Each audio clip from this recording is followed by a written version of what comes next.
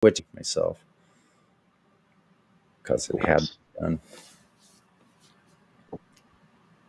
Had to rebuild the area where the nut is because see, I tried to put a Floyd Rose on the guitar and I ruined the guitar.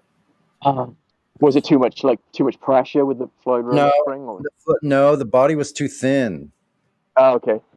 Like which I didn't realize. The Squire, it's a thin line body. It's thinner than Yeah, than the regular Strat, and it's made of this like press board, which is not very good for anchoring things into it like that, unless you have like the standard like Strat bridge, which I have now, which is screwed into a solid piece of pine.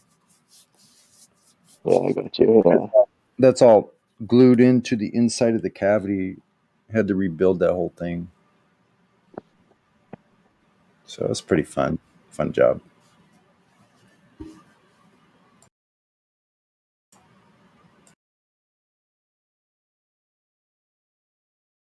I used to do entire fret jobs. Like I did a fret job on my. I have a Danny Electro copy. It has 31 frets from the 80s. Nice. I've had it for 40 years. It's freaking I incredible. love those guitars. They're real surf style looking. This one's the Longhorn. It looks like the Danny Electro Longhorn, but it's a 6 string.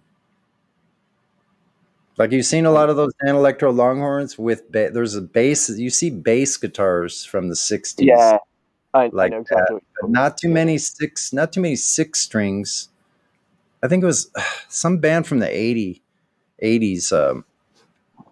The guitar player was playing one just like that, but I think it was an original Danny Electro Longhorn. So mine's a copy.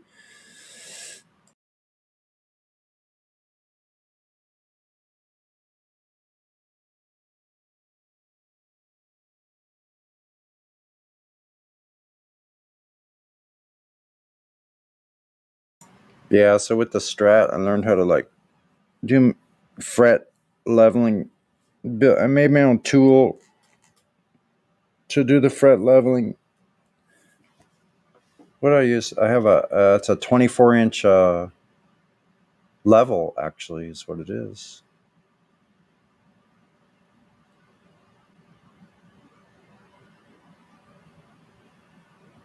So I just sanded the level to get it perfectly as flat as possible.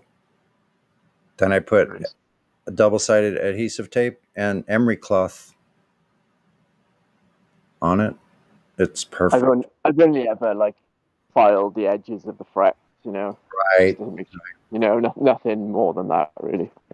Yeah, it's very tedious, especially when you're polishing the frets. You have to mask the entire fretboard or you'll scratch the hell out of it. And mine is a polyurethane finish, so I don't want to scratch that. So it was tedious doing the fret Yeah, job. that can scratch that polyurethane finish is nice. Yeah, I know what you mean.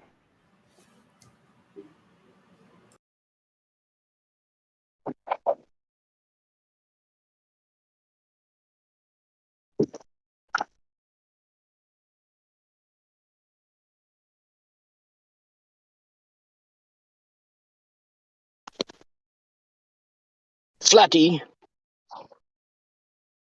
Sounds like flatter day. Flat nasty. It's another flatter day. Monday, Tuesday, flatter day. Thursday, Friday, flatter day.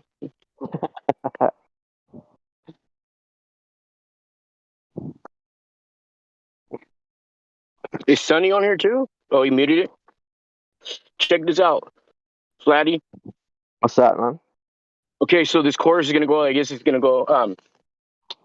The devil. He's clever with words. He's clever with words, but level. It never meant curve. It never meant curve. Girl, your gluteus maximus, I cannot trust. The shit can't be adjusted. Girl, your booty looks fabulous. I have to touch. You have me lusting. The devil. He's clever with words. He's clever with words, but level. It never means curve. Never means curve. You just give me a good chorus. That's good, man. Have you recorded that yet, or you just written them down? Huh? Have you recorded that yet? No, I'm. Hopefully, I could do it today. This fool has a recording studios like completely flipped a switch on me in the last couple of months because he has like some girlfriend now that hates flat earthers. So she Uh-oh. says she doesn't, but she gets all agitated. You know what I mean? She all And agitated. I don't know when to keep my mouth shut. Sometimes, you know what I mean? She's so agitated about her Earth not rotating. And she says it doesn't make any difference. Like, okay, fine then. Just ignore me. Act like I'm not here then. You know what I mean? Don't get agitated. Earth never rotated. Right? Or have been circumnavigated. All right, check it out. Check it out. So I'll spit one verse for you if you want, dog. All right. It goes, hello, Siri. Is gravity a theory or fact? All my tampons in the house, where my periods at? Get my rap on when I'm pissed about the serious crap. Got rear-ended in this freaking fender bender. It was bad. No happily ever afters, because the ending was sad. Passing so fast through space-time bends in half. After blasting through warp speed, we get to plaid. Don't listen if you don't like when I spit these raps. I get it crack-a-lacking like titans that clash. Rhymes I write like lightning, I write so fast. I'm like Mike Tyson, you ain't got a fighting chance. Don't like liars, but you've been lying your pants off. My hat's off to NASA astronauts. I give them half-assed backwards act as props. Half past a monkey's bass aquad dog. Put your mask back on. I done been had saws. I hope you got the jab, because we done been had ours. You sarcastic little bastard. Wow, how offended you are. Relentless, 100% yo when I'm spitting these balls. And then I'll have the chorus. The one I fit. Nice. Yeah. I think I'm going to do the chorus like sing-songy kind of, you know what I mean? Yeah. Like rapping it, make it like singing kind of. Do what's it called? Auto-tune as well. It'd be funny. Yeah, huh? Yeah, this fool who's been recording me, he's not like a professional or anything. He just took like a semester in college and now he's like a hardcore alcoholic. And so it's like sometimes like he'll be falling asleep like on the computer and I'll be like, hey, bro, I said cut, like stop. And he'll be, oh, it's like, fuck, it's kind of frustrating. But I think it's good because it makes me try to learn more to adjust for the lack of what he's not doing. You know what I mean? Yeah. You're gonna start doing it yourself, though, aren't you? Eventually, Yeah. learn about EQing, equalizing after, Yeah. and a lot of bands. I look at the. Yeah, a lot of people do I look at. double up the. I look at. Huh? A lot of people double up the. Oh, double up my. Yeah, so you Oh, double up my voice. yeah, so you sing it twice, two separate times, and you put them together, and then you mix in and out of like different bits, and it gives it a bit more depth. What I do is, he'll play the song back, right? And I'll just spit over what I've already spit, so it's like almost synced up. You know what I mean? As much as it can, but you could tell it's not quite synced up. But I try to like get it as perfect as I can. You know what I mean? Sometimes I'll Yeah. layer it like 3 times. Yeah, If I had more time there, I'd layer it like 5 or 6 times. You know, it gives it like a rich depth. You know what I mean? yeah, yeah, man.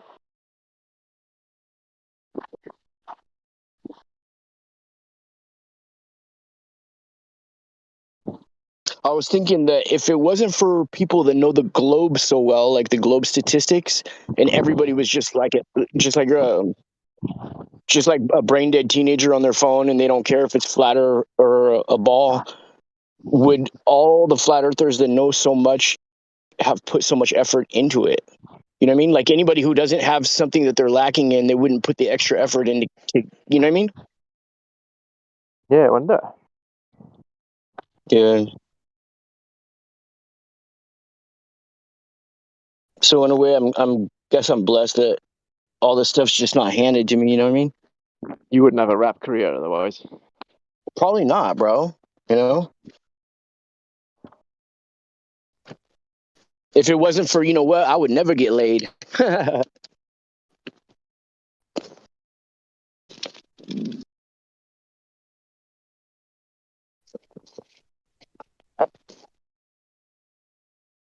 Hey, Flatty, are they tearing up the streets where you live too? You are, bro. Are they tearing up the streets where you live too? What do you mean? Like digging in the ground on the streets, like ripping the streets apart? No, I don't. Not really. Why are they doing that a lot where you are? Oh my God, yeah. There's system. So in Santa Barbara, if you look at a map of Santa Barbara, it's shaped like a slice of pizza. It really is. So you have like the mountains, which is like the crust, or they're called like the foothills, like the Riviera, and then the east side and the west side, which is like split right down the middle by State Street, which goes right to the pier at the beach, and then it goes out into the ocean. And when you look at it from like a sky view, it looks just like a slice of pizza. And they have all the blocks all perfectly squared off, all measuring the same like um, square measurements. So it's kind of like it's like a perfectly put together town where like all the buildings have a building like code where they have to have like these red like adobe brick like tile roofs with like a white exterior for the buildings. Okay. Like Yeah. everything's gonna be perfect there. Huh? Isn't Elon building his imaginary high-speed tunnel system? Is that why they're digging? Around here? No, it's in LA, isn't it? Oh yeah, it's in LA, I think. Yeah. Did you see his new factory in Texas? No, I haven't. No. You live in Dude, SB? You live in SB? well, my mom's up here. I only live 20 minutes south on Ventura Avenue, Oh but I'm shit! I'm up in SB almost every day. Are you kidding me, man? Look, we used to go to Oxnard every year. My dad would go with his yacht club, so we would sail up there and we would go party in Oxnard. Me and my Oh, at brother, the shores, Oxnard Shores. just everywhere, all along there. We would like go Yeah, roller skating. We would like skate like 10 miles yeah, on yeah, shit back in those days. That was like the late 70s, yeah, early yeah. 80s. Oxnard's a big little place. I don't really like going to Oxnard too much, It was small but then, man. Listen, there was like yeah, it was a dusty little beach town then. There was like nothing there. yeah, it's pretty big now. Yeah, I bet it is. Yeah, Monterey is freaking nice. Around there is really nice. Monterey as well. Yeah, that's north. yeah. Yeah, Santa Barbara's beautiful. This is my favorite city in the whole world. I haven't been that many places, but I like this city the best. Me and I my grew friend, up here, so I know a me lot and, of people. me and my friend were on our way up to San Francisco to go see the Rolling Stones, Okay. and we got pulled over in Santa Barbara, and my friend got arrested and Oh, taken sure. to jail because he had a bottle of wine in his car, Yeah, and they'll do that here. they took him to jail, and I had to wait till the morning, drive his car back to the place and pick him up. Yeah. Weird. Oh, but the county jail up that hill. I don't. I just have vague memories of what it looked like. Yeah. But yeah, Yeah, I remember. you're talking about Santa Barbara has that Spanish the Spanish look that Yeah, yeah, Adobe, yeah, what is it called? I know there's a name for it. The yeah, architecture like Spanish Adobe style or something like that. or Spanish revival or something. I don't know. Yeah, Yeah. where they try to like act like they can really, really build like magnificent structures like they used to, but they're not. They're superfluous. You know what I mean? It has something They to might. do with it has something to do with the name has something to do with like when they were building all the shit. My memory shot this morning. The name of Santa Barbara. No, the like when Oh, the Spanish came up and they were making all those places. What are they called? The the churches, missions. The the mission. missions. Yeah, mission style. That's what Yeah, it's called. It's called yeah, mission. yeah, yeah. It's got a big ass mission right here. The mission's really big. The mission's a really cool spot because if you're driving from the Riviera and you're passing the mission on your right, you have a huge rose garden in front of you where all kinds of tourists go, right?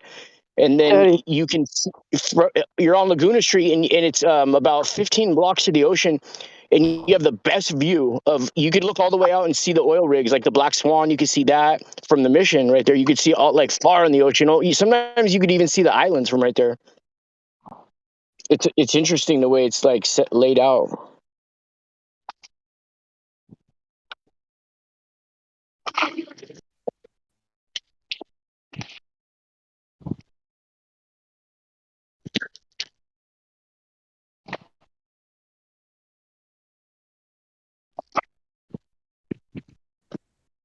Teddy bear.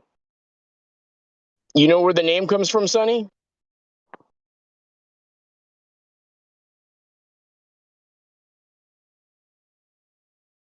Teddy bear. Sorry, I I had to think. step away to my garden. Cool. No, what, Santa Barbara? Yeah. Uh-uh. So the name comes from. You've heard of Santeria or Santeria? Yes, I think so. So their patron saint is somebody that they pray to named Santa or Saint Barbara, right? And supposedly the story goes that like she was a devout Christian and her dad wanted to marry like a prince or something or a leader from another town, and she didn't want to. She ran away for a while, and then he went and found her and beat her up and dragged her back. And I guess so it says that he cut off her head, and so it's just weird. That's why like they do the things they do when cutting off like animals' heads and stuff. Well, where But yeah, was there's only a couple places where in was the the world. location? Where Huh? was what part of the world was that story from? Like, where was that all supposed to be happening with the head That and I the don't know, dog. I want to say Mexico, but I could be wrong. It could be some other probably country. Spain? Probably It Spain. wasn't here though. Most Yeah, likely yeah, Spain. Yeah. yeah, yeah, So all those stories yeah. always. Are they Yeah. But in the Santa Middle Barbara East? got like it's got like a real strong presence of like those type of people. Flatty, you're hot micing, Flatty. Don't be scared of him. What? Teddy. Flatty. He was at the Someone's, back with someone's got to hold the Flatty's mic. dog. Doobie Bear. He's got a puppy in it. And after a couple of minutes, Teddy stopped barking, and they were playing like all. Flatty, you're hot micing. Ah.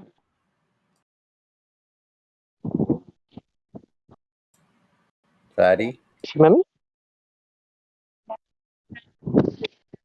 Come on, darling. Flatty, Good boy. do you know you're hot micing, Flatty? Teddy Bear. I don't Flatty, think you okay? Yeah, Flatty, okay. Teddy and Hug. are you okay? Yeah, that's funny. So yeah, all that's very interesting. I watched like a 12-hour audio or listened to a 12-hour audiobook a couple months back about the explorations of Norte Californias, and Yeah, very interesting because like that whole area up there, like the mission at San Gabriel, let's say out in the valley, like there was lots of Indians. They decimated the Indian culture, like even early on. yeah. They worked those people. There's a place called Phoenix Cave right here where you could see all the Indian drawings and stuff. Santa Barbara, yeah, Santa Barbara was a highly all those places in California. Here's what we were lied about California. There were thousands and thousands of people living here when the first people got here. Thousands. Yeah, There would be yeah. like let's say along Santa Monica Bay, there was probably 20 or 30 tribes living along there. Oh yeah, 20 or 30 different tribes. And then going out further east into the canyons, then there'd be different family groups out and all throughout that whole area, the Kumeyaay, and yeah. like The Chumash. huge nations of Indians, like there, like some of the old maps shows dozens and dozens of towns and cities along the California coast, Yeah, as well as the East Coast, even more on the East Coast, probably. yeah. Have you heard of what they call the Church of Set? The what? The Church of Set, SET. Yeah, I've heard of it. Okay, so it's like you know how the director of the NSA, Michael Aquinos, branched off from Antoine LaVey's Church of Satan.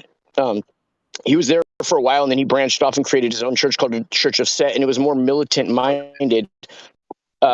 Basically, they worship the setting of the sun, yada yada.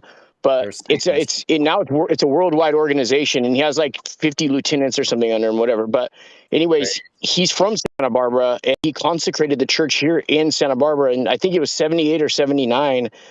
And there's a place I haven't been able to find out exactly where, because there's no information on the internet about where it was concentrated, but I think there's a place called Santa Claus Lane that's between it's Yeah. between Carp. Have you heard of Santa Claus Lane? Yes. I remember Yeah, passing and there's a by it.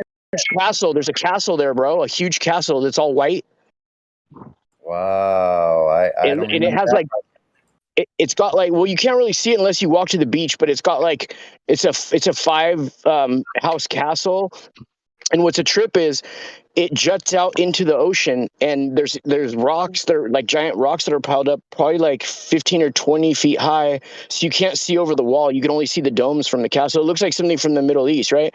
Well, these rocks jut out. They jut out into like a pyramid shape into the ocean, right? Well, if you go and stand on the edge of the top of the pyramid on the rocks, and you look at the oil rigs, you see the black swans out there, and there's four on each side, and it goes straight out to the middle of the island. I think it's some type of ley line or something. It's a trip because Interesting. yeah, it's weird. There's a sign right before, like maybe like 200, 300 feet before you hit the exit, which is exit 88. It's really weird. Exit 88 for Santa Claus Lane. There's a sign, a random sign that says Ventura, like 19 miles. And then it says Los Angeles, 88 miles. And then it's exit 88. So all those things are like really like esoteric. And then there's Summerlin, which they say is the where all the witches from Salem moved to Summerlin, which is between like Montecito and Santa Claus Lane. That's bizarre. There's a lot of occult stuff going on all up in that whole area. There always Yeah, I has know. been. Like I it know. started, more than 100 years ago when they first started developing from Los Angeles, and Yeah, Hollywood, and then all those people that gravitated over here were people like Madame Blavat or whatever. There were these yeah. philosophical societies. One of them was here in San Theosophy. Diego. Yeah, one of them was Yeah, here in San Diego. I theosophy. forget what she was Yeah, called, but they had all that kind of stuff. Yeah, up in LA, people that don't live here or on the West Coast have no idea what we're talking about when we're talking yeah, about these strange things. I grew up seeing very odd things and very strange looking people in the yeah, mid 70s when I first moved to Santa Monica. There were communes still around, yeah, like they were flying freak flags over yeah, their houses. Like this was the end of the hippie thing was going on, yeah, but you would see these people. You would see people with robes. I saw people with robes and long hair and white skin. Where me and my friends were going, who are these people? They're walking around and they look like death warmed over, like something from a Bela Lugosi movie. Yeah, Laddie, I can't take it. I have to meet you. crazy. Yeah, so like see people that look like they're out of a Bela Lugosi movie and they're in real life and yeah. daytime. Like, what the hell what is that? Right. Yeah, I Yeah. think there's a lot of bloodsuckers, dog. You know what I mean? And cults too. There was cult. I'm sure there's cults all around. All these weird little cults like Yeah. Well, Bohemian Grove's like less than 200 miles from here. It's like 150 miles from here. Yeah. And if you know Bohemian Grove is in Sonoma County. Mm-hmm. And if you rearrange the letters in Sonoma, you have the word Mason. I don't think that's on accident.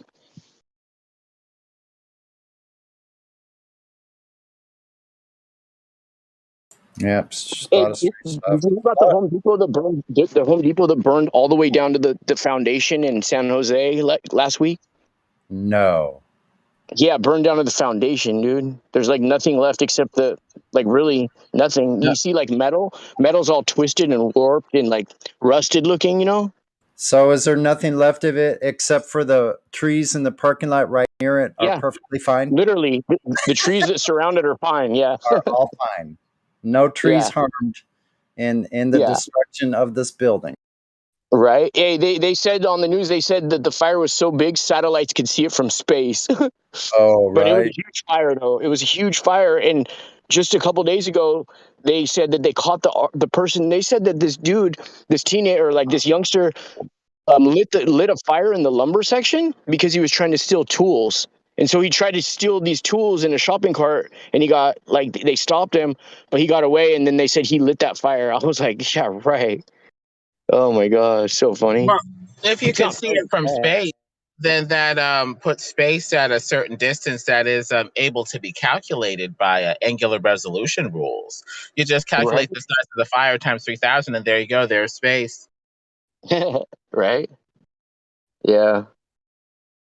I think the people that started it are the ones that took the satellite, quote unquote, satellite pictures. You know what I mean? From their high altitude platforms.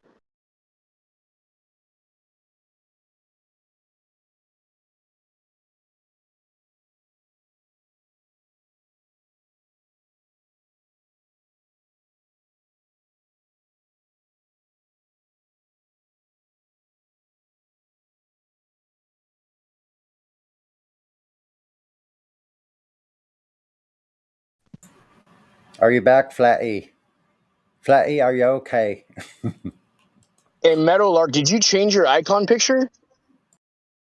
Oh, I'm back. I'm hot, mate. You were hot. Yeah, it's Okay. Pikachu. Yeah, Christmas yeah. color. So, What did it used to be? I change it every now and then. I switch it up every week or so. Okay, okay. it was like a field and a tree last time, wasn't it? Something like a nice landscape or something. Oh yeah, that's right. That's right. Okay. Like a black and white tree, huh? Was it? I think it might have been. I'd have to look. I also did Darth Flatty. Vader. I am your Okay. profile pic. That sort of thing. Okay. Okay. Luke. I am your profile pic.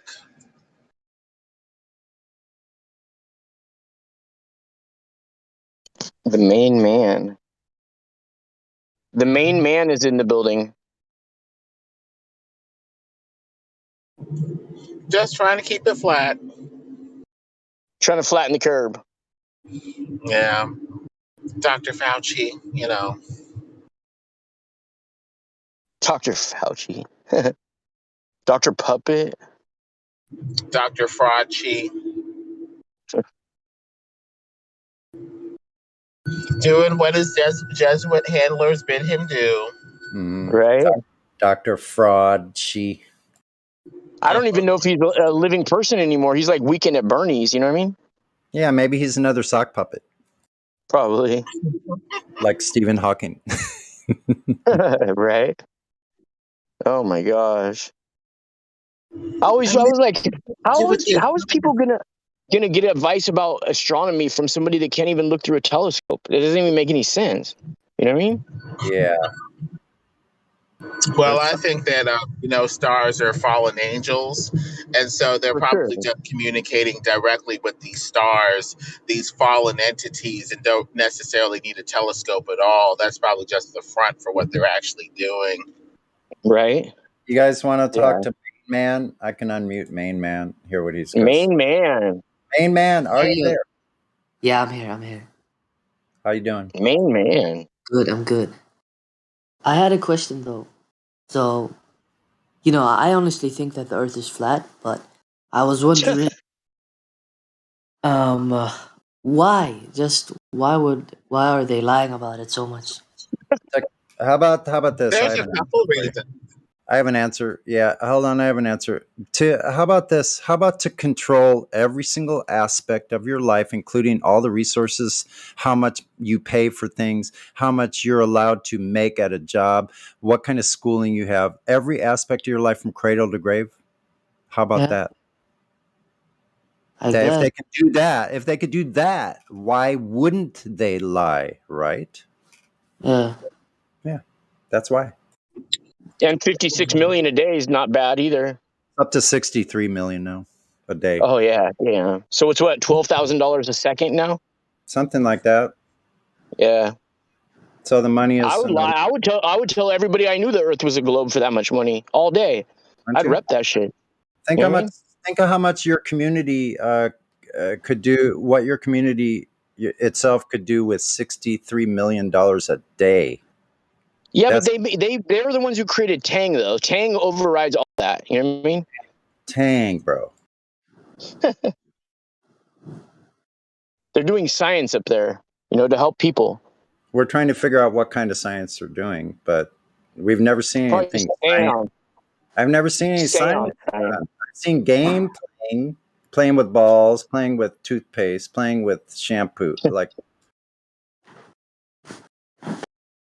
They got I a mean, really good urine defibrillator though that turns their urine into coffee. it's actually poo coffee. It's too Yep. bad he's not here. We could play that.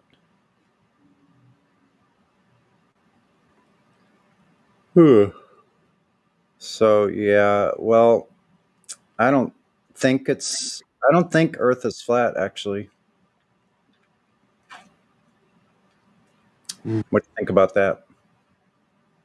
You don't believe it? You just know it, No, I don't think it. I know it. right? I don't It's have not to a think. religion. I don't have to think or believe anything. I just go out and measure myself, do my own observations, and I can test the given geometry of the globe and falsified it myself. I could do that every single day. And Flatter Day knows what I'm talking about because we live in the West Coast. Yeah, it's real easy here. We could literally go out on most days and see a black swan like 3 times a week. Yep. All day, Like even at night because they're lit up at night. I could go film, like if I had a camera. I don't have a camera, so I could go out and film another black swan probably every day if I wanted to in my area. Yep. I mean, some days there's clouds, some days there's fog. So yeah, but the distance that you can see over water on mostly the clear days, which we have probably over 250 clear days every year, you could see literally way magnitudes of 50, 60 times further probably than you're supposed to see. Yeah.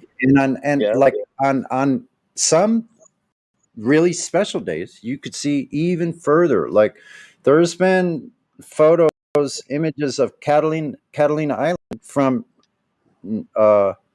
San Diego County beaches. Damn, that's a good distance right there. You're like what, 200 miles south of LA? No, 110 miles south of LA. So as a crow flies, it could be close to like 70 or 80 miles straight out to sea. You're seeing 70, 80 miles. Think of the black swan that is 70, 80 miles. You're seeing this island. Yeah.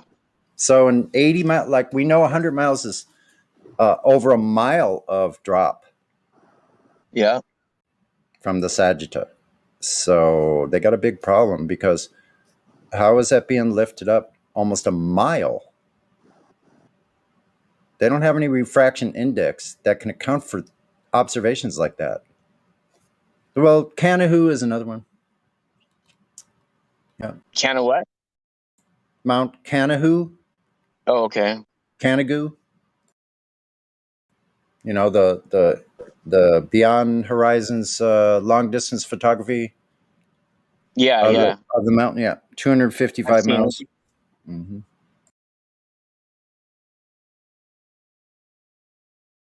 Hey, Sonny, you been going barefoot? I do from time to time. Yeah. It's so good for you, bro. Or sometimes I'll actually just lay down and I'll be touching like my arms on the ground. That's even better. The more of your body you can touch on the ground for longer, the better. Yeah.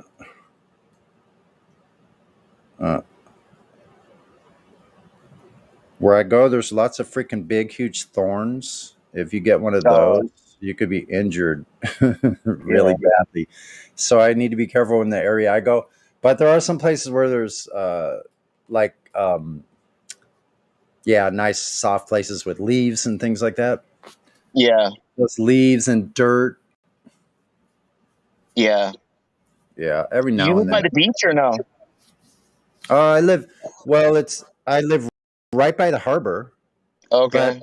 But the closest beach in Ocean Beach is a 8-mile bike ride for me. Oh, okay.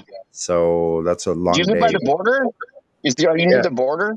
I'm right in San Diego, 17 and a half miles from the border. Okay. Do you ever go to Mexico? I used to back in the old days. No, I haven't been in years. No. Uh, 10, 15 years I have. I haven't been in Mexico for at least 15 years. uh, Used to go there for surfing trips. I mean, a buddy of mine used to go down there to K52 or something way down there. About is halfway that down to past Baja? Ensenada. Fucking yeah. Well, it's north of Ensenada, so Yeah, it's about halfway down to Ensenada. It's not that far. About 50 miles from the yeah, border. What a beautiful freaking beach! Oh my god, yeah. the place to surf, man. Awesome. It used to be. See, it was pretty cool back then. You know, I don't know what it's like now. There's a bunch of murders and stuff every day. Oh, down in And, Mexico. You know what oh though? I yeah. don't think it's. I don't think it's as bad as they make it out to be. I know a Oh lot of yeah. people No, who go you know down there. what? No, it's not as bad as they say. It's worse. Yeah, It was worse. and really? Yeah. Oh yeah. Literally, thousands of bodies being hauled out of the Tijuana river bed. Thousands. Yeah. Thousands. So yeah, people are being murdered. But They were anyway, probably we used to go they down. probably have a factory down there where they just tap the chrome and scrap the rest. You know what I mean? I don't know. I don't know. But it may not be quite as bad now. I really don't know. I don't watch the news, Yeah. so I don't care what the news says anyway. But I used to be able to Yeah. go down there, and along the way, you stop at these little taco shops and get the best fresh fish tacos for Oh like yeah, yeah. 2 for $1 or something. You could get 4 of those, and you'd be stuffed And cactus juice. for $2. Yeah. Yeah. You know what are bomb are those churros? I like churros, dude. Those are good. The what? Churros. Churros. What are churros? Churros, the Oh, dessert. churros. Churros. Yeah, They're churros. Right. bomb, dude. Oh, they're Yeah. amazing. No kidding. So what's up, main man? What's up? So you're Aren't a you from flat that? earther? Are you guys talking to me? Yeah. Yeah, I'm a flat earther. How long you been a flat earther for? Just a couple of weeks. Okay. What But made you? What made you change your mind? I mean, I was always like believing that the earth was round because everybody believed in it, but I didn't know any science or anything, you know? I just blindly believed it. I started to I was actually wondering, you know? I was wondering why some people actually believe the earth was flat, and then it led me to this rabbit hole or whatever. So yeah. All right. But I got a question though. What's up? So, how do you deal with this? Like in the past, if you used to be a globe earther, like believe the earth is a globe and everything, and then suddenly you believe that it's flat, but you feel like such a fool. How do you deal with that? What do you mean? Feel like such a fool? I mean, because you've been fooled.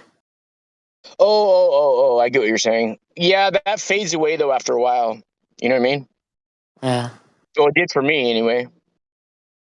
Yeah, after a while, it'll subside. Like it'll get Yeah. better.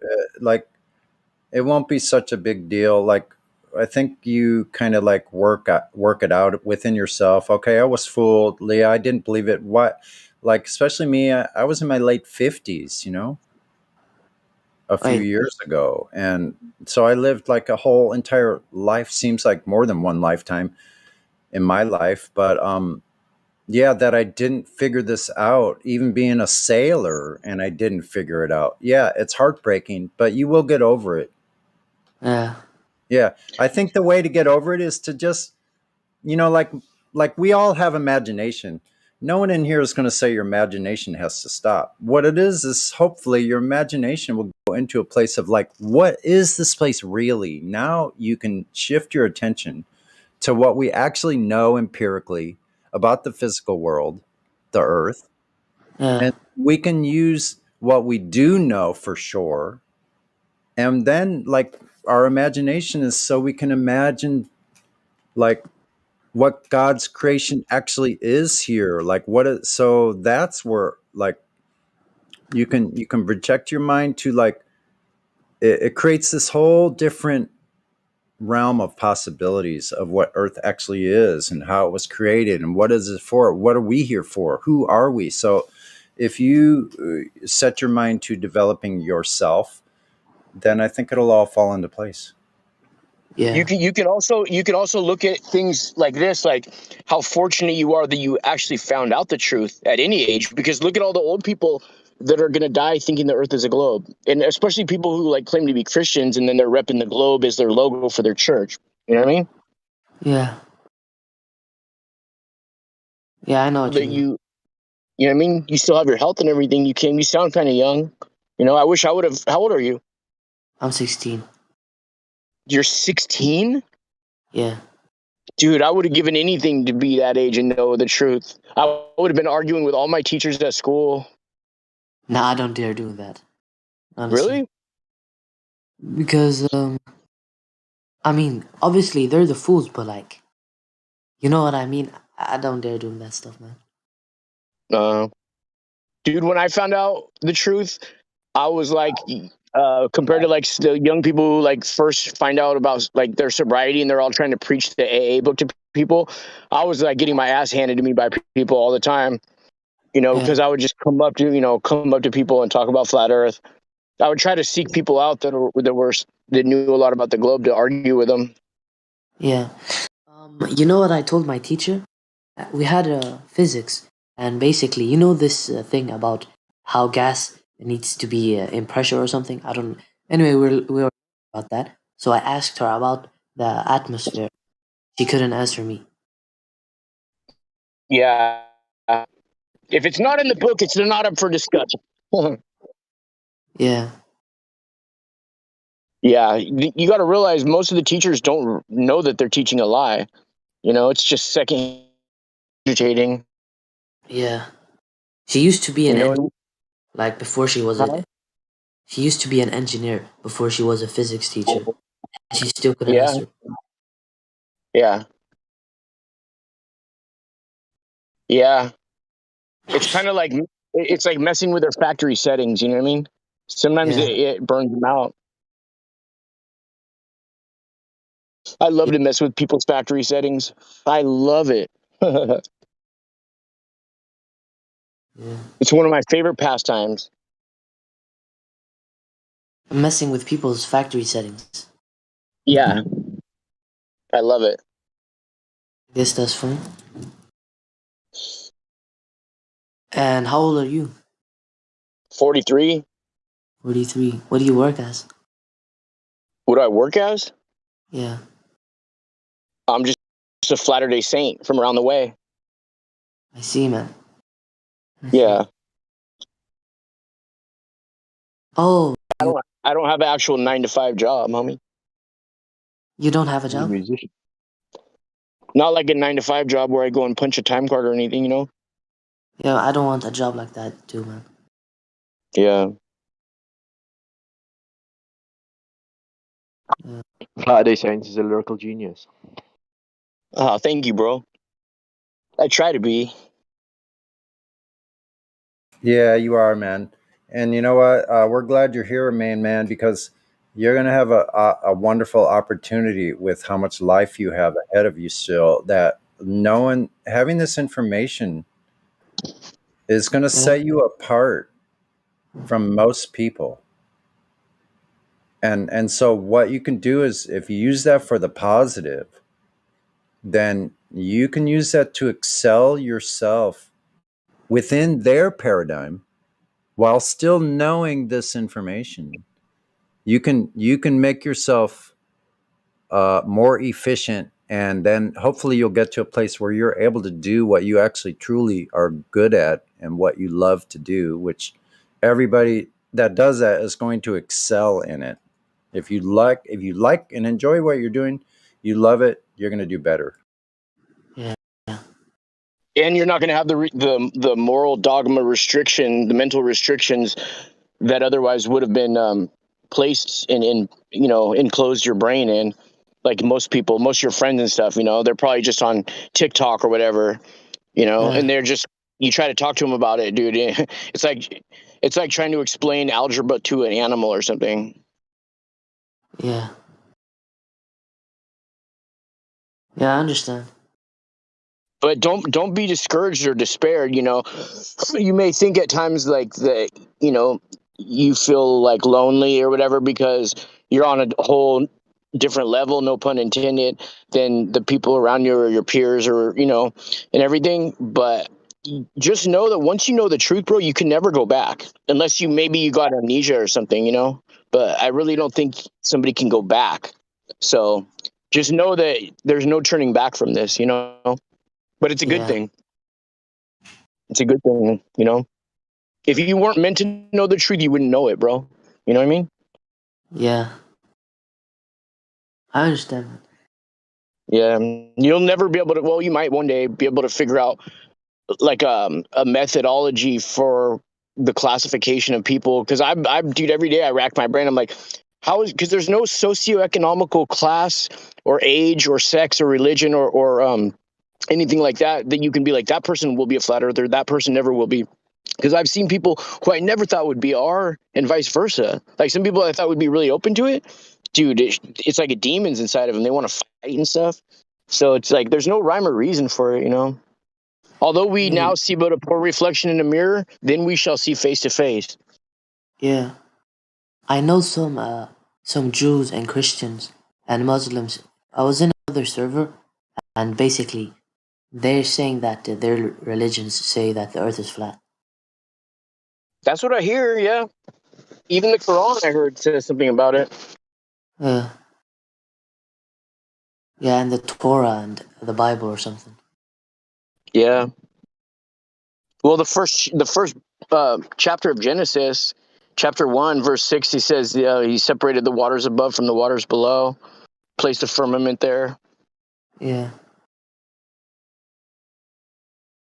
But I was wondering, basically, when they teach us this stuff that is basically false, how do we know that, first of all, the history that I'm being taught here in school? Like, I live in Sweden, and we have a Western education system. I think it's like the American, or similar anyway. So I was wondering, how do I know that the history is a lie or not? I would pretty much chop up everything they teach you in school as a lie until proved otherwise. That's how I see it. I mean, that's the way I look at things. Yeah. But I was wondering, how do you educate yourself at home, like, and make yourself smarter and stuff like that, without being influenced by the education system? Well, you're in the right place because there's a lot of really, really smart flat earthers on this server. I'm the very least of them as far as like knowledge is concerned about the flat earth. As far as like there's dudes who've been flat earthers for probably like 10, 12, 15 years on here. There's other ones that maybe been flat earthers 5 years, but they're like, some of them are like physicists, and there's some really smart people on here. So you're in the right place, like as far as like educating yourself about the earth and everything. This is a really good server for that. And then you'll even hear like arguments from the globe side, like people who are repping that globe life, and maybe even they made a career out of it. There's people that made a career out of teaching something that has to do with the globe, and they come on here. I think they come on this server because they see that what the people on this server are saying could potentially end their career. Because if everybody found out the earth is flat, dude, all these physicists and astronomers and people who work for space agencies and people that teach the globe earth Bible and dinosaurs and aliens and all that stuff, they're going to be out of a job. You know what I mean? Aren't they going to be maybe even targeted because they've been lying to everyone for so long?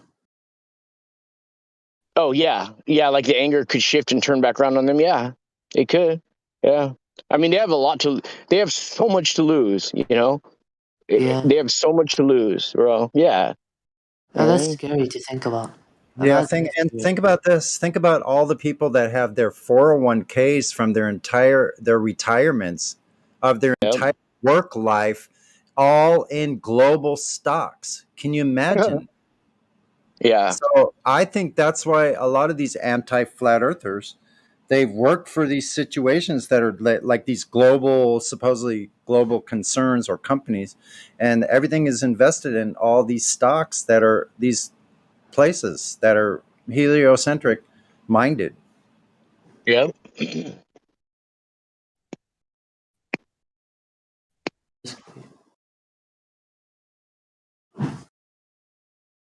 But don't you think that since the Earth is flat and it's not round and it didn't happen by accident or anything, that there has to be a creator? Yep. Most deaf. Yeah. Because obviously this didn't happen by accident. No. We don't come from stardust. Yeah. It's so funny that after this year for me, those global companies will be paying me. That's right. Yeah, I just have to keep doing good and I'll be able to reap some benefits. And it doesn't mean like that much, actually, like as far as monetary. It's just it'll help me to increase my my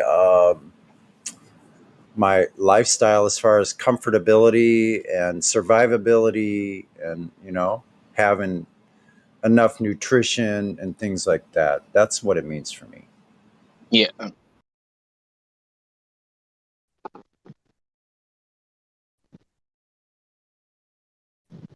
But do you guys have any other dreams instead of other than finding out more about the truth? For example, like becoming rich or something.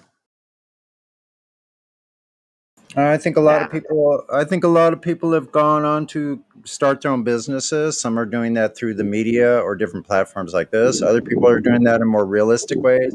I think people are more minded of creating communities for themselves and are actually buying property and are moving into communities. Eventually, I think this is going to have to be the way it's like. We're going to have to create our communities.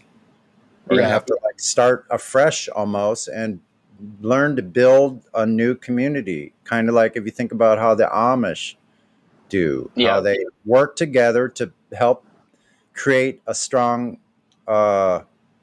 connected community, working for a Yeah. common goal. Instead of being all distracted by all this bullshit, all these lies, all this social nonsense, all these like, I don't know. You know what I mean? This dichotomous thinking that's given to us from all the media to just play pretend you're sick now, play pretend there's war going on now. Let's pretend all this. Let's pretend politics are real. Let's pretend your vote counts. Yeah. Right. Let's pretend there's actual laws like behind these codes and statutes, which are not. No. It's Yeah. the color of law. That's all they're practicing. The color of law. Yep. It depends what he means by rich. Yeah, actually, U.S. Code 18, subsection 1983. That's a violation of rights under the color of law. Yeah. Somebody has millions and still think he is not the rich. Dude, I Need more. got two friends that are multimillionaires, and I asked them both. Well, now that you have all this money, because they got money from the stocks, like a lot. One of them got like millions of dollars from Zoom, and I go, now that you have all this money, what are you going to do with your money? Like, what do you want to do now? And you know what they both told me? They don't even know each other, and they both said the same thing. They both said, now my goal is to become a billionaire. That's their goal now that they're millionaires. Wow. See, Yeah. the Serious, too. love of money, the love of money is the root of all evil. Yeah, it's a It's trip. Yeah. not money. People Sonny, mistake that as being money itself as evil. No, money itself is just a tool. Sonny, I decided July to stop to work. In July I'm starting to be rich. You are you decided you're starting to be rich. Yeah, I have that possibility because of my wife, but I will be rich because I will not work. All right. See? like free time is the most valuable thing. Yeah, fucking all free time for me Time. and my daughter and my family, and Oh my for cooking gosh. and for being mother, man, being everything, Like being that's awesome stuff. That's very character developing doing that. Like it's hard work, but it's good work. yeah, for me and for us, and but my free time, I don't need that money what I'm working for now.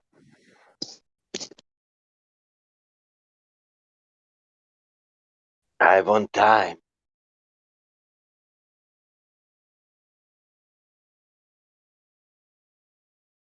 You know, there's this other guy. He's called I think he's called Chris in real life, and basically, he's trying to make a community. He has a little small community in I don't remember what state in America, but it's in the United States, and he's trying to gather many people who think like him and believe in God, and you know, are flat earthers and people who have that kind of ideology. Man, in And, Italy, huh? 15 years ago, it's only about food. People, how to say, English, seeding, putting the plants all organic, and they're making like communities about that. And who wants to Yeah. come there can sleep and eat, but not need to work there, and they help them to produce, Oh, in for Italy. example. Yeah, Wow, that's so beautiful, man. you have so many communities like that about food, for example. Nothing connected with only with food, nothing connected with anything else. You have families going there to live. Isn't that just like old times that you had Yeah, communities yeah, together, yeah. all eat? Yeah.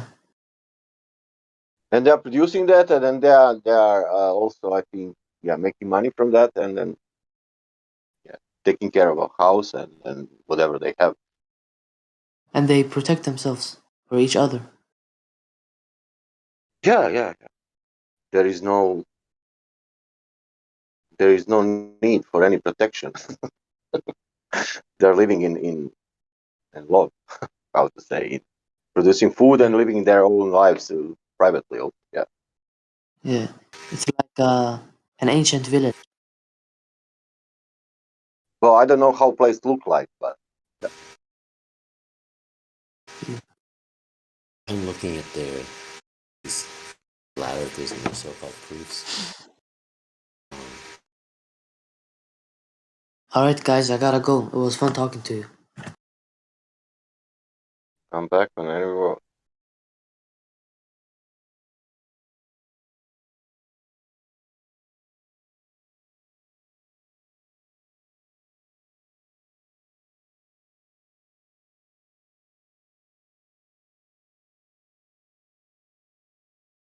By the way, today is Orthodox Easter.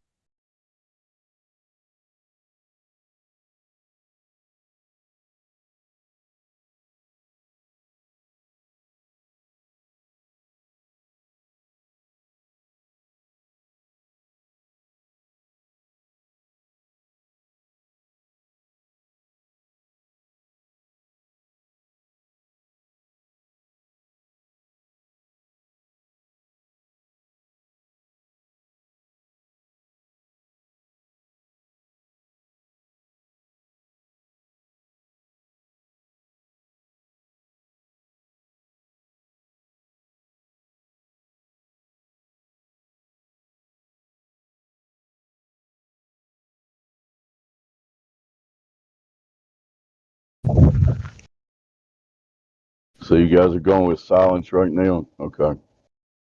Earth, not a globe. Is my mic working? 100% loud and clear, Dave. I agree. Earth, not globe. Any new people on here? With that band member, how's it going? You want to talk? Band member.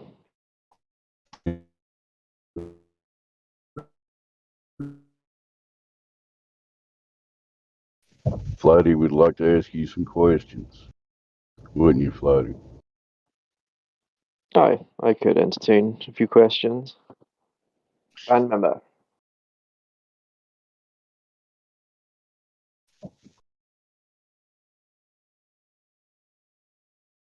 Yes, band member has the right to remain silent and the ability. Back to silence, or here's Flatty with another sentence. His member is banned. That's the best sentence you could come up with. So I Member got was sorry, banned. Jake. After that build up, I just let you down. I'm so sorry.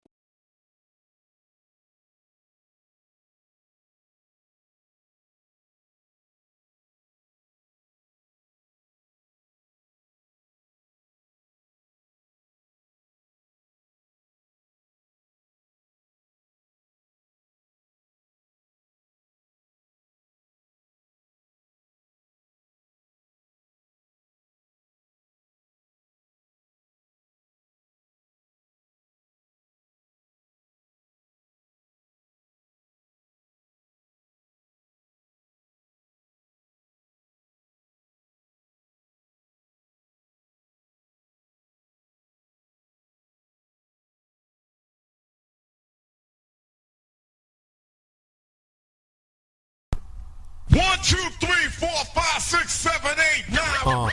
It's the 10 black commandments. Yeah. This globe, you can't tell me about this earth. Can't tell me nothing about this curve, this speed. Where my real truth is. Truth is on the beach. I ain't forget about you, brothers. My Nikon PD shooters. Shout out to the lobby. I've been in this game for years. It made me an animal. There's rules to this. I wrote me a manual, a step-by-step booklet for you to get your game on track. Snatched, uno, speak on what you know. You shouldn't make claims unless you know for sure. Otherwise you're telling lies. And if that man catch on, then your ass is gone.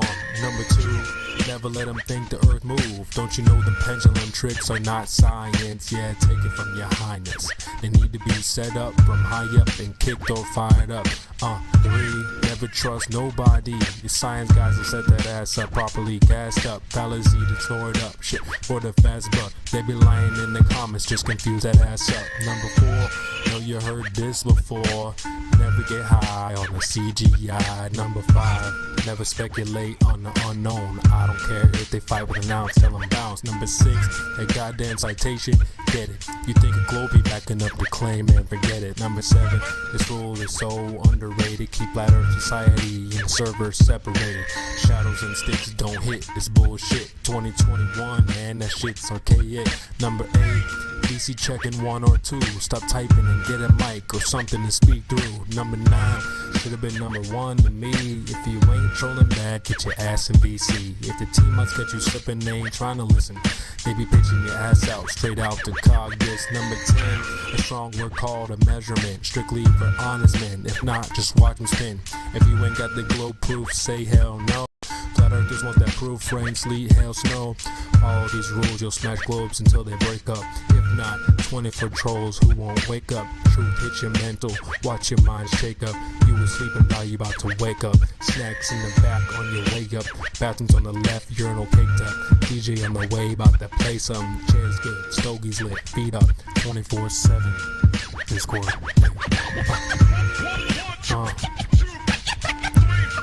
CB, yeah.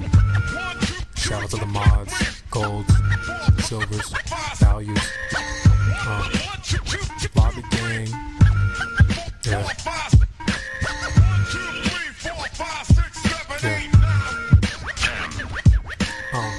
It's your boy CB. And B in the lobby. Catch me in the live stream.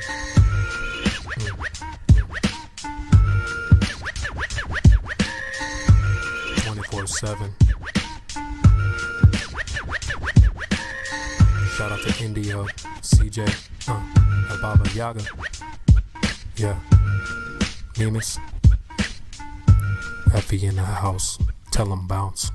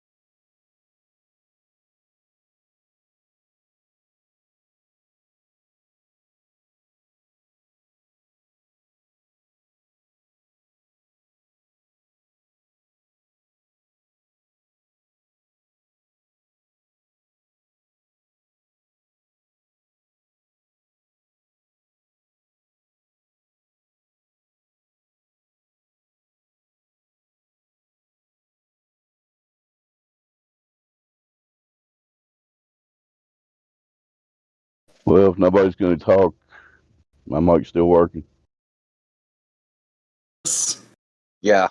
Is the DJ taking requests? Why? Anything in mind? I wanted to hear Lulu and Elijah's song. What's the name of that one? I don't know. I don't know. Somebody knows it. Who's the DJ here? I don't want to sing it because I'll butcher it. It's called Moonshine. Hold on. I have it. Yeah, that's it. Go for it. I can play it if you want, Sonny. Here's one of the sweetest female Go voices in planet Earth, Lulu with Elijah. Okay. Yeah. Moonshine. I'm going to play it. Go ahead, Miguel. Thanks, Dave.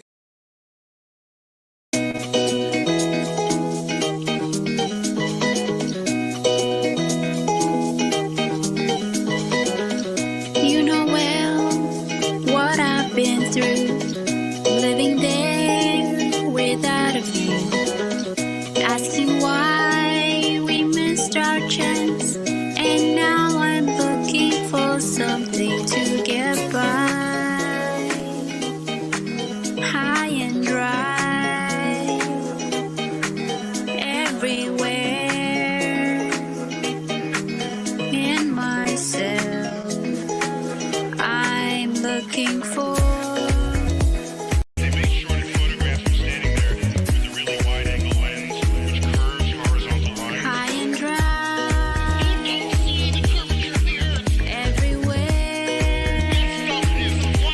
I'm looking for someone evermore, sunshine evermore, someone evermore, sunshine evermore.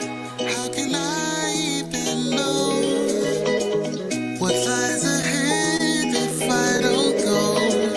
I see a chance, I take it slow, and I know I just can't leave these things behind. Trying to feel satisfied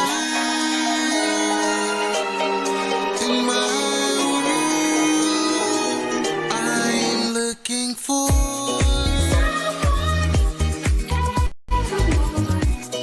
Sunshine high and dry everywhere. Look into a lot of the claims that is made by the globe, and you'll find that it's either just an assumption or just straight up lies. Straight up.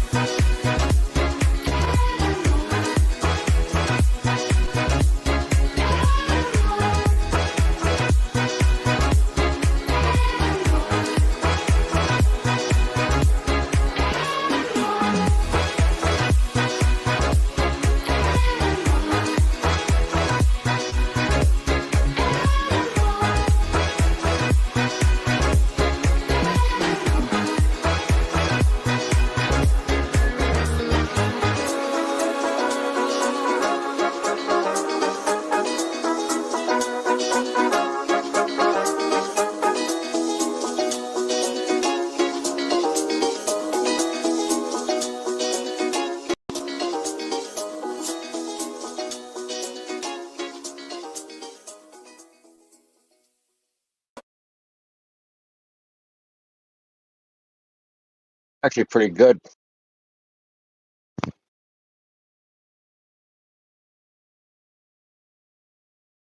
If it's in my top 5 of flat Earth music, very well done.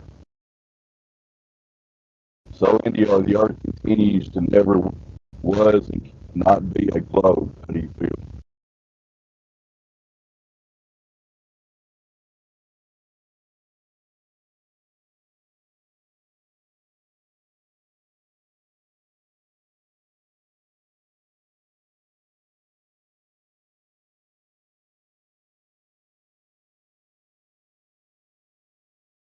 And I see there's one of the singing stars of the last song, Elijah. Very well done, sir. Hey guys, I just popped in to see what you guys are talking about. I'm on the other line with Gregory. I'm not staying.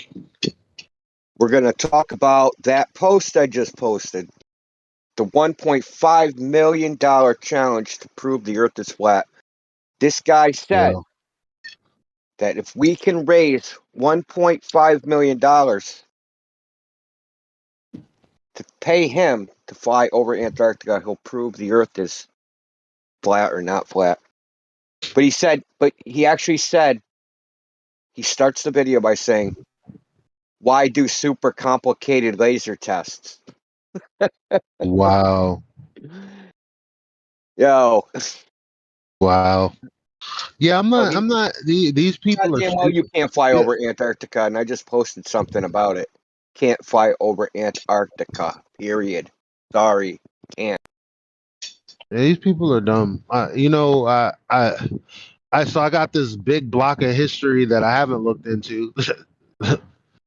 16, 17, 1800s. Come to find out, there's some gems, sprinkled all up and in between there as well. Like the use of the word or term atheism. Because I was like, well, where did this come about? Sometime in the 1600s. I wonder why. What was going on then? Who were making the changes? Why would that be a conclusion from the people who were making the changes unless they were wolves in sheep's clothing? And then people come in here and go, let's not use any standard of measurement. How about we just fly over this continent? I believe is a continent. Let's not take any accounts from the people that we, yes, are very skeptical of. When they said it took, what was it, like 70,000 miles or some shit like that? Captain Cook went, took 3 years or whatever the case. Like, all these things that don't make sense. Yeah. Even from their own quote unquote history. Oh, you're gonna do a challenge to prove that the Earth is flat? Like, how about listening to the people who are pointing out issues in heliocentrism and proving that it measures to be a ball? Because if anyone had did that, none of us would be here. Why do they keep on doing this? Let's prove it's flat. Let's prove it's flat. Let's prove it's flat. Let's go ahead and accept the obvious.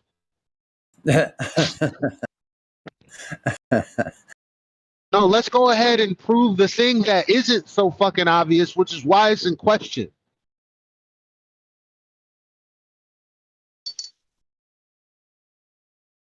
Let's prove that Elon Musk doesn't deserve $80,000, 80 million. Well, it's not Elon, but it's SpaceX. $80 million per rocket launch.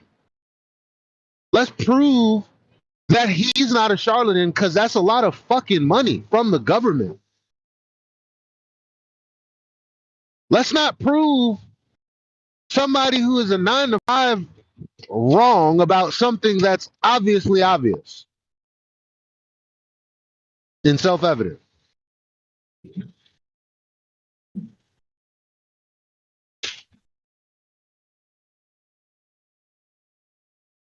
Let's not prove mass attracting mass. Instead, let's get away from that term and what it invokes and what it truly invokes.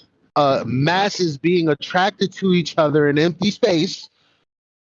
There's a space there to each other. Well, why is entropy a thing at all then?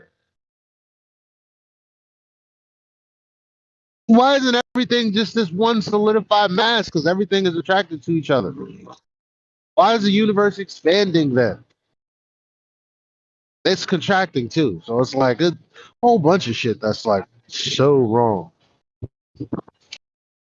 Why when we talk about curvature, it's like, oh, it's not actually a true dichotomy between level and curve. Like, why is it that when we see something like Stacey said on the recording, well, I could see Chicago 60 miles away. Why is it that we begin immediately talking about refraction, something that is a thing, and equivocating it to terrestrial refraction, something that isn't a thing, and then we're just stuck talking about the effects of refraction, just like we're stuck talking about the effects of density, which have fuck all to do with obstructions, or in the case of density, gravity, mass attracting mass. That people, it has nothing to do with shit. All it is a diversionary tactic to get your mind away from thinking about the idea that they've implanted there in the first place, and erasing it with, of course things fall. Yeah, because of course they do. But how the fuck is that proving your case? It's not.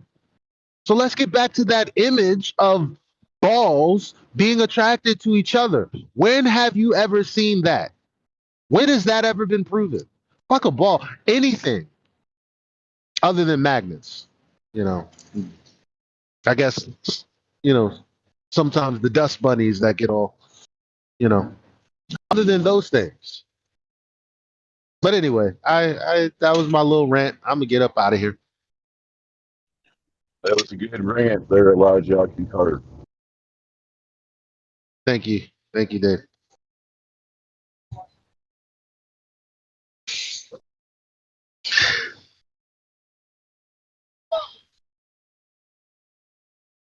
So, Andy, if you're there, which idiot thinks he's going to fly over the South Pole now? Does somebody know? Best part about that video is reading the comments. So one of the comments, well, first of all, they're all a bunch of NPCs. But one of the comments, I don't know why Globers feel compelled to lie about things. So this is what he said. Says, I've already been in a flight from Sydney, Auckland to Buenos Aires. We flew right over Antarctica, and I happened to watch the sunset and rise in approximately 60 seconds. It was oppositely beautiful, something like that. So I went on Google Earth, drew a line, great circle route, Auckland to Buenos Aires. Doesn't even come within 1,000 miles of Antarctica. So why would this dude lie? Like, that's the shit that blows my mind. Like, it just blows my mind. 1,000 miles is pretty good distance. I don't think he saw even the coastline at that distance. So why would they Oh, lie? I should mention that. Be like, yeah, so you just proved the flat Earth. I should go leave a comment. If you saw Antarctica from 1,000 miles away, the Earth is flat, dude.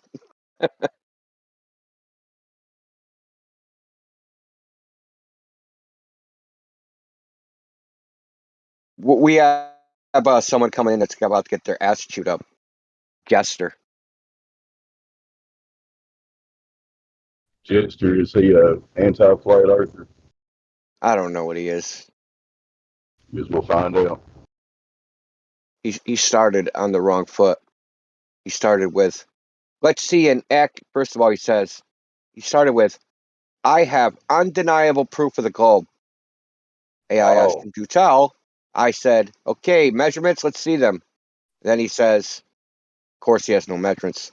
Let's see an accurate model. Also, if you're sure, let's see some predictions of meteor showers or eclipses. I double dog dare you. So then I had to inform him that the heliocentric model doesn't predict either of those things. They just happen in a cycle, and the ability to read a calendar is all you really need. And he flopped around for a minute, and now he said he'll be right in here. So Come on in, Jester. The water's warm. We just need direct measurements, first curvature. No big deal. If you got them, bring them on in. Otherwise, you just be telling us your heliocentric story that we've heard 6,000 times. But anyway, For a jester, he isn't very funny.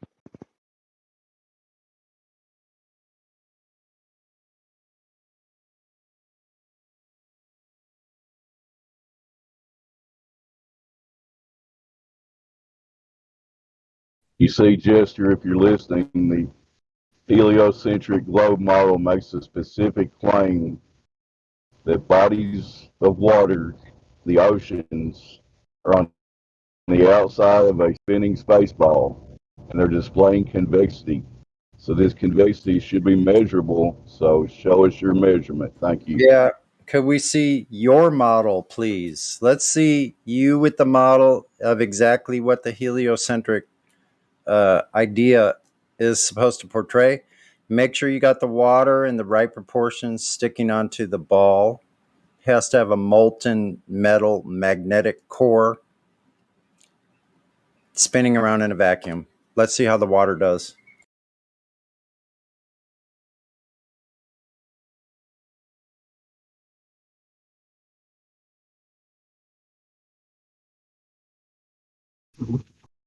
I'm sure he'll be right in here with those measurements, don't you all think?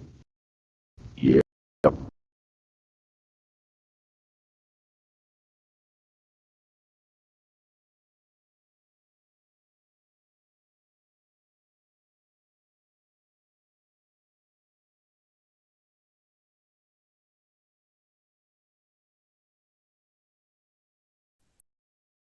It sounds like those people No, are denying the water's fundamental nature of being level on top when contained, and all kinds of other things like they can't get their heads wrapped around plumb lines, horizontal triangles that only go up to 180 degrees, three-sided triangles with 180. They seem to think these, that there's something else going on, like curved adjacents. Pretty wild. What a world.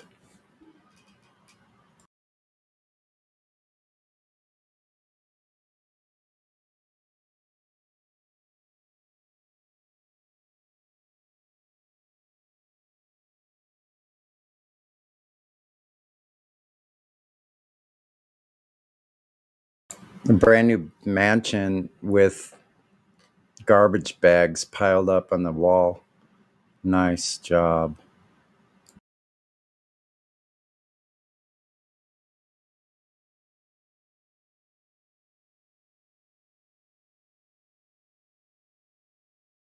yeah, this globe model seems to be kind of elusive, isn't it, Sonny? It's people like to talk about it and tell stories, but when it gets down to demonstrating the actual model, they seem to fall short. To Yeah, where's the understate it. demonstration? Yeah, where's their demonstration of their model? After all, like they say, oh, we've known it's a globe for so long. Okay, well, you should have a predictive model, like Indio said by now. Stop asking us to replace your faulty model or provide a model in the first place with actual measurements, actual, you know, it has to match reality. You're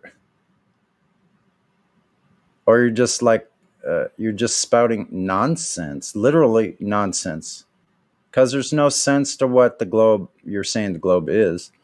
No sense at all. Where does it equate? Where does it match what we actually see?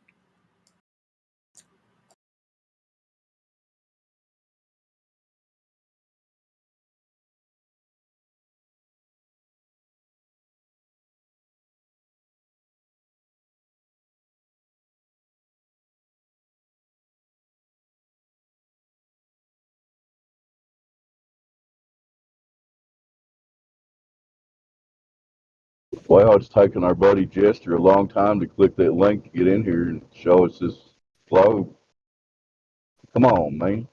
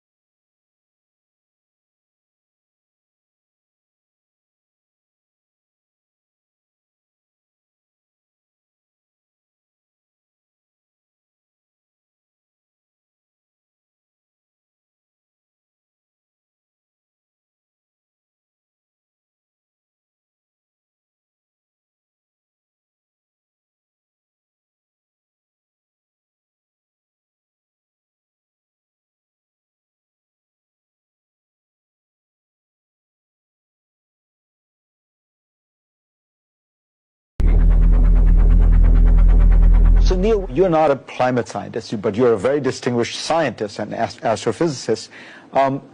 What do you think about when people say, look, this is not settled science. There are still questions. Chuck, got to get this off my chest, like now. Okay. Hopefully it's not like any chest hair. No, it's not. Okay, I'm not good. particularly hairy anyway, so that's not a thing. Okay.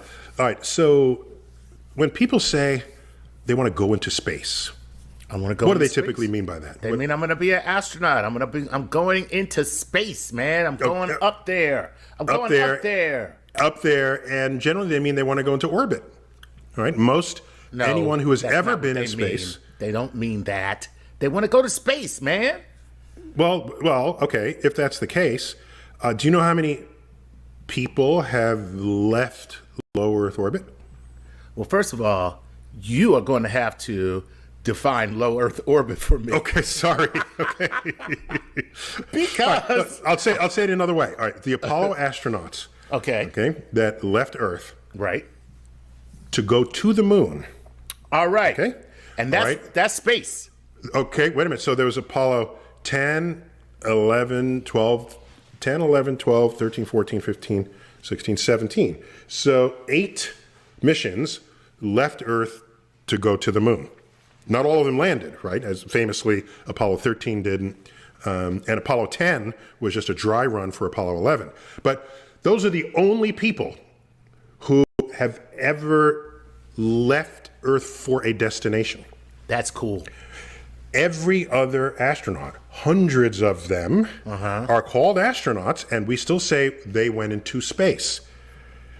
And what that means is they went into low Earth orbit. Oh, that's just awful. And so low Earth orbit is, in practice, where the space station is. It's about a couple of 100 miles up. So the distance from Earth's surface to the space station is less than the distance from New York City to Washington, D.C. Oh, God, why are you depressing me like I'm this? just trying to be honest about this. This is awful. Okay? So when people say to me, you want to go into space, and because somebody's got some orbital tourist thing, and I'm thinking, to me, space is the large-scale structure of the universe. Thank you. Not boldly going where hundreds have gone before, driving around the block, as low Earth orbit indicates. Okay?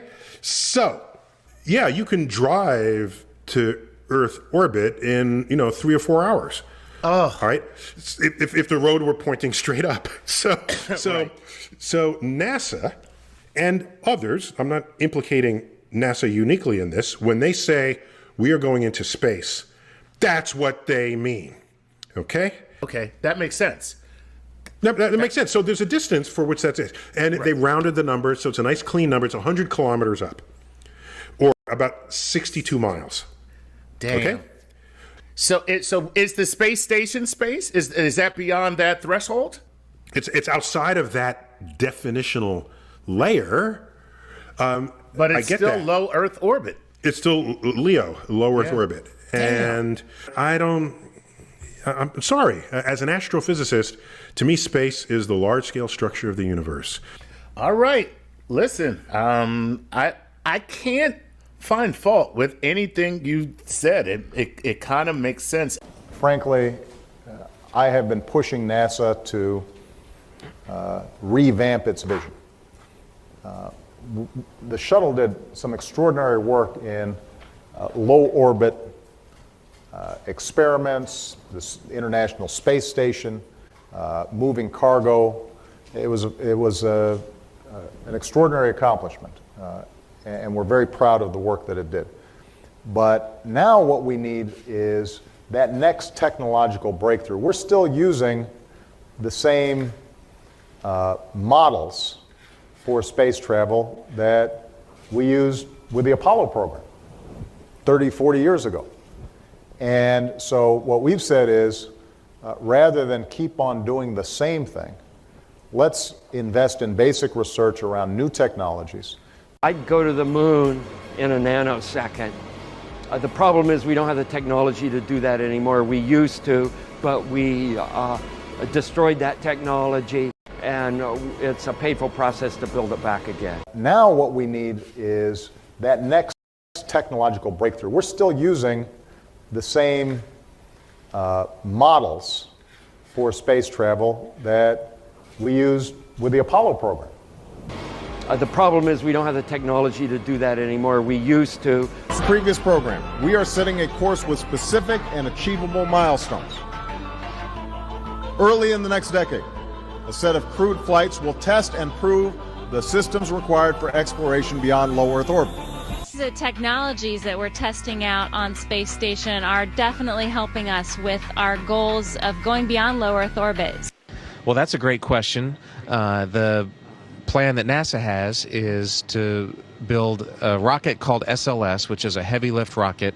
It's something that is much bigger than what we have today, and it will be able to launch the Orion capsule with humans on board, as well as landers or other components to destinations beyond Earth orbit. Right now, we only can fly in Earth orbit. That's the farthest that we can go. And this new system that we're building is going to allow us to go beyond and hopefully take humans into the solar system to explore. So the moon, Mars, asteroids, there's a lot of destinations that we could go to, and we're building these building block components in order to allow us to do that eventually. Nowadays,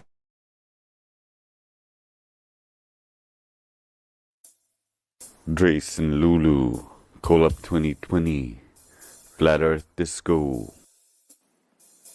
Birds flying high, you know what I see. Sun in the sky, you know what I see. Planes drifting on by, you know what I see. It's a new dawn, it's a new day, it's a new earth for me. Yeah, there is no curve in this flat earth from here to Cali. Ooh, 'tis reality. Lulu, I don't think they understand the gravity of the situation. A bit too complacent. Gravity cannot hold gas pressure vacuum adjacent. Gas requires pressure containment. A gas expands in all directions. Pressure comes from gas deflection of the walls of the internal section. We don't believe in a map projection. Don't fall for the misdirection. Just do some introspection from recollection and reconnection, and you will notice the imperfection. The disconnection is not for your own protection. The not so natural selection. Only the creator is perfection. The truth a sound reflection. And the globe, it failed inspection. Remember, we were like you once before defection. Hear Lulu testify before the objection. We gladly accept any valid correction. Butterflies all having fun. You know what I see, don't you know?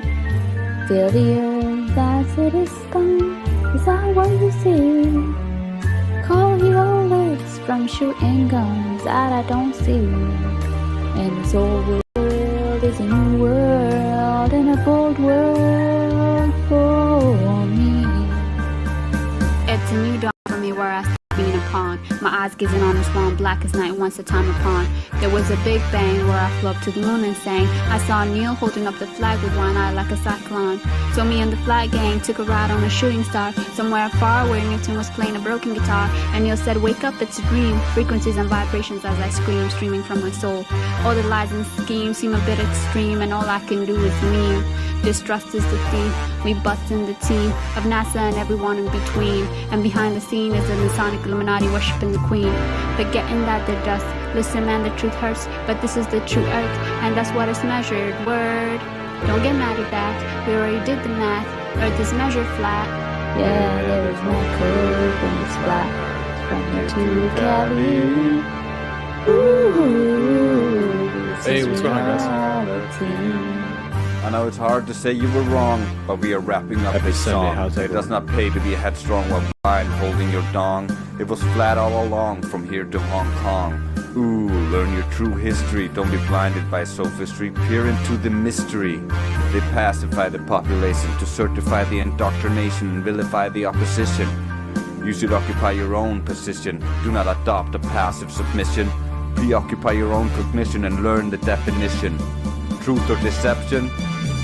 No, this is your decision.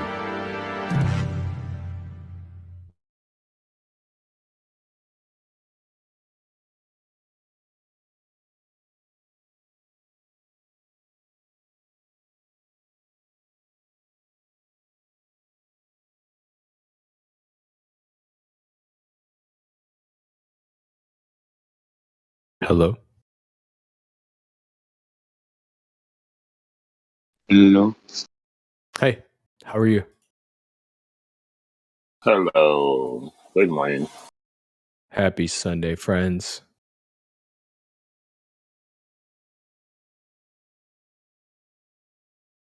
You happy? Tell us all about it. Just got home. Gonna grab some lunch, drink that afternoon coffee. You know, when you get that caffeine buzz, it's got you feeling right.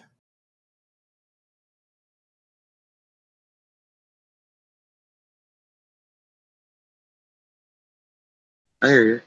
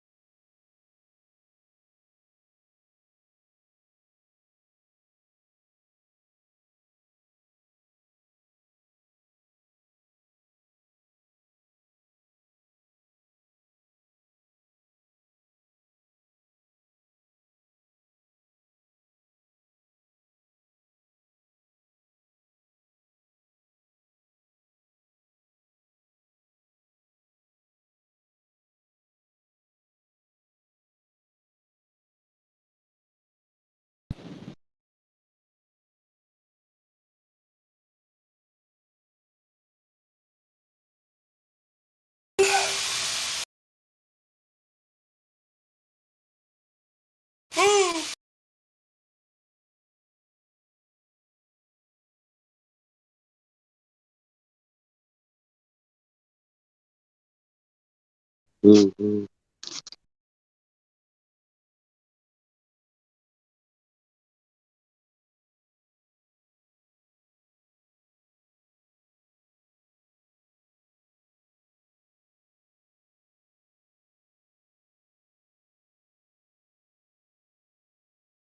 Boo-hoo.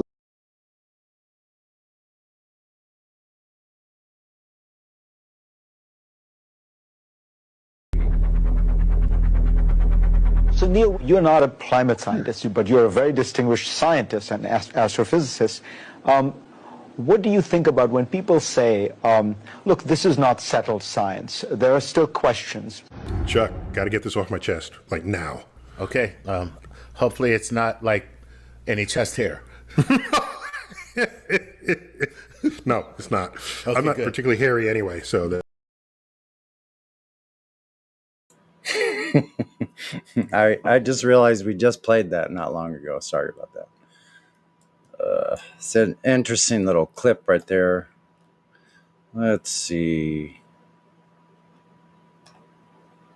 Scrolling.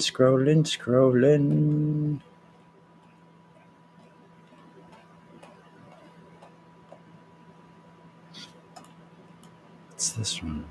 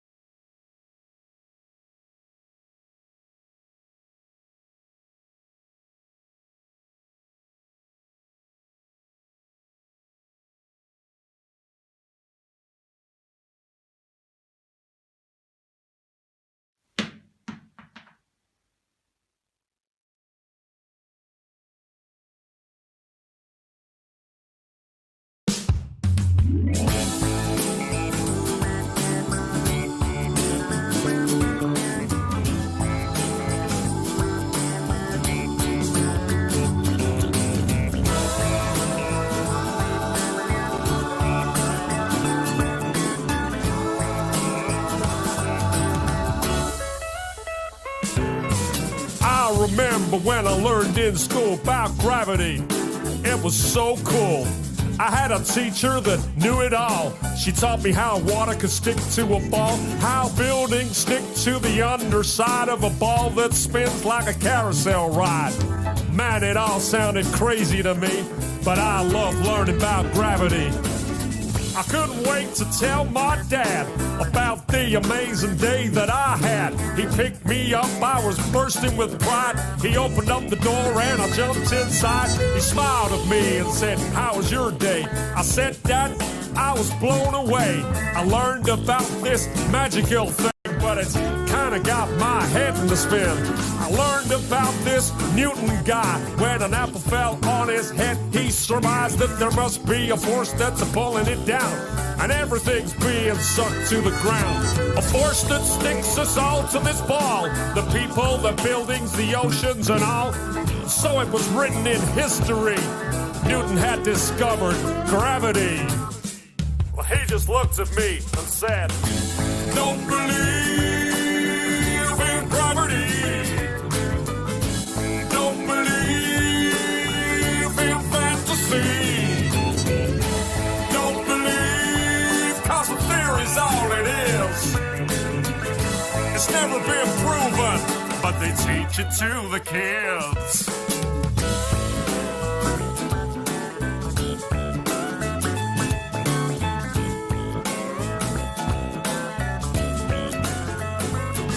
Well, my dad felt a little bit sad for me when I mentioned that word gravity. He said, "Have a little independent thought, question what you've just been taught. I mean, how the hell could a ball that spins make a force so strong that sucks everything in?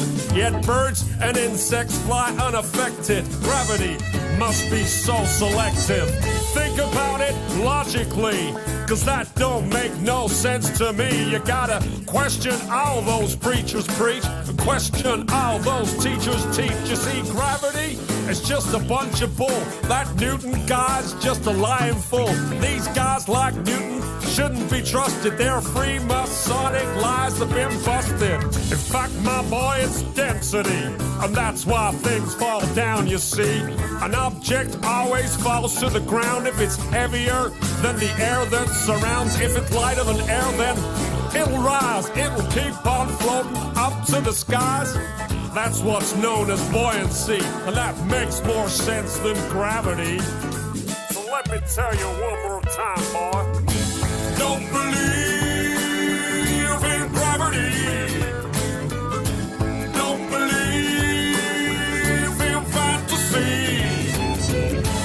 Don't believe, cause a theory's all it is. It's never been proven, but they teach it to the kids.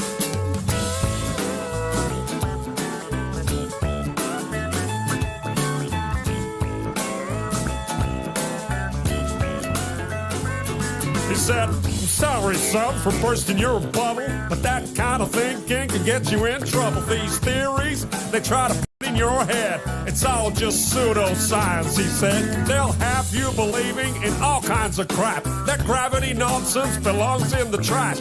Believe me when I say to you, there ain't no gravity, and that's the truth. Well, my daddy made me think that day. He made me think in a different way. I did some thinking for myself.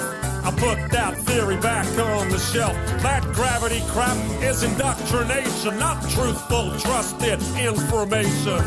People need to wake up and see there ain't no such thing as gravity.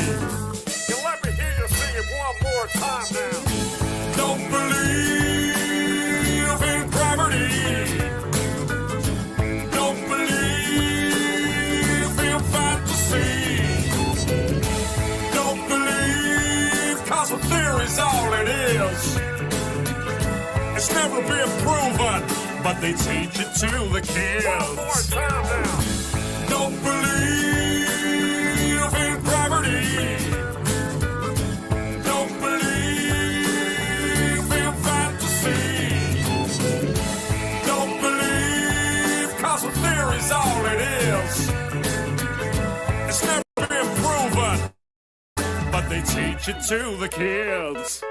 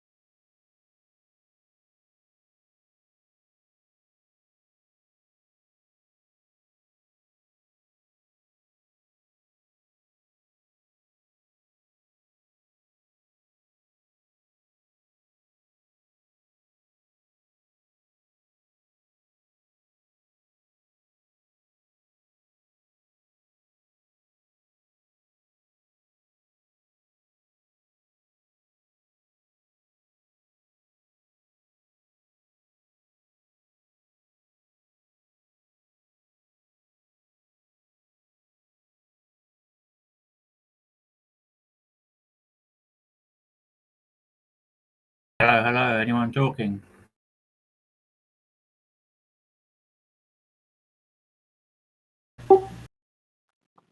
Hey, Chad. Hey, Flatty, how are you? Good, man. How are you, dude? Oh, not too bad.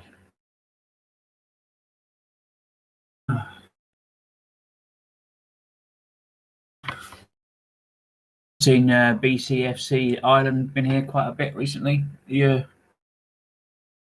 I don't know if I've heard you speak yet. I've seen you type.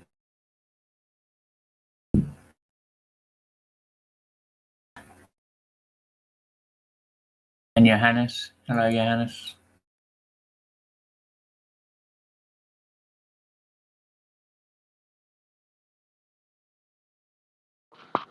Hey, Godric. I liked your video, man. That was cool. Your little interview thing.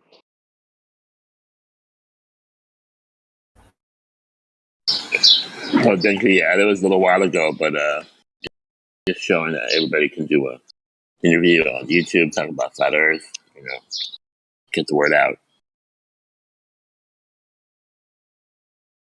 Hello, mic check. Yeah, sounds good. I heard someone mention my name there, but I've got my kids here in the background, so. Oh, right. Yeah, I just said hello. I just said I've seen you here quite a lot recently. I didn't know if you'd talked yet. Oh, yeah, I have, yeah.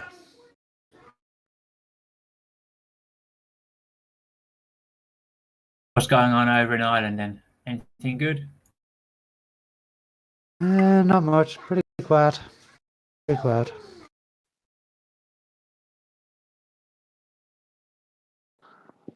How drunk is PMAC? Can you see him from there? God, no, he's up in Derry. I'm a good bit away, but maybe 40 miles away.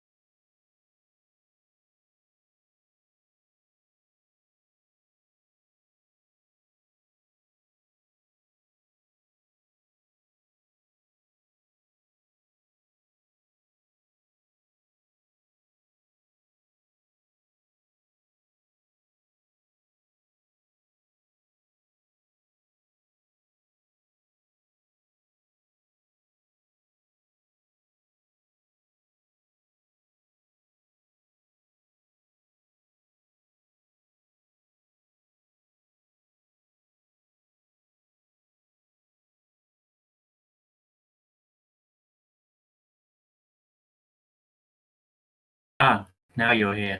Very good.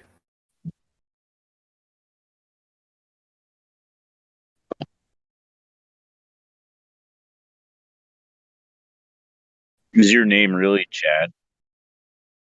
Of course not. Is your name really Jester? I've never met a person named Jester, so that would point to no. I've never met someone called Chad, surprisingly. I mean, I'm nearly 50 years old. I'm nearly 50 years old. I've never met someone called Chad. You're 50 years old? Holy shit, dude. What the fuck are you doing on that? I'm 49. I'm 49.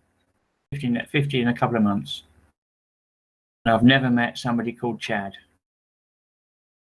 Wow, you need to get out more. It's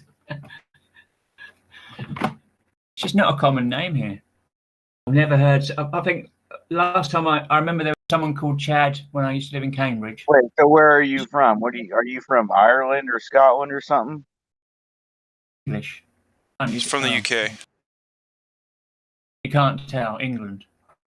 It's neither Scotland nor Ireland. It's British, some kind of British. No.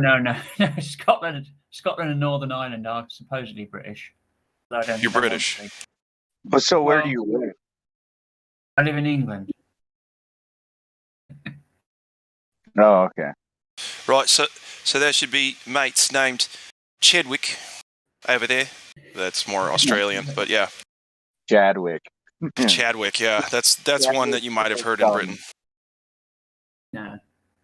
No? Okay. I've heard the name, but I've never met anybody called it. You know, as I say, I knew a friend who knew a Chad, but that was as far as it went. I've never met someone named Chad either. What? I've never ever met a Chad. What? Fuck? There's no way, dude. No, never met a Chad. Never. Wow, not I've known even my kids. Not even my kids' friends. None of them were Chad. No. Well, then I guess that you're lucky. I'm just kidding. Chad's a good name, okay? Chad's a fine name. Well, I think people need to get rid of this stigma and just pick a different name because Chad's fine, okay, guys? Leave Chad alone. That's right. Does Charlie's Angels count? The Chad? The Chad. Yeah, The nobody Chad wants Angel. yeah. Oh yeah, that's. Is it the Chad? I never met a Thad either. I know one Thad. One I Thad. was almost called Thad. He That was a my- that police that was officer. That's for sure. Is that short for Thaddeus? I don't Yeah. think so. Yeah, I never that's what it asked is. him. No, dude, it's Thadwick. Thadwick. No, his name's Thad. Fuck, what was his last name? So we used to play on stage a lot. Like he was in one band, I was in another, and we always share the stage around town, you know, and like smoke joints and all, you know, just whatever. And then he became a cop, and I was like, oh, okay, so see you later. See you never, hopefully.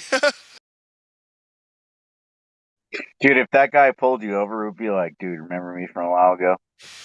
No, we knew each other pretty well. And saw each other a lot in the music scene. So it would have been like him pulling me over, and I would have been like, so what do we do? Right, yeah, you'd be like, He would have been like, I'm gonna do my job, and I'd be like, fuck, okay, all right. Is that like bros before fucking codes? Bros before codes? I don't know. Well, okay. So now that we got you on the horn here, Jester, what's the deal? What's going on? What brings you in? Honestly, No, lie to us. Just doing a bit of trolling. Not gonna lie. Okay, I love it. Thank you for being honest. So, do you think within your trolling adventures that you could actually learn something about your Earth that you didn't know from us? No. Oh man, the hubris, the arrogance. Okay, and why is that? All right, You think everybody else has it all figured out, and we're just stupid? No, you're just using words that I don't understand, and I don't like that. I don't know what hubris means. It sounds like a bone in your body. I said arrogance afterwards so that you could maybe... It's the same thing, hubris and arrogance. Pretty much the same thing. Well, I would recommend you use smaller words. Okay. So you are trolling, that's for sure. Hubris is excessive pride. And that's not arrogance? Come on. Yeah, I mean, arrogance is a longer word, isn't it? But it's actually it's you know what that means, don't you?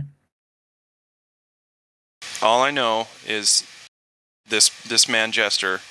I need to ask him a series of questions. All right, go ahead, shoot. First question. Do you know of any time in history when anyone has directly physically measured the curvature of the Earth? When, where, and how did they do it, and who was it?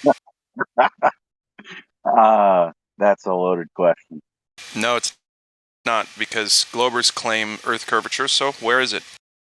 And who did it? And when? Okay, I think you're... Do you know of any time? You're... Okay, no, you're asking two questions in one, and I'm not that stupid. No, I'm not. The question is, who measured the curvature of the Earth? Nobody, and that's why you're asking that question. There you go, see? So, first honest answer, I appreciate that. Second question, who in history has ever directly physically detected the rotation of Earth at all, or on its axis, or whatever? How'd they figure out it was moving? When did they do it? Okay, pendulums. No, that's not a direct... what was the word I just used? No. See, here's how you get rotation. So, like, someone's going to look at a tire from the outside. That's how they get the speed of the rotation. They can see the whole tire. Therefore, they can measure the rotation. They can detect it. How did they do that with the Earth? Okay, especially before going outside of it. Okay, if they hung a pendulum from the North Pole where it spins, I could see that. But good. I can see your argument, but let's hang out. When did they do that? North Pole. Let's do that. Sorry, go ahead. I hear your argument. I know, but let's hang a pendulum from the North Pole. Have any of you done that? No, I know you haven't. That's not the question. It's a yes or no question. Do you know of any time when they directly detected that rotation? Do you know? You're asking questions that you already know the answer to. Correct. And we want to make sure that the audience knows that you just have a belief not based on facts, not based on evidence you gathered yourself. Can you show me a pendulum hanging from the North Pole? No, you We're can't. almost done. We're almost done with the questions. So the second answer is no, correct? Because neither of us have performed whatever test you think would obviate that. It's a maybe. Okay. It's a yes or no. You can't have maybe. You can't demand a yes or no out of me. It's a maybe. That's the kind of question it is, dude. And I answer with maybe. Okay, so that's a no. So the first two are no. And that was dishonest, by the way. So the first one was honest. You said no.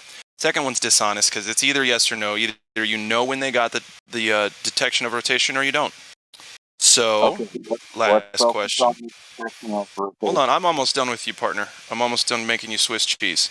So the third question, and it is yes or no, but there could be a maybe, I guess, depending on the science of it, if you want to get into it. But can you have gas pressure without a container? Can you have pressurized gas without walls of a container for which the gas can press?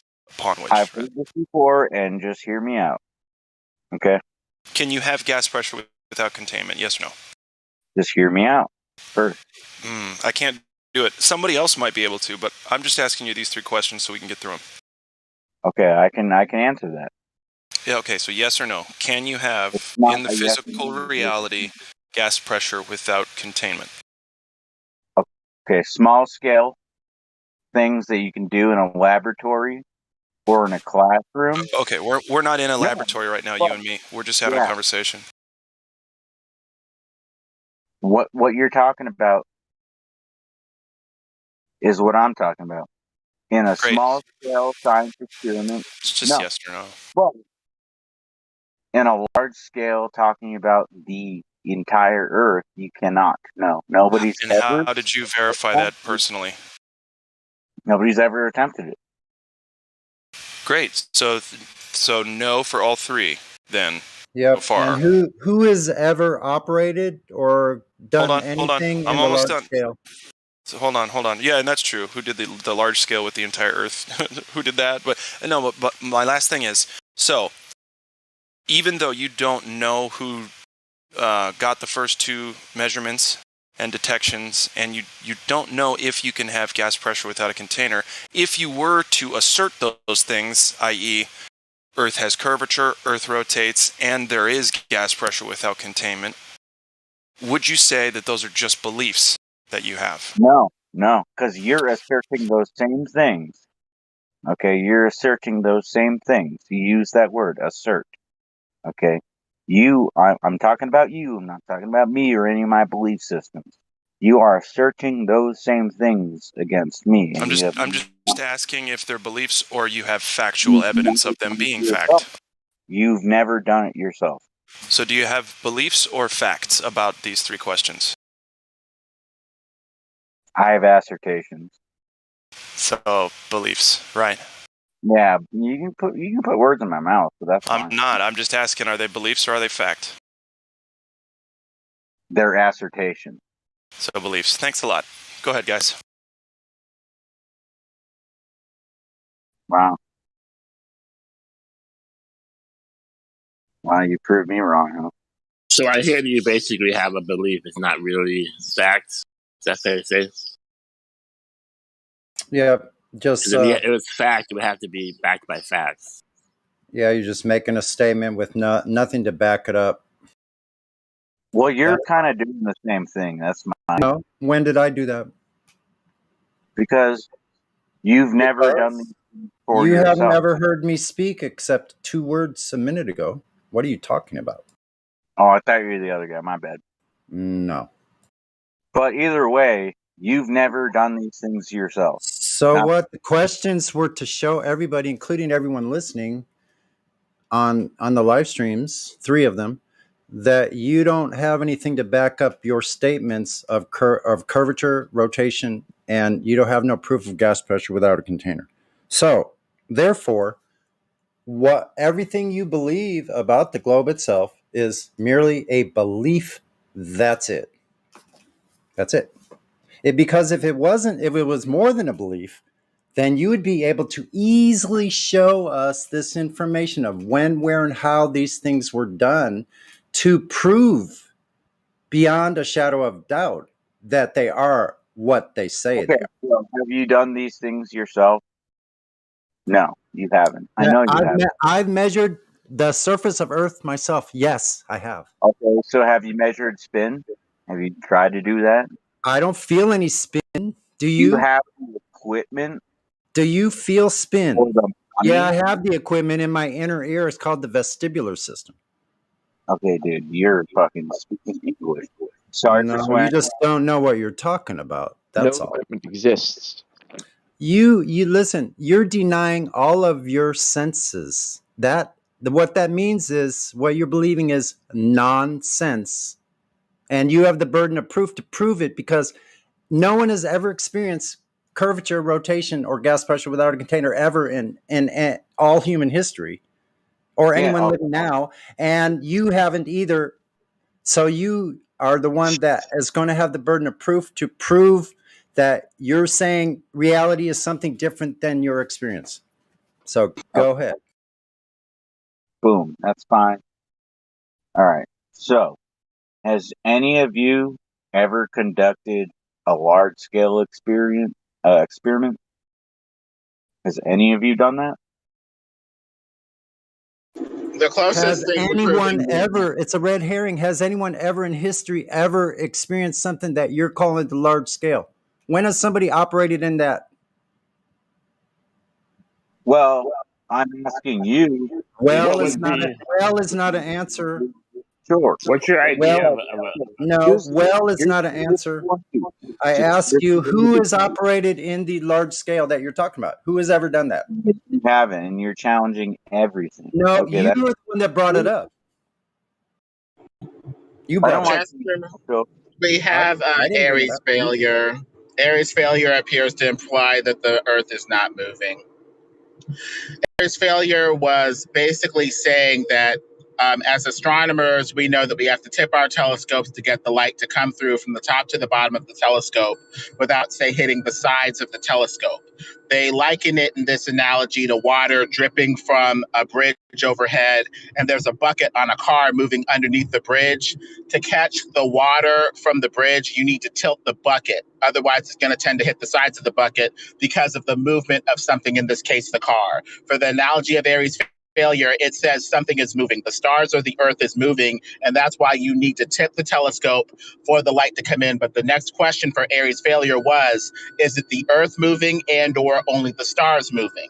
So they reasoned that if you fill this telescope with water, you will need to tip the telescope even more if the Earth is moving to get the light to come from the top to the bottom of the telescope at the right angle. But they discovered something very interesting. They filled the telescope with water and they did not have to tilt it anymore, which implied that the Earth was not moving and the light was already coming through at the proper angle in the telescope from the movement of the stars, but not the movement of the Earth. That implies that the Earth is not moving. Okay, now I understand what you're saying, but at the same time, I don't. But that's fine, because extrapolate that. Extrapolate that. Make it bigger. It doesn't work.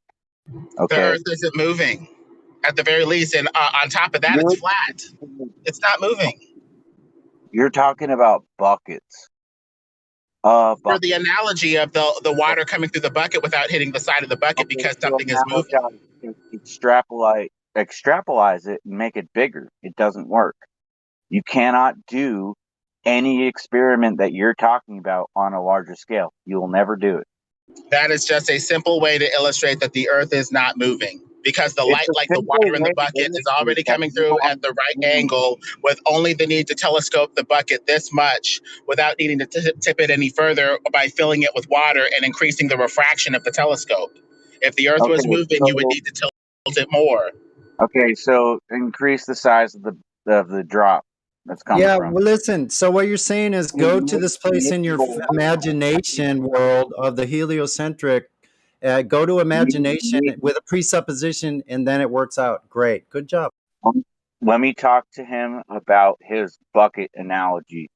Okay, turn that water droplet into multiple water droplets. It's no longer a water droplet. It's a waterfall. Explain that to me, because that's the way you have to look at it. You can do all these small scale experiments, but you will never be able to replicate all the things that you're basing your everything off of. You'll never be able to do it on a larger scale. You'll never be able to do it. Okay, My friend, all you're doing is conceding that the motion of the Earth has never been proven. Good job.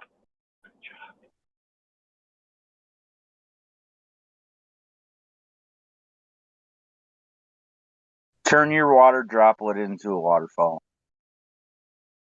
So you're saying that the light from the stars is everywhere? I thought that we were talking about, like a couple of stars that are visible through the telescope, not a waterfall of drops of light coming from the stars everywhere. That makes the analogy fail.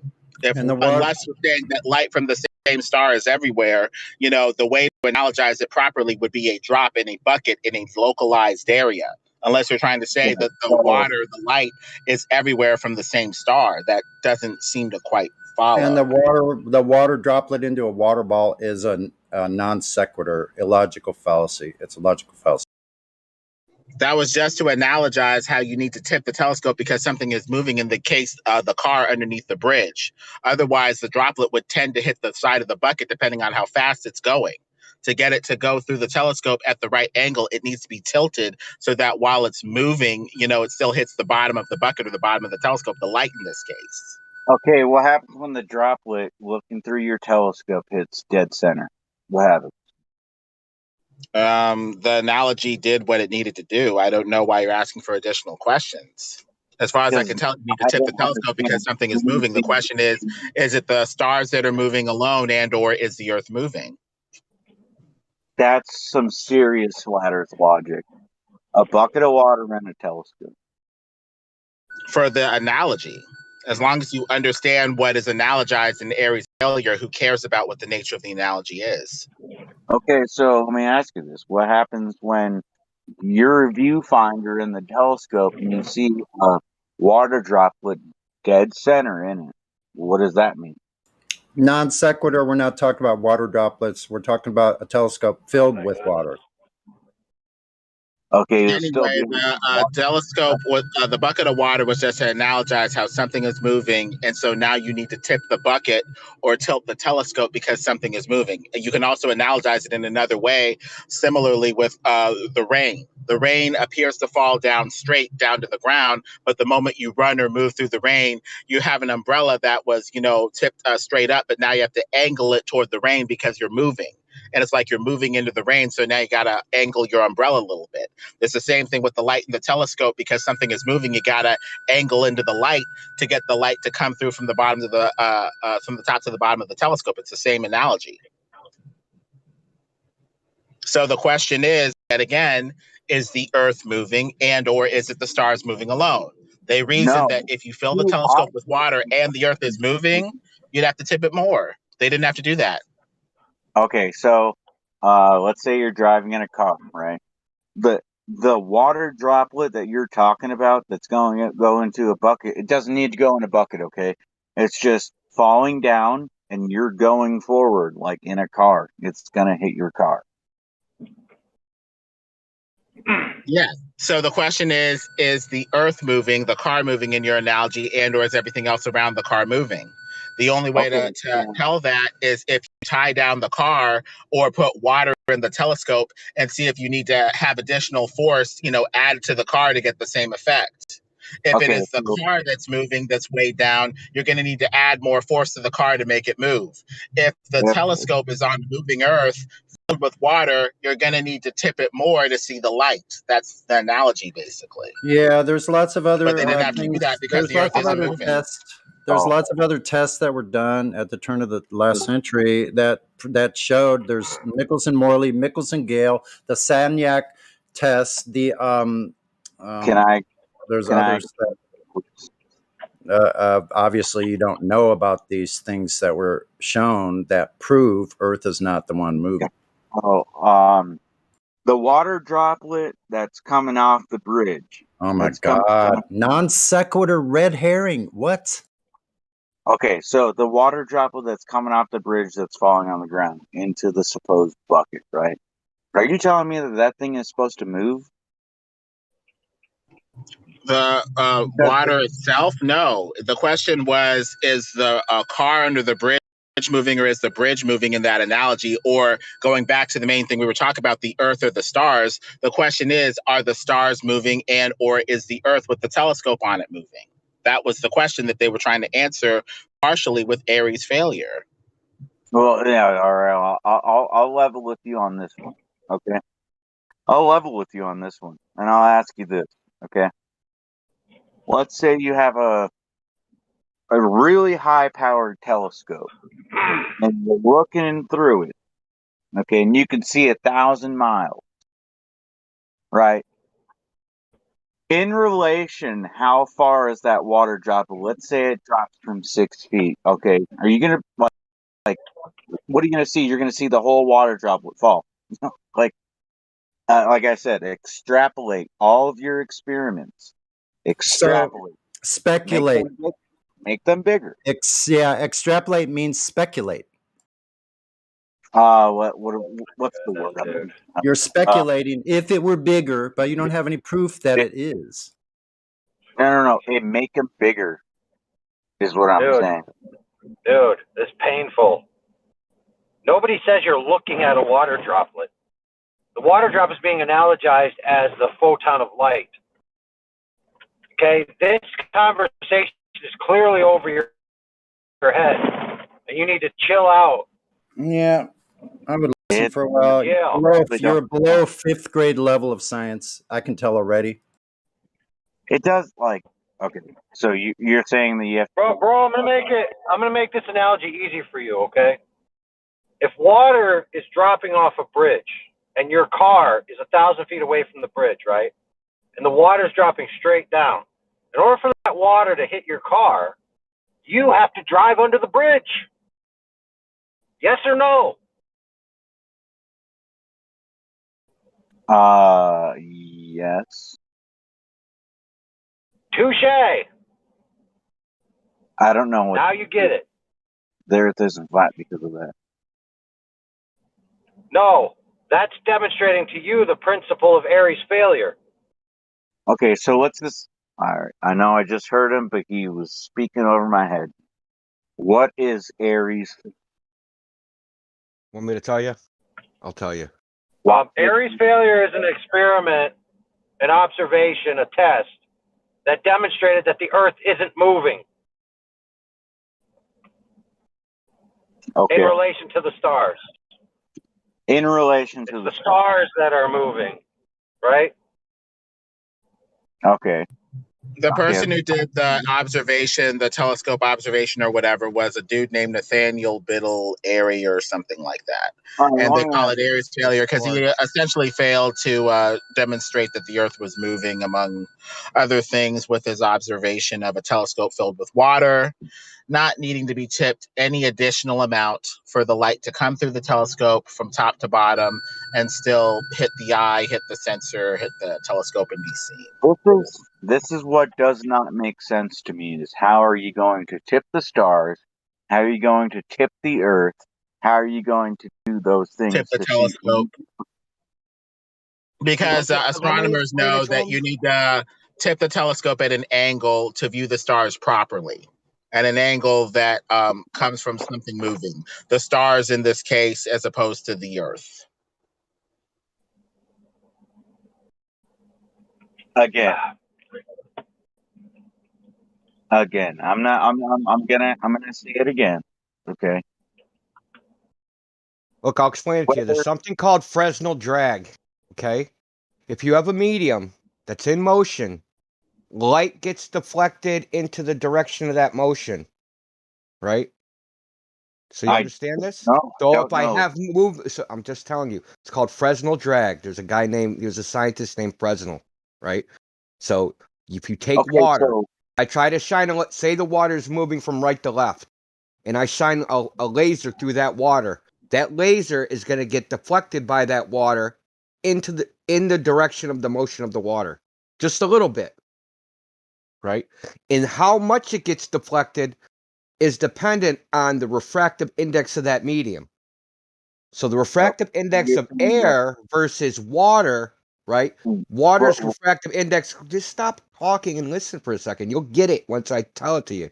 So water has a higher refractive index of air. So moving water versus moving air will deflect more. So what Airy did was he looked at a star through a telescope, through air, and then he filled it with water. So if the water's in, and then he compared to see if the star was moving, was deflected, and it wasn't. All right. That means the Earth is not in motion. But that doesn't definitively say that. Okay, so did they do that with a drop of oil? They filled the telescope with oil. Is there any? So you're comparing. I posted it. Air George to Airy was water. the astronomer royale for the Royal Society. No, I'll look into it. I'll do what I can. I posted but, a link to the paper right in Livestream voice text. So oh, you I'm can not. scroll up. I'll look into it. But my question is, did they do that with oil? Who Did they cares? do it? We have five. Listen, we have Why? 5 other experiments that show Earth is not what's moving using interferometers. I'm So just saying. you're completely unaware. You're completely unaware of where you're stepping into. You're coming to a gunfight with a pea shooter. Like I'm you need to not get real with yourself about. Like thing. you're assuming things, and we're telling you there's definitive proof of things, and you haven't even seen it or looked into it, but you're denying it at the face. The second I try to ask a question, you guys just talk over me. That's the problem I have. Okay, so why explain to us why he would need to use oil? Whole situation. Explain Okay. to us why he would need to use oil. All right. Well, doesn't oil interact differently than air and water? Let's put He a used air and water, right? So he couldn't. Oil is not translucent as water, right? So he would probably have problems getting the light to actually go through a volume of oil.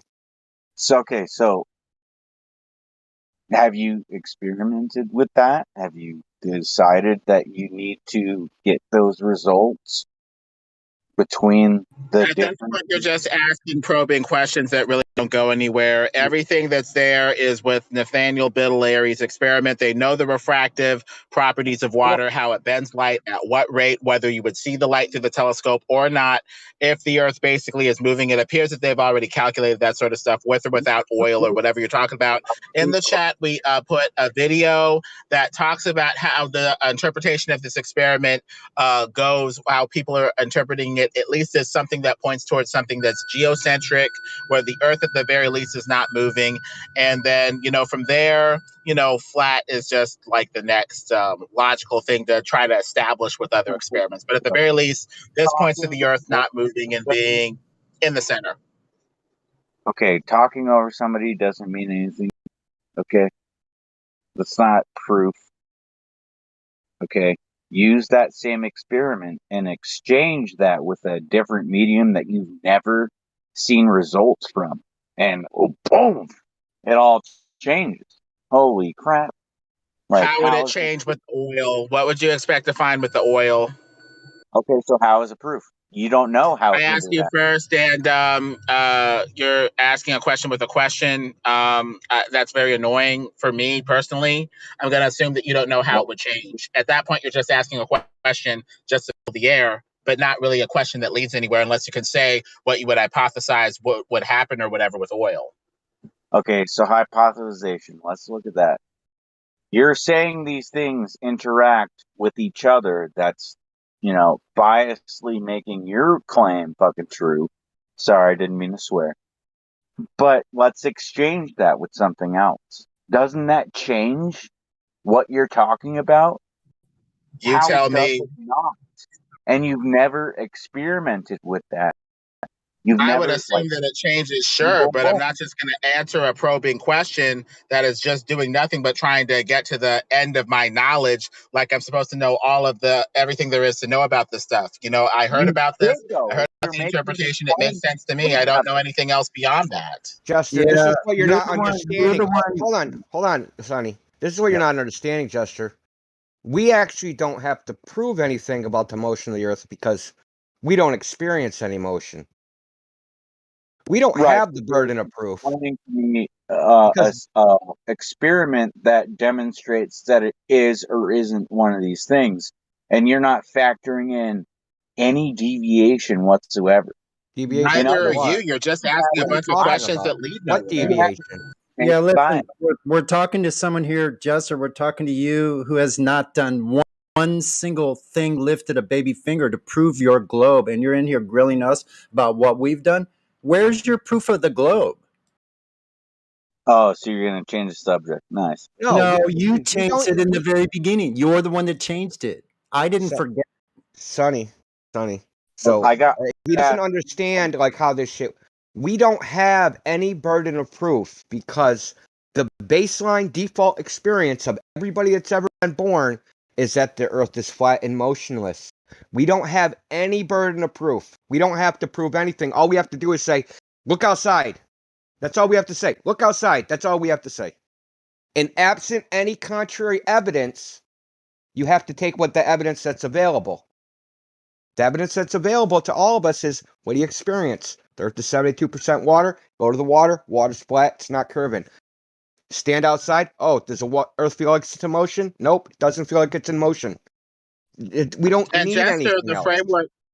And Jester, the framework for refraction says that you go toward thicker and sludgier materials that tend to refract more, not less. Water would be the best candidate because it refracts the least amount. If you're going to go with oil, you'd expect to, I don't know, tip the telescope even more because it refracts even more. That's what one would assume anyway. But going to oil, like it's going to make sort of difference. They go from less sludgy materials like water to more refractive, more sludgy materials like oil and other stuff. So it would only get worse from there. I mean, with the best, material that refracts the least, water, we're still not seeing any change in the telescope. So, I mean, that's like the best case scenario, and it's not there. I mean, going from there would be, pointless with that sort of framework. It would just be water or bust, basically. I'll believe it when I see it, and that's the thing. Okay. So I'm gonna That's why I was asking you what you expected to find with oil, other than just a pointless question that's ultimately leading nowhere. It's fine that you're trying to establish our credibility by asking a bunch of, probing questions. But if you're not really expecting to find anything with these questions, well, then your questions are kind of pointless. Loud doesn't mean right.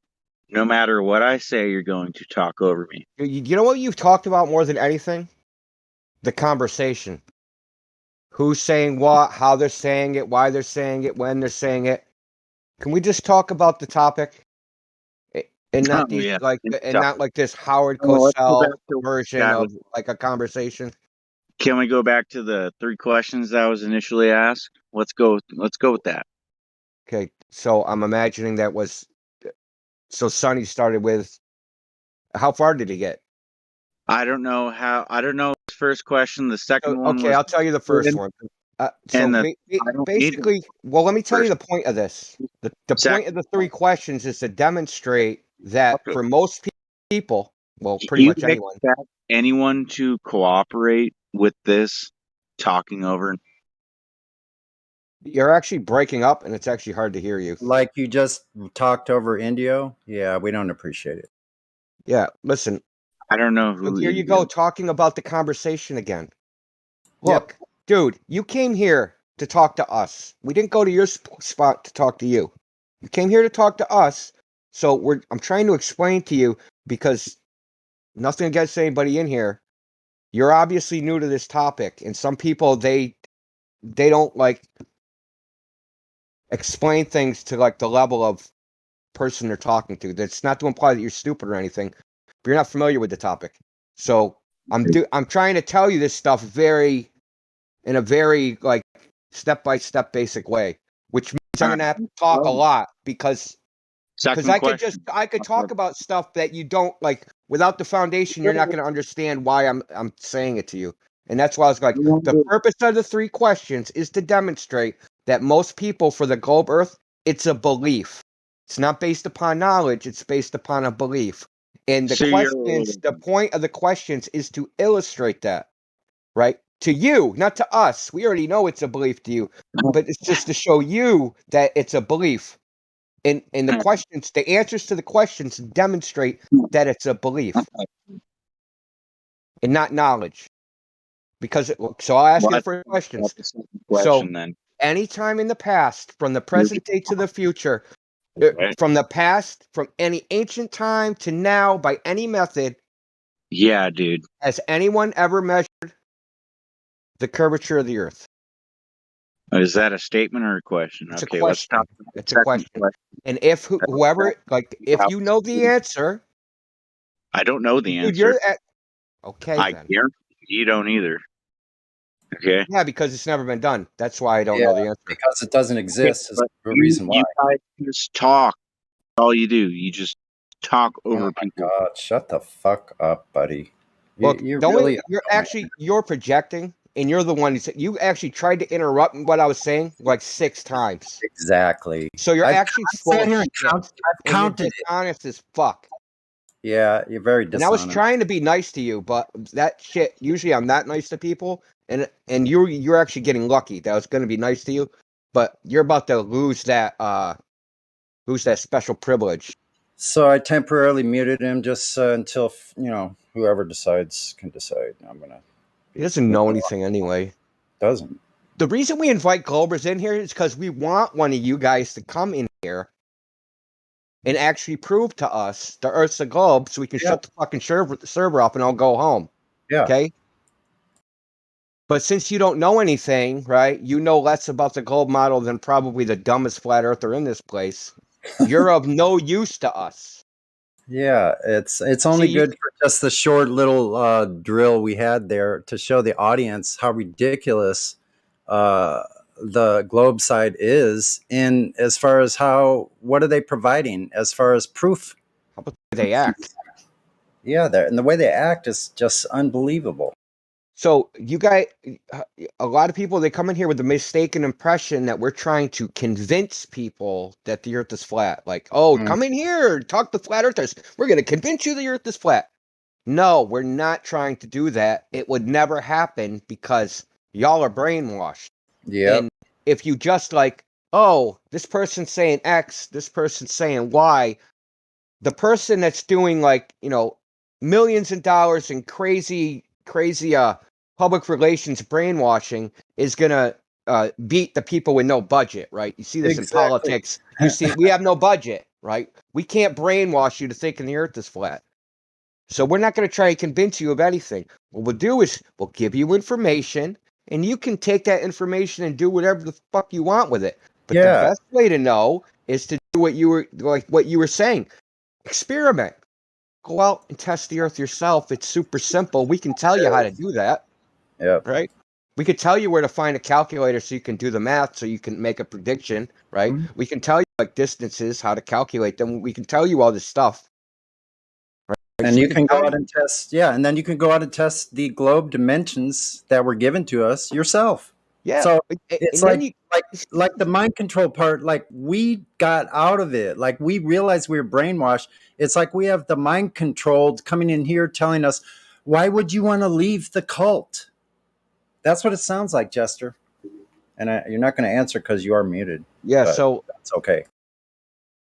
So, if you really believe this globe thing, go out and test it, right? And then you can confirm your globe model to yourself.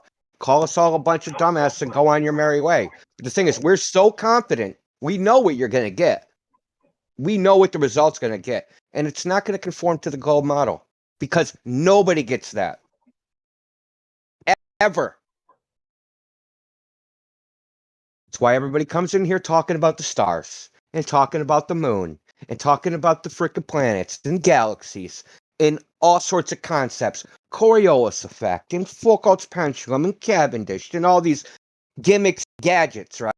What they never come in here and say is, oh, I went and measured the Earth, man, and it's curving per mile squared or some other amount.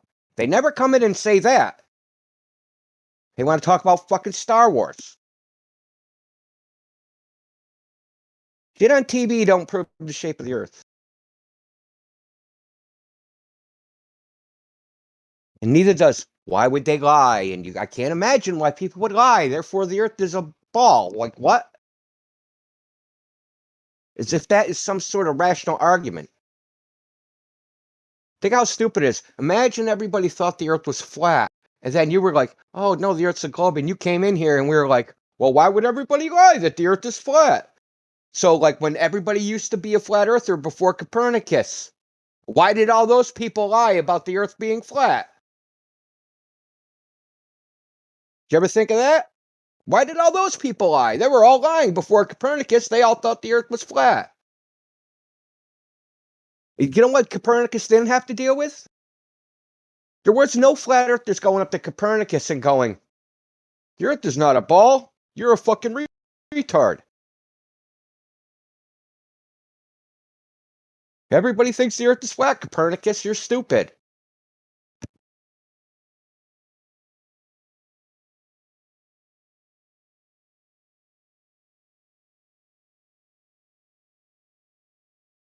How many people ask Copernicus why would they lie?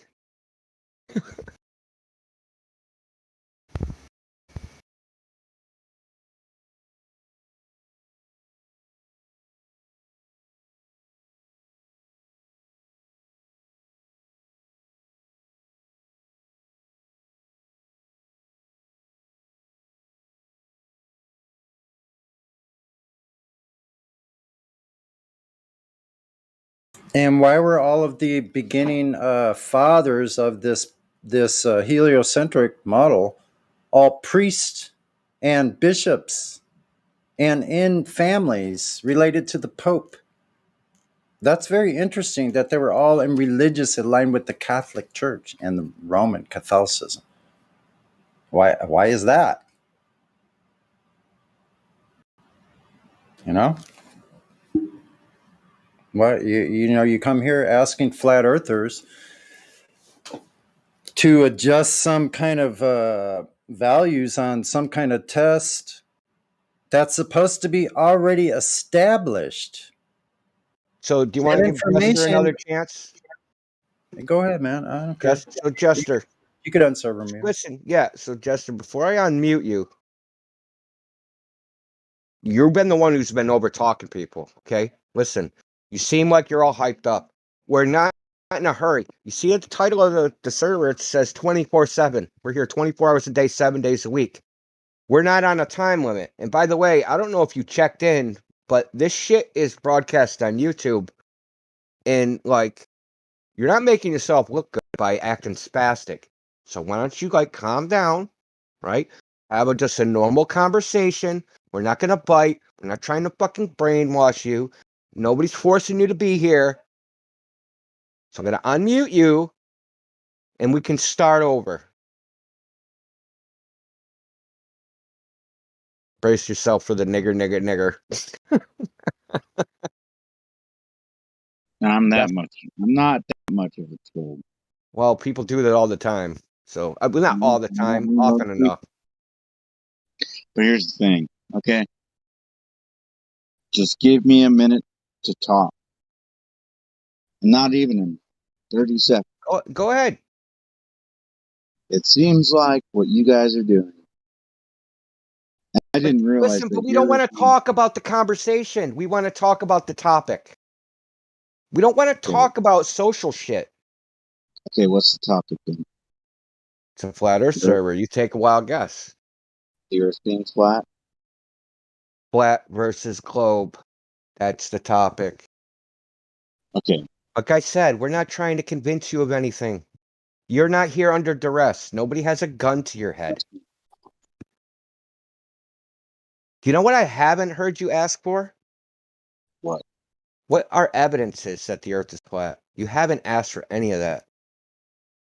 The guy was talking to me about a bucket and a drop of water. Okay. How was that now? That's what he was saying. I didn't hear that part. I just got in here. So I didn't hear the first thing I heard was AI talking about the bridge. Okay, so I was asked 3 questions. I don't remember the first one. The second one was, where's the spin? And then the third one was something. But I could talk to you about the spin. Oh, yeah. Okay. And one of the things that I asked them was, okay, the Earth is spinning, right? Okay. Well, let's take it from where it spins from. Let's talk about the North Pole. None of you have ever done that. It is interesting. The North Pole. Okay. What about it? You've never hung a pendulum or anything like that. That's never showed that. So how are you going to tell me? You give me a large-scale experiment. I'm waiting. Well, because the pendulum is not swinging a pendulum is not a precise scientific test. So let me give you some news. They have put up a pendulum and what they say is the South Pole. What do you think they got for result? They should get 15 degrees per hour precession. Yeah, they got that. After they set up the experiment 6 times and got all different results, they got 1 Earth rate rotation every 2.24 days, 1 Earth rate rotation every something like 17 hours. They were getting numbers all over the place. And this is why, like I just said, Foucault's pendulum is not an accurate device to measure the spin of the Earth. Plus, there's other anomalies. There's something called the Elias effect. So if you have a Foucault's pendulum and there's an eclipse, that pendulum, this is not me making it up, it's a scientist. The scientist discovered this. NASA supposedly tested it in 2011 and never released the results. They were supposed to test it all over the world. During a lunar eclipse, a Foucault's pendulum will either spin too fast or start spinning backwards.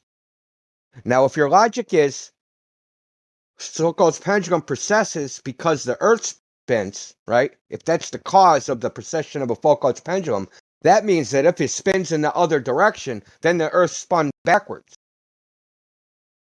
You know as well as I do that that's never going to happen, and that's why you set me up for this question. That's why you finally set me up. You picked the for an question. opportunity Get the to fuck speak. out of here. You picked it, dude. Set you up. You picked it. Wow, that is like the most dishonest I've ever heard, like in a really long time. Straight up, just in your face. He was lie obviously under the influence, but of something. The globe is the first thing. Yeah, that's the problem. Yeah, he conveniently forgot about the first thing, curvature. He accused me I'm of so surprised. Sonny, he accused us of not answering his spin question, and then said I set him up. I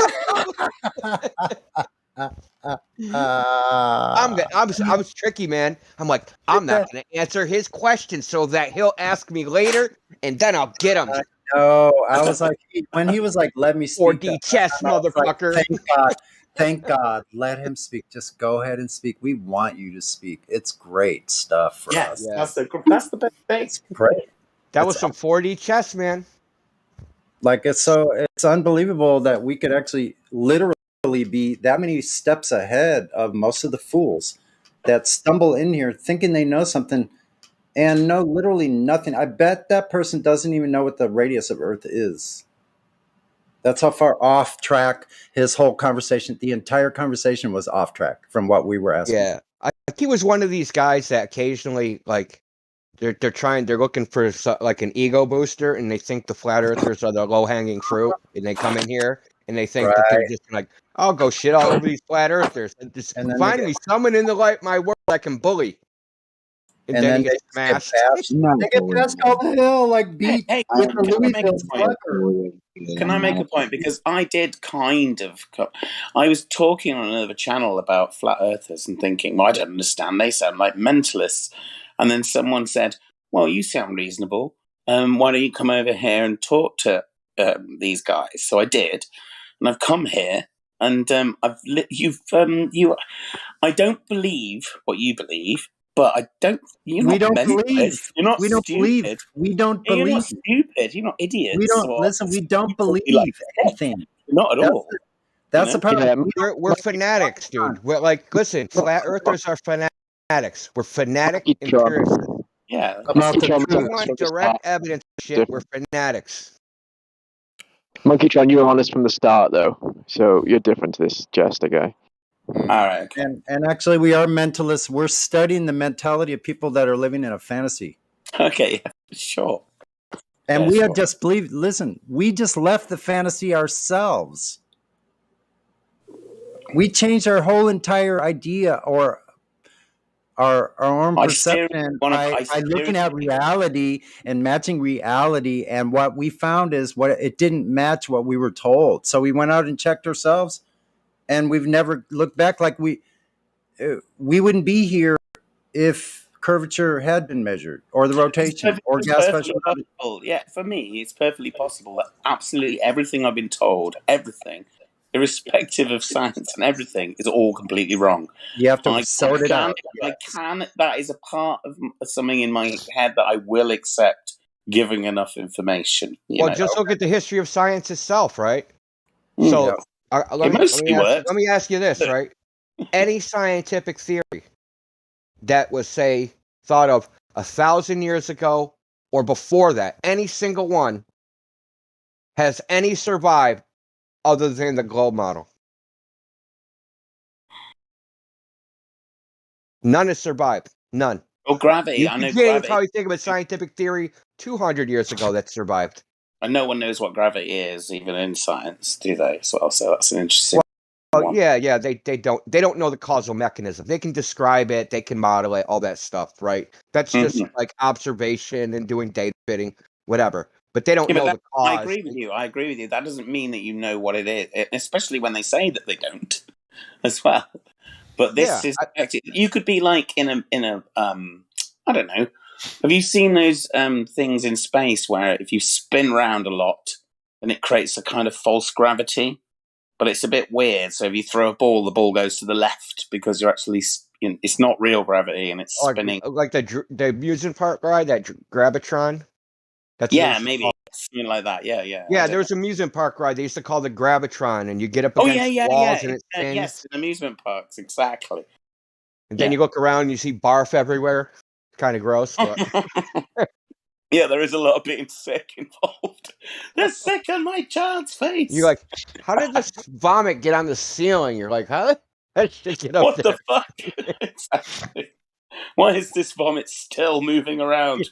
There's no cleaners in here.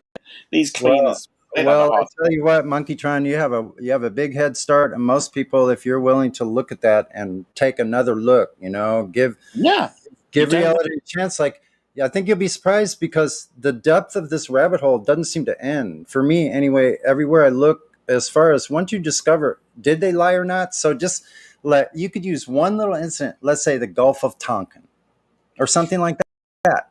Like, I've not heard of that. What's that? Well, I mean, I think you start at the right place because you jump to they could be wrong because that's my thinking. My thinking is like the lying thing. I don't even think about the lying thing. Like, why are they all lying? Well, I mean, they would have to know the truth to be lying. But even if they were, it would have started with because I think people actually believed it. But the thing is, if they were wrong for like a couple hundred years, are they going to come out and admit it? Yeah, we were fucking totally wrong. No, people do not like to admit when they're wrong. We all know that. Imagine like the gut, like you got to think of who would be admitting the smartest people in the world. They all have to admit they're the stupidest people in the world. Like, yeah, so that ain't going to happen. So, and my thinking is they were wrong. They had an idea. They evolved over time that, it was caught to everybody. Eventually they found out they were wrong. And at that point, then it becomes, you got to cover up the lie, right? The fact that they were wrong. I don't really think it's like, some people think it's just a lie. It's not like a top down thing. It's like everyone, just loads of people on a sideways plane just going, well, no, because that makes me look stupid. Most people right now just believe it, right? If you really think about it, most people just believe it. No, like any scientist has not. I mean, just think of any random scientist. If you went to a university, found some physics professor was like, "Hey, have you ever tested to see if the Earth is a ball?" I guarantee the answer is no. You can go through the whole physics department. Have you guys ever go through the whole astronomy department? Have you ever tested the gold model? I saw. I didn't watch it, but I saw a YouTube video link that said this is how high you have to go to see the curvature of the Earth. I don't know what height that is, but I thought That immediately, changes all the time. I'd like to make a balloon with and put a camera on it and just see. You know, Well, you according would to be them, excited. that's not high enough. According to the math, that's not high enough. All Neil right. deGrasse Tyson's even I said didn't this. say what height it Well, was. yeah. Well, I just wanted. Well, what I should tell you is when I first started looking into flat Earth like 5 years ago, if you Googled how high do you have to be to see the curvature of the All Earth, right. it said 80,000 feet. Right. 2 years later, it said 60,000 feet, and now it says 47,000 feet. So, but none of those are true. Actually, that's the funny thing. All those numbers are wrong. Here's the funny thing that Neil deGrasse Tyson that I heard in here today. He said it's the distance between as high as they can go is like less than the distance between New York City and Washington D.C. Think about that. That's as how high as they are right now.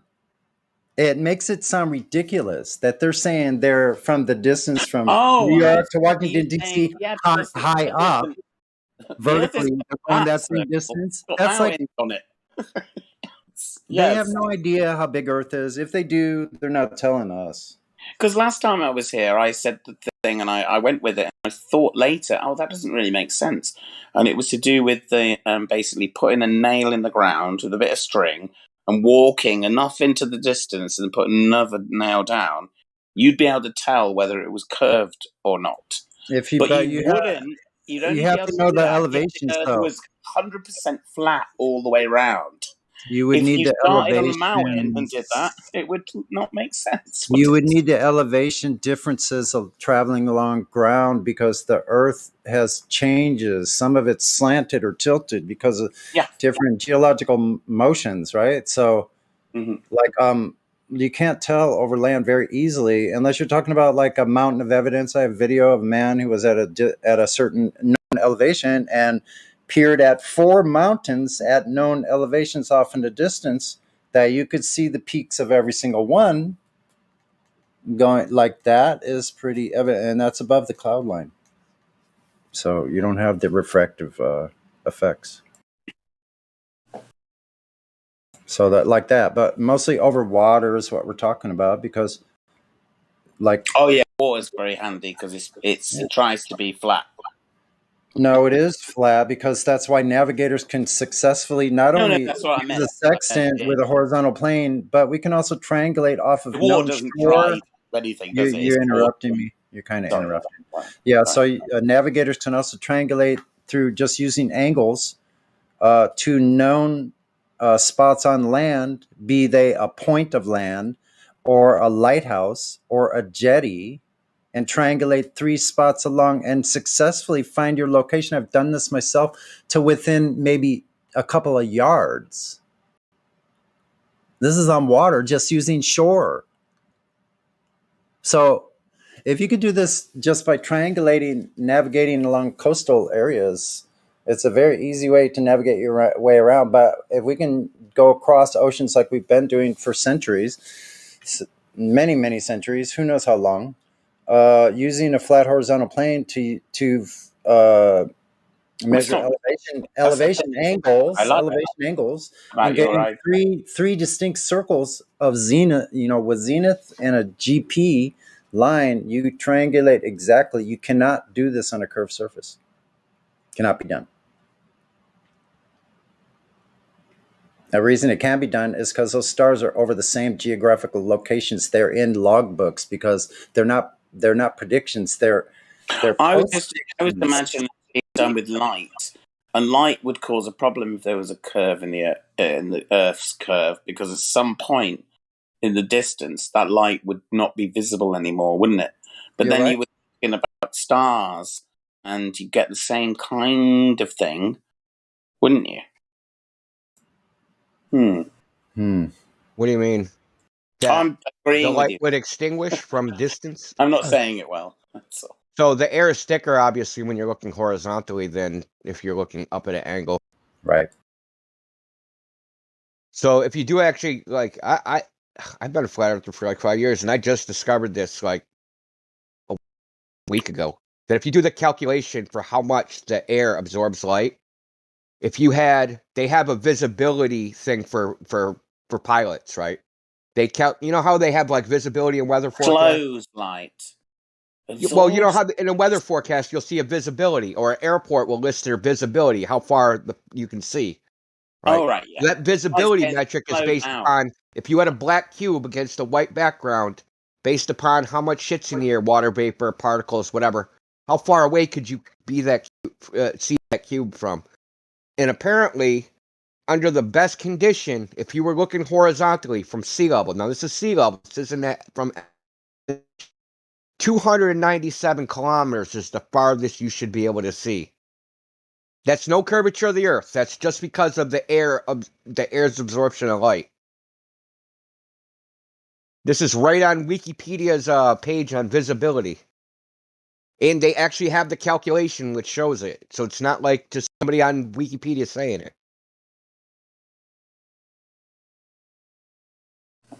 297 kilometers.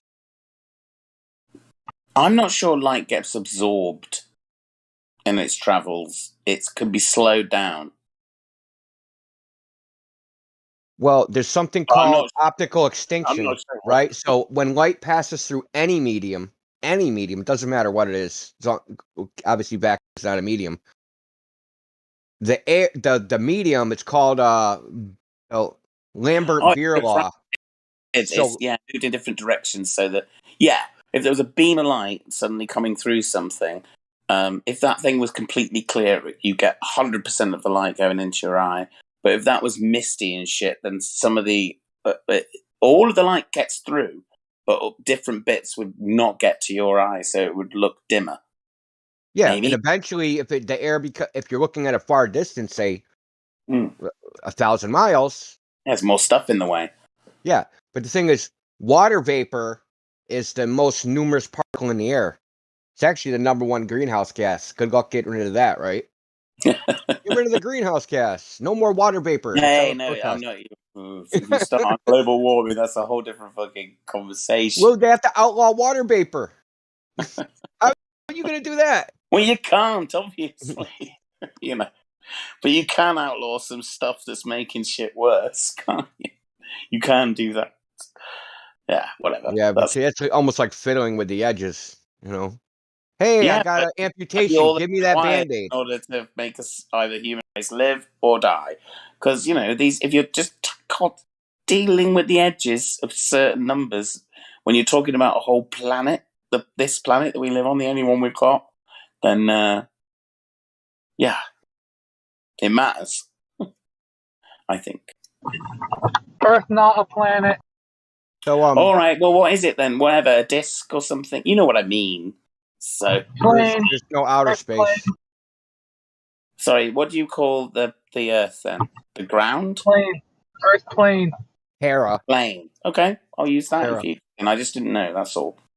Yeah, none of us here believe Earth is a disk, so that came from somewhere else. We know where it comes from. It's a controlled opposition known as Flat Earth Society.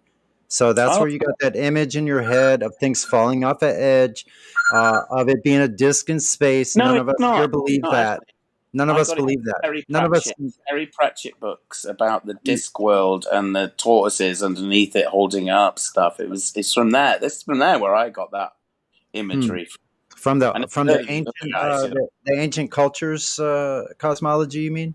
Yeah, like ancient Hebrew or ancient Norse. No, Terry Pratchett. He's a science fiction medieval. Okay.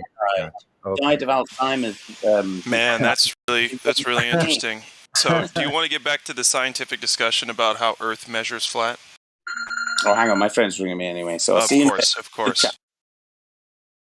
Oh boy. He's the kind of guy that says "chap" when he addresses somebody. Oh, well, chap, right? Anyway. Is he a flat earther? Am I wrong? Or is he a globe earther? He's a glober. Okay, He's that's a what I thought. glober. He seems to be fairly open-minded, though, and he is pretty genuine, and he appears to be honest. Okay. Yeah, that's what I perceive. He does use us a bit for entertainment, though, I think. Seems I like can a hear nice, that in his nice voice. chap. He seems like a nice chap to talk with. He certainly does. Certainly, it's almost time for a spot of tea. I think it is tea time. It's 1300. He likes what he's doing here. He thinks he's going to have a laugh. Let's make sure he doesn't get that. No, it'll be okay because, as long as that armor has got a little chink in it, insert flat earth, it never comes back out. What armor? Oh, that ego armor. The globe ego armor. That's like sludge. Sludge? You could stick just about anything through that sludge sticking to the outside of the curved but the surface. thing is, they're like turtles, though. They're all soft and gushy inside. Oh, yeah, he brought that up. That was funny. So far, he's got cartoons as to what he thinks we believe, which it's as if he just said nothing. He could start over and it'd be the same thing. That's true about that image that they come in here with. They think we believe that this image is true, and they've got a false image from somewhere else.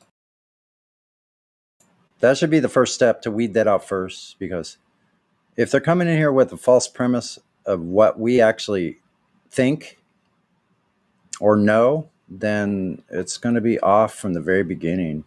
Right. We're not here because we're sharing opinions, okay? If you want to learn something, and if you want to help us learn, right? If we can get to the empirical baseline of anything regarding this topic, that'd be great. And so far, we have the lion's share of research and data and facts and knowledge on this. But that could change because you could join us and then learn even more and maybe help people learn more truths about this flat stationary enclosed plane. Yes. There's someone Wouldn't named that be wild? There's someone named Slapth, VC verified in here. They are not He's needed. the French baguette. It's not new. Pardon? He's a piece of bread? What'd you say? He's a deaf? French baguette. He's a French baguette. Yeah, he's a troller. Oh, okay. Are you French? Sounds like you got that kind of accent pretty much down. No, I'm not. Are you Portuguese? What's going on? French. Who? What? You. No, not at all. What is your accent? Where are you from? Yes. Paris. Okay, what about never mind. Moving Quetzalcoatl? right along. No, What we're done about with that. Quetzalcoatl? Fucking God. All right. I'm like, yes. He's like, No, we were there for it. You don't need to rehash. Thanks, though. We were right there for it. I still want to know. Shoot, I feel like I got like. I don't even care at this point, but you know what? Well, Let's hear it. French movie, 2 words. Okay, never mind. I haven't met anybody from Horace yet, so come on, guys. I Go do ahead, smell guys. cheese and wine breath in here, so that might be happening. Where? What? If there's a French person in here, never had a shower, eats cheese, I chicken just and wine all day. I just had my baguette and my wine. Your obesity. oh, so stereotypic, man. Okay, so let's stop being countryist and let's talk about. Can we please talk about? I might have slipped up actually earlier when I said scientific evidence of Earth curve measurements. Those are two different things, and I am retracting my statement. So there. Any measure. So measurement's not scientific. It's easier than that. Way easier. Yes, you can use the baguette as a ruler. You're about to be on a talking ban for about 10 minutes. We got a mod on this one? Just joking. Come on. I know you. I'm just kidding. See, I'm joking too, right? Jester. Where's the jester at? Do you both want to be banned now in this moment? Whoa. Yeah, Sasha, come along. You're taking it a little far there, pal. Wait, I need to get that. Slap is a troller, no? Everybody knows.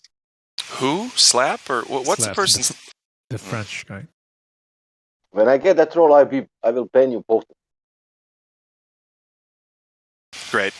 Well, in the meantime, Very discriminatory. Keep the trolls and ban the regulars. This is what we have to resort to. Like, so far we got a lot of answers and a lot of questions. And nobody comes in to talk anymore about this stuff with us. Couple here and there's, right? Dragglers. Yeah.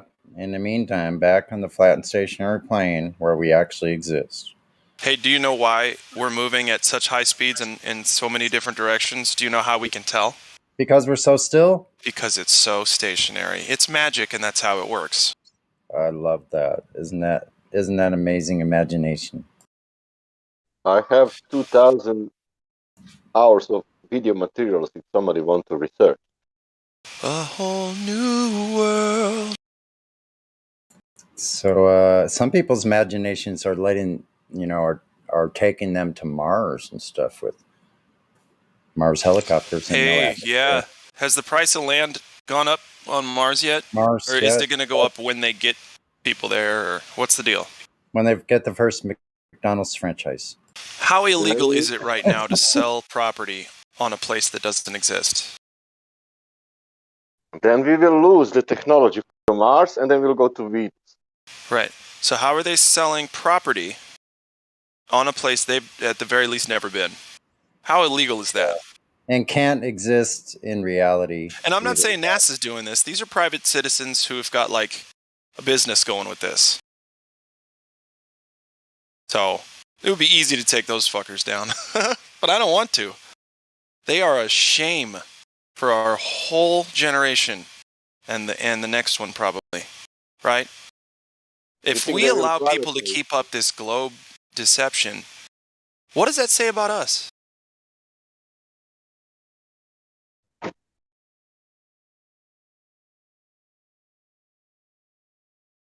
That we like spears? No, that we need to step our game up. We need to get off the internet and into the streets. Says the guy who's always on the internet, but you get what I'm saying. Yeah.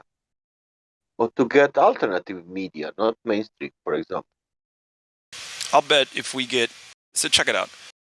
In my city alone, we get 50 people getting off their asses from the internet 8-10 hours a day and getting on the streets. That's going to make a lot more progress than sitting here arguing amongst ourselves about just how crazy the Globers are.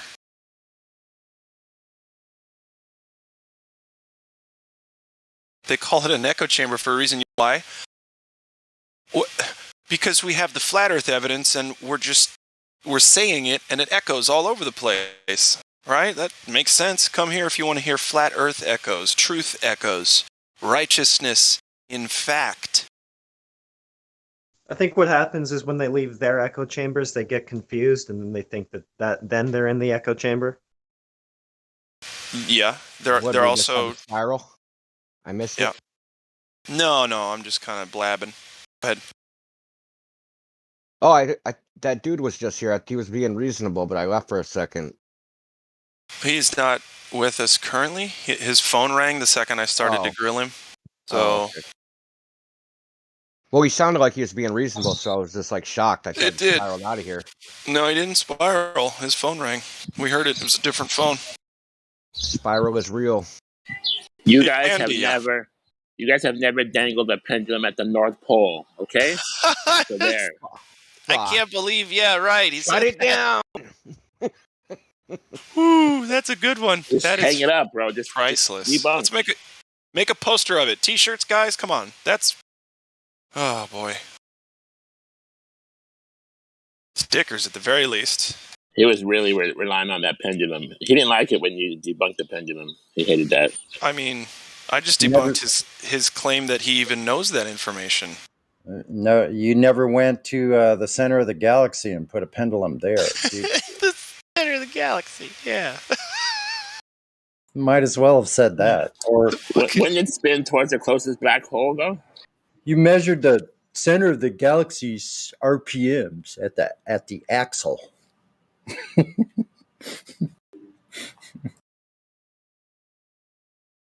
Wait, is it axle or axis? What are we doing? Axis. listen. I always use like mechanical terms. Yeah, axis. Sure. Right. I mean, live stream voice text. The spiral is real, man. Look, evolutionary time spiral. Since the Big Bang. Spiral is real. whoa.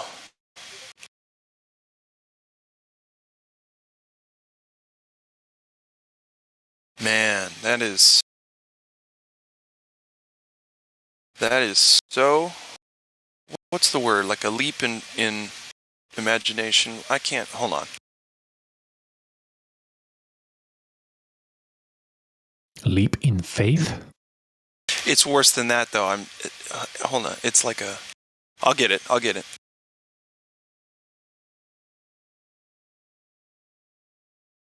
It's a wild assumption, but it's even worse than that.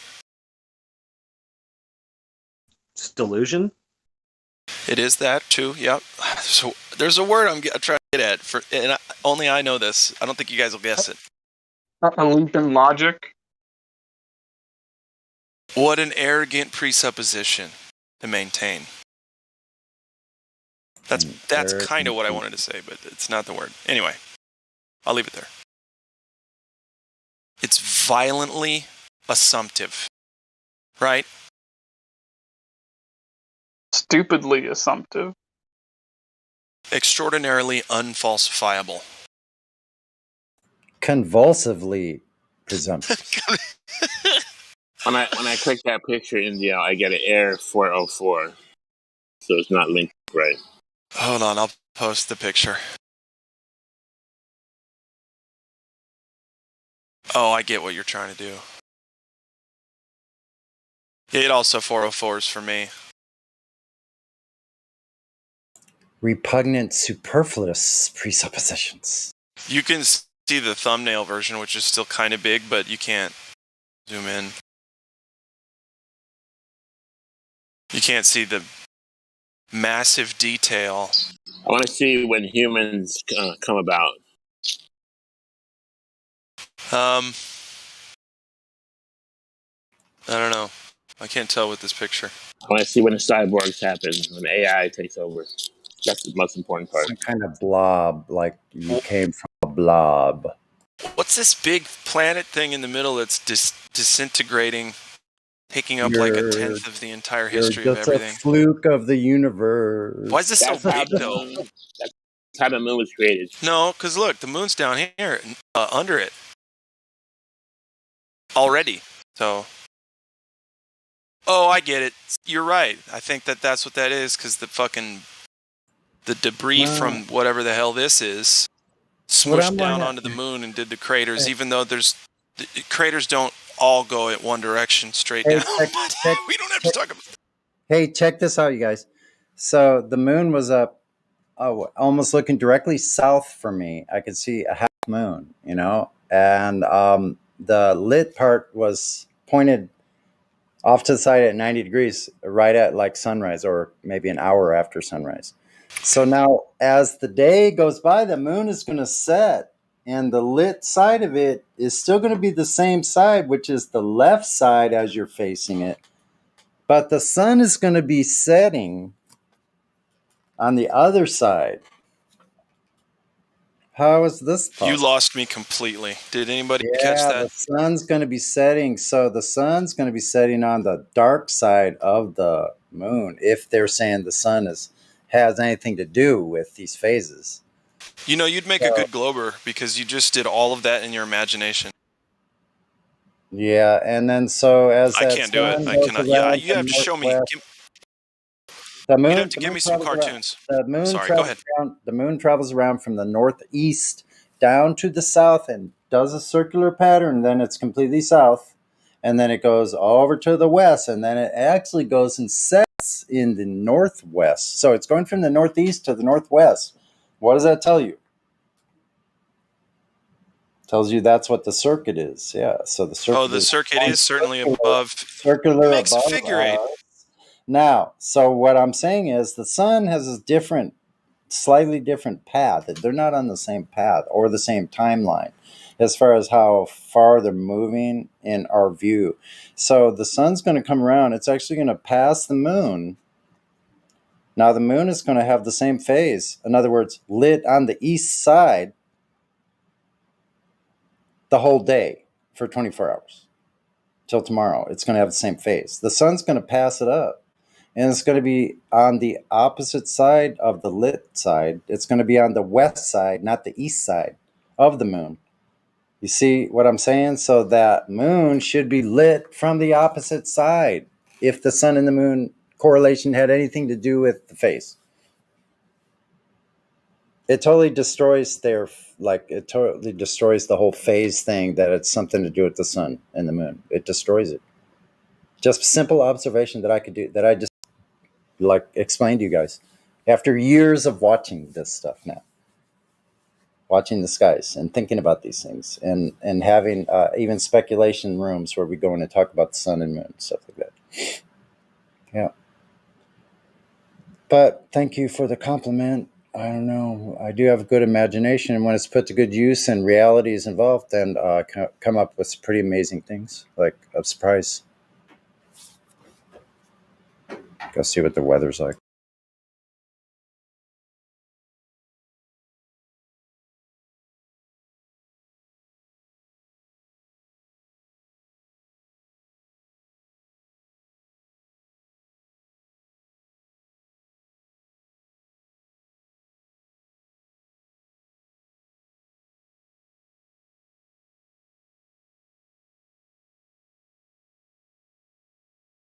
But have you ever dangled the pendulum from the North Pole?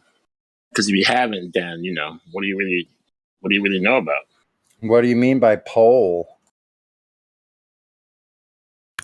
I think he was trying to say because then you would know the truth if you did that. But if there was a South Pole, wouldn't the compass be pointing towards that if you're closer down would it? there, if you know what I mean? That means you should be able to go to a place. No, because there's no magnetic south as far as If they said they were there, well, the North Pole, like everywhere in every direction in that point, would be pointing south or north. They could walk around. It would be pointing north to that point. So why haven't they ever done that? They say they've been to the north, right? Except on Google Maps, I guess there's nothing there now. No ice, no, just ocean. Well, Sonny, they probably have, but you know just as well as I do, you're not allowed to go there. So for some reason, like maybe there's, I don't know, maybe there's something they don't want us to see or whatever. It would be a guess, but we don't really know. I kind of trust the folklore. I kind of trust folklore more than I trust authority. In some cases, like the Norse talked about this. Even the king of the legends, well, not legends, the history actually of Welsh history, ancient Welsh history, talk about King Arthur and his trips to the north, Mount Meru, all this stuff. Then you can go to the people that talk to the natives in the far north, the stories they told about according to them, there's nothing up there. Creatures and things like that. 1 foot humans, those thumpers, the big monsters. Another anomalous thing I wanted to point out while you're talking about that is Polaris. So I still have yet to see a photograph of Polaris with it being directly above the photographer. Right. You'd have to be at the north center point, or what Globers call it North Pole. Why can't they show us the simple stuff? No, I mean, why is it illegal for us to take that picture ourselves? Like, why can't we go there with the camera ourselves and point it directly up and take a picture of Polaris directly above us? Like, why can't we do that? Why are we not allowed to do that? Any of you Glovers got any answers for that? That's a good question. Gobble, gobble, gobble. But don't they say there's... To be fair, I don't think anybody has gone to the North Pole. But there's only water around there. Maybe, yeah, you might be right about that. Maybe nobody. There's been stories. Well, there is no North Pole. There's the North Center point. My point is, I think plenty of people have gone there, but you're not allowed to see pictures from there. You're not allowed to read information from there. It's just all closed off and for a select group of people, whoever the fuck they are. Yeah, no one knows what the sun and moon are. If someone tells you they know what the sun, moon, and stars are, then they are just got TV in their mind. The TV reflected something into their mind, and they're repeating back something they saw from the TV. Yeah. Do you think NASA is restricted access there? Do you think they're allowed to go there? I mean, ultimately speaking, it's the militaries, and they're incorporated with the militaries of countries, space agencies.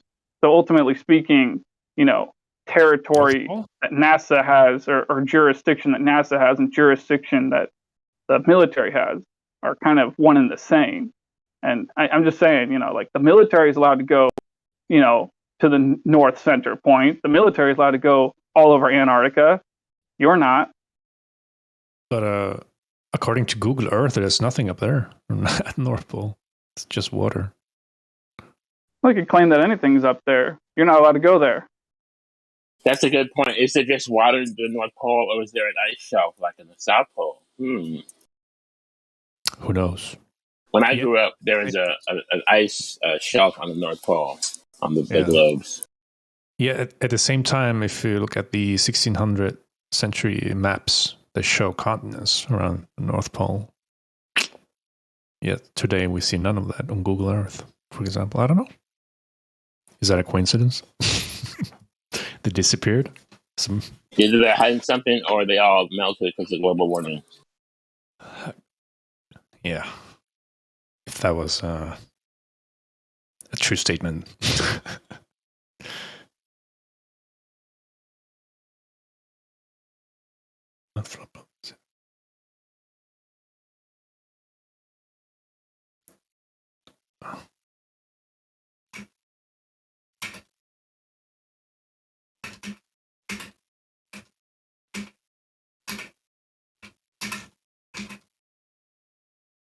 And since I don't believe in global warming, I'm going to go with that they're hiding something.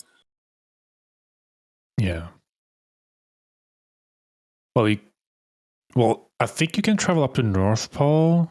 Like, you have to, the same way you can go down to, South Pole, but paying a lot of money. But clearly you have to bring your own stuff to the North Pole, and they won't help you with any sort of accommodations or anything sort of that, kind of that. So I want to go to where the compass just spins wildly, like in the movies, just spins around. That would be the real North Pole, the true North Pole. Because it would point north once you got there. But once you got there, it would spin wildly, right? That's what I want to go. That would be proof that the compass would just spin in circles. Oh, yeah. That'd be cool. Just keep in mind, you're not allowed to go within a 500-mile radius of that area, that North Center point, or fly throughout it, fly over it.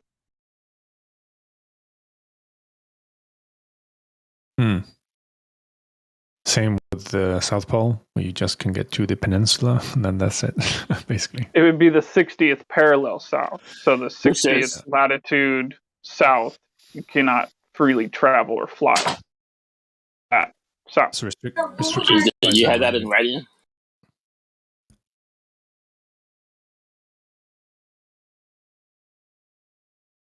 Do I?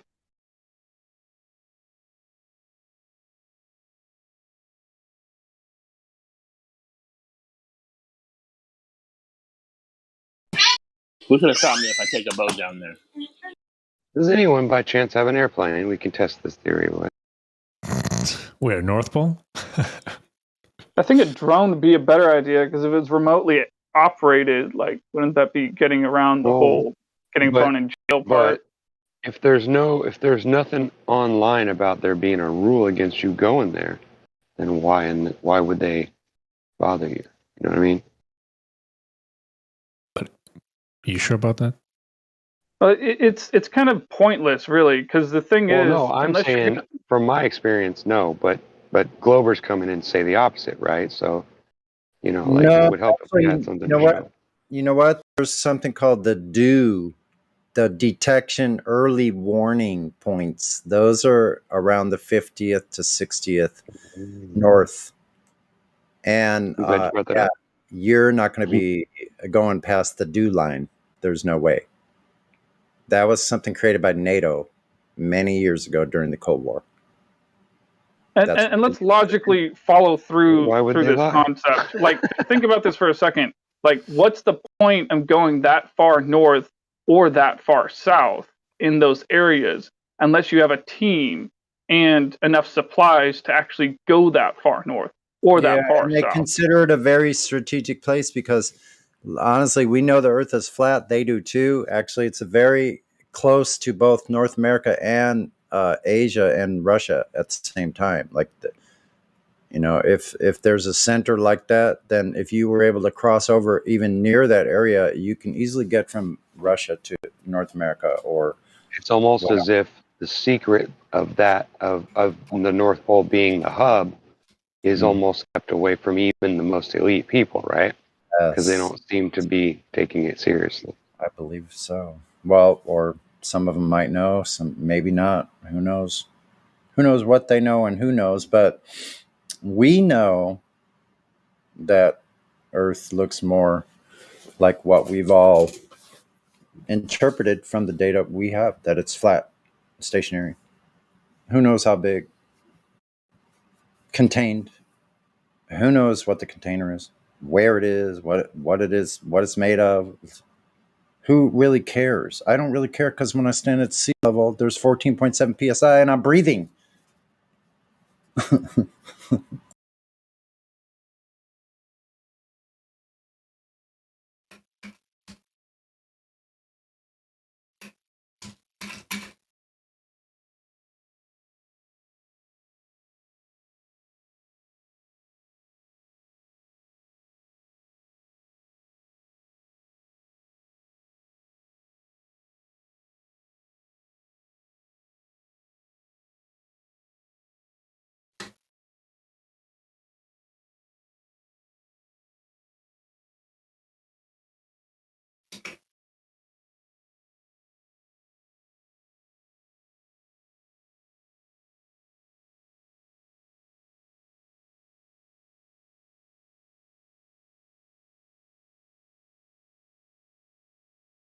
Is there a do also against going to the North Pole, or is that different?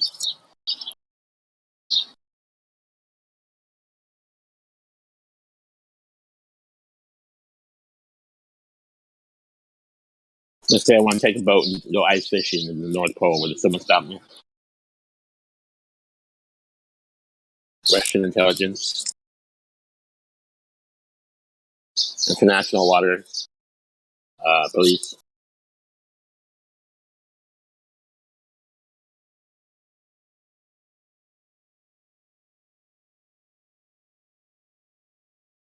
I'd like to bring my pendulum there so I can dangle it and see what happens.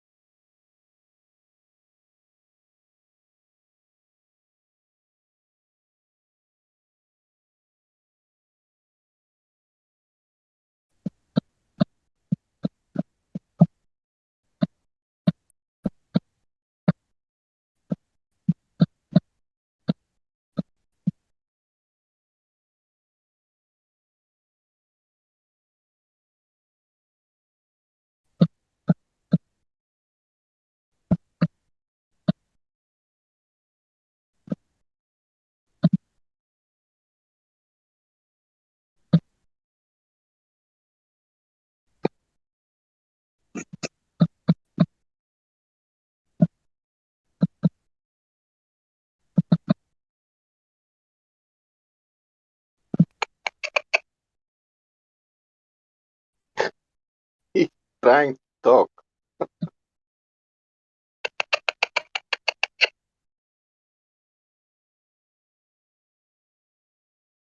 More those three types, then one long, then short, and then two long and three short. Yeah.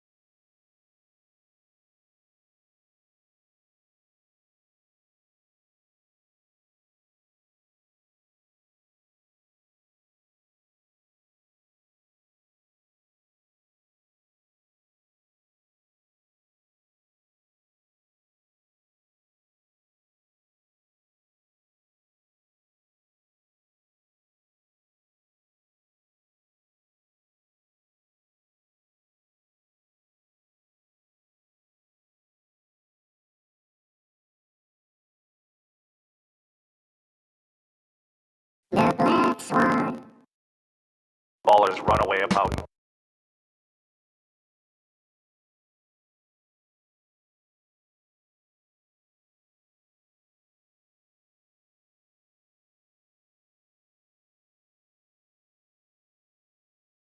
Well, shit.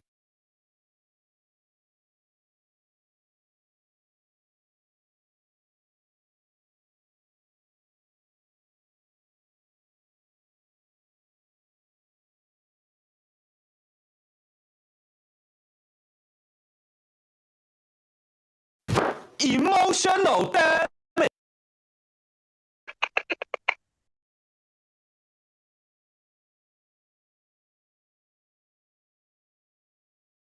Is there anyone here? Is there anyone here? Is there anyone here?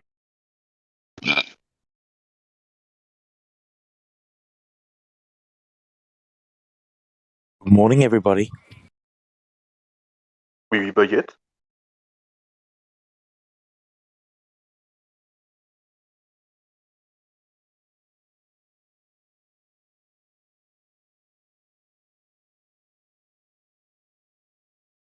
How do you do?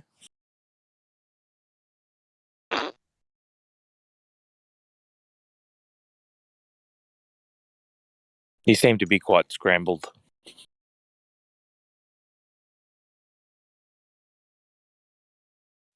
Emotional damage. I love that one.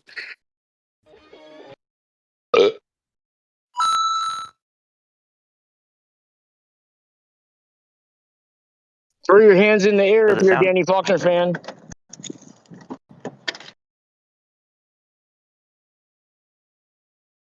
Crickets. Sorry, I didn't hear it. I was talking over you. I didn't hear what you said.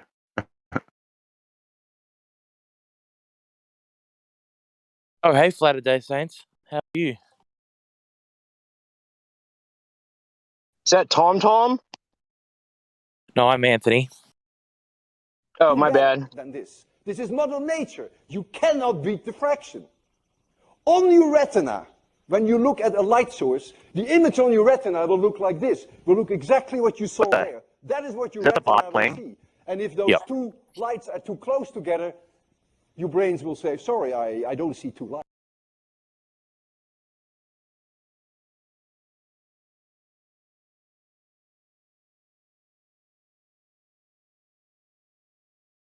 That was really low. At least for me. I have the bot at 100. Is my voice coming in? Sort of. Okay. Bit scrambled. Oh, man. There's so many updates. Scramble eggs.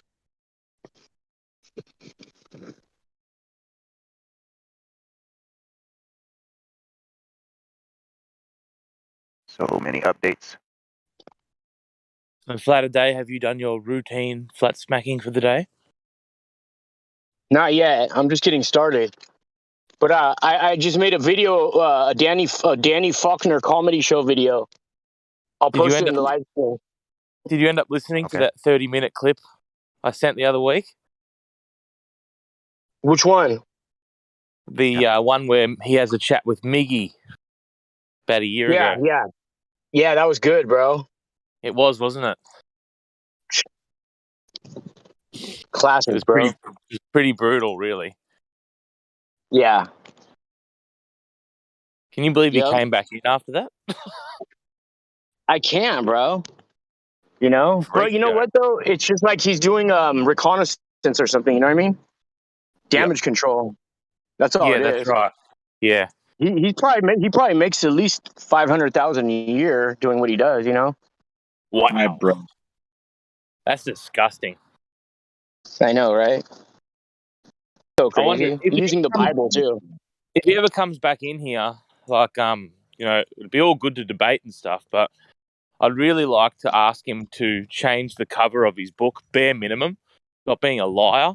Like, because if he's been in here and he knows what flat earthers quote unquote believe or don't believe, then he would take the pancake out of the vacuum. Bro. Right? Like, I just want to have an honest discussion with him about that. You know, we can debate about friggin' Bruh. whatever he studies and shit, but I just want to say, like, change that fucking book cover, you dirty, rotten piece of shit. Bruh. Excuse my language. I use his book cover as the thumbnail for my YouTube video. Oh, good. I just posted it right now on the live stream. Oh, cool. I'll have a look, bro. All right. I knew you had him in your radar. Yeah.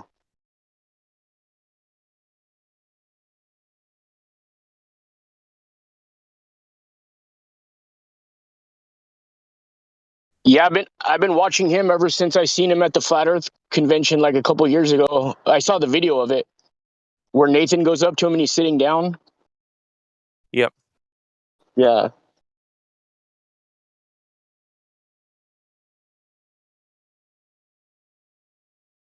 Yeah, he must be worried he'll only make 100,000 next year if he stops defending the Right. Globe Earth. Right. They'll have to take his salary down a little bit or eliminate it altogether. Yeah. Yep. Oh, there it goes. Okay. Yeah, I just posted it.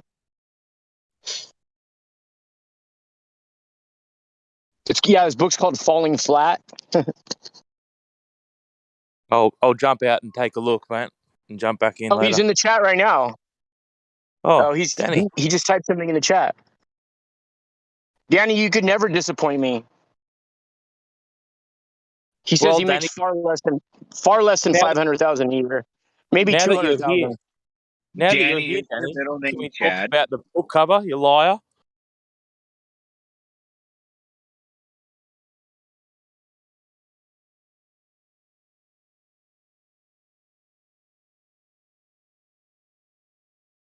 Crickets. Why do you have a pancake floating in a vacuum when you know no flat earther thinks that at all? Well, the thing about pancakes is it's filled with air.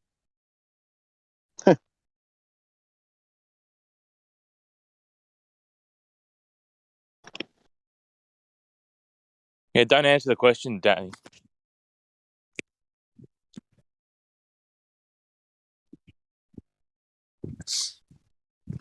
Did you get more sales with the pancake floating in the vacuum, Danny?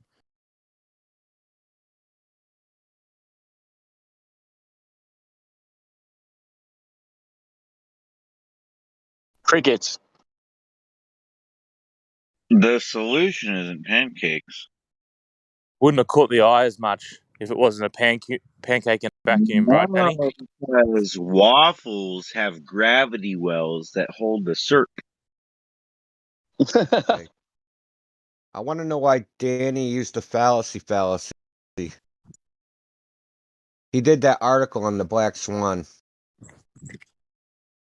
He said the Black Swan was cherry picking, even though when he wrote that article on February 20, 2021, there was 3 more so-called black swans. So you had 4 of those, 4 of the oil rigs with the horizon too far, in one image of the oil rig being cut off. So who's cherry picking?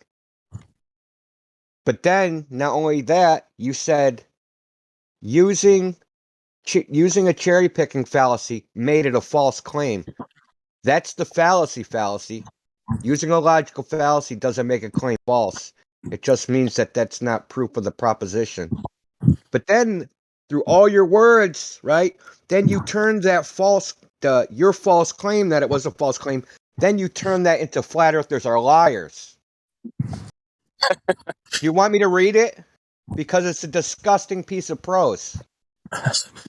In the Bible, it says that God will know your hearts. So, yeah, Danny, God sees through this sort of bullshit. So you got 5 minutes, mate. Let's talk about your book cover, A Pancake in a Vacuum. Can you discuss with us just quickly in your 5 minutes that you have why that was the cover of your book, even though you've been in Discord for hour after hour and you know that none of us believe that there's pancakes in vacuums?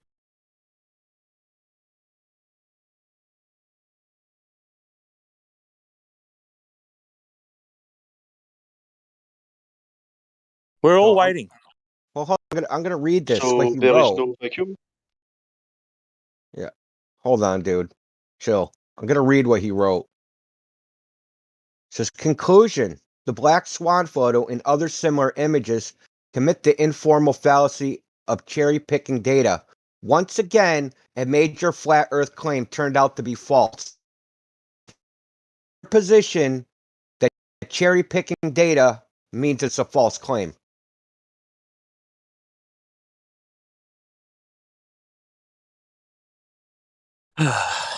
Or you're going to just concede you used a fallacy, which I've never actually heard somebody use before. Argument from fallacy, argumentum ad logicum, also known as disproof by fallacy, argument to logic, fallacy, fallacious fallacy, bad reasons fallacy. Description: concluding that the truth value of an argument is false on the fact that the argument contains a fallacy. Fallacy. Love What it. argument? But that's not the bad part. You know, I can forgive that. What I can't forgive is the rest of it. Okay, so there are many other examples of false claims made by flat earthers. The problem is that there's no quality control within the flat earth movement. A flat earther makes a false claim, perhaps unknowingly, without submitting the false claim to scrutiny. Other flat earthers simply repeat the false claim, and the false claim rapidly spreads throughout the flat earth movement. Of course, once flat earthers have repeated a false claim often enough, it is very difficult to get many of them to recognize that a claim is false. Now, you wrote a lot of words based upon bullshit. Okay, but I'm going to keep going. If they were to recognize this, it would seriously undermine their notion that the Earth is flat. This is ironic. Flat earthers often attempt to discredit anything that NASA produces, such as photos of Earth from space, by noting that NASA is a government agency. Flat earthers ask if the government officials or agencies have ever lied to the public. The obvious answer is yes, whereupon flat earthers argue that since the government has once lied, then one cannot trust NASA, anything NASA says.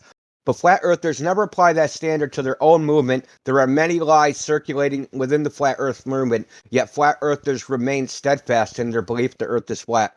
Now that claim that there's many lies within the flat earth movement, okay, that was pretty slick. See, first you said the black swan photo was a informal fallacy of cherry picking data, which I just demonstrated to be false. Then you said the claim was false, and then you tried to lead that into flat earthers are liars.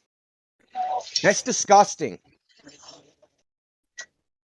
Yeah, it's a propaganda hit piece. That so I challenge you right now. That's all it is. To show us one time, a single time, a flat earther presented evidence that was a lie. A lie meaning they knew it was wrong and intentionally told something different. Yeah, like the cover of the book. Because I can listen. Just today, globe earthers, they lie like rugs. Just today, saw one guy claimed he flew from Auckland, New Zealand, to Buenos Aires and flew over Antarctica, and he saw the sunrise and sunset in 60 minutes. Well, that flight, if it ever happened, which it probably didn't, doesn't come within 1,000 miles of Antarctica. So why did he lie? You know, you guys project way too much. Not only did you project that we're cherry picking, you also projected that we're liars. Y'all are the liars. I think. Especially Is that since it, y'all are Danny? the one with the plan. Is that it, Danny? Your 5 minutes has run out. We can't talk about your book cover. Well, come on, guys. Either we're going to talk about the book cover or we're going to talk about what Indio said. It's obviously not going to be both. So let Indio do his thing. Well, yeah, No I mean, offense. the book, whatever. Like, who's the liar here? There's another article where he says we're liars. AI was talking about it the other day. Me and AI were talking about it in here. Accusing us of being liars without evidence is wrong. I'm not even going to bash you over the head with the unchristian thing, even though I should.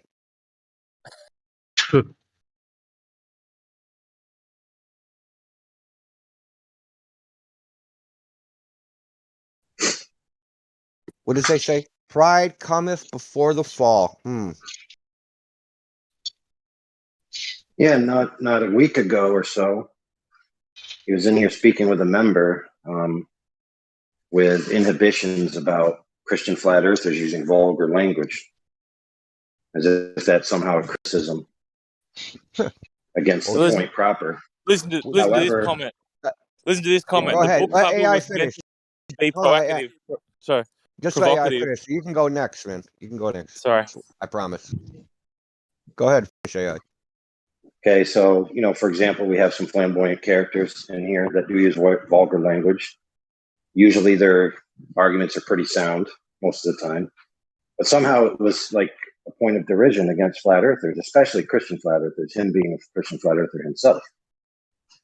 Now, regardless of that, him drawing attention to that while simultaneously, within the same month, going on to McToon's channel and enjoying a laugh at flat earthers' expense, at their intellect, etc., is very hypocritical. Not to mention, as the boy, aptly pointed out, the title and front page of your book is a direct slander against the intellect of flat earthers and their character. Because it's a misrepresentation of what flat earthers proper believe, quote unquote. Right? So you gotta, the audience needs to decide, and you gotta decide who's being honest and who's not. Because it seems like all the things that you're accusing flat earthers of is what you're demonstratively doing. I'll ask you a question.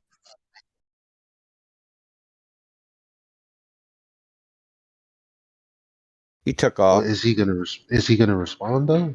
Is he even He there? took off, man. He ran away. Danny ran away. Anyway, One of his last comments was the book cover was meant to be provocative. It was to discourage flat earthers from reading it. What? Can't make this shit What up. a liar, dude! Oh my god. So I'll say this, and I'm gonna shut up about that. Is I'm pretty sure no matter how hard I look in the Bible, I don't see anything about vulgar language, but I'm 100% sure it says thou shalt not lie. Yeah, if I did have, I'm putting y'all on notice. Christian globe earthers best not even engage with me, lest they want to be seared by the truth.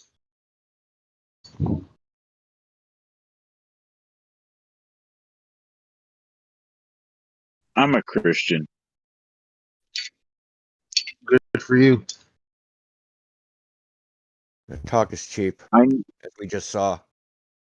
Danny Faulkner claims to be a Christian. You will know them by their works.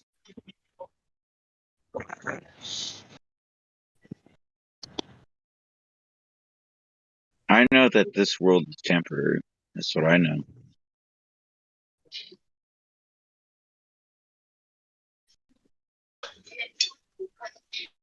Well, that's a pretty safe bet.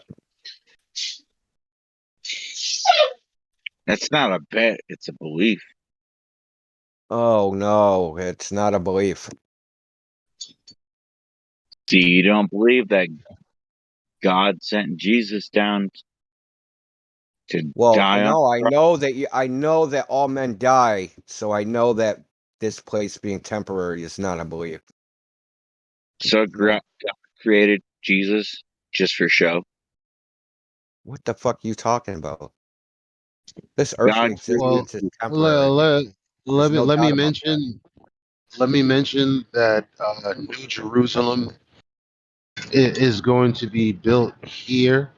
If you're a Bible believer, that being said, I don't know if you think heaven is not everlasting, but seeing as that it'll be placed here, and he's going to be doing some remodeling here. Now, I can't foresee when this place won't be here, but you can go outside of Scripture and think what you like. You're actually for real. Someone's hot mic, dude.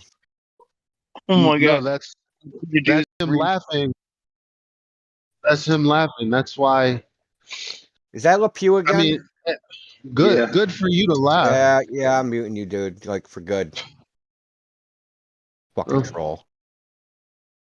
Good to laugh and all that, but I mean, all of these atheists are birthed from theism. As a matter of fact, like I, I was talking with Gregory. I was like, I wonder when that term atheist began to become popular. Where does it come from? Lo and behold, somewhere in the 1600s, right along with the expansion of new knowledge and science, given to you by the Catholic Church, by the way, who is now at that time pretending that they're separate from the information they've been putting out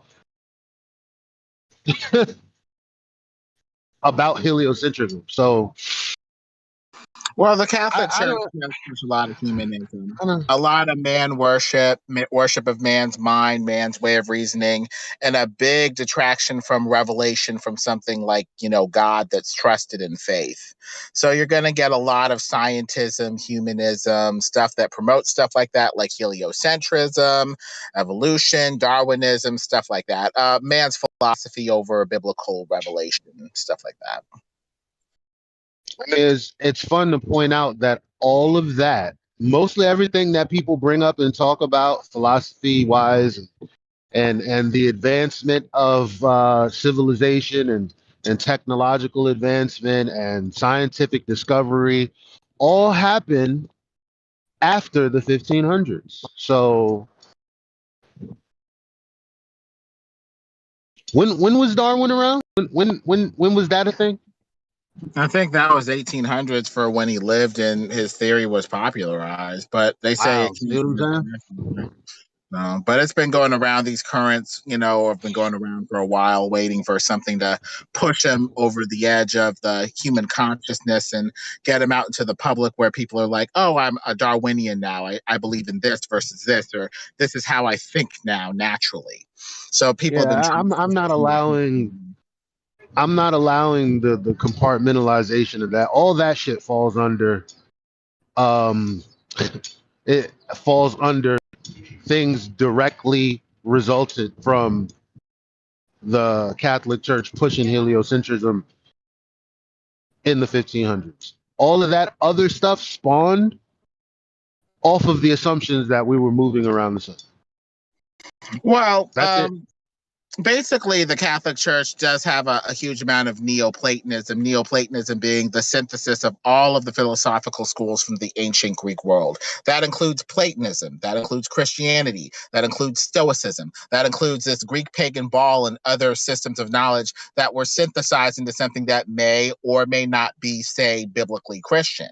That's why some people say that Christians are basically Neoplatonists, philosophers who have this kind of man-centered philosophy that may or may not be inspired by biblical revelation per se. It comes from this doctrine, this philosophy, this school, that school, but there's not necessarily something, say, biblical uniting the whole. It's something Yeah, else.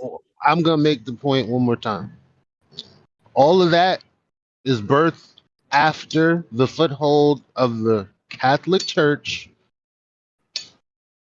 uh,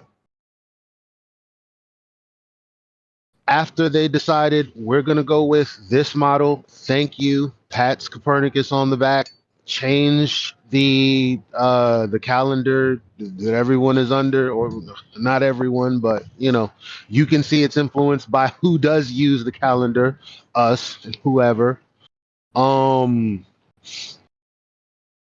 all that being said, these people lied specifically, and that it wasn't by biblical revelation because the other Catholics at the time, or the Christians, let's just say the Christians, the people who believed uh, in the Creator,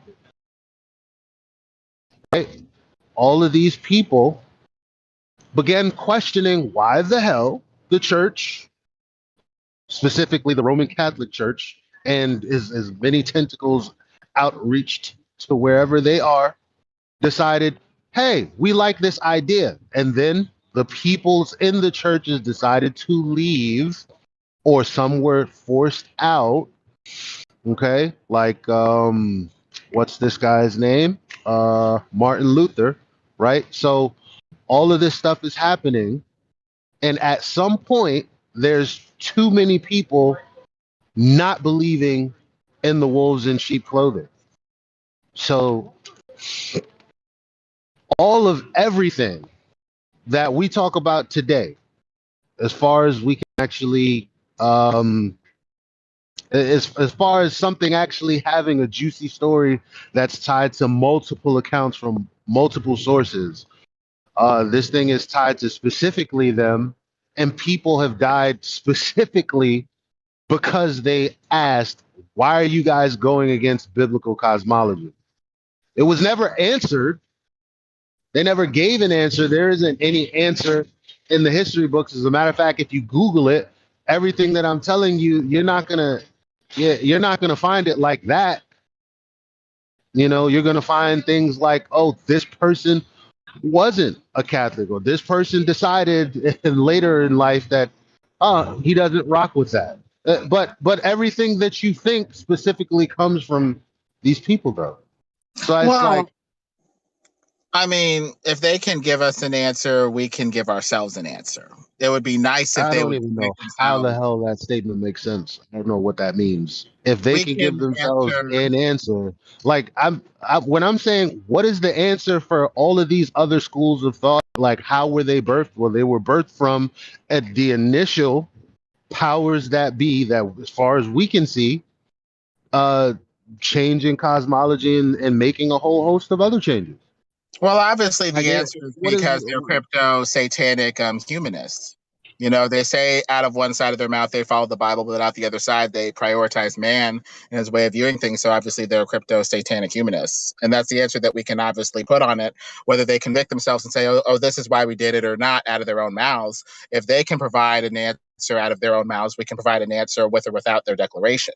So all of the evidence appears to be pointing to them being crypto satanic humanists who may or may not even give a damn about the word of God. why is it may or may not?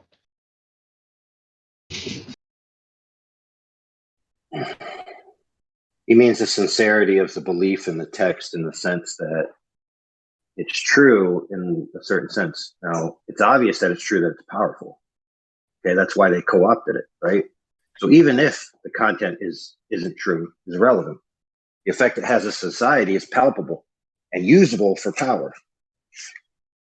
Well, they didn't use scripture because most people couldn't read the scripture in Latin back then. They used the influence of these people in power, right, Right. to translate for them. The Right. On people what basis, translating though? for them translated something totally different than what was in the text. Now, that is the genesis of the lie. The result of the lie is atheists ironically coming in here asking us why atheists coming in here asking us why we think the earth was created versus whatever the hell they think. Right, but why did they translate it and not just make something new entirely? Well, the answer is because there already was an established belief in the authority of that body of work. So by giving a misinterpretation of something which people already believe has authority, you could see the parallels with the scientific community, right? Where they give all this stuff and call it science because they want to harp on the authority or the prestige or the belief people have in the veracity of science. So they call things science and then slip it in there when you're not looking. A bunch of nonsense. Well, Yeah, God's going to preserve that's his true word. that's true if it simply isn't history and tradition. If it isn't, for lack of a better term, the word of God written on people's hearts already, right? As if you have to actually come in and corrupt people from just being, right? Because again, all of these ideas and some idea that morals are separate from uh, science and everything else is the result that we have is people coming in here with the thought process that they have. But perhaps left alone, people are truly content with knowing that there's a creator and they just shouldn't do fucked up shit. Maybe these other people hated that fact so much, the fact that this place was put here somewhere, I mean by someone, and we know right from wrong. It's pretty simple. I just want to live an honest life, a simple life. These people want power. These people want their own autonomy to do whatever they want, lord over people. How do you do that? Well, you get people to take your word as the word of God instead, which is exactly what people do today. From pharmaceuticals to academia to every other category. People accept their word literally as if it's the word of God because they think that science is separate from everything else, but it's pseudoscience. Well, this separation between the sciences that we have today, science versus theology versus this, is a recent invention. Back then, they kind of worked together and they weren't separated the way that they are now. So some of this is a recent development. The separation of religion and science and stuff like that is somewhat recent as well. Back then, it wasn't Yeah, quite. it started in the 17th century, the 16th century. I forget whichever one is, but it started in the far as I can tell, again like the 1600s. And that's why it's nice And as this outsiders and the thing come is, in and they were pretty fine with the scientific method before then, and or that's things that you can establish as true without having to take someone else's authority. At the very least, God was the final authority. And that's why it's good as outsiders that we come together and bring some of this stuff together, because the specialists nowadays, the experts, the scientists, or whatever you want to call them, are so separated and compartmentalized, they can't come together with any sort of holistic view of the truth. You know, a piece of the truth is over here in this discipline, a piece of the truth is over here in this discipline, but it's not brought together in some sort of holistic whole that gives you the whole picture. It's like missing the forest for the trees while the specialists are focusing on this tree or this leaf or this bark or something like that, as opposed to bringing it all together. And that's where the outsider, or somebody who's not in these specialized disciplines, comes in and brings everything together, even with the shape of the earth, to finally give some sort of holistic answer.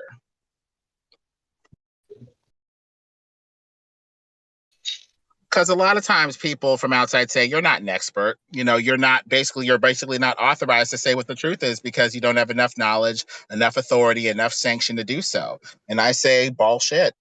The experts can't Because do it their because they're too busy authority, separated. Yeah. because the authority they're listening to is absolute, and how dare we question it, right? Meanwhile, they're basically telling people that they don't have the authority to call a con man out. That's basically what they're saying. That's what Joe Biden's saying on TV Oh when yeah. he's saying that you have to accept the science. It doesn't It's, matter how you feel and this, that, and the third, and blah blah blah. yeah. When it's It's not really people's feelings, it's the lack of evidence for the stories that they put out there. And it's always been the case that the people who are lying are subversive, trying to hide information, et cetera, et cetera. It's the same exact thing. The oldest literature you can find to read, they're talking about the same exact thing. It's Jesuitical, it's popish, it's top down. You listen to this pope as the authority, followed by the bishops, followed by the cardinals or whatever. It's the same thing that you see in academia, which is highly controlled by Jesuits. It says, shut up. You do not have the authority to hand down anything. We do. Fall in line or you're excommunicated. Believe fraud sheet. Believe your teachers. Believe these authorities who are authorized to hand down the pronouncements that we give them, or else the hammer is going to come down and hit you hard. It's the same spirit. The same spirit that kept the Bible out of the hands of the people, saying, we'll give you the interpretation. You can stay mired in ignorance. You don't have to read this. And anybody who tries to translate this, we're going to burn them at the stake. It's the same spirit. If you Here's dare a to good question, point. Why would you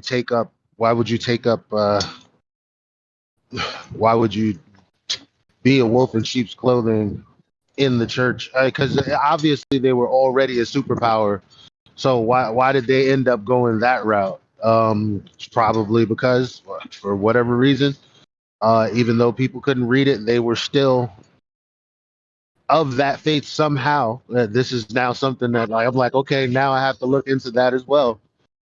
This is all still very new. Well, you But have it to is get interesting. people.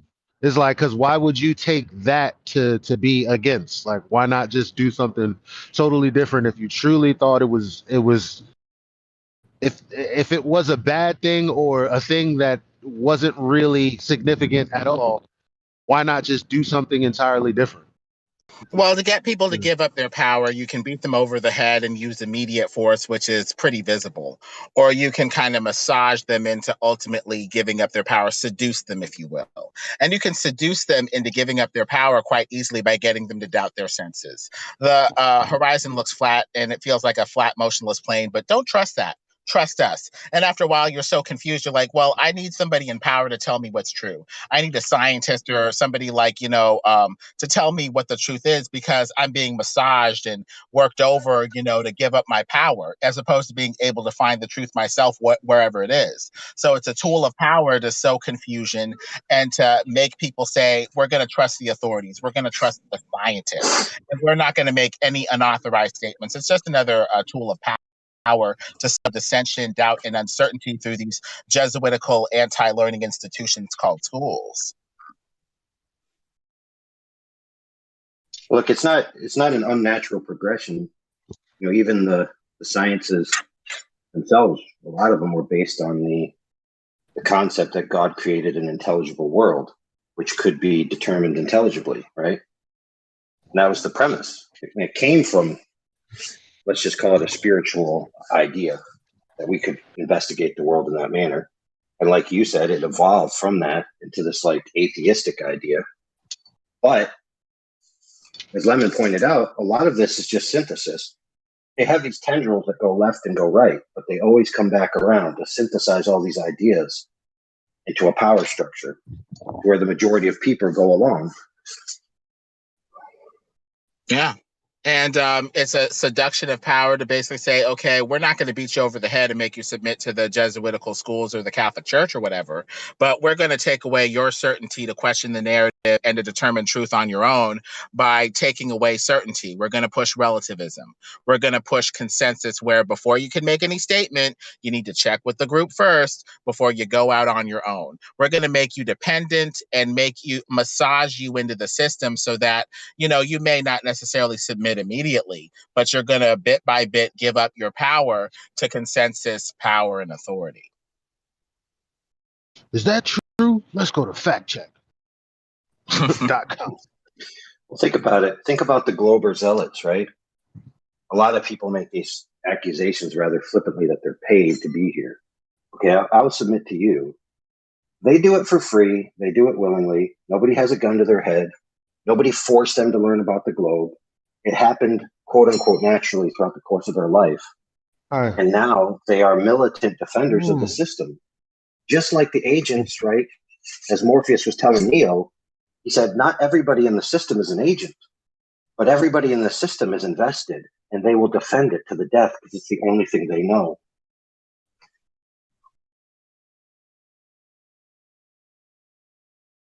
And I think they submit to it because maybe they think one day they could be the head of the system and have the power to enforce their dictates, to dictate what is true or not true through the subtle tendrils of the system, through their schools, through their media, through their institutions, that they get to determine what's true, as opposed to there being this objective truth or reality that we all humbly submit to in faith.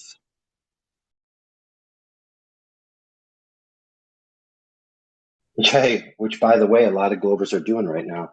They come in here, they're faced with evidence to the contrary of their worldview. So rather than update their worldview, right, in the sense of what's empirically out there, they tell themselves, oh, nothing's real. What you believe isn't real and what I believe isn't real. Nothing's real at all. They'd rather give up reality than admit that the globe paradigm is false. Pretty weird. Give up reality if they can't be in control of what reality is. Say, if I can't rule it, I'm just going to torch the whole ship. That's exactly what that guy said, didn't he? After we spoke to him for hours, he eventually said, I don't give a fuck about flat earthers or globe earthers. I'm trolling all of y'all. Y'all all wrong. Like, really? That's your position, is that everyone's wrong? Do you know that, or do you believe that? Is it right Well, that everyone's wrong? It's just self-defeating. well, let me put it to you this way. The proposition that everybody's wrong is possible. But the proposition that two contradictory statements that mean the same thing in the same way, right, about the same topic are both true, can never be true. And that's why we're trying to use logic, because, whether they want to admit it and be honest about it or not, there are prior truth statements that they've accepted that are the basis for subsequent logic. If you've already logically assumed that when you let go of something, it will drop, your logic will make you assume in the future that any object that is unsupported will tend to go down toward the plane if you let it go. That's just logical. But these people are so dishonest, they won't say their prior commitments. They won't talk about the prior ideas that they've already accepted that form of the logical basis for their future ideas, so we can have a rational, honest discussion about how a person's brain is working when they accept or reject these statements. And without honesty as the basis of this logical discussion, you just have illogic, a will to power, and lies and deception. So it's very tough, trying to deal with people that are illogical, dishonest, have a will to power, and are just trying to go out there and make people submit to the system, whether the system is honest, consistent, or open or not. Yeah, for example, the concept might bother you so much that you commit a logical fallacy, and then from that logical fallacious conclusion, you then make another logic leap to where not only is the data wrong, but the person who's presenting the data is wrong, and not just an error, but morally wrong, ergo liar. You might twist it to make somebody presenting some misinformation as being a liar, impugning their moral character, rather than just saying you're wrong. No, you're a bad person. So it might drive somebody to do something like that. Yeah. They'd rather talk about your character than say, hey, this person might have a point. And the only way that you have logic out of any sort is if you talk about the commitments to ideas and propositional truth or false statements that you have or have not made. If you haven't made any commitment, or if you're not honest about the commitment of ideas that you already have in place to form future logical statements, well, then we can't even talk about logic either. You're just this thing that's tossed about in the wind with no commitment, no logical foundation at all. We need to talk about what ideas you aren't committed to help form your logic. Otherwise, we can't even have a logical discussion.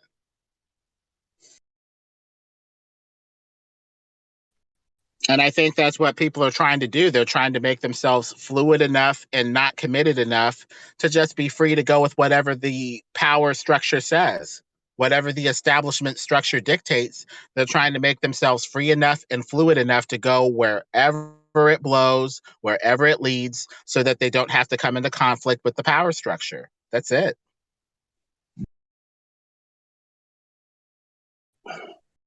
Which is why you'll notice that the majority of, to be fair, the majority of people who believe in the globe are also religious, because the majority of people on Earth are religious, right? Yet the majority of their texts, which they draw from, which they believe, usually in their religions, has the real truth. It's contrary to the scientific mainstream. But they more often than not will choose to ally themselves with man's interpretation of the world rather than their scriptural interpretation. Now, whether you believe their scripture is false is irrelevant.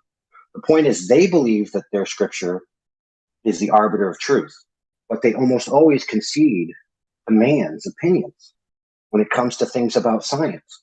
Now, let's be fair, real science is different than pseudoscience. The majority of times, they will concede their religious beliefs, right, to pseudoscience, not even real science.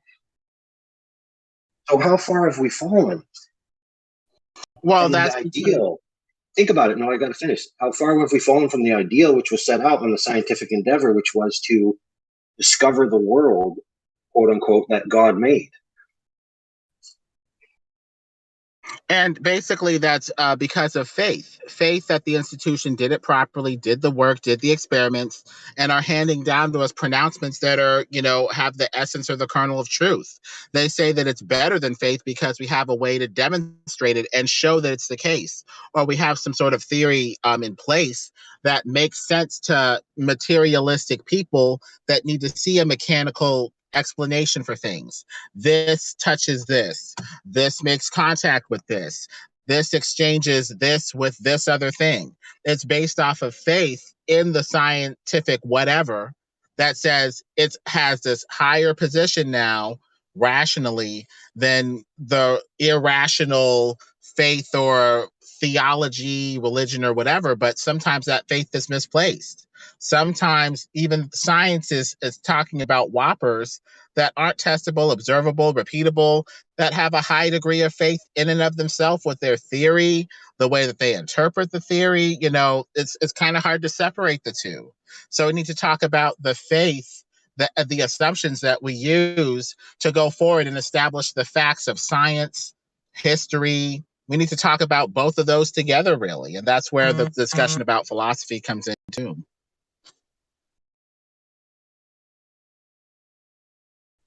Because ultimately, how do we have knowledge? Based off of the assumptions and the prior commitments that we've made. The faith and the axioms that are already in place that set the groundwork for us to go forward and establish facts and establish some sort of quote unquote knowable foundational view of the world.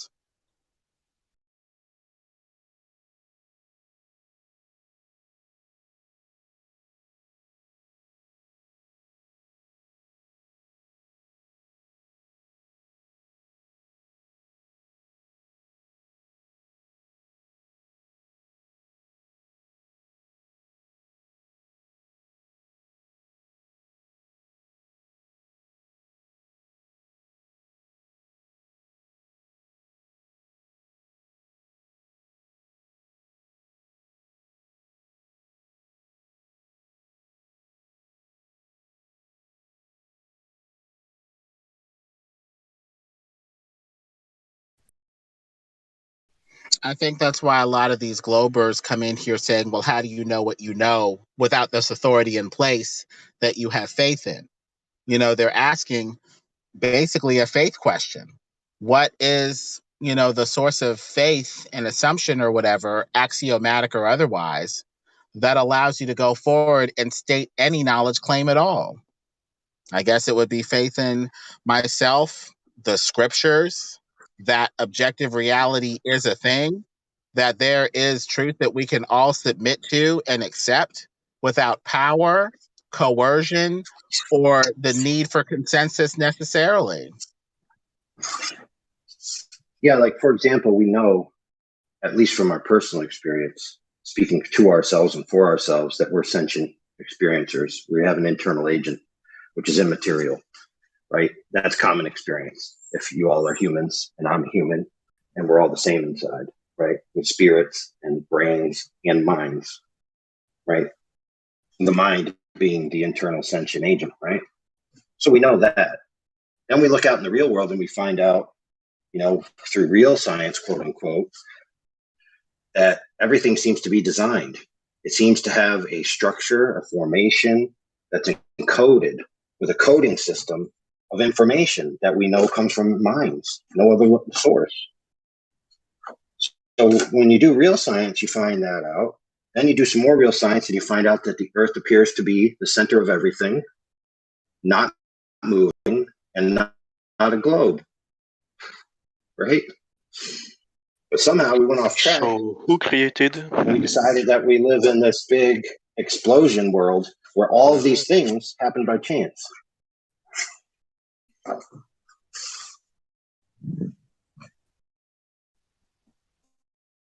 right, look like we got a question. So who, and then cut off?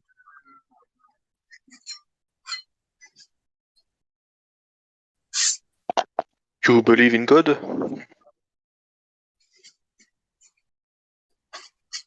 I do, God is yeah. self-evident. How? Kalam points to something that's eternal. The Kalam cosmological argument, logically, without having to have faith or whatever per se, says that things that began to exist, assuming things begin to exist like you and me that need to be born before we exist, just need to have a cause. That makes sense because before you exist, you don't have hands and feet to create yourself. Something else that does have hands, feet, or some ability to create needs to bring you forth before you're brought forth or created. So since everything that begins to exist needs to have a cause, that means that if they began to exist, they need to have a cause. If those things that cause that began to exist, it just keeps going back further and further and further ad infinitum, and it only stops if you have an uncaused cause to generate these other causes and bring forth other things. That would lead to something eternal. At that point, it would be an eternal universe that is impersonal, and or an eternal personal agent like God. Those are the only two viable options that people find worth exploring, essentially. Absolutely. And let me continue. Since we know, right, from our own experience and from anything that any kind of science can produce, whether pseudoscience or real science, that sentience is not an emergent property of dead matter. That sentience is immaterial and cannot come from the material world. And therefore, in order for it to exist, it must come from a higher dimension than the material world. So sentience must exist before the material world. That just appears to be axiomatic upon reflection. Now, you could try to weasel out of that with some philosophical mumbo jumbo, but it's going to be impossible.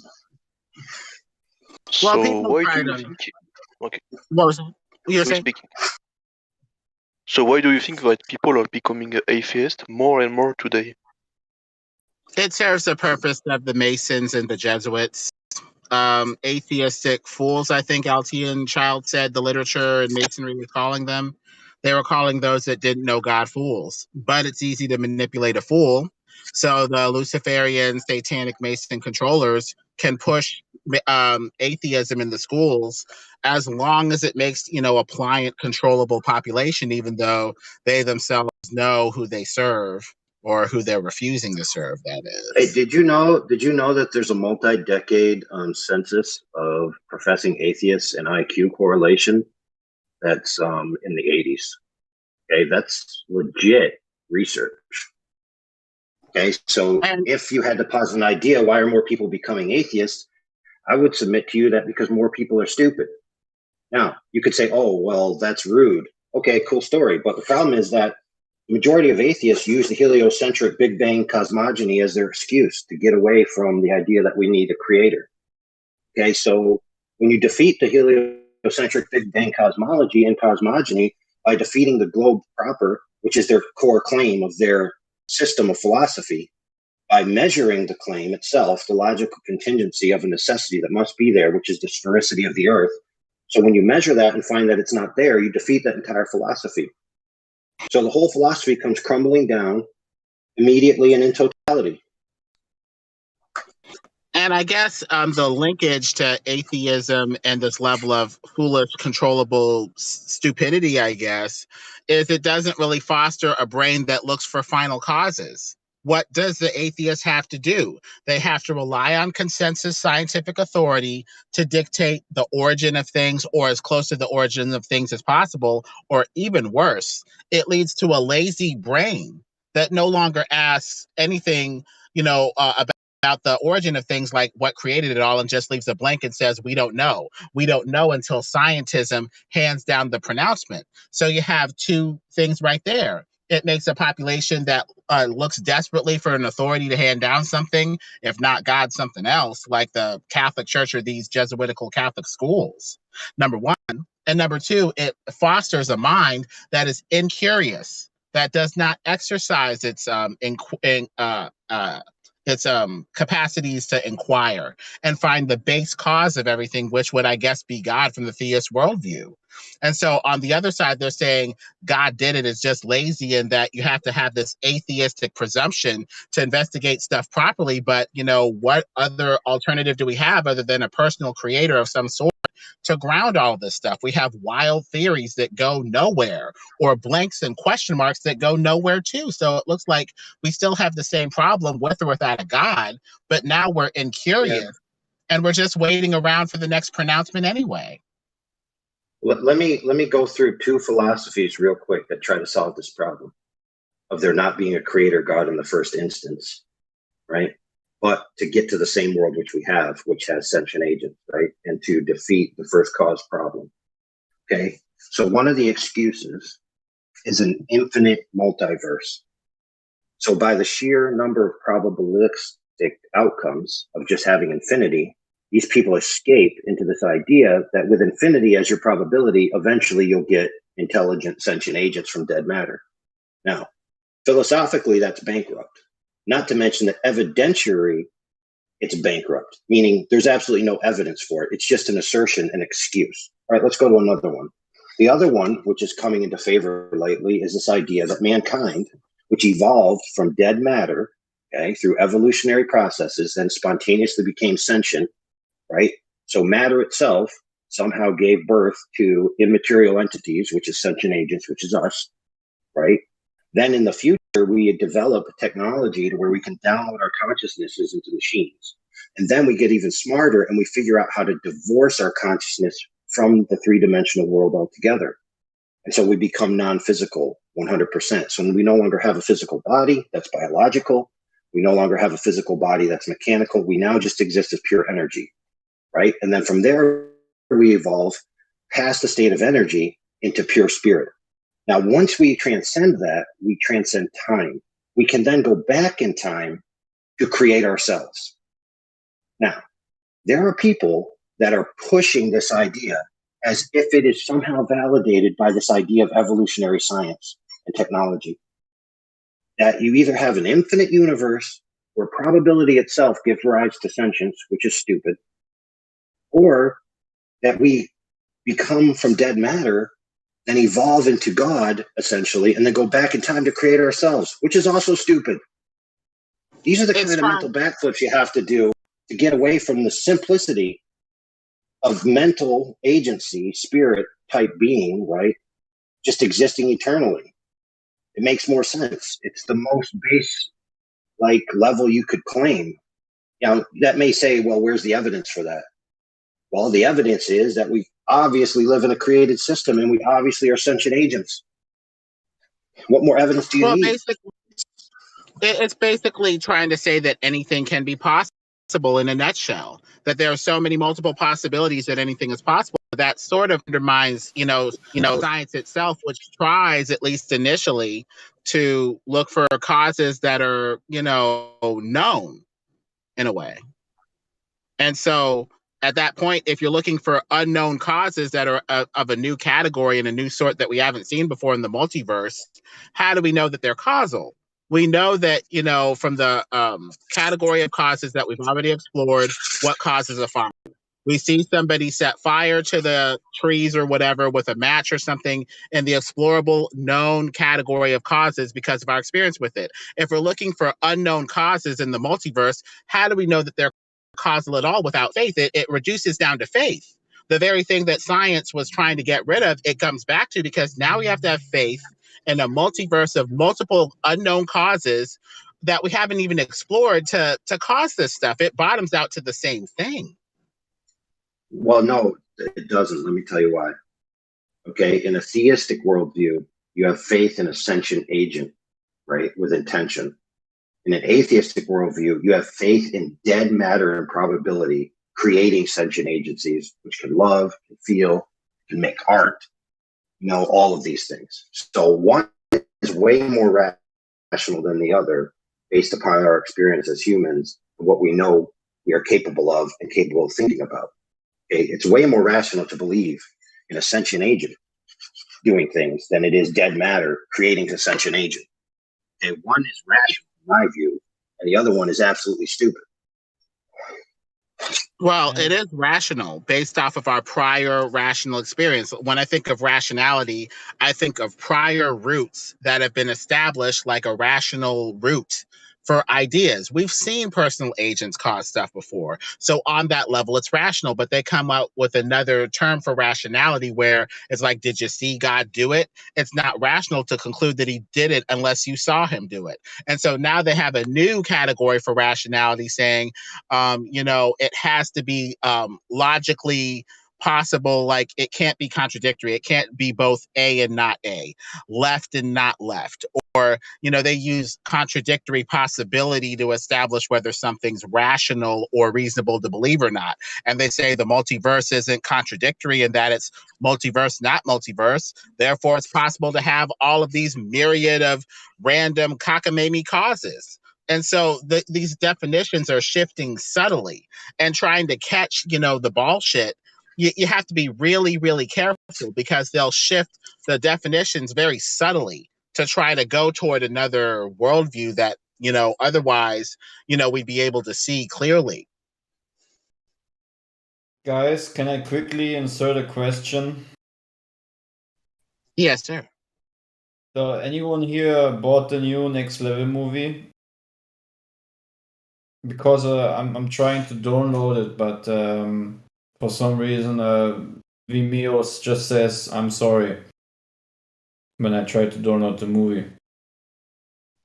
The site might have been taken down or something. Sometimes while you're mid-download, they take down these videos or take down what you're trying to download. Make sure that the site is still up also.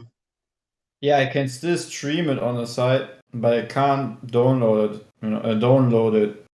That's the weird thing. As we're going into this new technocracy, people, sometimes your videos will be taken down even midstream, or subtle roadblocks will be put up where you can or can't download it in your country or whatever. So it's the Wild West out here in the digital, sphere. I guess I'm just gonna record it with OBS while I'm watching it.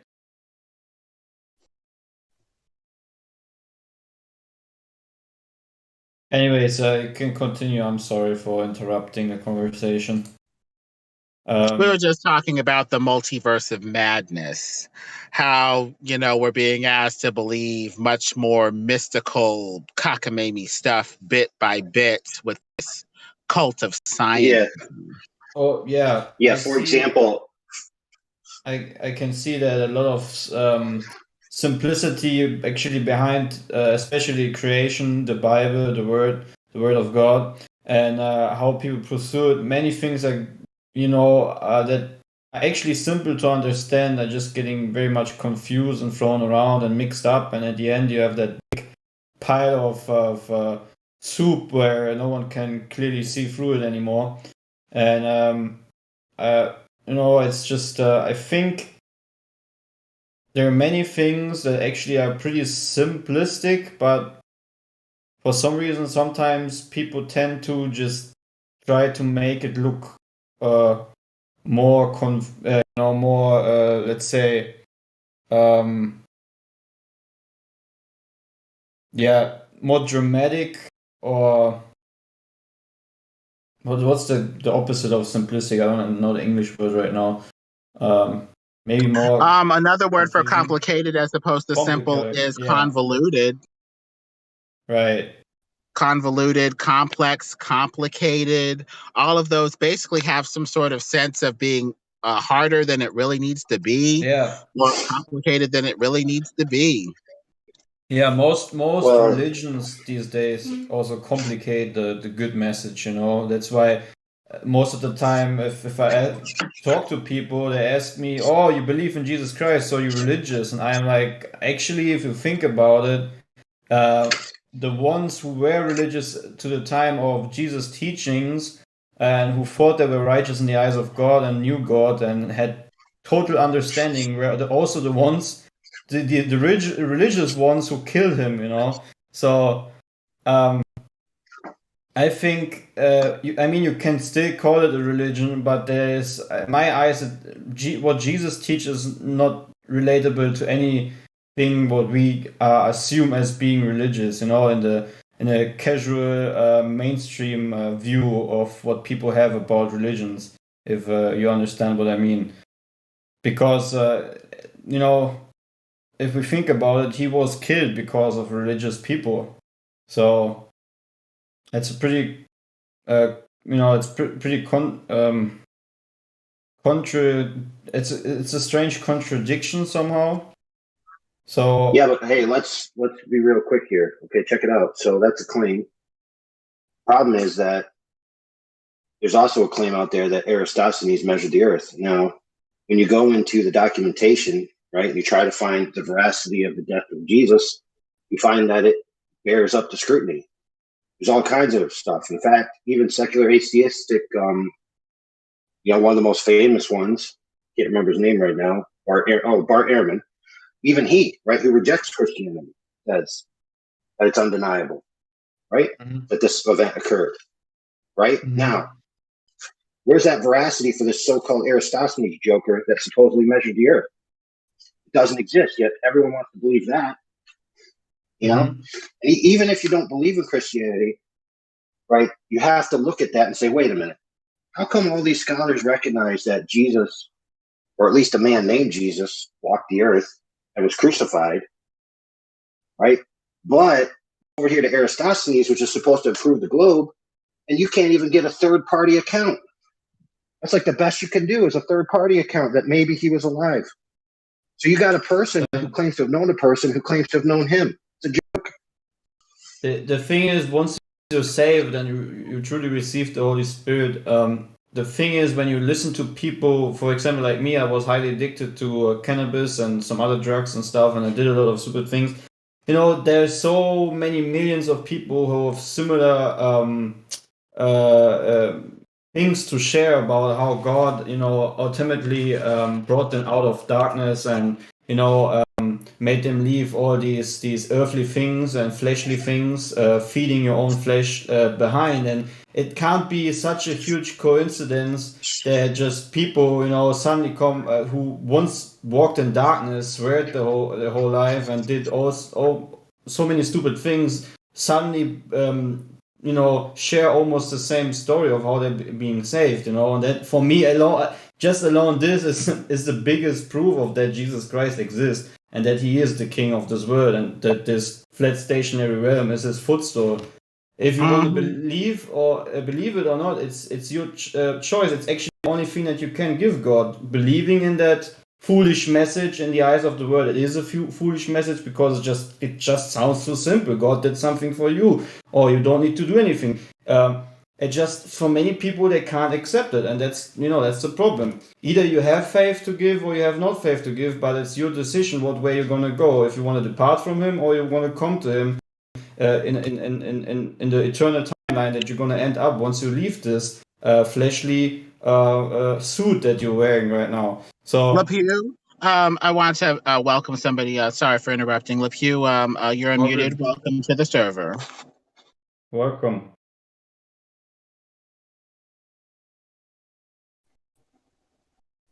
Hi. Hey. What brings you? Now's your chance. What brings him was a bunch of slobber and nonsense noises, so he got perma-muted. So now's his one chance to shine. Okay, you've been granted a second chance by Meadowlark, LePew. Make it count. Go. I don't think that the earth is flat. Okay, so how would you verify your thought processes? Because I'm not attacking anybody, but I think that you guys are a little crazy. Kind of a contradictory statement. That's a good proof of a spinning ball. Yeah. And before you all start talking over me and reading all over me and everything like that, because that's what happens every time I try to talk. Okay? Well, what's your point? Before that happens, I think that you're wrong. Yeah, but why? I think you're wrong. Explain. Explain your reasoning. Yeah. Words don't. Okay. Here's the thing. All right. So describe me the mechanics of what it would take to You're muted again, LePew. This is going nowhere. Other person, what were you saying? Amazing.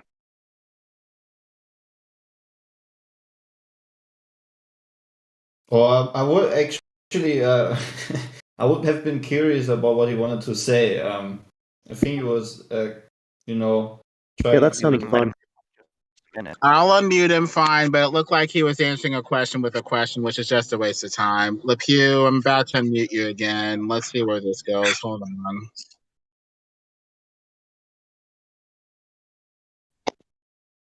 LePew, you're unmuted. Okay, thank you.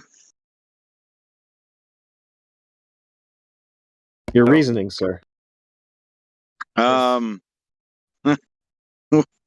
Why are we crazy? And what is your proof of spinning oblate ellipsoid?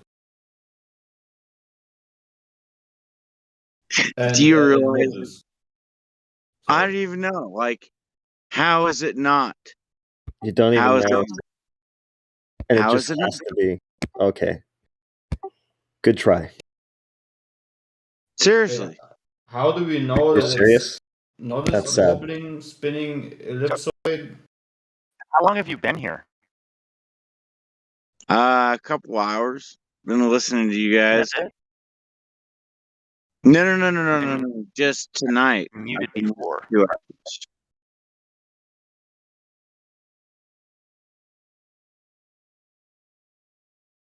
And the things that you guys were talking about was insane. Such as? Yeah, what for example, please?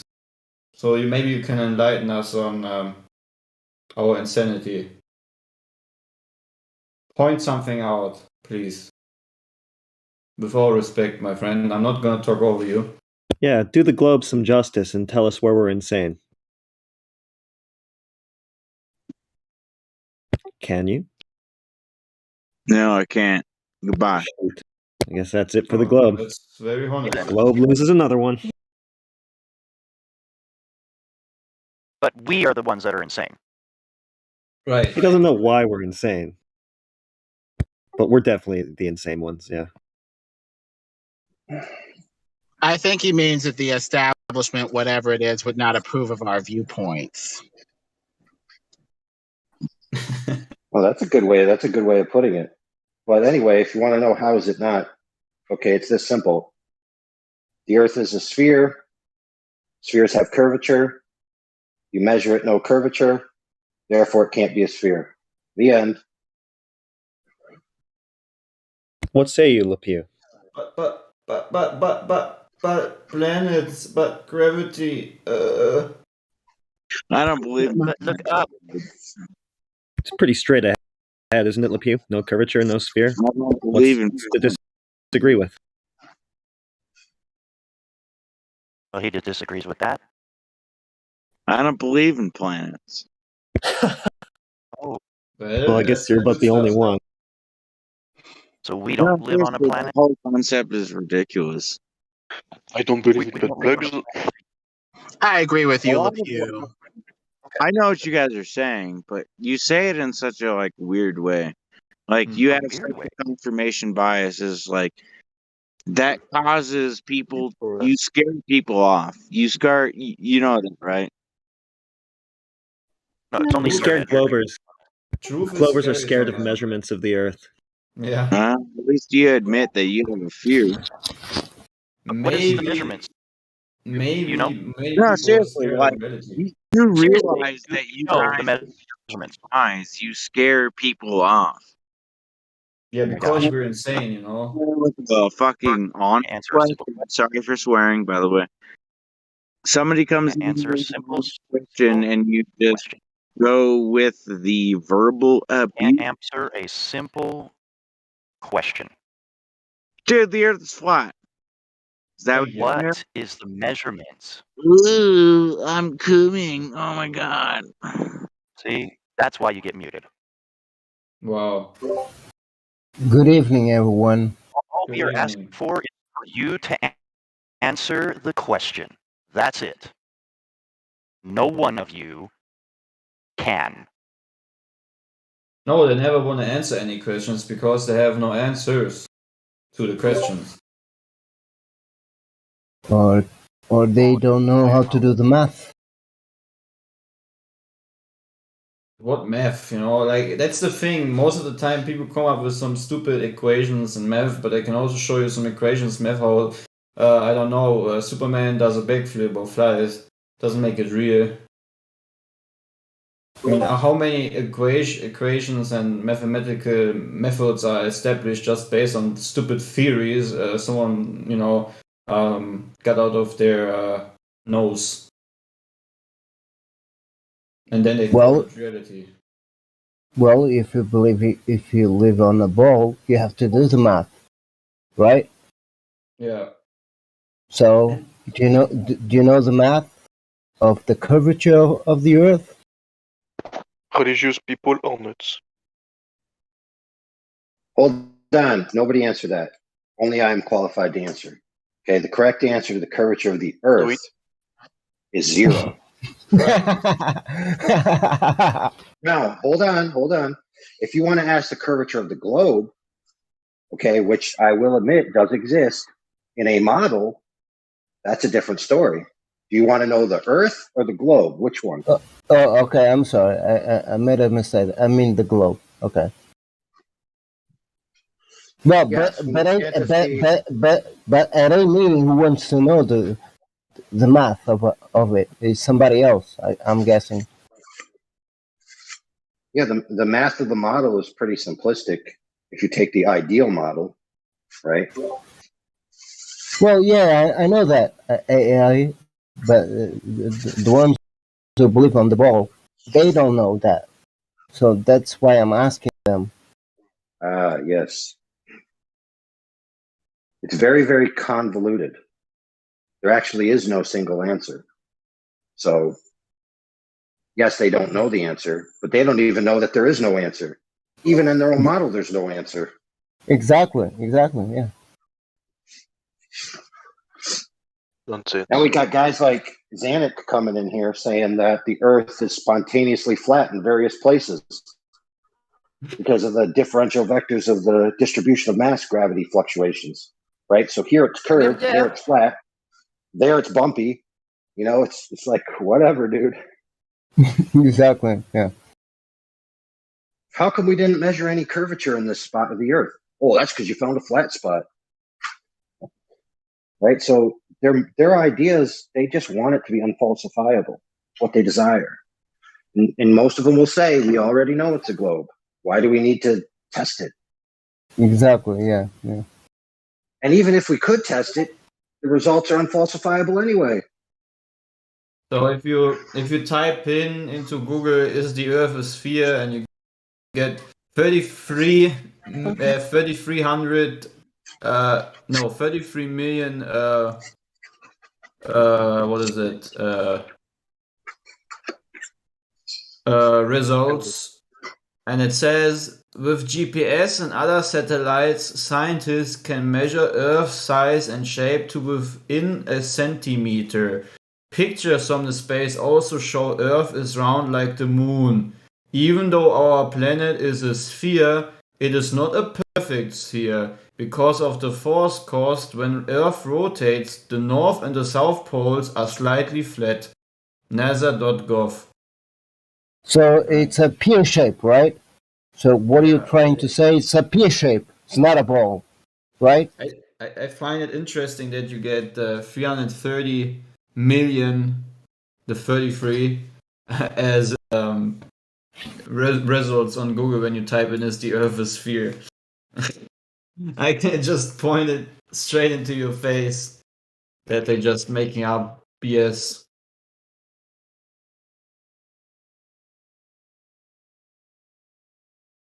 So what is the calculations for your curvature, by the way? Clay under seal? My calculations for curvature is that water always seeks its level. That's my calculation for curvature. And because water has this very nice, unique ability, hence there is not going to be any curvature. So we are on the same page. Okay. Amen. The Amen. calculation formula that we use mostly is 8 inches per mile squared, right? I don't know what you guys were talking about just now. No, Isn't it 8 inches per mile squared? That's what NASA gives us.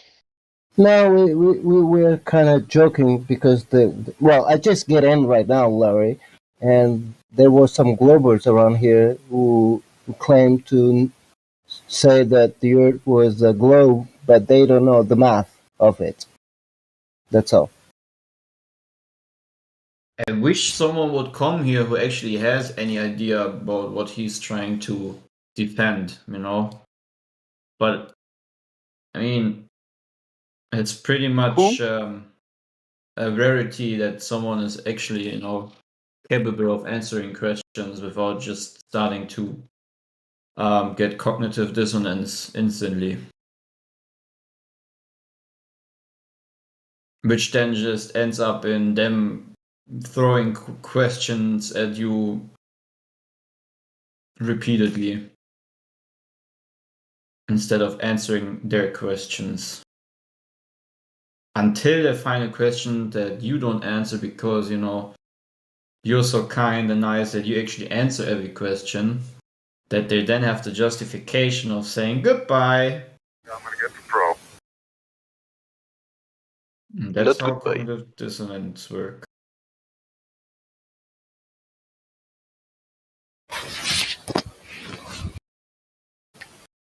Anyways, guys, thanks for the little conversation. I'm gonna watch the next level movie, and yeah. All right. Goodbye, guys. Take care. Is a fairy tale. Peace out, sir. Peace out.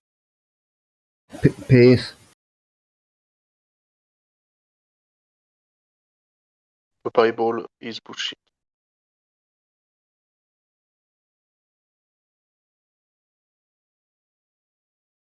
What?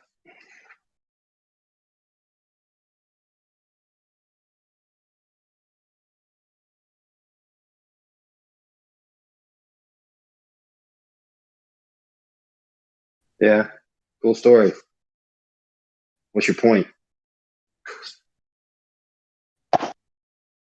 Flat earthers say that God created everything.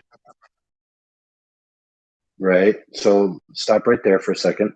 Okay. What is the claim that a God being created everything has to do with the Bible specifically? So, for example, flat earther named Joe, let's just say, for example, a guy named Joe is a flat earther, and he says, by the evidence that I see, God, a creator, must have created everything. Okay, so that alone, what does that have to do with the Bible?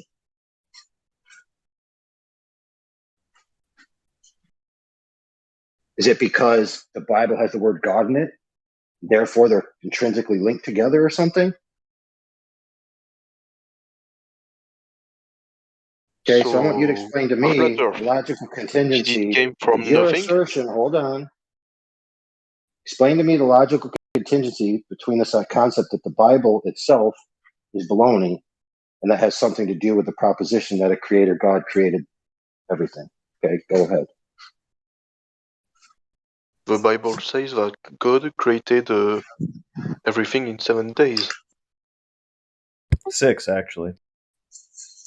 Okay, Whatever. I see you're incapable. I see you're incapable of following my line of reasoning, so I'll leave you in the capable hands of somebody who will play soft with you. I'd rather comment on the fact that you made a good point. That a man named Joe, or whatever his name was, said, based on the evidence that I see, which is, he's obviously looking at the earth, looking at the creation, he sees that it had to be created. And it had nothing to do with the Bible whatsoever. Just what he sees in reality, calculates to a creator. And absolutely nothing to do with the Bible. You're right.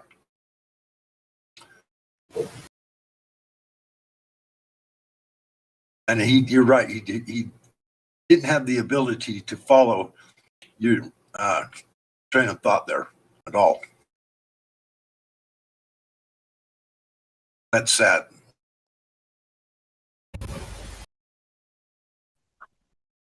So let me ask him something. I don't know his name, but the guy who was just talking a few seconds ago, he couldn't answer the question.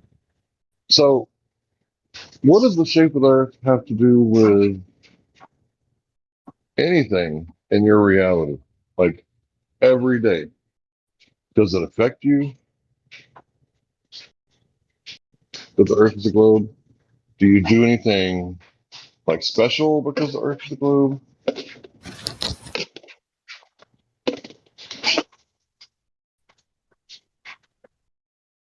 In your everyday life?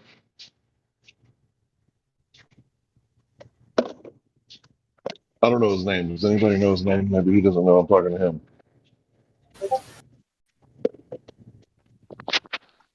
It's Slap, Larry. Did you say Flat? His name is Flat? No, Slap, KH Slap. at the I end. gotcha. I got you, Slap. So, my You question is, you hear me, where Slap? do Earth come from? Bro, Slap, can you hear me? Yes, Okay, so how does the globe Earth affect you in your everyday life? Now that you know that it's a globe, how does it affect you in your everyday life? What's changed? nothing. Right, so why do they put it on all the TV shows, all the magazines, everywhere you look, they show you the Earth is a globe? Why would you even need to know? Why would the government even tell you? For no Why would reason. NASA? Huh? No reason. So people do shit for no reason. I know me personally, I don't do anything without a reason.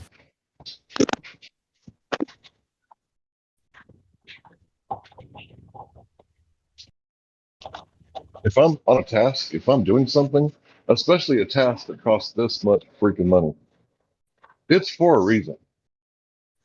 So, what is the reason they show you that you live on a spinning water ball on all throughout your educational systems, all throughout the whole world? Why do they show it? For no reason? Because there is zero other way to show it. Can you repeat that? There is zero way to show something else. How come? They only show what is real. Because they have nothing else to show. Is that why it There has is to be no Photoshopped? triangle Earth. There is no cube Earth. They only show what they So you know. think what you see on TV is real, huh? You think that it has to be Photoshopped because it's real? That's why it has to be Photoshopped, because it's just what's real. So fake because it's real. You can tell it's real because it looks so fake, huh? It's Well, so maybe fake he doesn't 'cause it's know real. about this, so let's tell him. Flap, there's this guy who works at Goddard Space Agency, right? And he's the one that created the blue marble that was on all the iPhones, right? He was the guy who created it because he created it in Photoshop. Are you familiar with Robert Simmons? Do you know what I'm talking about? No. Okay. Well, Robert Simmons, in an interview, said that it's Photoshop and quote, it has to be. So if we're talking about, after the 2000s, we went to the moon in 1969, we got all these It's a satellites composite. above the Earth. Exactly. No, It's a composed image, yes. it's not Do even you an know what image. it is? They took data Do and they you stripped even it know what it together. is? Bro, are you listening? Because, I feel like when you're talking and I'm If talking, you I want feel a like you're not big listening. frame, you take multiple photos at the same thing to get the bigger picture. They're not It's a photos. composite, It's just like a puzzle. data. A puzzle of the Bro, same do you not image. understand what I'm saying? You piece all the things together to get the bigger frame. It's a composite. It's Photoshop. It's data that he put into an image. It's not a picture. Like when you take a snapshot of yourself in the mirror, right? That is a picture. But if you Let, take data from satellites and stitch it together and wrap it around a ball, like he says, that's not a picture. That's an image. Do you know the difference? No. You don't know the difference between an image and okay. So Bambi is an image. You know the difference right? between a JPEG and PNG? A bitmap? No. So what's your point? Dude, if you don't understand my point, I don't know if we're going to be able to have too many conversations because my point is is getting that nowhere. it's a cartoon made in Photoshop. Do you understand that? Yes. Do you need to hear the interview? Do you want to see the interview? So in 1972 they had Photoshop? No. no, they didn't. But have you ever saw the? I'm sorry, Larry, to interrupt you. But have you ever saw the Universal Pictures image from 1923? I think. Slop, I'm talking to you. Yeah, Slap, do you think that photo manipulation didn't exist before Photoshop? Yes, it existed. So existed. That's why Universal Picture have pictures of a globe when we didn't have no picture of it. So how come? So based on how could your they guess? name, everything is photoshopped to an extent. No, it ain't. Not to this extent. Everything can be photoshopped. Even your images, Hold on, everybody. your Hold on, videos, everybody. Hold on, everything. relax. That's not Bro, true. relax. Everything. Hey, That's just everybody, stupid. you're helping him out right now.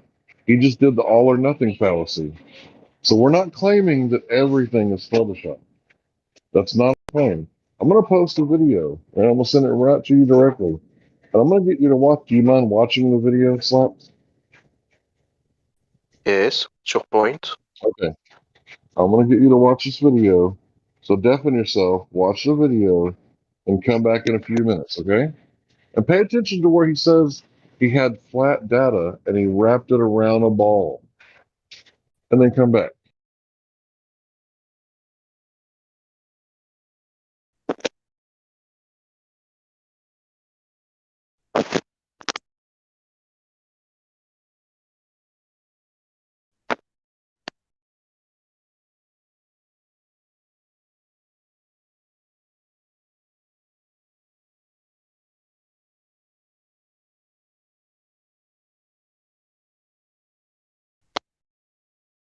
All pictures of me are composites that are wrapped around a human figure in Photoshop. It's the same thing. Exactly. You can say everything is fake. Why not? Are you watching the video right now, bro, or are you talking to us? No. Okay, well, if we're going to be able to have a conversation, you're going to have to look at some of the data we're giving you, right? And what we're giving you is a guy who works at Goddard Space Agency telling you that it has to be Photoshop. That should make you ask some questions if you have two brain cells to rub together. Why would it have to be Photoshopped if we went to the moon like 60 years ago?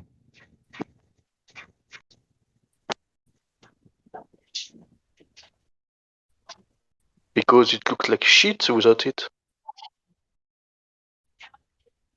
It will look like shit. How do you know Low that? resolution, fucking pixel, Did it look like garbage, shit in 1972? Yes. You know it's not 2022, huh? It was 50 years ago, technology. Yeah, technology from ISS, you cannot get a picture of it. Yeah, that's a big technology. Yeah. So that's your excuse for why you don't have a genuine photograph of the Earth from So space? basically, it took Oh, we could 12,000 pictures. We could take one, but it would look like shit. So, it's better for us not to take one and prove our claim. Oh yeah, right. But you can get a nice picture of from Mars, right? You cannot take from Earth because it's gonna be crappy, right? But you can take a good one with high quality from Mars. Oh, that's awesome, huh? What kind of excuse is that? Yeah, just take the picture or, it didn't happen.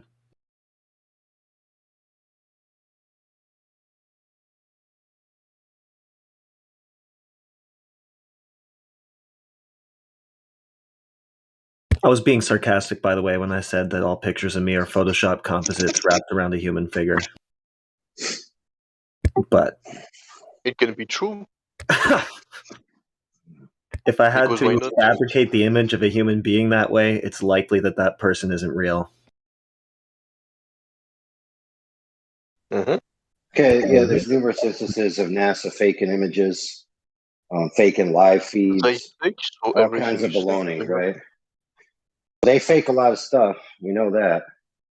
Now, just because they fake a lot of stuff doesn't necessarily mean that everything they do is wrong. The problem is, though, that it draws them into question. And then you have to start scrutinizing everything they do. But of course, they claim the Earth is a ball, and they show us pictures of an Earth ball. And when you go out and measure water, it measures flat. So they're wrong. Now, NASA's clearly BS. Now, you claim the Bible is BS. But you see, the Bible says that humanity lies, right? So that's a true statement. And now we have NASA over here lying, but somehow the Bible's BS. So see the flaw in your reasoning? The Bible talks about Adam and Eve. Are they real people? Do you know who else talks about Eve? Mainstream science. It's called Mitochondria Eve. You should look that up. He's not gonna. She didn't He's respond. Adam Adam and Eve. He's not gonna Are respond to they what real you're saying. people? Anyway, brother, what I just told you is verified by mainstream science that all humans came from a single female. Okay? So, again, you make nonsense statements and I trip you with facts. So, you want to try to be coherent or you want to keep talking nonsense? You first. Okay. What nonsense did I talk? The Bible. What about it? You tried The to make a Bible statement says that somehow something which is not existing actually exists. really? So it's not clear. Really? So you said Adam and Eve, right? As if it's somehow ridiculous statement in itself. I told you that mainstream science has confirmed that all humans alive today came from a single human mother. Okay? So, taking that into account, it seems that it would make sense that we all came from quote unquote Eve. In fact, they even named the single mother Eve in science. And so Adam? You need to get up to speed, brother. You're behind the times. And Adam? Well, who was banging her, dude? I mean, get real. You not know how the birds and the bees work? And you telling us that we don't know what we're talking about? But you still believe in the Bible? So far, I've presented science that validates the claims in the Bible. You've presented a bunch of stupefied. Listen to me. You've provided a bunch of stupefied vocalizations.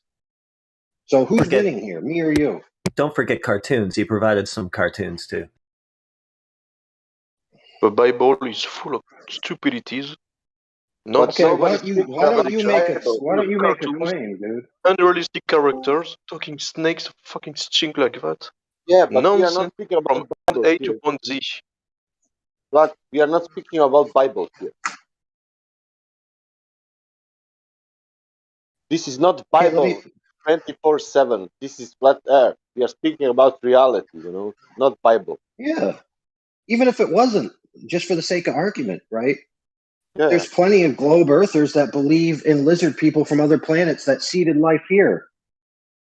I don't care who's the what one ridiculous one? Right. So what do you believe? Do you believe in Noah? The flood? Okay, The okay, let's play this game. Let's play your game. Let's play your game, okay? The sedimentary layer around the world bears evidence of a global flood. So what else you got?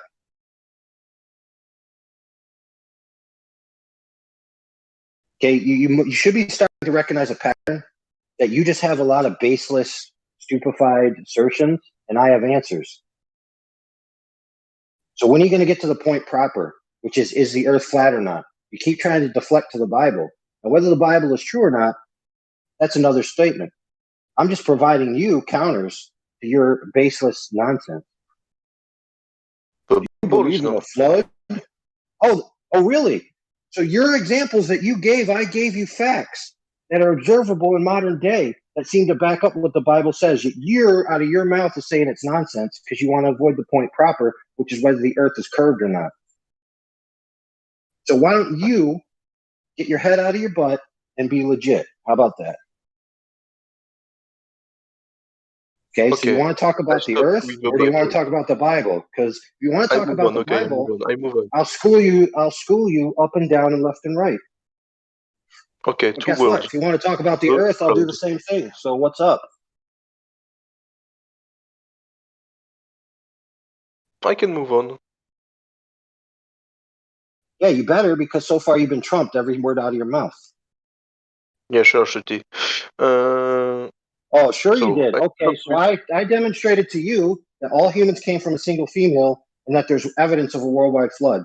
So and you prove that Noah is 500 years old, which you could keep living in delusion land that you know what you're talking about, or you could provide some evidence of the curve of the earth. Completely natural. Perfect flood. Hey. So the flat Earth, it was created? Yeah. Found any Earth curvature lately? No. The flat Earth, was it created? No? Okay, thanks. That'll be all. Listen, the flat Earth, was it created? If the Earth is flat, flat Earth doesn't matter. If the Earth is flat, okay, is an if. Do you want to talk about is it flat, or do you want to talk about the propositions of the if statement after the fact? Which one? The creation of flat Earth. Okay, it's very simple. I'll put it to you as simply as I can. The creator of the flat Earth created it. There you go. So he created a flat Earth with a dome surrounded by ice in the middle of nowhere. Do you think it makes any sense?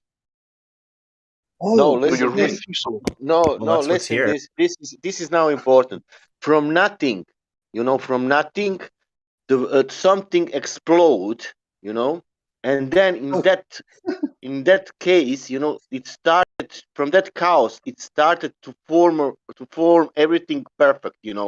That is against the natural law, but that's happened. And then spheres happened. And then gravity came between that explosion somehow, and then gravity formed in every planet around, and then water came only on the earth, and because of all that explosions, and atmosphere was only on the earth, and that's the story. Yeah, exactly. But you know what's interesting, Sasha? Where did all that occur in their worldview? Oh, in the middle of nowhere. But he uses the middle of nowhere as it's somehow a denigration on the flat Earth concept. How you don't understand? Creator is ridiculous, but from nothing to come something in existence, that's so sensible and with all sense. You need to put all your human sense and think. That's from nothing can something to come in existence. Yes, of course, we can look that every day from nothing. It's always every day. It's coming everything in existence. You know that science doesn't have answer to everything in existence. You know that science exploded billions years ago. And that, but from nothing. Man, it was nothing. When you take nothing, you know what can happen with nothing. It could explode, and when nothing explodes, then it's and it's chaos. Oh, you're funny. But I'm telling you what science discovered. So, nothing, man. I always, when I take nothing in my hand, man, I'm shaking because I cannot throw nothing because it will come explosion and then you know what will happen. So if the Big Bang universe exploded out of nothing, doesn't that mean that it's in the middle of nowhere, like AI said, Slapped? Isn't that kind of ridiculous, Slapped, that there's just this Big Bang universe in the middle of nowhere? You know, we don't have the answer to everything, but when we don't have the answer, we say God did it because reason in a book. But listen, this I have no nothing with Bible. I didn't So even. if we don't know something, Listen we to just me, say man. God did it. Oh yeah. Hello. I didn't read even one sentence of Bible. Me personally. What are I you don't care talking? about the book. Then how do you You know don't it's So care. God? if you don't But know something, you just say God did it yeah, because but reason. listen this. The Bible is not a book which show me that water is flat in the reality. The water itself show me that that Do it's you know flat in what's a reality. drop of Not the water? Bible. A drop of A water water. is not flat. Yeah, because other people told you that water is not flat, but water itself Do you know doesn't what is care a what drop other of people say. water? We're not talking about drops of A water. We're droplet. talking about the surfaces of large bodies of water, not Okay, drops. let me destroy this My kid. God. Okay, this is how it goes, my friend. I'm not a kid, Can but maybe. you? Okay, check it out. Can you give me? Okay, Come on, specified sequence functional complexity. Okay, can you give me some of that? What? Yeah, that's what I thought. Anyway, that's The hell called are you talking about? information. Okay. Now, we know that thing that I just mentioned only comes from agency. Okay. That is our experience. Therefore, to make the assumption or the conclusion, whichever you want to call it, that if we find that in the world, then that's clear evidence that an agent designed it. Okay. That conclusion has nothing whatsoever in any way, shape, or form to do with any scripture of any religion. You understand? Mm-hmm. Yes. Okay, perfect.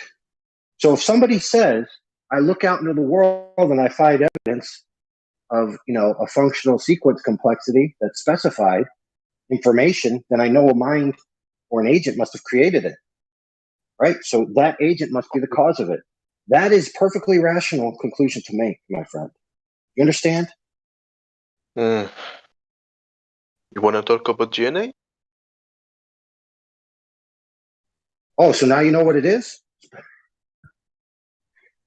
So what do you think about DNA? Do you think it's created? I just told you it's obviously created because of what it contains, which is exactly what I just laid out to you. I like how overconfident he is. Has the same DNA. Nothing. You think that your Nothing. lungs and your liver and everything that was like evaluated during the years, during the all year? I like how he notices that the conversation is about DNA after like 2 minutes of getting schooled on the subject, and he's like, "Oh, you want to talk about DNA?" So, for you, DNA is proof or creation? No, information is proof of creation. Any information.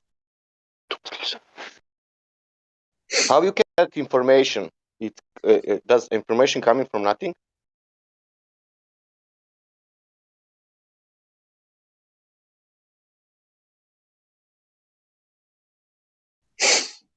Oh, by the way, information requires the encoder and the decoder to simultaneously exist.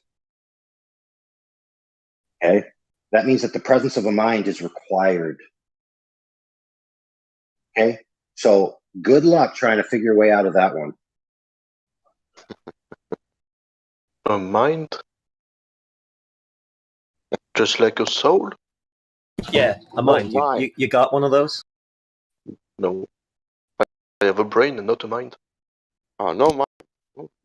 Oh, perfect. You guys, hold on. We're dealing with an NPC, so we can treat them. We can treat them like a pile of dirt.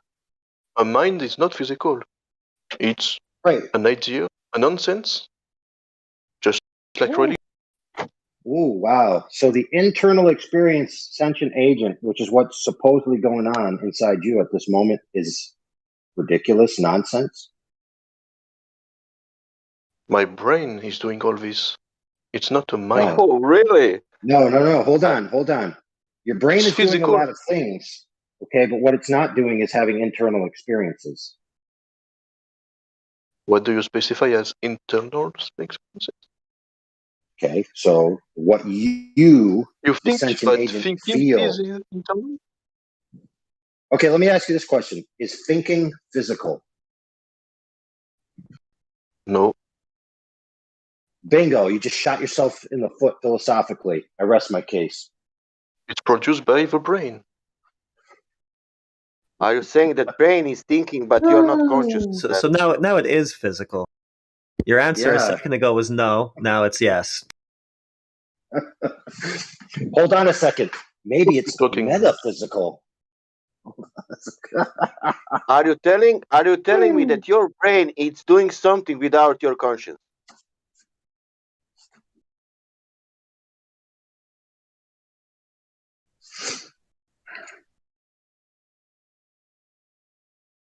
No.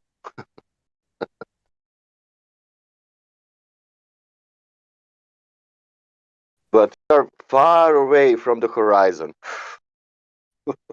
Yeah, but we're the crazy ones. We're the ones that believe in delusions. Okay, how can you think about it? A delusion. What is a delusion? It's an impression on an internal mental state that doesn't match reality. Think about that for a second. How can a brain have a delusion? It's literally incoherent.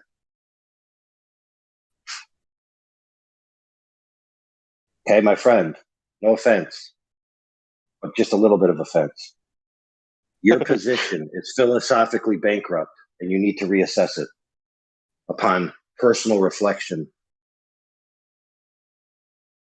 I mean, I'm an atheist, so I can't think, right? Right. Exactly. If you're because an atheist, all atheists are retarded, yes. Yeah, you Well, can measure also. You can measure distance on horizon, on water surface, for example. You can try to Not check with it, the what is going on. What? Not with? Not possible to measure the surface of the Earth. At least some distance to see what is going on, how much is curving.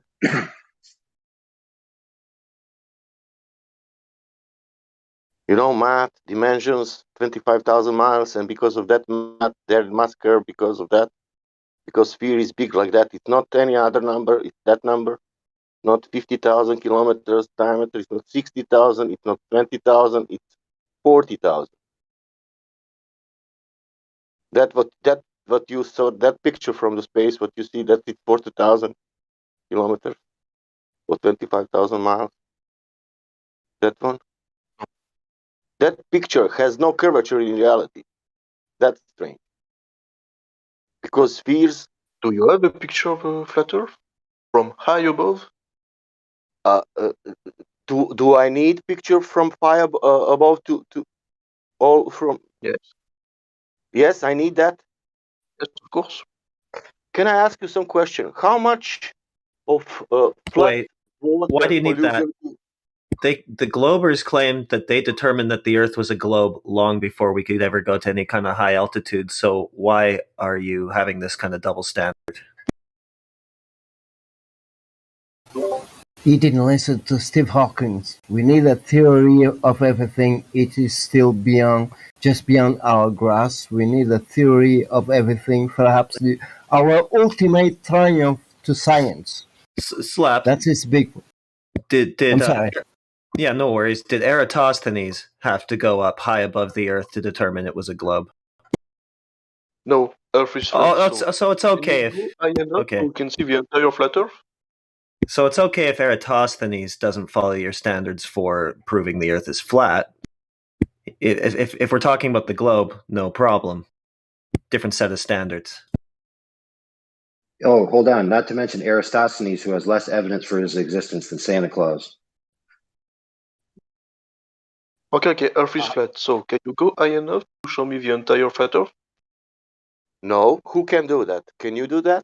Can anybody do that? No. Do you know any person in world can do that in this moment? We weren't trying. If you don't try, you can't. Where are you from? Can you try to come, if you're from France, can you try to come in England with a ship? Why would I do that? Oh, let's try only to do that. Because that's not so difficult. That's easy. If I get the time and Yeah, the will, yeah. let's buy ship and let's go to England. Let's go to France. I buy ship now and let's go. But why would I do that? Why?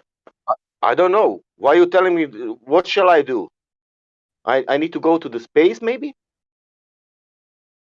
I don't know, because space don't exist on flat Earth, so You said just high enough. that give me entire flat Earth. That means that I need to go somewhere Yes, up or I what? want to know what Okay, is you want to know? the flat Earth in Okay, if now tell me which height you want that I go. high enough. What is Just high enough? What is high enough? High enough so you can see the entire flat Earth. Tell me what is that? You go high, and when you can see the entire flat Earth, you take a Tell me picture. what is that? Tell me that. What is that height? I don't know. Nobody knows. But if you can, you will take a picture. Can you tell me who can do that? Again, holding us to standards that the globe doesn't even follow.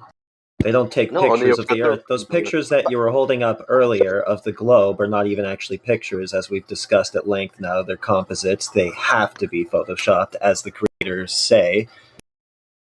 So that's okay. That all gets a free pass.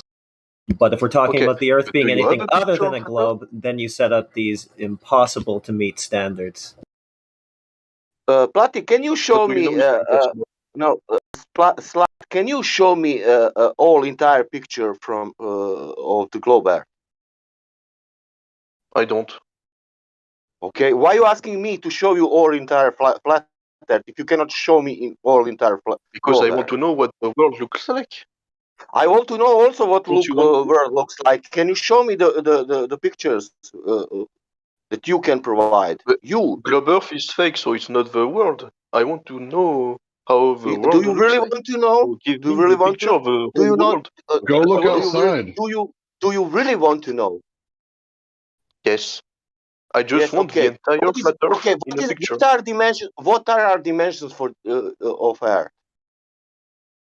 I don't know. You go high enough, and maybe eventually You don't get know the what whole are picture dimensions. in your frame. You don't know what are dimensions of the Earth. What's with the double Globe Earth standards, don't though, exist, bro? so they don't have a dimension for something that don't exist, right? So was this your response when the teachers in school told you that Earth's a globe? Did you say, I want a picture of that whole globe right now, or else I'm not buying that? Nobody told me the globe at school, so... Okay. So whoever told you it was a globe, Neil deGrasse Tyson or Bill Nye or whoever, did you say, I'm not buying that until I get a picture of the entire globe? Are you saying that is not a globe? Plati. I'm saying it for you. So, Earth is flat. Give me something. No, like you are saying that. An image, a picture. Something? Sure. How about the black swan? I can give you that. A black swan. Yeah.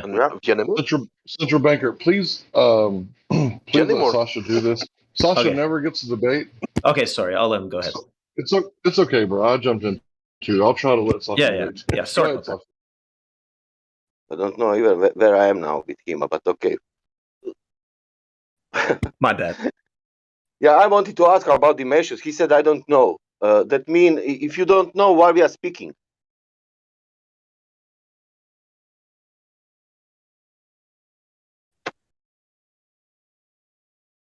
I just said it 10 times. You said 10 times. That means you are asking me something to show you what I cannot do. How I can do? How can you? Let's say something like this. You are a flat earther. No. So I'm show not me what you believe in. I'm not flat. No, I'm not flat earther. I don't believe in globe.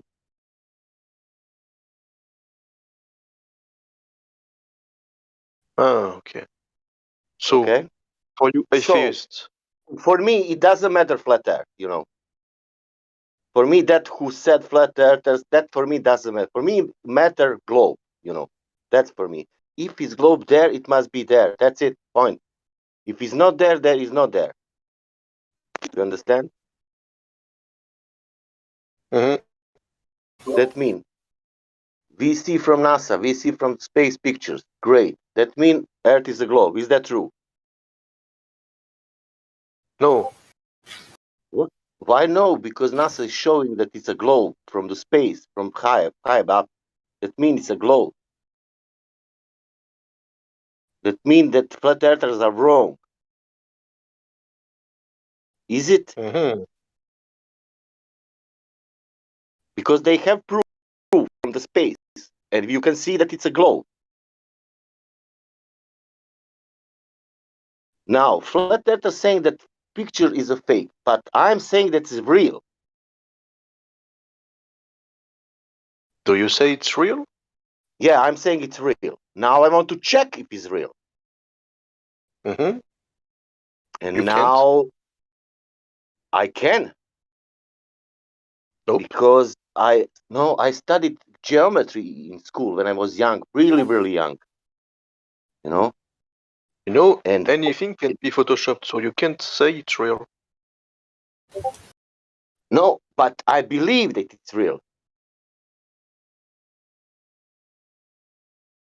I'm in this server, so by basic reasoning, everything is I photoshopped. believe. Listen, I believe. No, I don't. I don't care that. I don't believe that it's Photoshop. I believe that it's real. Till one point, when I start to check it, if it's really real. You prove it by measuring geometry, okay? But I say to you, maybe one pixel can be wrong, so this one pixel can disprove all your arguments. No Boom. pixels, man. End of the story.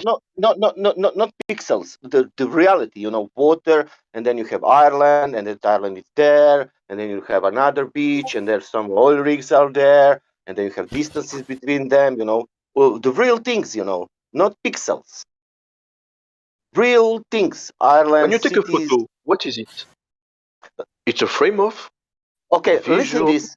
pixels. I'm asking. Okay, let's say like this. You are, let's say, 18 years old, and you finish the university.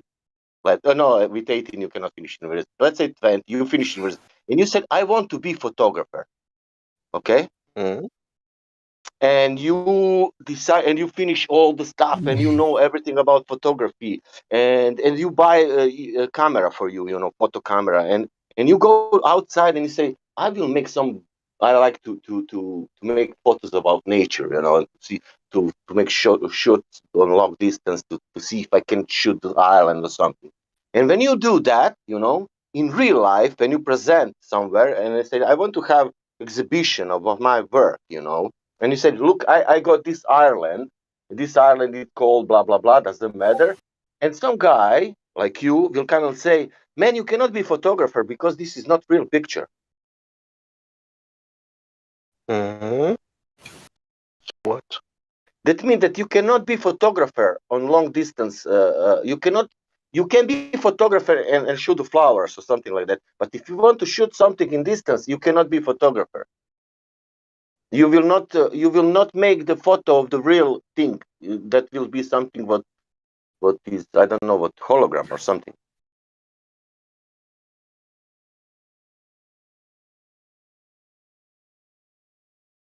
Or is opposite. You will be photographer. You will got the shot. What do you think? As a photographer, I can say, yes, it's a beautiful photo, whatever. And a random person comes to me and say, no, it's fake. How do I prove it's not fake?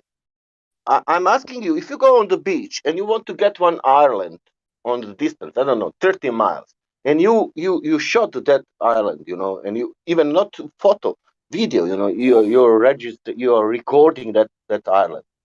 Are you recording that island or something else is happening? Tell me. I think that I'm recording the island because I'm a photographer and I see the island. It's not nothing. I think. What do you think? Then you show the video to a random guy who was not there at the time. And he say, it's fake. Man, I'm not telling you nothing about fake. It's fake. It's too easy. But nothing is fake. This island, it's real. You know, I'm shooting the island. Now I want to know: does that island is fake for you or is it real? The guy say, I never came to the island, so it's fake. Boom. And you will never convince him. That means it's fake for it. I'm I asking want to for let you you, know man. this guy's been here before. Yeah. He's Okay. all sophistry, bullshitter. He's gonna do this, and he's not gonna stop. He's not gonna stop. He's just gonna keep doing it. You're a fucking troll and a piece of garbage. Yeah, that is true. He just does. He is not He's going just to gonna sit stop. here and just say nuh-uh, nuh-uh, nuh-uh, and project his bullshit onto you. Yeah, you know, he can be nice. He's never gonna stop. Yeah. Like I'm you're just really, acting at you're you. never gonna stop. I saw a picture, I say it's fake. Yeah, good for you. Then go do a test. Is that fake too? Man. Then go do a test yourself, you lazy fuck. Get off your couch. Now what's your excuse? Now what's your excuse? Yeah. Now what's your excuse? For what? You need $6? To go. I'll send you $6 in Bitcoin. Then you can go buy a goddamn mirror. Oh, you need $20 because you have no friends. Oh, you can rent a friend for $20, and then you can go do a test yourself. How do you know your friend is real though? Maybe I'll have him punch you in the face so you know he's real. Your friend is I want to fake, man. I want to admire Sasha's technique, right? What Sasha was doing was saying, if I'm a photographer and I take a picture of the island, right, is the island real or is it a hologram? Right? And if the guy would have been honest, he would have said the island is real.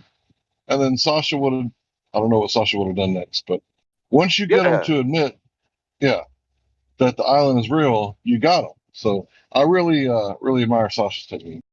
No, what this guy's doing, he's using sophistry to create a false equivalence, right? Yeah, no, I know, idiot. He He's wants to saying say absurdities. He'll say absurdities like all images are fake, as if it's the same as us saying NASA images are fake, so that we're both absurd. But guess what? Islands aren't extreme things.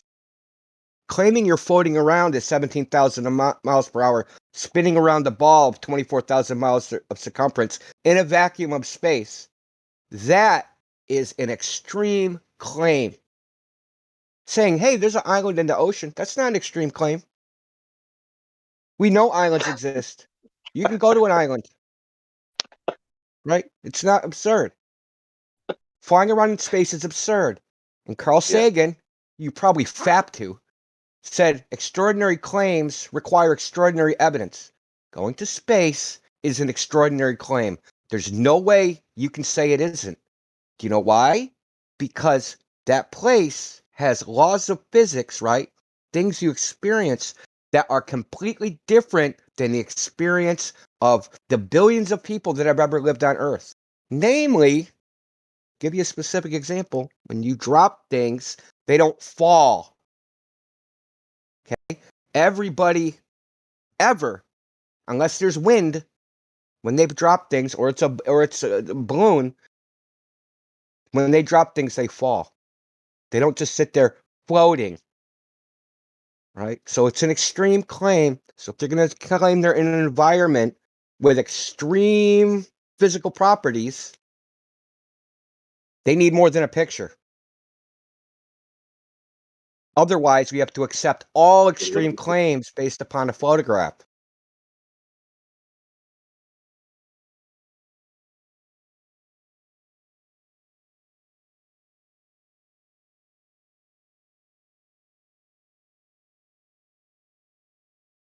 So is Smartass still here? Does he got a funny retort for me? I want to hear you dig your way out of that one. There's no need.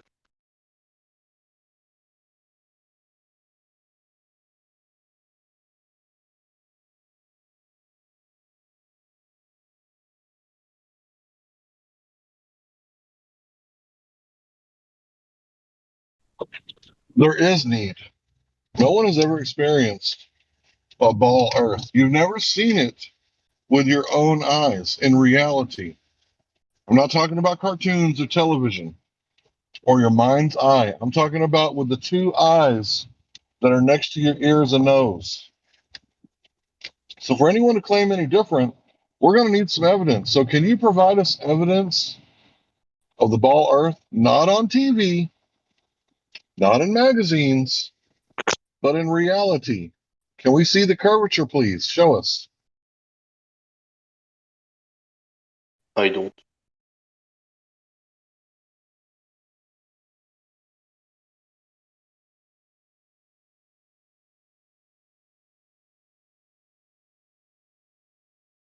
Like for saying we have airplanes, but doesn't matter because we don't see the wings.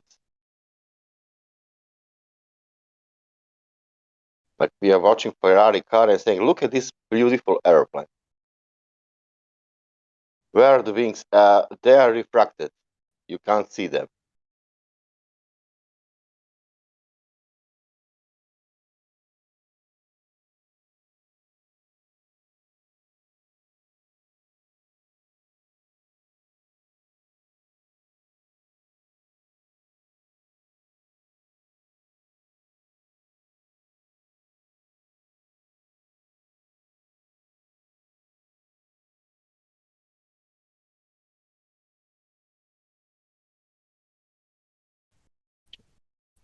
Can they do English?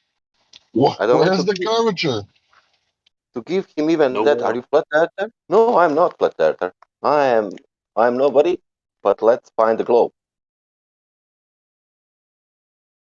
There is no globe. You won. Woohoo.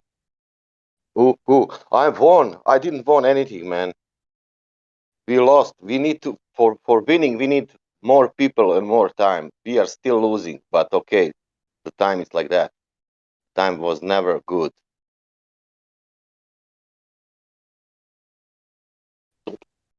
Hoo.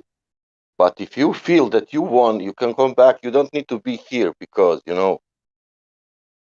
come back to your life, cinema, TV. Everything is all right. Don't worry.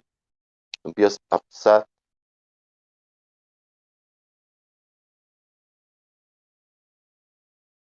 This will not hurt you for sure. And wait that they say on news. People, listen. We discovered in last month that something is happening, and Earth was not a globe in the last 500 years, but now we can finally say that because it's time for the truth. I think the CNN in August will say that. NASA is preparing that. Do you watch it? Huh? Do you watch it? No, they will. Yeah, I will watch it. They will say it in August. It's still not. They're preparing to stay true.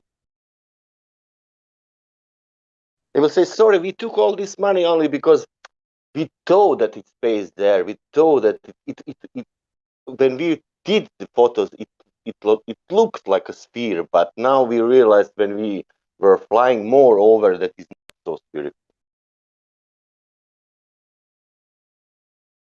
So what makes you a non-glober? What makes How did you become makes a me not non-glober? global? Nature itself telling me, Sasha, this is wrong. Nature, rivers, mountains, oceans, that thing. You speak to nature? No, nature speak to me. Damn. Does Then, yeah, nature have a yeah, French yeah. accent? No, I will explain it to you. I will explain it to you how. For Explain. example, people saying water is curving. Some people saying water is curving, but water itself does not curve. It does not care what people are saying. Mountains. When you want to listen to these mountains, when you want to measure mountain elevation, like Himalaya, it's 8,000 something. behind that mountain, Himalaya, it's another mountain, and it's, I don't know, 7,000 something kilometers high, and 100 miles away of that mountain, it's another mountain. It's like 3,000 kilometers. And how we measure that mountain?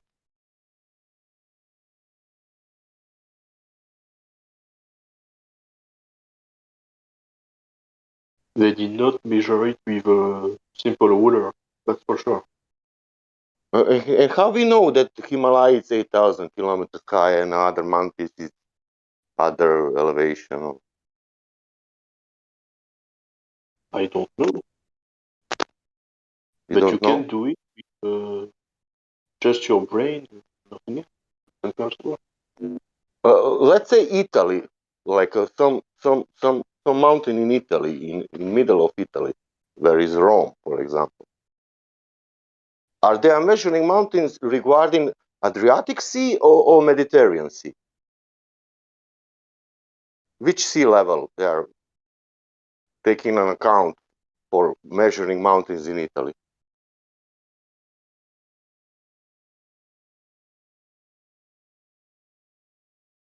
According to a globe Earth model? Yeah. No, according to mountains. I told you that I'm speaking with that nature telling me that the stuff what is not good with the globe. The mountain is telling me that sea level it's level, from another side, from one side to another side. That means it's leveled, and then we can measure mountain, because of sea level. But sea is not level on the globe. Sea is curved on the globe.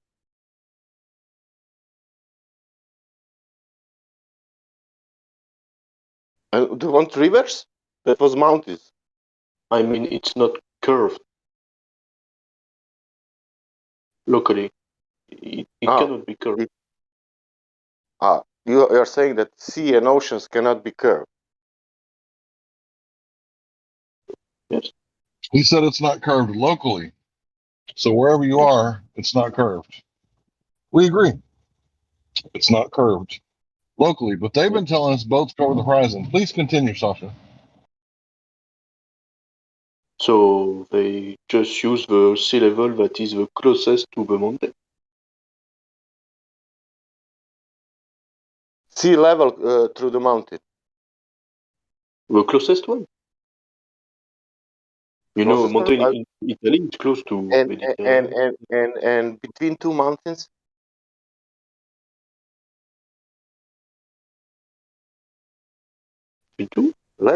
I will put you imagination. Let's start this USA, America, because it's bigger country, and let's take two mountains in the middle of America, but the distance between two mountains are 100 miles. Mm-hmm.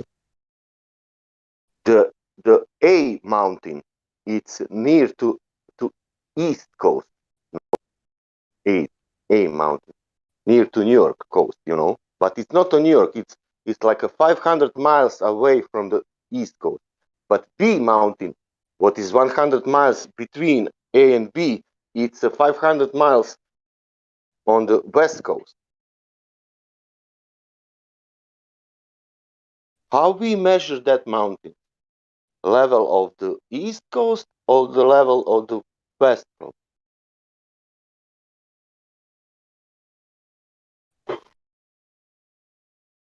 For the two mountains, they don't use the same level.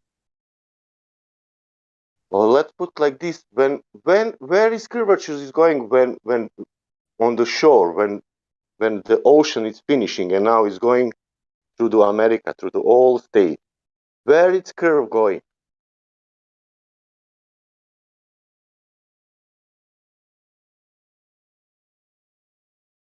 It's either nowhere or everywhere. So or maybe we have some flat plane and we have some how to say topography. There is no just is it a possible? place where it's curved. It's either Put like nowhere or everywhere. put it like this: is it possible in only imagine this? Only imagine that water put like this water. Imagine our ocean, it's flat. And now imagine topography of America, you know, it's flat. And all America, it has topography. And then start another ocean, and there is also flat. But between them, it's topography. You know? Is that possible in any case?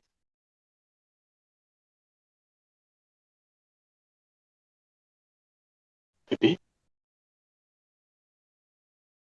Is it possible? I cannot be sure. Can we have like a, you Never know, tested it. I never water? verified.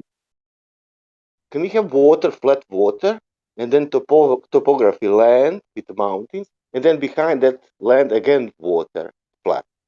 Is that possible in reality?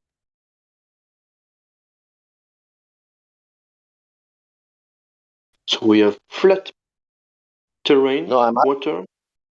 Yeah. And then we It's have a impossible. topography.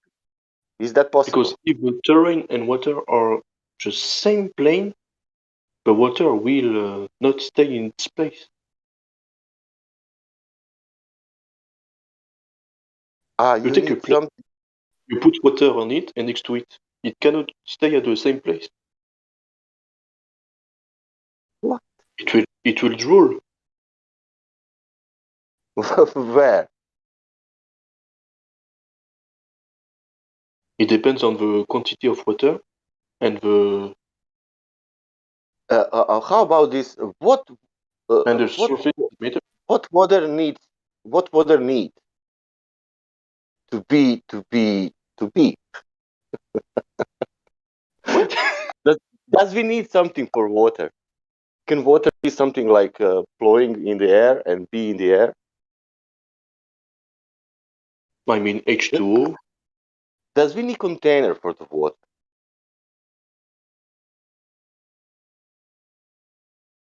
Container.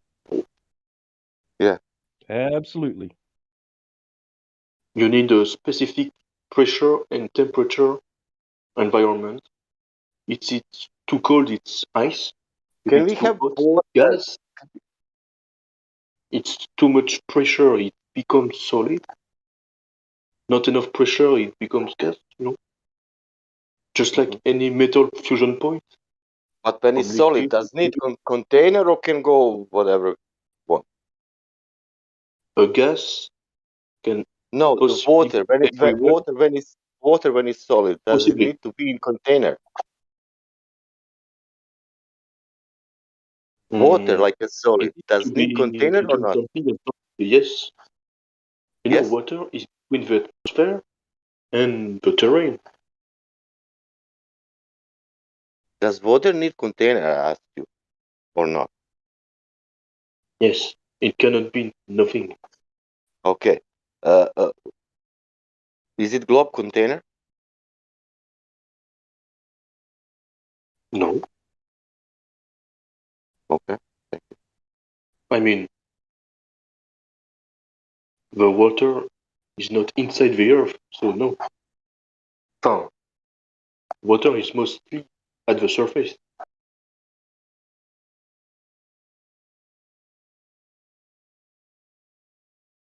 And it's naturally, what is the water is doing naturally? Naturally? Yeah. That's a The 6 base form level. of water naturally is a droplet. Are we using droplet for measuring level? No. No. Why?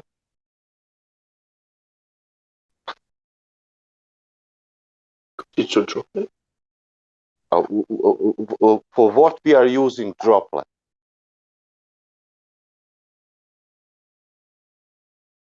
Are we using droplet for pouring globe? No. No. Okay. Why we are using water? Can we use water for something? Can we use water to level things?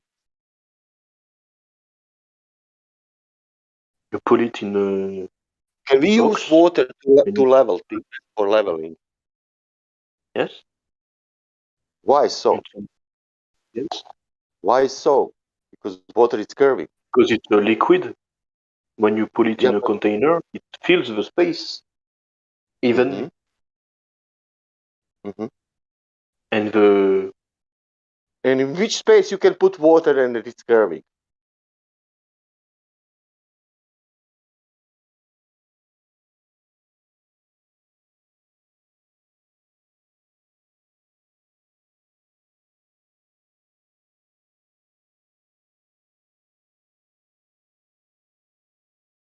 I don't understand. Till now we realize that everywhere where we put water in anything that will be leveled and flat. But I want to know that we put water somewhere where it's curving.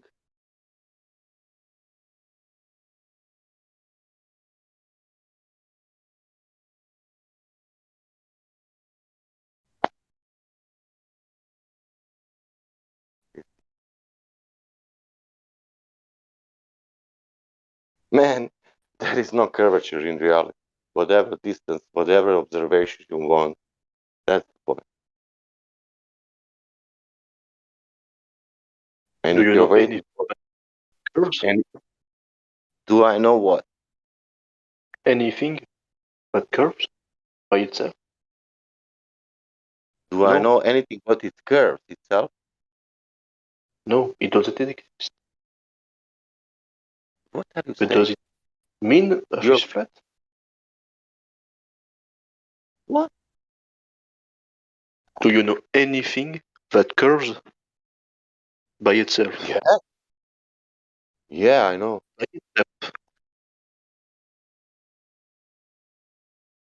For example, every ball curving.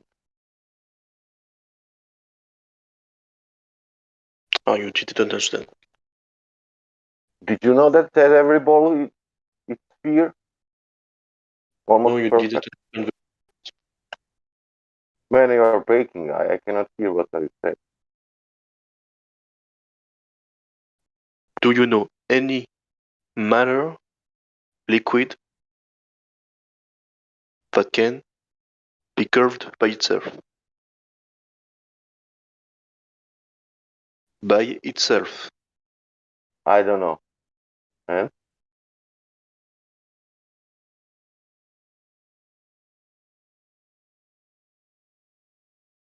And? Does it mean Earth is flat? That Just means tell me. I don't know. And that means what? Now what?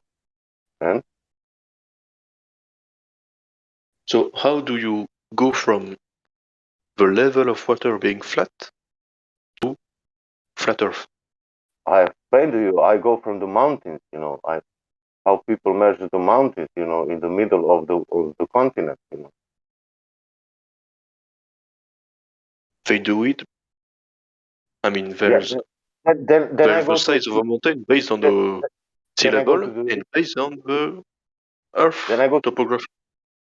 yeah. Then I go to the river. And I go to the delta of the river, of the Mississippi River. You know where is Mississippi? State. And I'm on delta. You know where is the sea? Know what is delta? No.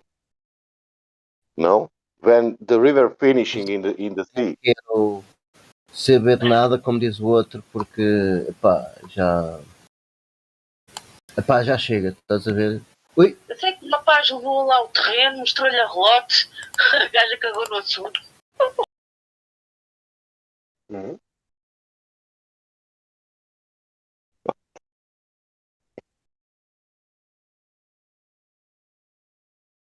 Man, I'm tired.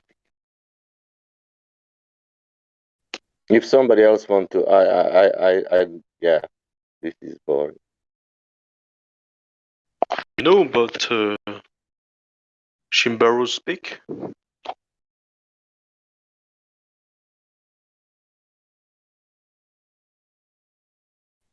What was that like translation thing that just happened? What happened there?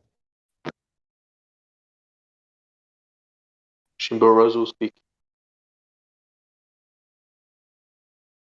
I'm just reading. So Sasha, you pretty much said you're done, right? Not even close. The Mount Everest is the tallest mountain, right? Yes, man. You know what? I'm so disappointed. My Actually, life no. is so good. I didn't convince you, and you will not be flat earther. That means one person less. I'm so sad, and I didn't succeed. And other people now, I lost 32 points, and I will not be any more silver. And they will punish me, and I will be bronze now, and I don't know what to do. Ah, poor soul. Sasha, you're a funny guy, dude. Oh Right. shit! You made me snort a little bit. That's funny. But like, I don't care what he thinks or what he wants or whatever. That's me, man. I don't see the curvature on the long distance. There is no proof for rotation. We cannot have gas pressure for Yes, you without have proof. containment. Earth is not a globe. Listen, Okay. listen. Yeah, that's it. And when that three But answer do book, you have a proof of any other shape? no, I don't have. It could be cube. It could be a pyramid. It could be whatever. I don't know.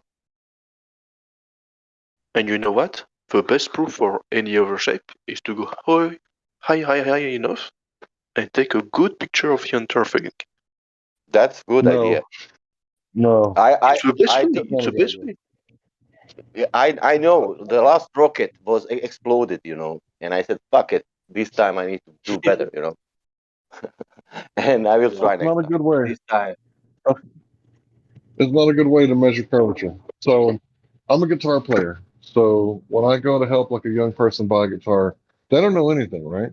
So they say, "Is this a good guitar? Is it worth this much money?" So I pick up the guitar, and the first thing I do is I aim it down like a rifle to where the bridge of the guitar is next to my eye, and the head of the guitar is further away from me, pointed towards the wall.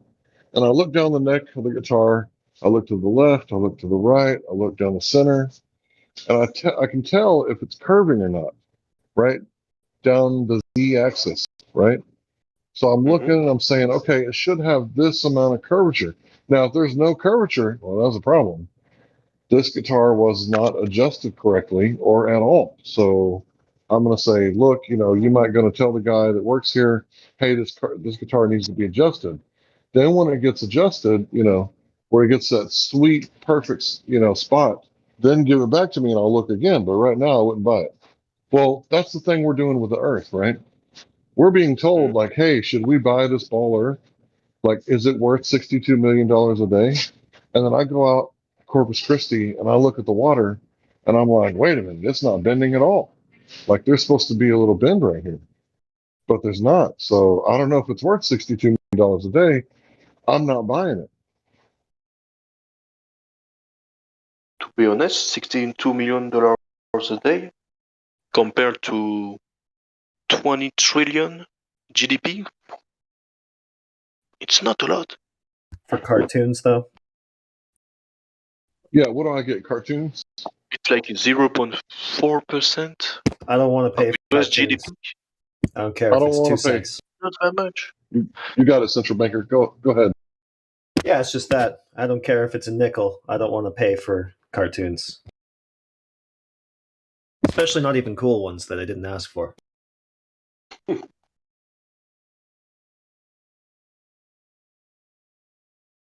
You're unlucky to be American.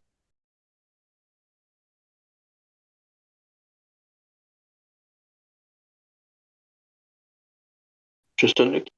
I didn't catch that. You pay for it because you're American. Oh, actually, I'm not. So why are you so upset about something you don't pay? I think it's bullshit. I wouldn't want to pay for it, so I'm adding my 2 cents. Pun intended. Mm-hmm.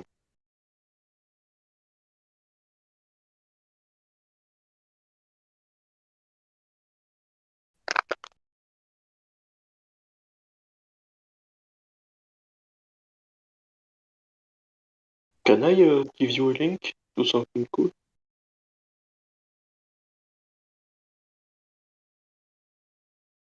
Just asking.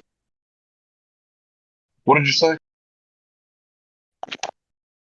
Can I give you a link in DM? Yeah, send it to me and I'll put it up.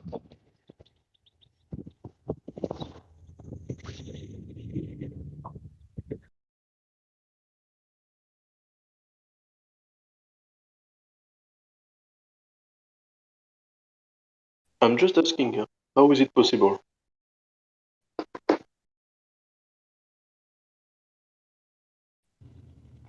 Just a guess. Let me grab it.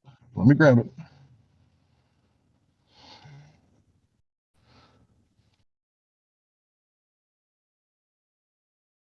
Highest point above Earth's center is the peak of Ecuador's mountain. Oh, NOAA.gov. Chimborazo.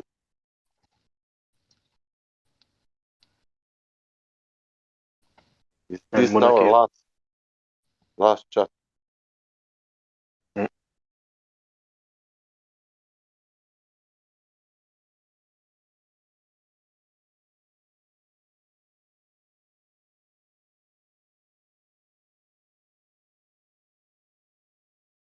What is the question here? How is this possible? Yes.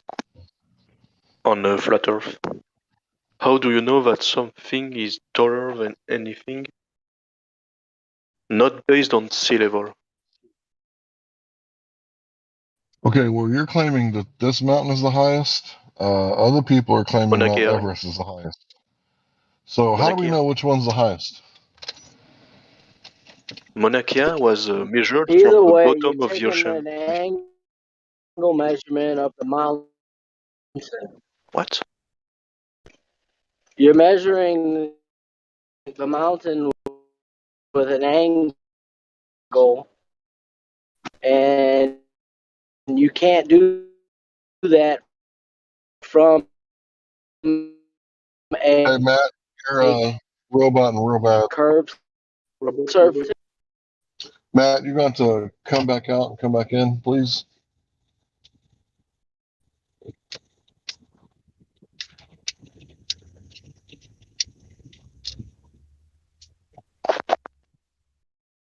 So basically, in the article, they say that Mount Chimborazo is the furthest from the center of the Earth. Yeah, But given flat Earth given doesn't your have When a did they assumed dig a center, hole? right? yeah. When did they dig a hole to the center of the Earth? They didn't. Oh, so they But didn't measure do it they from the think they center of the are Earth, lying? did they? Well, if they Well, didn't measure hold on. If they didn't dig a hole and measure it from the center of the Earth, and they're claiming that they measured it from the center of the Earth, do you think they're lying?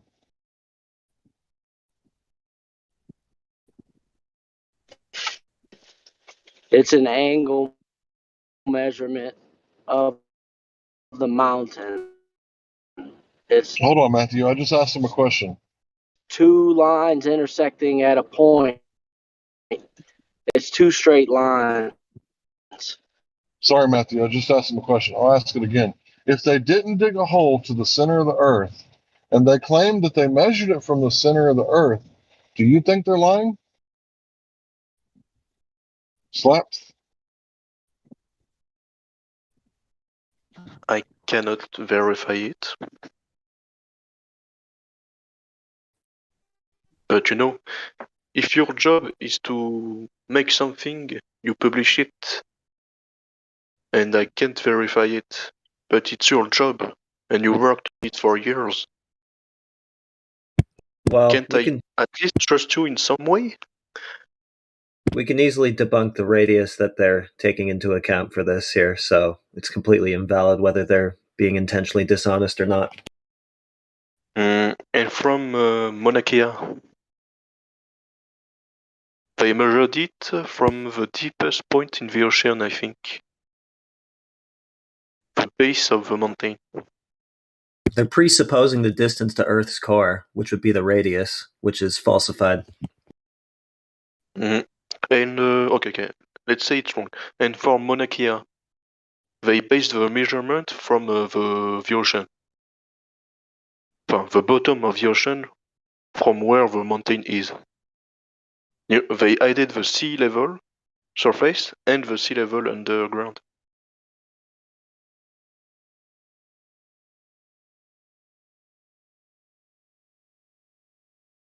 And there's nothing about Earth core or anything like that. It's just what is upward and downward of sea level, but nothing else. Oh, okay. I mean, do you have the link? No, I'm just reading what it says here. Furthest from Earth's center. Let's just forget Shimbola, just Mauna Kea. I mean, it's just the ocean and nothing else. Ah, okay. They say pretty much 33,000 feet, which is higher than Everest.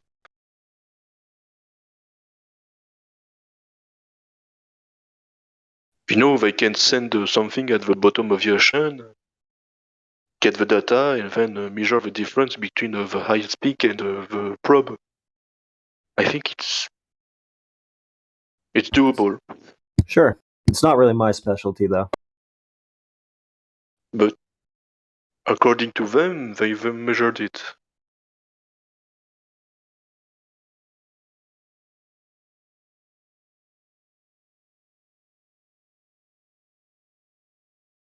Why we are then saying Mount Everest is 8,000 blah blah blah above sea level?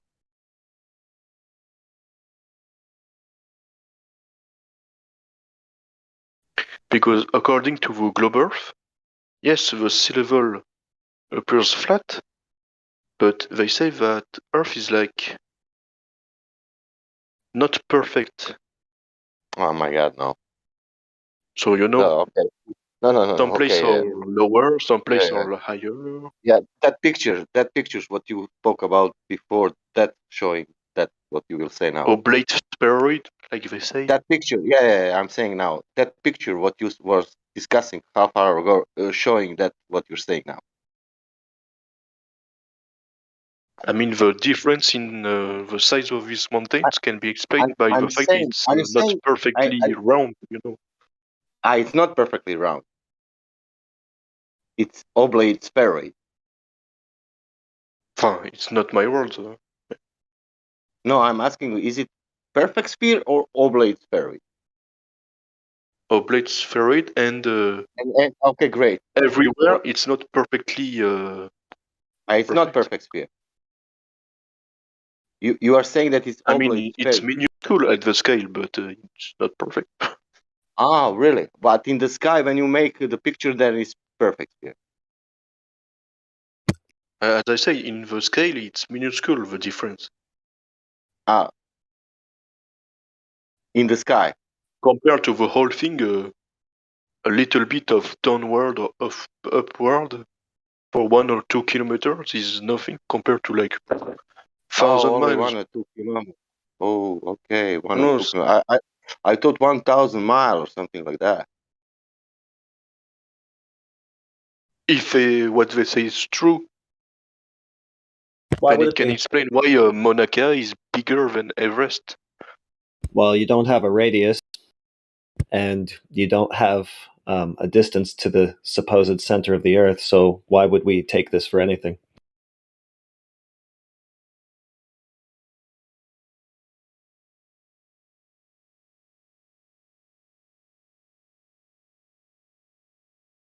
Why just not believe? They have bases, like you have a base in Europe and a base like, I don't know, in Australia, where there's a seismic activity. The seismic wave, they travel the entire Earth, the entire Come on. interior. Come on. And it takes time. On. Come on. Come on. What are you saying?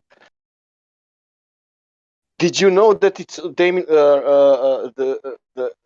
rain diamonds on Saturn? Did you know that? Okay. What? Did you Didn't know hear. that raining diamonds on Saturn.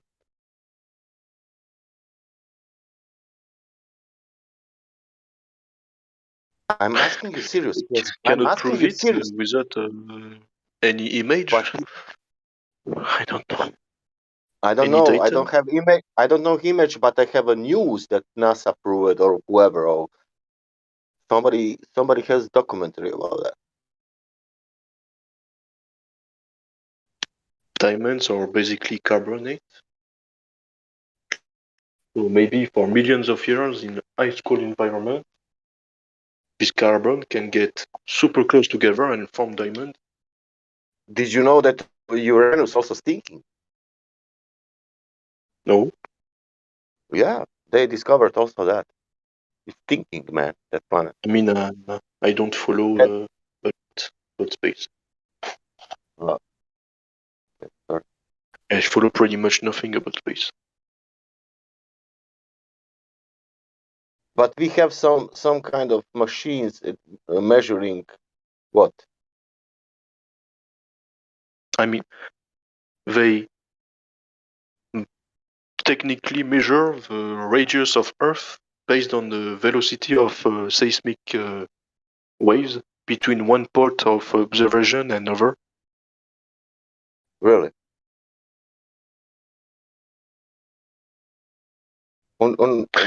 I think it's something like that, but I can't prove it. On 7 I can't miles prove it. deep or 6 miles deep or 7 miles deep? How much deep? Or 3,900,000 miles deep?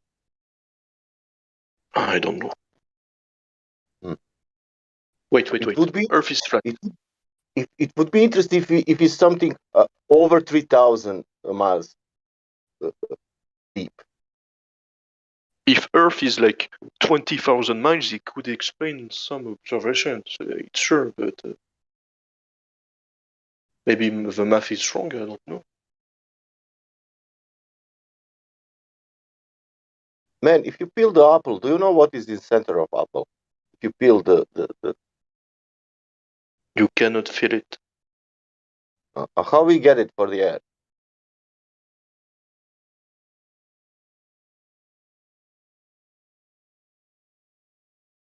We dig a hole. Yeah, but hole is 7 miles or 9 miles. We need other 3,500 to realize that it's real that deep. And plus They other cannot. and They cannot prove. and don't that's halfway. Don't tell me another 3,000. You know, this is only halfway. That is only to the center. If you want to go to the other part, you need another 3,900. No, It's impossible. For good reason. But how we know that it's deep and big like that?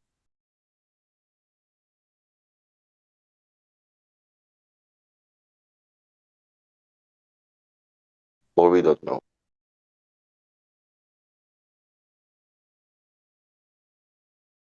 How do we know that it's impossible to go down enough?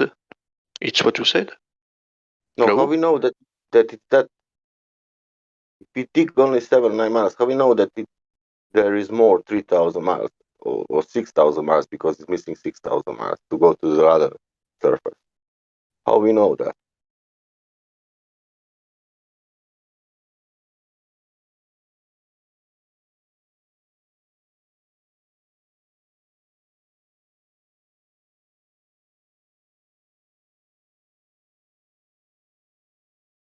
We can know only if surface is curving, you know, up.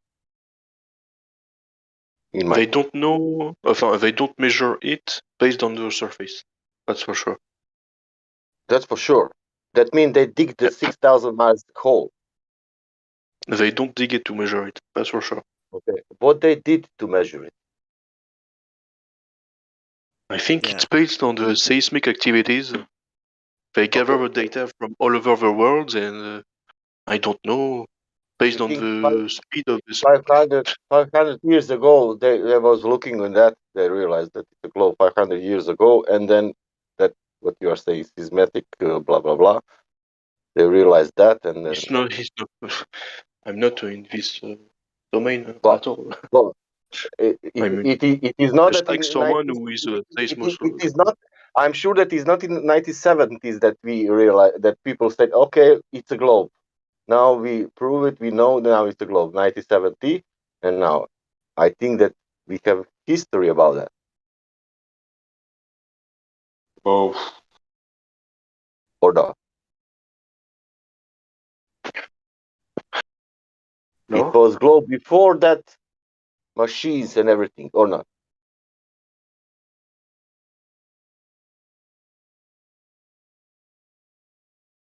It's either forever or never. Yeah, but who did it that in the first place? How? Yeah, who made that number? That it's deep, 6,000 miles. It's around 25,000 miles. Who did that number? How they realized that? How they measure that?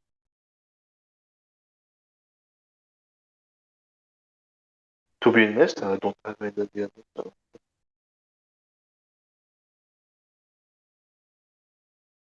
I don't have the answer.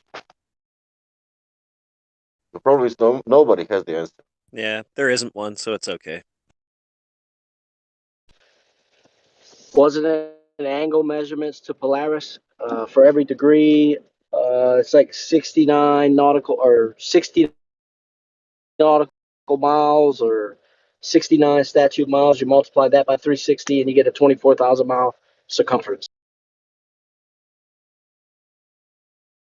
I mean, you have the degree thing, but you don't believe in it. So now you are on 1 point, and now in every 1% direction, it's like that.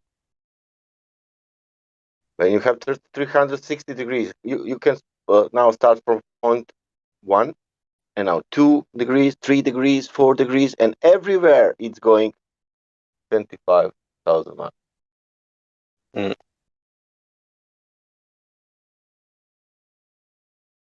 Degrees of what, though? How do you know what you're standing on is a curved, oblate, spheroidal object in the first place? Yeah. That I'm saying.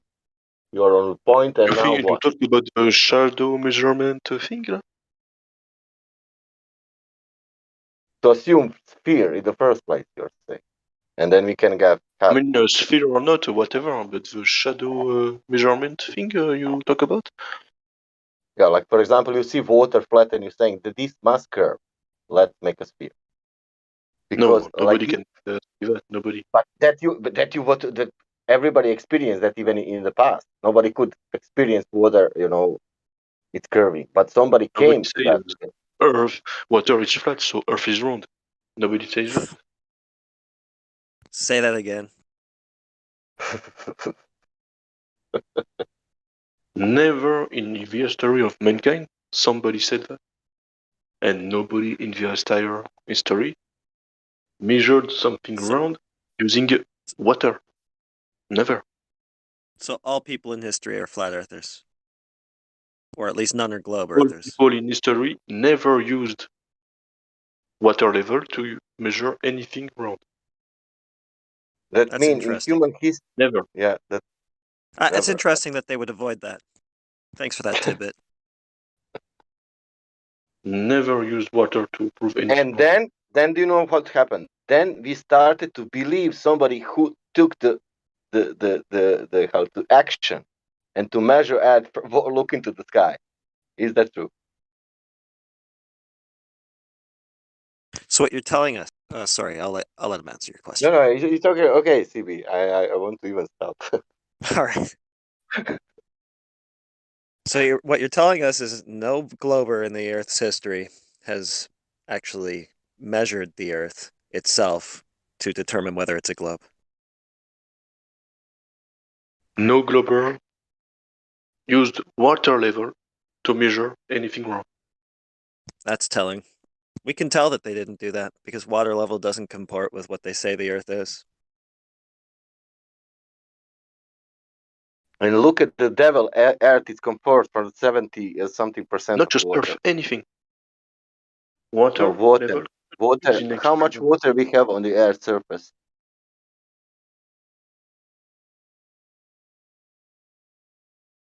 Look at the devil. We have only 2% of water and 98% of land. Based on the globe model. Is it that true? 2% of water and 98% of land. Is that globe model? If Earth is a globe, yes. If it's flat, no. You're the only one who says that. Because water is mostly on the surface. Yeah, isn't it supposed It's to be like you 70%? pour a glass of water on a giant ball. It's nothing, Isn't it Yep. supposed to make up about 70% of the surface of your globe? Yes. When you pour water on a ball, So you what can you're cover telling most us, of it easily. what you're telling us is that there's no globe in history who even bothered to check 70% of its surface to see if it's actually, a globe. If you take a good That's amount of crazy. picture of Earth from planes, That's quite an oversight you there. compile them together and you get the entire surface. And then you say, oh, I can measure the amount of water in the image. And they see it's like 70%. Around that. It's not completely 70%. Okay. So Google Globers Maps. have been ignoring It's taken 70% of from the Earth's pictures of surface Earth. You this compile entire together, you get the entire surface. Okay, so why would they ignore 70% of its surface before jumping to a conclusion about what its surface is doing?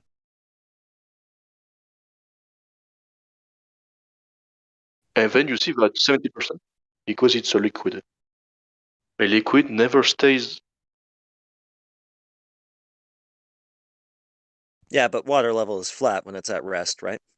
Or if it's a globe with 70% of its Can surface you say covered with water, always it at has to rest? be, water level has to be curved, right? It's never at rest. It's not a valid way to experiment again and again. So It's you not don't think that compiling. You need something water that can rests level? be rest, can be constant. Well, the entire ocean on Earth is not compiling, not constant. It's not precise at all. How can you measure something using water? What do you mean the water isn't constant? You ever seen water do something that it normally doesn't do? You put your finger in the Water water. always flows. Yeah, that's because you interfered with it. When water is at rest, right? Water always does the same Never thing. the case.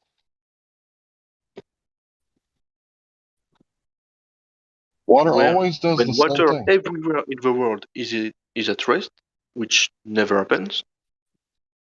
Never. You don't have to measure the whole world at once. You just measure a piece of it. So you ignore all the rest, just a piece of it. Just like you Okay, said so 5 minutes ago. let me ask you something. Can you see all of the water of the world at the same time? No, but can you? So are you ignoring what you can't see, or are you just obviously not capable of seeing what you can't see? Not capable. Right. So I'm not ignoring it. I can't see it. But what I can see is the water that's in front of me. And when I went to the ocean, I measured it and I couldn't find any curvature. So I'm not saying you should believe me. That would be stupid. I'm saying you should go outside. Have you ever been outside? Yes. And Which what did you find? Did you find earth? Did the earth get between your toes at the beach? What the fuck? What? Did the earth get between your toes at the beach? Hello? You know, the sand, the place between the sea and the land? Hello? Why would you think that Earth can get deformed between my feet? Why wouldn't the earth be able to get between your feet? What are you standing on? Matter. Sand, Earth? whatever. Right. Sand is basically microscopic rocks. Okay, what are we going to call it? It's earth, dirt, sand, right? Whatever. So that's the real earth outside, right? What you see in your head, it's imagination. When I say earth and you see the blue marble, that's your imagination. Do you know the difference? Yes. Okay, so one is real and one is your imagination. So when you go outside to the beach, can you see England, UK? Can you see it from France? Nope. I've heard that you can see France from the UK. That's Never what I tried. heard. Never tried. Well, then all your arguments have been from ignorance. Because you never went outside and tried. We have. Most of us here, anyway. You went to We France have went to see outside. France? Tell me. No, I went to the Gulf of Texas, the Gulf of Mexico. I said the Gulf of Texas. I The went to Gulf of Mexico. Paris. I'm sorry, Larry. I went to Paris, and I'm Did you see telling my England from Paris? Don't try to lie. no, I didn't. But I cannot see the end of France as well. So Why so? why so? Well, because I'm not capable of. But that's the problem. That's the issue. It's easy. What it is easy for you. You cannot even see 40 miles away from you where you're standing for, unless you are in the top of a building or Torre Eiffel or whatever.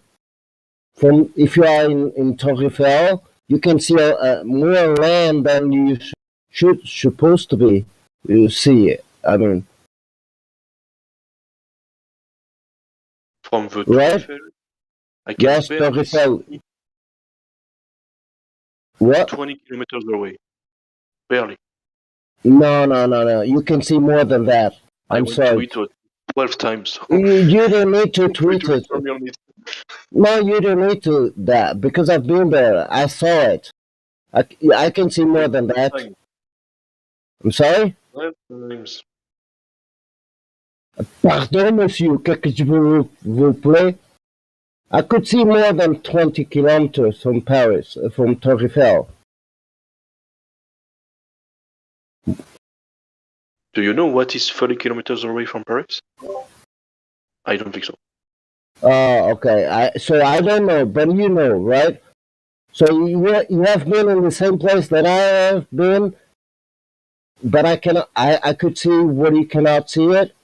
How come? Because you're bullshitting. Ah, okay. That's okay. Ah oui, monsieur. Ah oui, très bien. Yeah, Well, I'm you said you bullshitting. don't go outside. Did you see Disneyland Right? Paris? You didn't even know how Earth can get between your toes. So I'm starting to wonder if you've ever been outside, though. How does Earth get between your toes? Is that what you asked?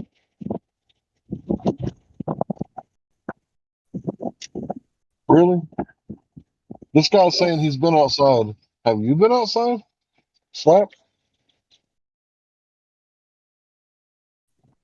Did you see any Earth curves outside?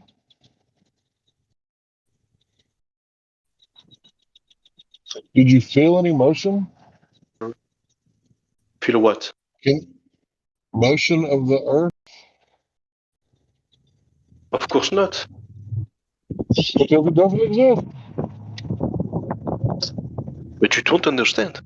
Earth is spinning very, very, very, very slow. 1,038 miles an Understand? hour is slow. 1,038 miles an hour is what you consider slow? Do you consider I know, 1,038 but miles an speed hour is slow? always relative to the observer and the object. Yeah, do and you get surrounding and do the you get distance. do you get and the road thermal. rage? Do you get road rage when the driver in front of you is only going 1,038 miles per hour? You know why bullets kill Nobody people? goes at Because that they speed. go more than 1,000 miles an hour. A 9mm bullet goes 1,000 miles an hour. It kills people, and you consider that slow? The projectile rips through their body and destroys vital organs, and you consider that slow? Faster than the speed of sound, and you consider that slow? You don't understand, do you? We understand perfectly. You don't. You're the one saying 1,038 miles an hour is. Okay, echo. Just to listen on context. So here's the deal. You've got an excuse for why you do not experience motion. And did you get my message? And what message? I'm tired of Flat Earthers saying, "Oh, Earth spins super yeah, quick." but No, making it does excuses. not. Yeah, well, it does spin pretty quick. 1,038 miles per No. hour. The equator is pretty quick. But you have an excuse for why nobody 1,000 experiences miles that. per Instead hour of for you're not living. 24,000 kilometers. Instead of positive proof for your claim of rotation, you don't understand. You just have an excuse for why we don't experience any. Do you see why that's not sufficient? Because it's super fucking slow. It's not, though. It's super fucking Yeah, slow. it's slow when you try to compare it to something that's faster. That's what you always like to do. Is just put it in relative terms so that it seems like, well, when compared to that, it's slow actually, but no, it's not. It's 1,038 miles per hour. That's your claim. That's what it has to be in order for it to turn around every 24 hours, given the radius and everything that you've claimed, which is also debunked. So that debunks your rotation right there anyway. But yeah, excuses for why we don't experience something is not a good argument for it. So please try harder. How is it not? Oh my God. A big object spinning you don't understand how an excuse is an insufficient argument? And explain away, you don't understand how that doesn't cut it? Your best evidence is no evidence at all. Yeah. That's retarded. In 1 hour. Okay. You know when else we don't experience motion? Guess. When there isn't you're any. in a car. So you need to come up with something better than, well, here's why we don't experience this thing I say is happening. When you're in a car, going straight forward, constant speed on a flat terrain. You're doing it again. You're making You excuses. don't experience speed. Exactly. Hey, you know when else you don't experience movement? When there isn't any. Come back with something better.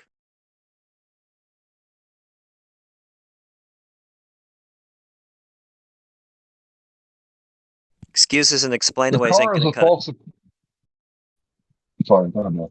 Nah, I'm done. That's okay. No turning, nothing, straight forward on a perfect road. You will not experience speed at all.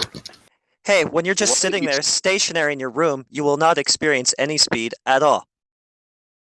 Because it's obvious. It's not accelerating, it's not decelerating, it's not turning. I agree. It's not doing any of those things, so I'm not experiencing any of them. Just like But in wait a a minute, car, in his like you model, said, it's at an 100 elliptical miles orbit. per hour. No. Hold on, bro. No feeling. Hold on. In your model, right, it's an elliptical orbit around the sun. Do you know what elliptical means? Yes. That has to be acceleration. So you just lied. You said there's no acceleration, right?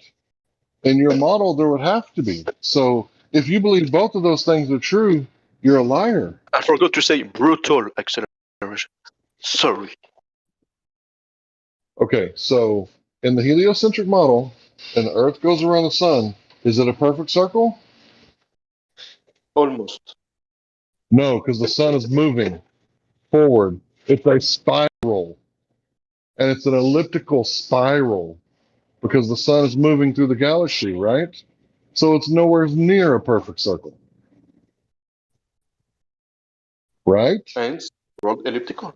And if there's acceleration, we would be able to detect it. But we can't detect it. So how do you know that we're moving if you cannot detect the acceleration? It's a belief. You are a religious fanatic. Your book was written by men, therefore it's irrelevant. You can't trust men because men wrote the science books, just like men wrote the Bible. You are dismissed, sir. I got a question for Slop. Actually, Earth is spinning slower than ever. You have I agree. It gets slower each year. Slop. Gradually. Yeah, it's spinning at gets 0 slower miles over per time. hour, really slow. I agree. Slop. You got TGV. How many miles per hour does TGV goes to? The It fastest depends train on in a Paris. thousand factors. No. The fastest train in Paris. How fast does it goes? I think It's it's TGV. 524 kilometers an hour. Yeah, right. And you don't feel That's it too nothing, slow. right? And you don't feel it nothing, right? At 500? Yes, at 500. Yeah. So Well, you from don't most feel my no experience, motions. it was 260 kilometers an hour, and yes, doing that framework, I didn't feel the speed. I didn't feel it. It was going straight forward for a good 15 minutes at that speed, and I didn't feel. Yeah, right. So you don't feel nothing, even with TGV. Okay. Yeah, that's good. There's nothing to feel. I felt the people Exactly. walking Yeah, next to indeed. me going to their seat, but So you Well, got. Yeah, go ahead. I'm sorry. Well, I mean, the speed of rotation of the Earth is based on its falsified force? radius, so it's not even worth debating. Yeah, you're right. So you base everything on no radius, so everything else related to any radius is false. I can play the same game that you just keep playing here. You know, I'm sitting on my couch and not experiencing any rotation or movement. Therefore, the Earth must not be rotating or moving. Same thing you do with your car analogy moving at this perfect, smooth, steady rate. Yeah, it's kind of like all my claims about the career prospects of my imaginary girlfriend. You know, so she's not real, so all those prospects aren't real In the right either. condition, yes.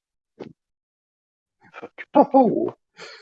In the right conditions, my imaginary girlfriend can get hired and have a career. Oh man, Oh my you need help. What the fuck are you talking about? Yeah, but do you understand that your radius is falsified and that's what your speed of rotation of the Earth is based upon? Like you're not going to have 1,038 miles at the equator if the Earth is not a spheroidal object with a radius of 3959 miles. Do you know that? So Earth is not a sphere. Okay. Okay. Then what You is said it? it. Not a sphere, just like you said. And what is it? Well, it's something What's that has a flat surface. Well, flat and topographical. Something that has a flat surface. Anything can have a flat surface. No. You know what specifically cannot have a flat surface? A globe.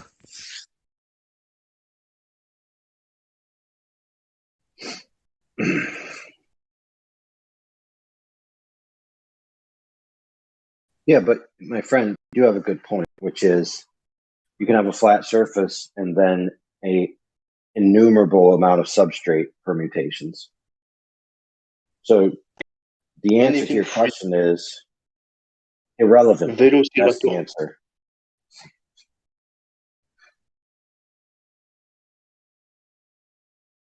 So you listen, my friend. The problem with you is that you're framing this proposition as if you have a globe on one side and a definite shape on the other side, and you're choosing between the two.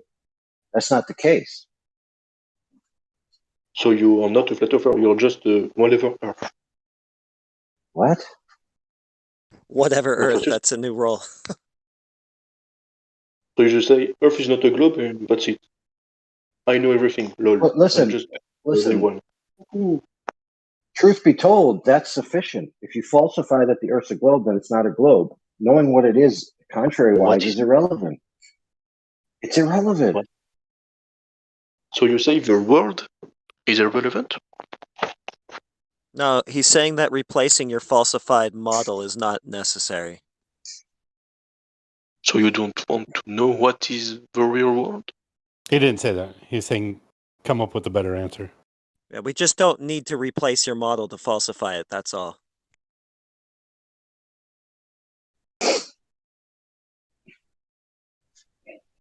Okay, it's not a globe, so what is it? Visibly and measurably flat. A lot of things can be flat. I said visibly and measurably flat. A lot of things, but one of those things is not a sphere.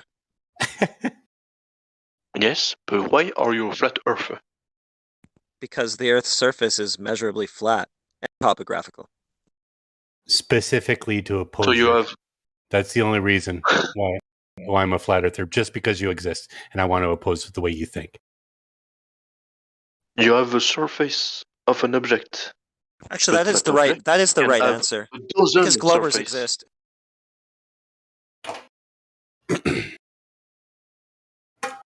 So you're flat. All right, so Slap sent me something direct message.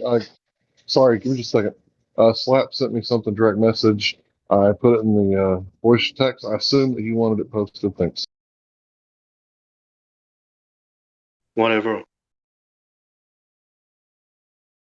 Whatever what? He's a whatever earther now. He's a whatever earther. Yeah. You're funny. Well, I thought that was what you said, but I'll take credit for it. For what?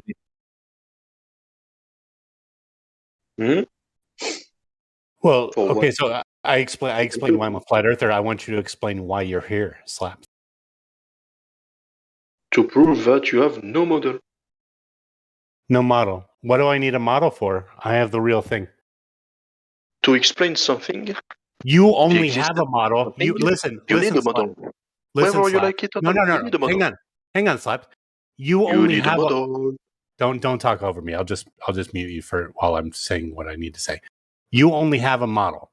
You have to be taught a model because in order for reality to conform to that model's lie, you have to be taught that your experiences, your senses, and everything you can actually do in the real world doesn't work to conform to that lie. So you have to be taught a model. I have reality. I don't need a model. Go on, Slap. You may now talk.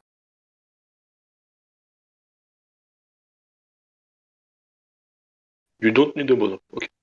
No, I have reality. I've already explained that to you. I can show you very simply that the earth is flat and measurably so, visibly so. There's nothing in your experience that says that it is moving, that it is a globe. Everything you see and feel conforms to my reality. You have to show me that I'm being tricked by my own senses to conform to your model, which is not reality. Reality is not a model. Reality is reality.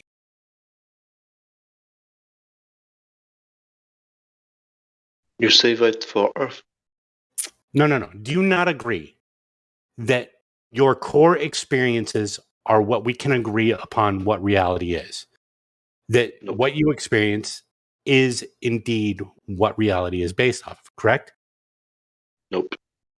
Everything beyond that is either a concept or a trick.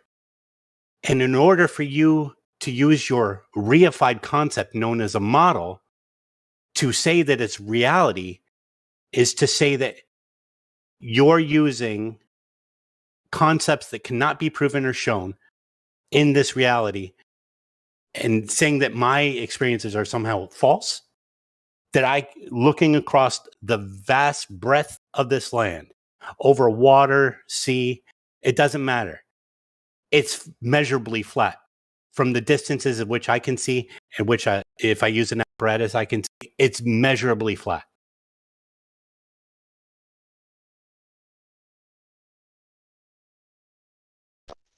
A man with an experience is not at the mercy of a man with an argument.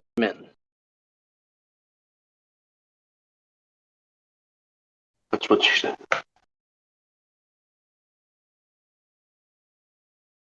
Let me ask you this, Slaps. Do you think math is reality?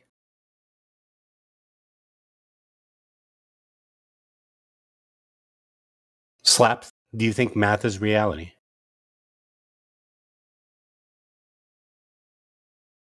So I want to repeat question. And you know why? Because if I say yes, you will say I'm wrong. And if I say no, you will say I'm wrong. So No, that's not true. There's one true answer. do you think? I'm not a relativist. I don't believe in relativism. I think there are answers. I have a hard time believing that. Why? I just told you, you don't know me from Adam. You have to take me at my word until I prove myself wrong. As I will do for you. Do you believe that math is reality? Take you for your words. Math What's that? is a tool. It's a tool. I will agree with that. It's a concept to explain the world around you, right? It's a convention. I won't answer yes or no.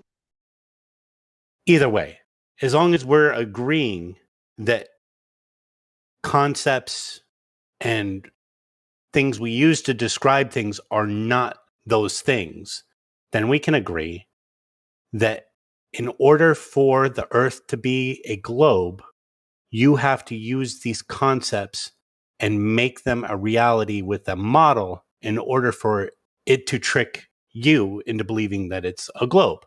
Otherwise, you would come up with the answer I have right now, which is it's visibly and measurably flat, correct? Mm-hmm. Am I right? You could say yes or no. We'll talk about it.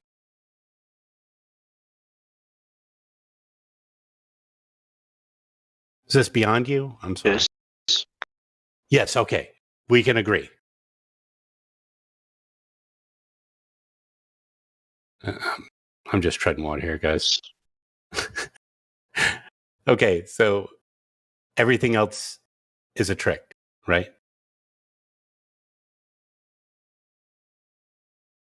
Simply put? It's your opinion. Okay. Well, can you show me where my opinion falls flat, where it's proven wrong? Can you show me evidence of any curvature whatsoever? I mean, French women have lots of fruit. on the Earth, besides topography, can you show me any evidence of the curvature of the Earth?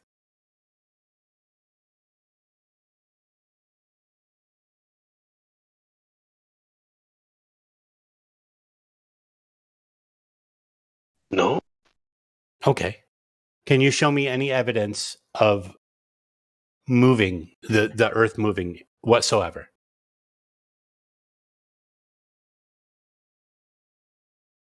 I cannot say the sky because flat earthers refuse any agreement with the sky, so I will say no. I'll agree with you that the sky is moving. Does that make the Earth moving? The sky is not moving. Okay. That's an opinion. Moving, not the sky. Well, does not the air move? Do not the things in the sky move? The sky is moving. Not the sky. Does the air move? In it. Does the air move? Do the clouds move? Everything in the sky moves. The birds. Everything. The rain. It doesn't matter. You put it in the sky, it will move.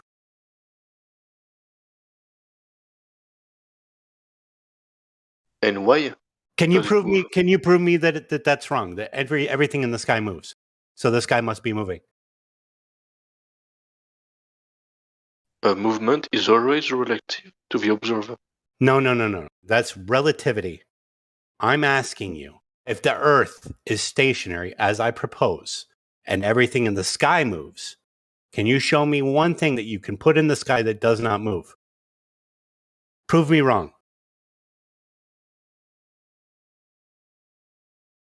Don't sit there and ask me questions after I ask you a question. Just tell me.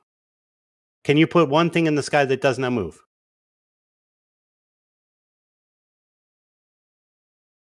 Okay, I'm gonna. You're conceding with silence. The sky moves. That's obvious. Just like everything. By any child, they will tell you the sky is moving. Every child will tell you the sun is moving around us. Every child will tell you the moon is moving. Every child will tell you that the sky moves. Sky is not an entity. The things in it. As a whole, you don't understand that, no? everything in the sky moves. Show me one thing in the sky that does not move relative to the Earth. Checkmate. Yes, it moves. Do you have any evidence of the Earth moving? Don't say the sky, because we've already decided that was moving. And don't give us some cop-out for why we don't experience it moving. Because if you tell me it's circular motion, then I'll... In daylight, you see the clouds moving. The birds moving. You're just repeating me at this point. Is it the sky? No. It's the clouds and the birds. It's not the sky itself. The birds are staying stationary. The Earth is moving around it. The sky is just a delimitation. It's not a thing. Oh, it's it can be described. Everything can be described as a thing, and the sky is a thing.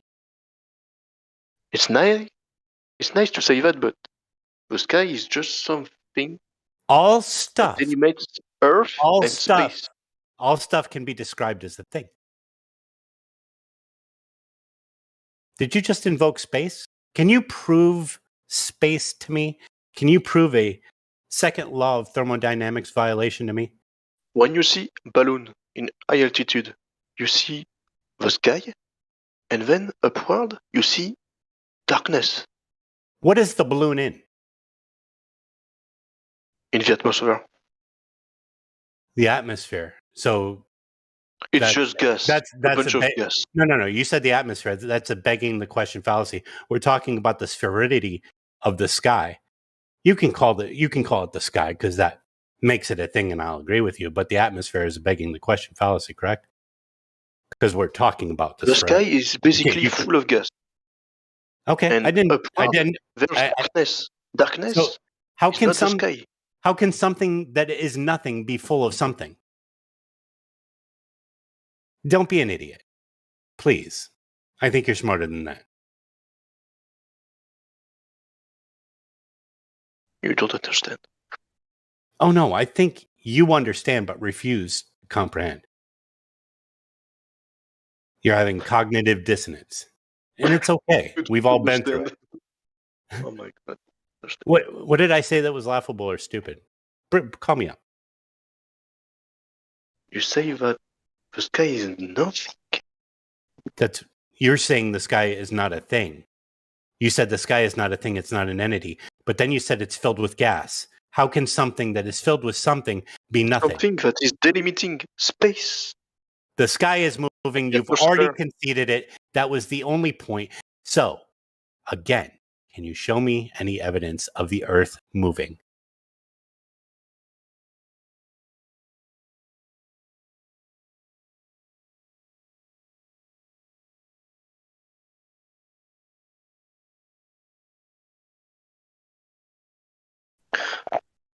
You see the things moving, separating us from darkness. So you see things that aren't the Earth moving, so the Earth moves? Well, listen to what he said. You see things moving, separating the earth from darkness. Well, what would that be? That would be the sun. You see the sun moving, separating the earth from darkness. Yeah, we agree. The sun moves, the earth don't.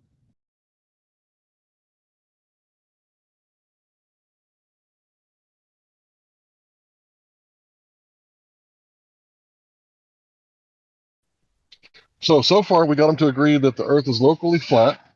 That's something we agree on, no matter where you are, right? And then we got them to agree that the sun moves, right? And now we just got to get rid of this vacuum without a container. So, have you ever heard that nature abhors a vacuum? Do you know what that means? Pretty sure it means that nature is the pimp of vacuums. The pimp of vacuums? Yeah, they go. That was a joke.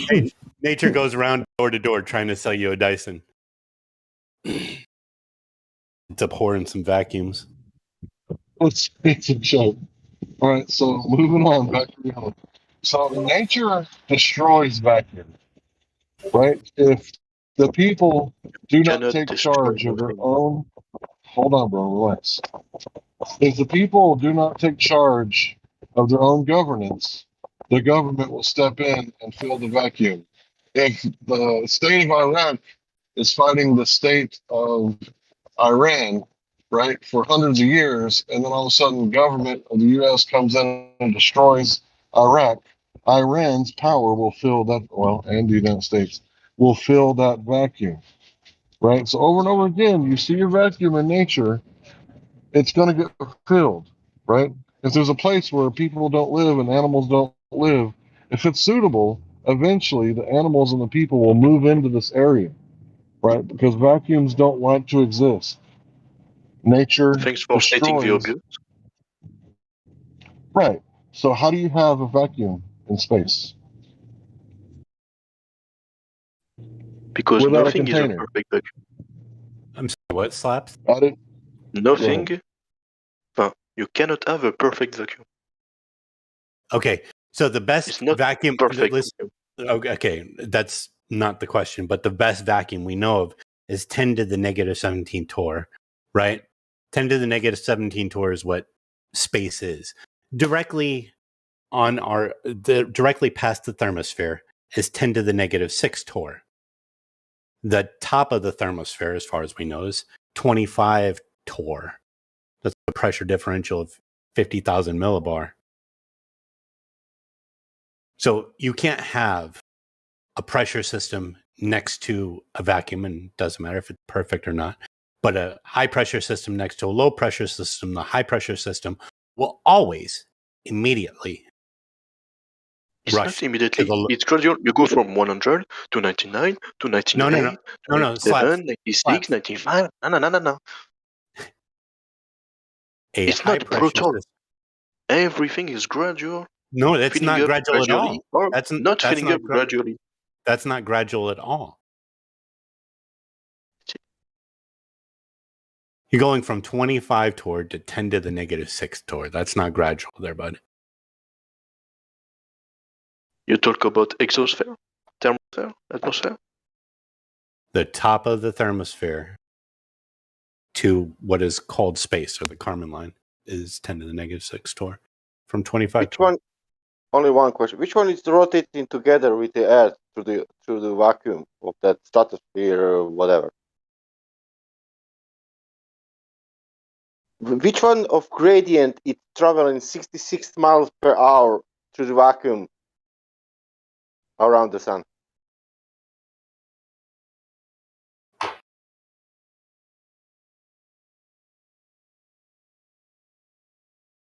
Which gradient of gas is traveling 66,000 miles per hour around the sun together with the Earth through that vacuum? I cannot say gravity because you refuse it, so I don't have the answer. I wouldn't refuse it if you could just do an experiment where you use gravity to create some pressure next to a vacuum and show us that that's even a thing that can happen. You cannot do it because we cannot create a gravity enough to substantiate the gravity Here of we Earth. go again with the excuses. Okay, thanks. We don't The gravity have, of Earth hang on, is Slaps. crushed at everything that we do. We don't It's have too to much. Slaps. We don't have to refuse gravity. The simple fact of is the inverse square law says that as you get further from the source of a force, it will lessen exponentially, and the air molecules, any gas particle that is being distributed throughout the system, are more likely to be at the bottom than they are the top of this container.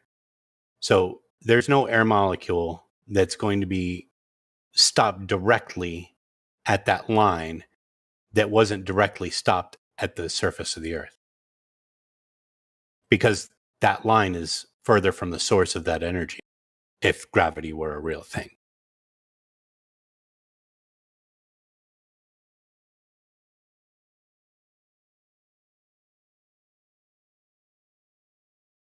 So it's illogical. That premise. How is it logical, but that premise that gravity is doing anything to the gas is illogical.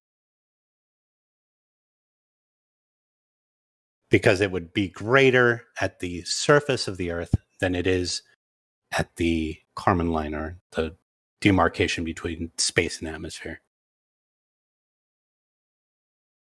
Do you not agree? Because of the inverse square law, we can see that all natural energies work that way. There's no energy that works stronger further away than it does closer to the Earth, or closer to the source, right? As it gets further from the source, it becomes diffuse, correct? Exponentially diffuse by distance.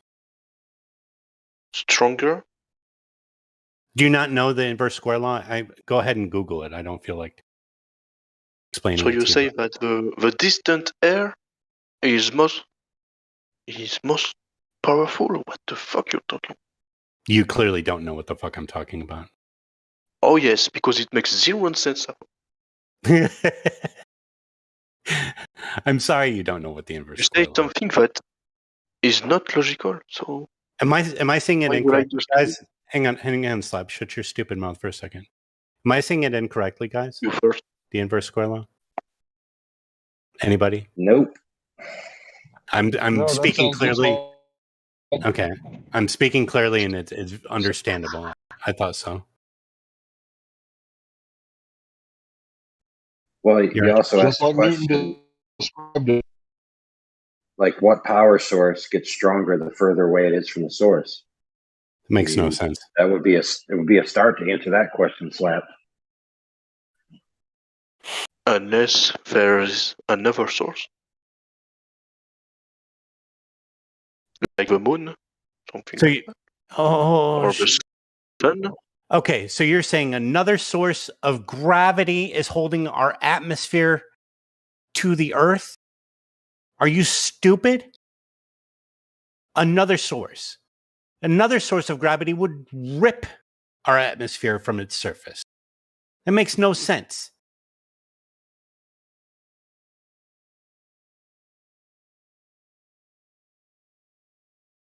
So tell me. I already did tell you, and you thought I was talking nonsense when I was the only further speaking you get, of sense. the more gas you get. That's what you say. No. What I'm saying is there's no such thing as space. And you refuse to pick up on the whole, subtle keys that we're saying that's not possible to have an atmosphere next to space without a solid barrier. The second law of thermodynamics is very simple. While you invoke gravity and misunderstanding that gravity would be stronger at the surface than it would the farther reaches of the atmosphere, therefore you can't invoke it, because if gas is filling the container, then it wouldn't matter. The gravity obviously isn't working on it.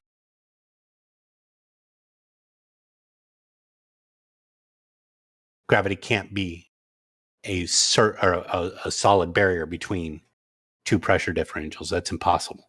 So you say that the gravity is stronger away? Wait. You say that gravity is stronger? If gravity were a thing, it would be stronger at the surface of the object than it would be further away from the object of the object. Therefore, all gas that could escape would stay close to the surface as to not escape, or else the premise falls apart. How do you not understand this? Which is the case? That is not the case, or else you would have no atmosphere past a couple inches of the Earth. Of the surface of the Earth, it would not be thicker than a couple inches. That's the inverse square law. Or else, actually, it wouldn't even exist, because there's no possibility of having a vacuum next to a pressure system without it being ripped away. The gas would try to fill the size of, or the volume of the container, which would be the vacuum of space. That's the volume of the container. You know why? Go ahead and tell me. I'm riveting, or I'm riveted. Please tell Why me. would you think that the gas will fill the vacuum? What's that? Without gravity, how do we get the gas to fill a vacuum? Well, you just put it in the vacuum. Slaps. We don't, because it doesn't exist. It's a stupid premise and it's illogical and goes against the laws of nature. That's what I'm trying to explain to you. It's not possible. The laws of nature. The laws of nature. All the And the laws we laws know. of nature are made by humans? No. We observe the laws of nature. We don't make them. Your observation is human based. We can barely You're explain the laws of nature. We only know their qualities. We don't know their cause. We don't know why the law of thermodynamics works the way it does. So you know nothing. So basically, at the end of the day, you say, God did it. Boom. End Did of I story. say that? Did I say that? No, I'm saying even Most the flat scientists earthers are religious nuts, so the most accomplished scientists will agree with what I'm saying. but And you invoke the law. You invoke the law of the gaps, which I didn't invoke. I'm saying, no, we observe the laws of nature. We did not make them up. If we made up the laws of nature, then we created everything here, which I don't think we did.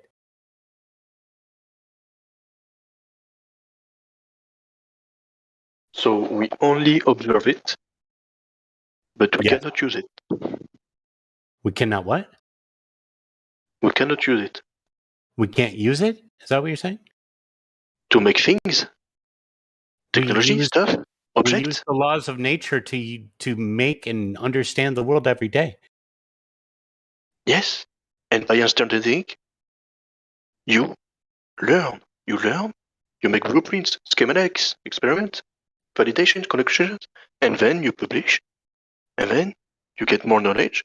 And then you build things based on that knowledge. Well, you sound really smart with all your word salad. What are the No, I constituent? don't sound Shut up! smart. Shut up! I'm just saying that you don't just. I'm asking you a question. What are the constituent parts of an experiment? What? What you said is irrelevant. You're the one who What do invoked you need in order to experiment. do the scientific method? What do you need to do an experiment when you're talking about the scientific method? The 6 steps? We're waiting. Tell me. Dude, no offense, but at this stage, listen, no offense, but at this stage, I think we need the 12 steps. Does it exist? Nothing in your world does, except what you're told to believe, and you will believe it to your dying breath without And what am I told to believe? without thinking an independent thought or using logic to form your worldview ever, because you will just believe what you're told as a good little drone, believing what you're told without ever thinking about what you're told. And all we're doing is asking you to think about what you were told. We all believed it at one point in time. Not all of us. There was one or two scragglers who never believed it. But most of us sat in the same place you're sitting right now. But I don't think we were ever that much of a denialist of reality. Just listen up, because what people are trying to tell you is important. You were taught what to think, not how to think, and that's sad.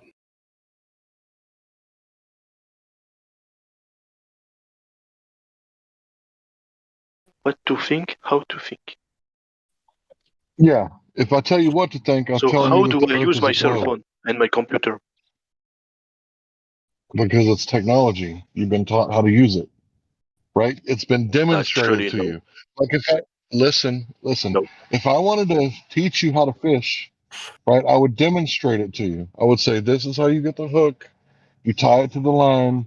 Here's the bobber. Here's the worm. You put the worm on the hook, and this is how you hold the button. And you swing, and then you let go of the button right before the swing ends.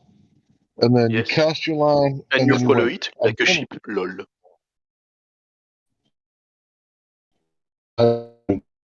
kid. They never demonstrated to you the Earth is a ball. They told you, right? And just like you believed in Santa Claus, you believed in the Easter Bunny. You never saw somebody who could deliver all. What? You do? Anyway, who demonstrated to you the globe? Who showed Nobody. you? Nobody ever. So they just told you, and you believed them, Nobody told like me. Santa Claus. Never. Nobody. Actually, 0% ever. So why do you? So why do Zero. you think it's a Zero. globe? Never. Hang on, he's In denying France, reality. it's zero. It's illegal in school. It's illegal to teach somebody the Actually, globe in France. yes. It's not in the program, so it's illegal. You know, we have something called Education Nationale with a program. It's not in it. If you teach it, you can get punished by law. And you will get punished, especially if you're a teacher. So you just went and Especially if brainwashed you're a yourself? teacher. So you just went and brainwashed yourself? We have laws, order, constitution.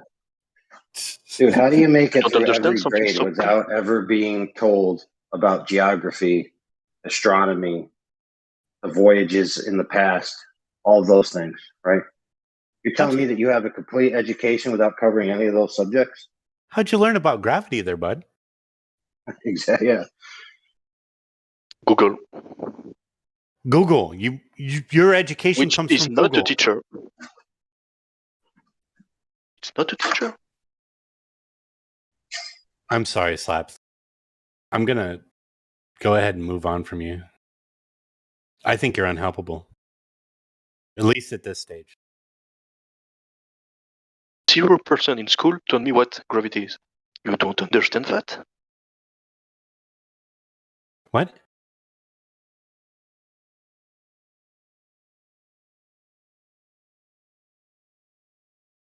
What'd you say, Slaps? I don't understand what you said. Gravity.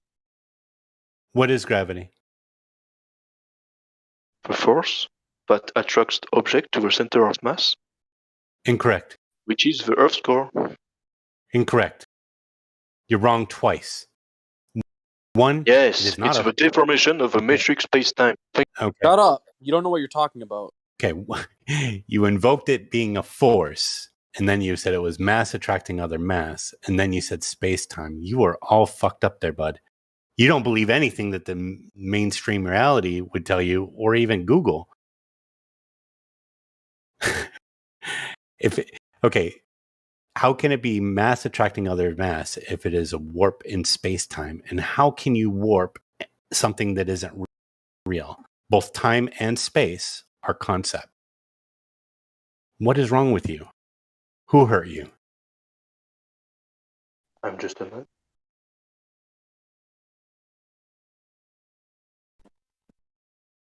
Man. Okay, so let me read from the Ministry of Education curriculum. Hold on a second. Here we go. Space and time. Students discover and begin to develop simple representations of their neighborhood, their village, and town. They go on to represent photographs of maps, world maps, planispheres, and globes. Oh, I guess you're full of crap, Holmes. What the fuck are you talking about? He was reading from the French syllabus there, bud. The sky From and the the earth. 2007 program, teached. Oh, to be fair, this one is 2008. So maybe you made it out in time. Oh, you're funny, man. All right, let's You're read some full more. of The sky and crap. the earth. Oh my god. The movement of the earth and Oh other my planets god. around the sun. Earth's rotation, length of God, day, and how full the of seasons shit. changes. I can The movement say, of the moon, lights and shadows. holy shit. Yada, yada, yada, bro. You're full of crap. So you come here and lie? You too. What did I lie about? I've never lied to you in my life. I have no reason to lie to you. Everything that I learned is from other people preaching me, blah, blah, blah. What about somebody touching you? What? Preaching. Tony. He thinks you learned everything you know because of a preacher that believed in the Bible. basically. That's his argument, I guess. Oh, I have no idea what he's talking about. He couldn't possibly know why I know what I know. Well, to be fair, he is a staunch You say atheist that that believes that his mental state is what you physical believe in, construct. Don't Slaps. Let me tell you. You do that one more time. If you talk over somebody one more time, I'm going to go ahead and just permanently mute you until I'm gone. Don't talk over people. If he's saying something, let him finish. Understand? Mm. Thanks for mouth farting your understanding.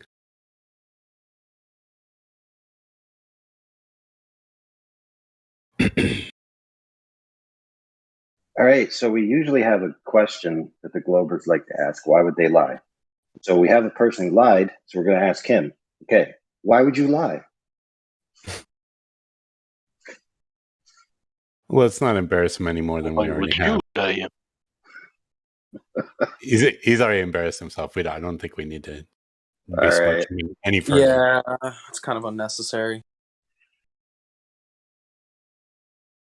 Plus, we already know the answer.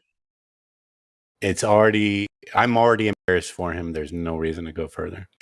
Lie about what? Tell me. Well, Give he me doesn't a know when to single give up. proof. Give He me a does single not know proof when to give up. of Holy Earth shit. being perfectly flat. Anywhere.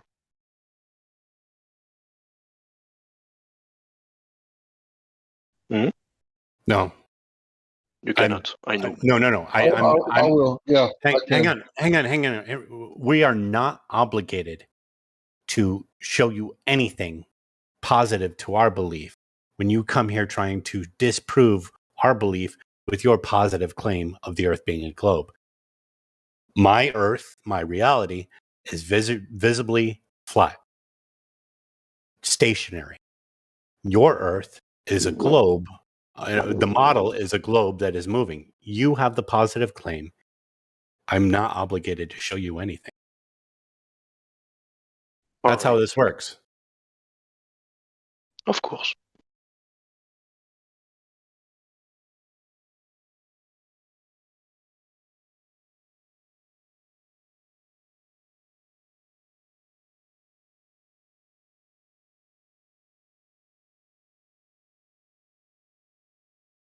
But go ahead, Hank. I just wanted to get that out, that we're not obligated. But you can ingratiate yourself upon him if you'd like. Thank you. Yeah, so the Bolivian salt flats, right? The largest ones in the world, 9,000 square kilometers with less than 1 meter of vertical relief. That means less than 1 meter of drop. So that's not the only salt flat. We have salt flats all over the world in different places, but that's the largest one. Then we have the abyssal plains, which is the plains underneath the ocean water that has a gentle slope until the mid-Atlantic ridge. Right, these abyssal plains make up more than 50% of the Earth's surfaces. And by all means, don't take my word for it. Please Google these keywords, abyssal plains, and you'll see for yourself that they take up more than 50% of the Earth's surface. Even though it's underwater, it's still the crust of the Earth, like the Earth's surface, right? So you have these like all over the oceans. And then we have the Great Plains of the United States that stretch all the way from like North Dallas to like Kansas. Yeah, there's Great Plains in Canada, and there's Great Plains in the Middle East and other parts of the world like Africa, right? Africa is 5,000 miles from North Africa to South Africa, and the average height above sea level is only about 1,500 feet, right? Yeah, so, they say Kansas is flatter than a pancake. You can search that up.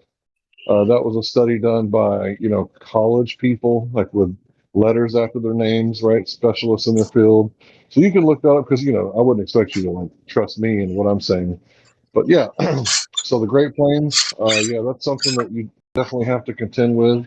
Yeah, this all over the world, people have been measuring for the past 7 years or so, and they're measuring over water. And we have several examples down below of people using lasers, people using spotlights, cameras and or high zoom telescopes, binoculars, and they can't detect any curvature. So basically, like you said, it's flat locally every time we check.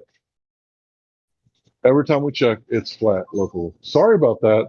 That's just how it is. But I don't expect you to take my word for it or the, experts' word for it, right?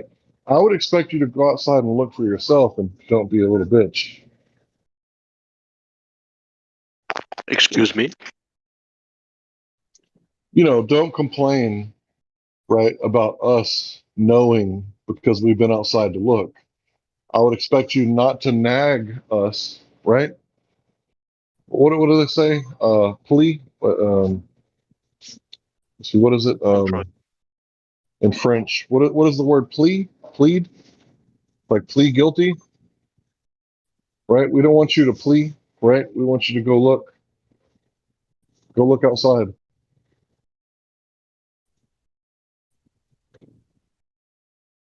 You have ocean in France, right?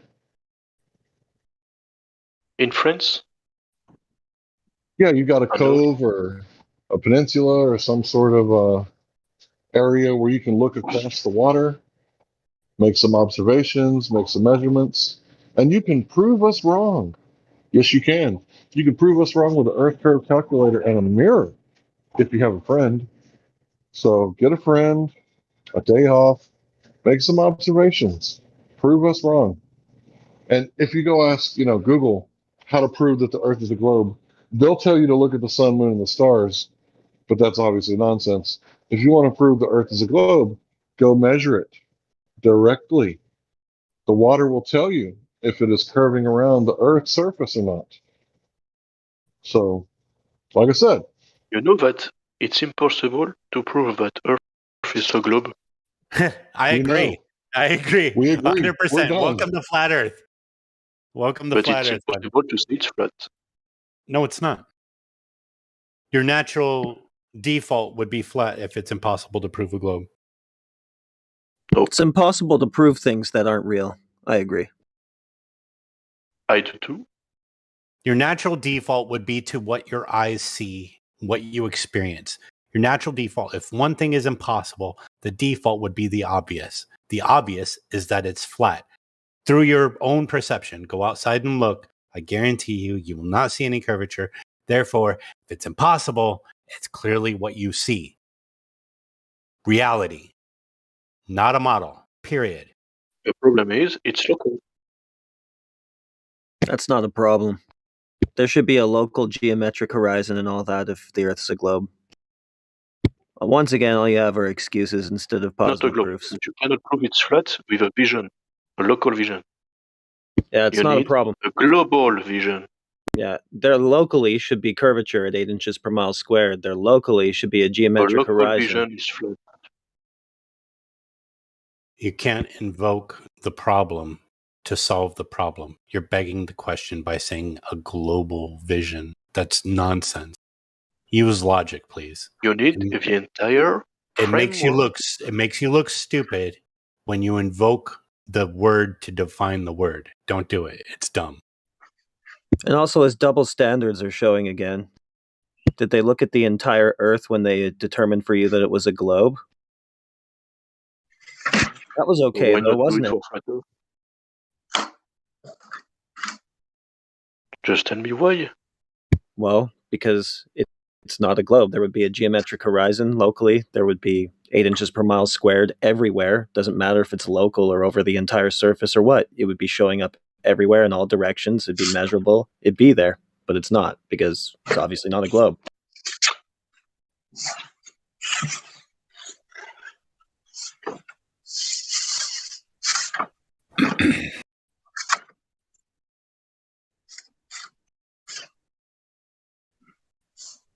We're already in agreement, Slaps. We don't have to go on any further. You already said it's impossible to prove that it's a globe. And we fully agree. 100%. There's nobody here who disagrees with that. The problem is, you want to measure a house. How do you do it? Directly, and not by pointing at the sky. You need to have the entire thing in perspective. Yeah, whether imagine you like it imagine or trying not. to imagine trying to fucking describe like the dimensions of a house by looking at like the neighboring house and saying like, well, that house over there looks like it's near it, so like why isn't this one? You can't look at the I didn't sky say and that. know the fucking shape of the ground, buddy. Doesn't make any sense.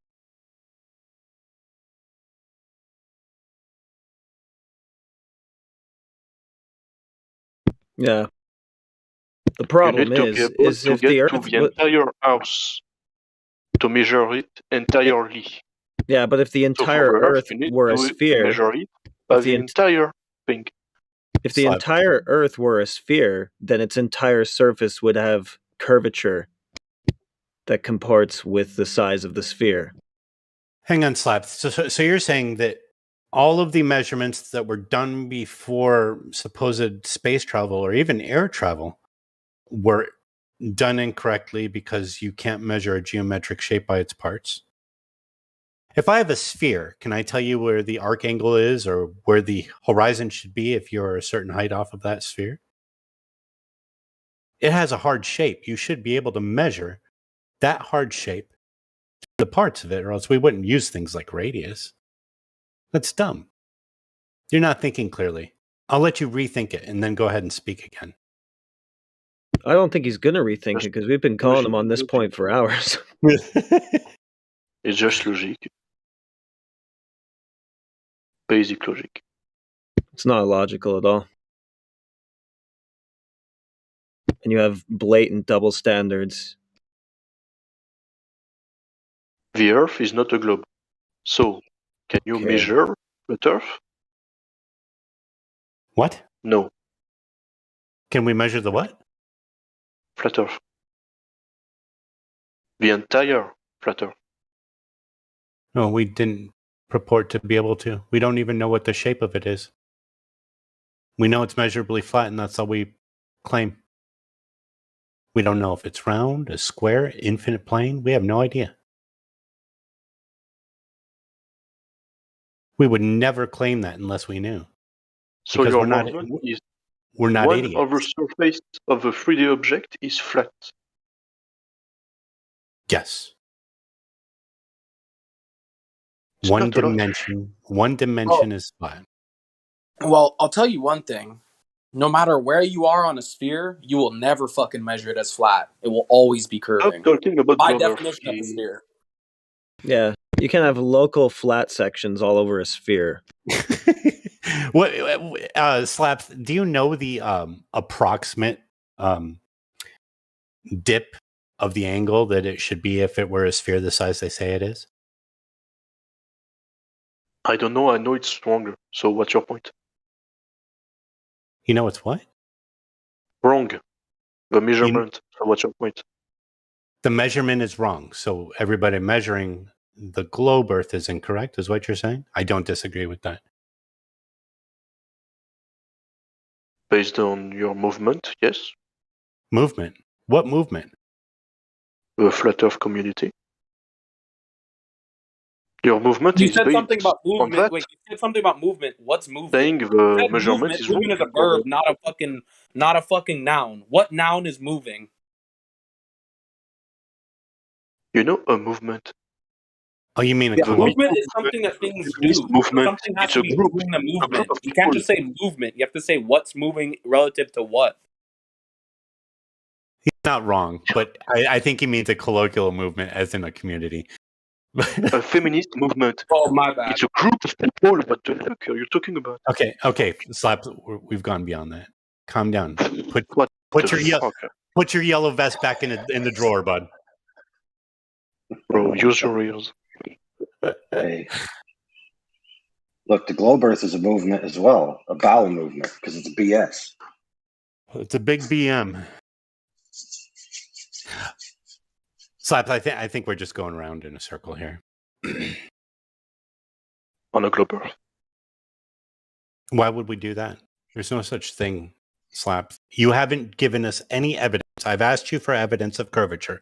I've asked you for evidence of movement.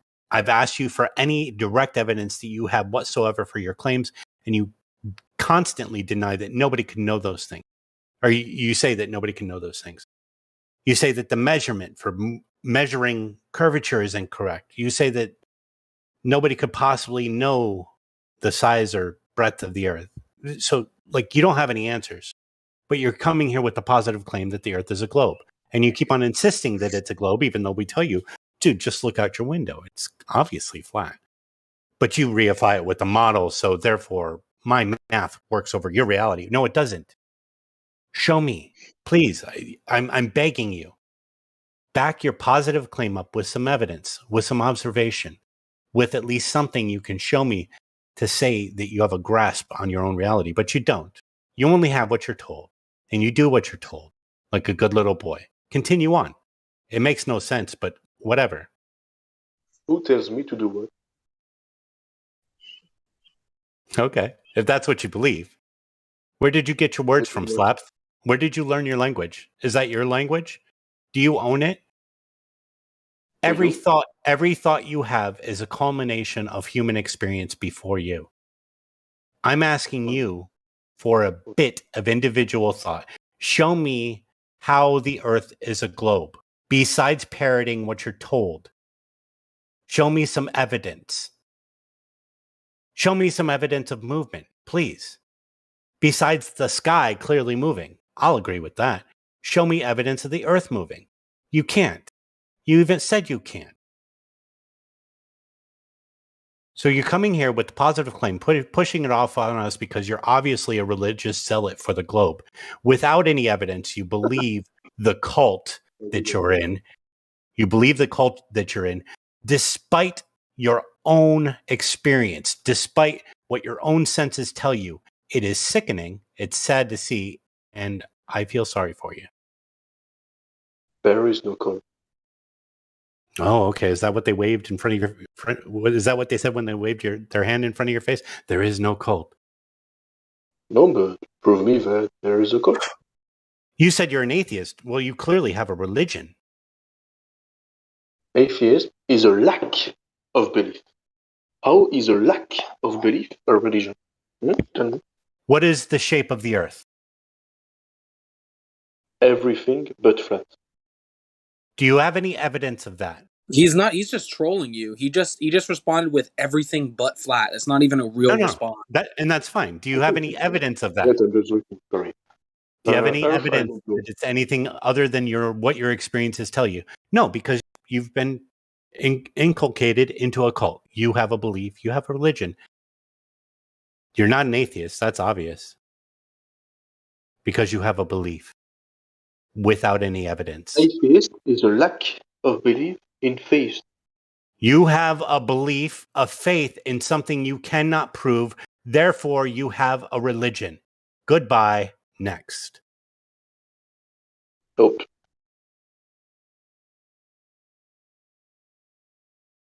Imagine believing in a globe with no proof or evidence for it, and then saying that you don't believe in anything. That you have no religion. Even though you're in the world's biggest religion, buddy. The world's biggest religion? You are in the world's biggest religion. Biggest religion? Oh, yeah, it's called the heliocentric religion. It's the world's biggest religion. It's bigger than Catholicism. It's bigger than Islam. Big religion? Heliocentrism wins. That's the best religion of all time. Well, because it's people believe in heliocentrism. How is it a religion? It's a belief system devoid of any evidence, as you've well demonstrated today. Heliocentrist, go back to your religious buddies and go talk to your high priest, Neil deGrasse. Honestly, I'm surprised you haven't thought of this before. Slap, you as an atheist, you haven't looked at your own logical patterns and saw what were beliefs and what were truths and parsed the difference between the two. You claim to be an atheist, but you haven't looked inside yourself to look at your own claim of not having a belief. How could you even claim to be something without doing a little bit of introspection? It doesn't make any sense. Even your claim on yourself goes without any rigorous logic whatsoever. You can't even look yourself in the mirror and say, These are my beliefs that I have no evidence for, and these are the truths that I can show. You haven't even done that. Yeah, I mean, like, they say, like, oh, what'd you do? Read that out of the Bible? Like, sir, you read your heliocentric model out of a textbook. That's your Bible. You read it, you didn't fucking prove it, you saw no evidence for it, you just believed it because the fucking high priest told you to. Just like the fucking Catholic schoolboys, just like Islam, just like whatever other fucking religion you want to fucking make up right now. You read it in a book, you believed it with no fucking evidence. Hey, Life, really quick. Life, I haven't been muting him for some time. I muted him about 15 minutes ago, and that was only to let somebody else speak. So, control yourself. Earth is not a globe. I agree. What is it? Something good. Okay. I can agree with that. It's definitely something other than a globe. Am I a believer?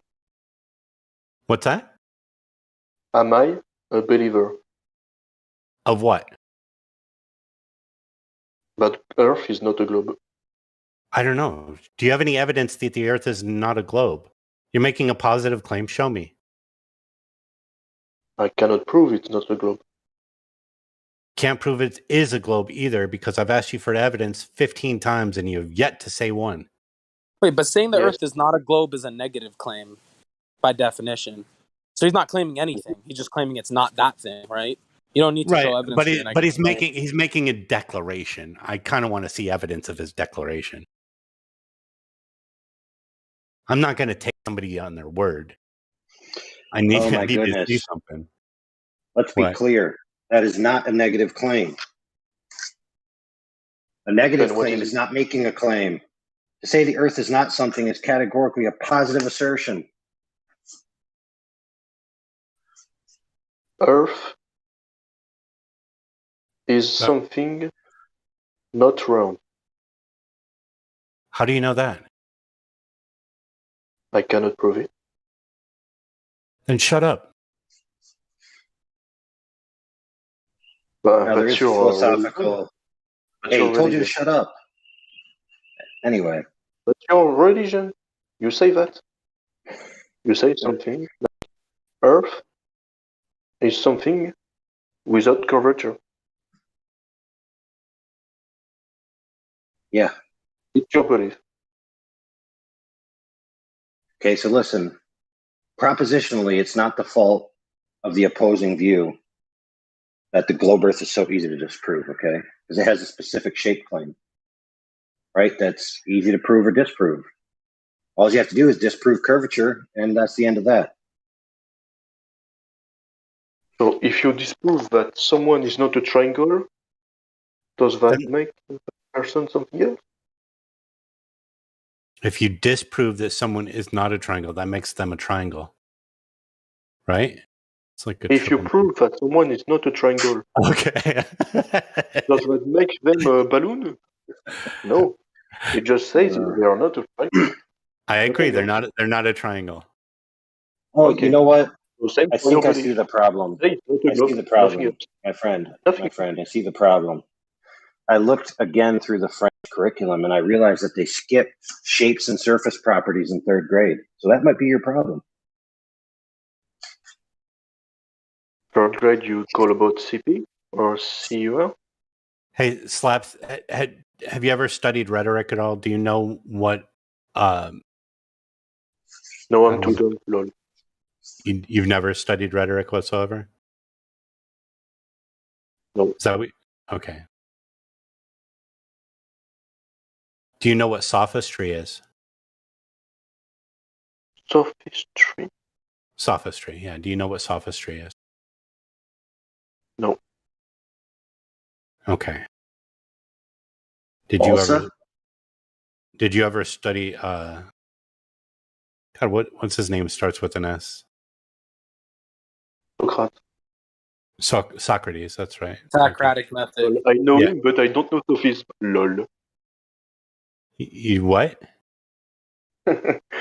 Maybe you don't know either. I don't understand French. You don't know sophism? So, You don't know substrate. You don't know sophism. So why would you want to talk about sophism? sophistry? Not sophism. Sophism. Not sophism. We're not talking about that. Ah, okay. Sorry. Yeah. Are you ethnically French, or are you a new French?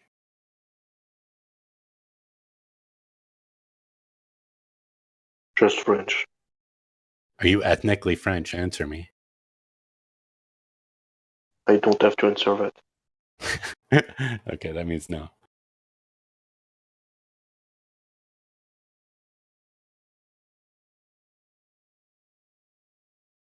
So what's your point about your Sophistry? So because you're a sophist, not a soph, but a sophist. You will use the lack of logic as your basis for argument, continually muddying the waters in any way possible to make your argument. But it's not. It doesn't help you here. It just makes you look illogical and unfounded, unmoored, not very smart.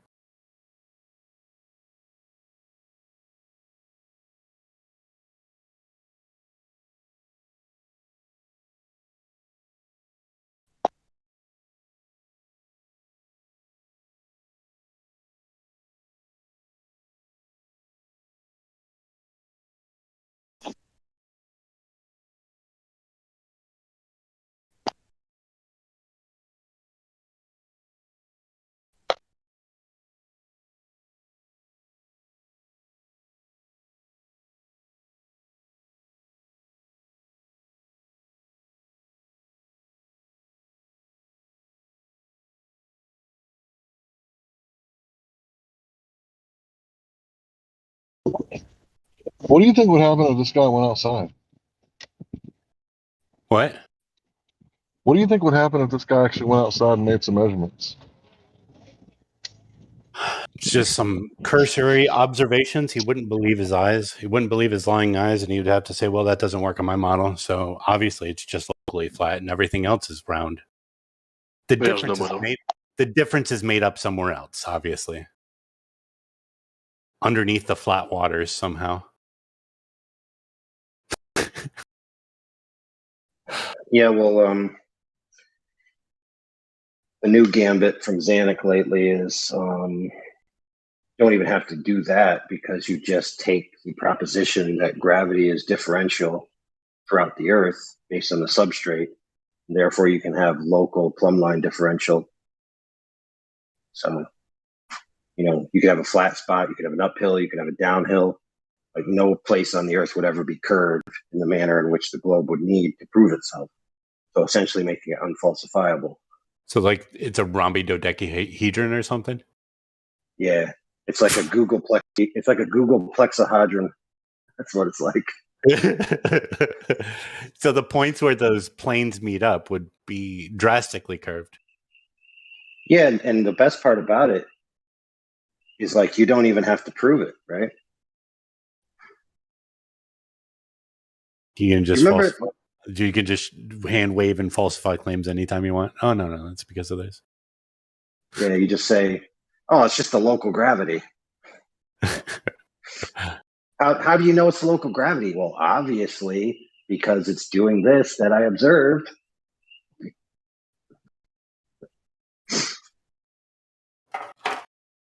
I would hate to live in that world. That world of relativity where there is no right, there is no wrong, there is no real. There's just my truth. Oh God, what a wonderful world. Okay. I have a question. Go ahead. Everyone on Earth knows the Earth is flat. How does it change anything? That's not a question. How does it I can't tell you.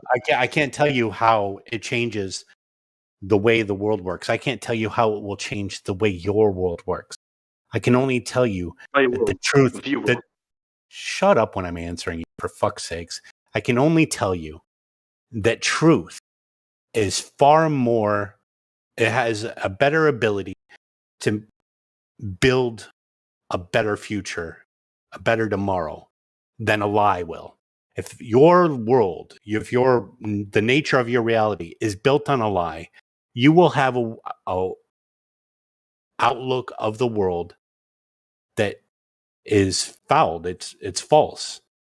You take these people who are solipsistic narcissists who believe that they are the only thing in existence because nothing else matters. They're a grain of sand flying through the vast distances of space and nothing, they don't matter. They don't know that they have a special place in the world.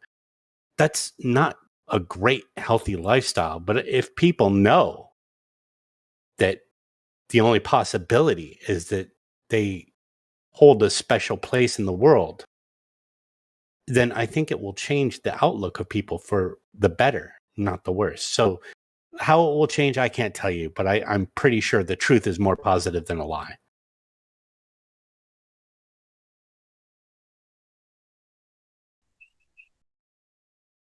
Listen, it also changes your logistical forecast. For example, if you believe you can go to other planets and that's the salvation of mankind, after we poo-poo all over this planet, quote unquote, then you'll spend a lot of money, time, and energy trying to do that. But if you knew that this Earth is what we have, then you might spend money, time, and energy exploring the oceans, which are still vastly uncharted and explored, which is tangibly accessible to us. There might be some cool things down there that we could actually see in our lifetime. But instead, we waste all kinds of money on imagining going to Uranus to see if it smells like farts. Not only just down there, but elsewhere. Now, tongue in cheek, you think I'm joking? No, That's an actual published article. No, I'm not speaking to you. Oh, sorry. The point I was trying to make with that is, I just made a funny joke, but guess what? I didn't make that joke. An official space agency and an official organization that publishes information put out an article that literally said Uranus opens up occasionally to let out noxious gas that smells like farts. Right? So we're wasting all our money on that nonsense. And of course, they're speaking about the planet for all you slow kids. Maybe. Are they really? Well, conceptually, anyway. Objective. Yeah, so that's a tangible, measurable change that would occur.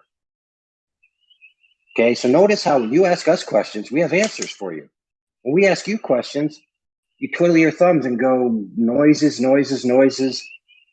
Okay, the Earth's flat. So what shape is the outer perimeter? And if you can't tell me that, then it can't be flat, and I win.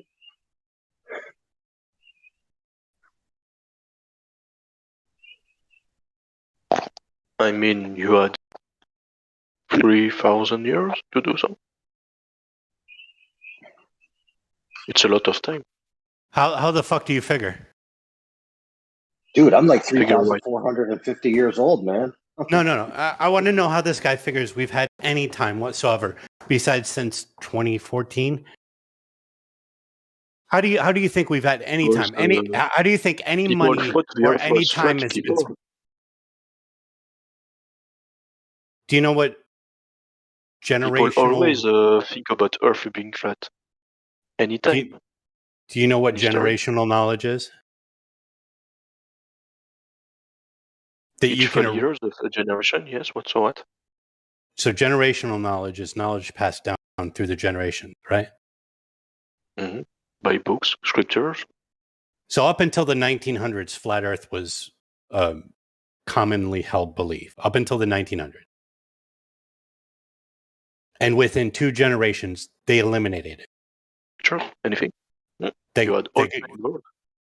Within 2 generations, they got rid of it. We were not taught anything about flat Earth, nor is there very much knowledge base or anything put in books. The only thing put in books are globe methodology that bases itself off of a model that can't be shown in reality. But we're told what to think. We're not taught how to figure it out, right?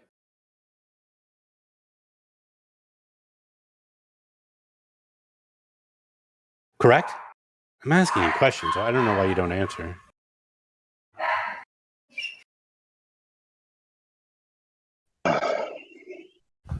So you told me that 500 years ago they suppressed anything to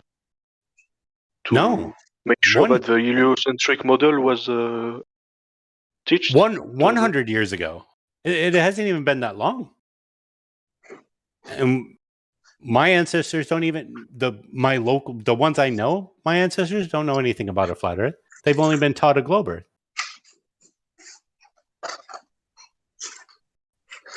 Mm-hmm. I mean, so why do you think I have 3,000 years of knowledge behind me to prove anything? That's a ridiculous assertion. You cannot burn in every single book in existence, every scripture. What? There's at least some books that remain. Yes, I clearly said that there are very few texts. I said that there are texts by saying there are very few. Did I not say that? Did you? Do you not comprehend the fucking words I use? Is that what it is? Is it a language barrier? I don't know if you're being a dipshit. The problem is, you told the answer in your question. What? It's passed on. It has always been passed on. Always. What is? What has? Books. Books are passed down. Books. Is that you what you're write saying? on it. You write knowledge on books. Then you read it. Why are you speaking to me in this manner? You have no answers. Man, come on.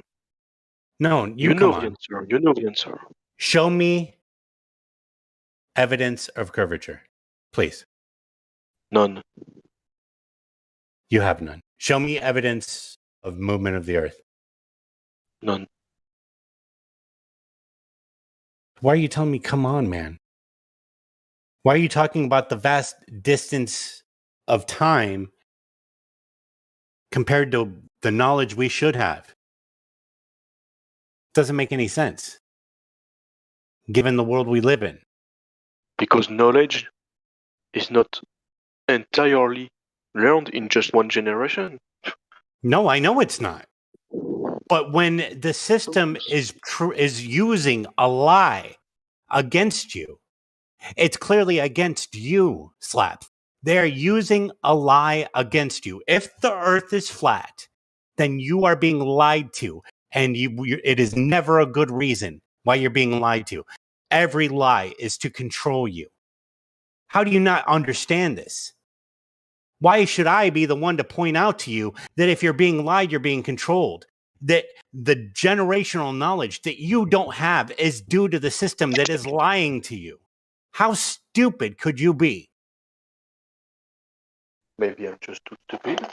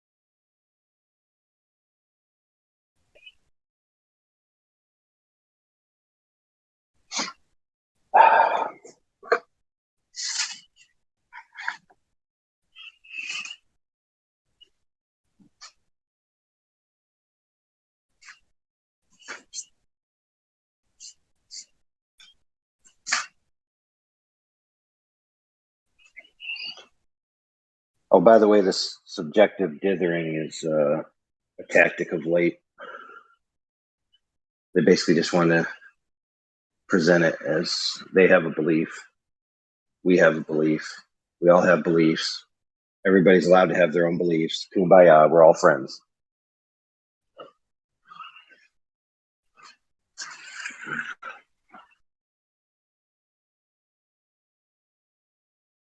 So escaping into subjectivism.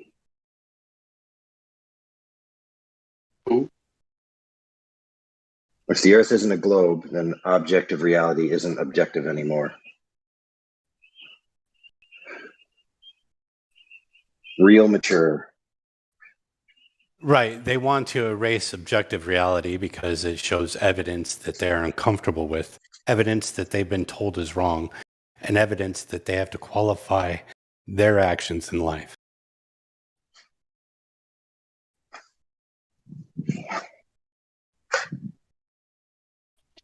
You surprised at this point?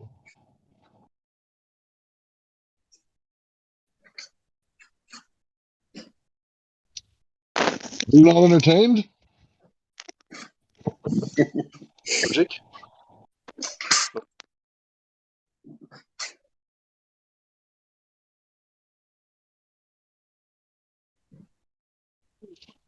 You're saying that you were a comedian, and I know that you don't have comedians in France, so look up Eddie Izzard. That's what you are.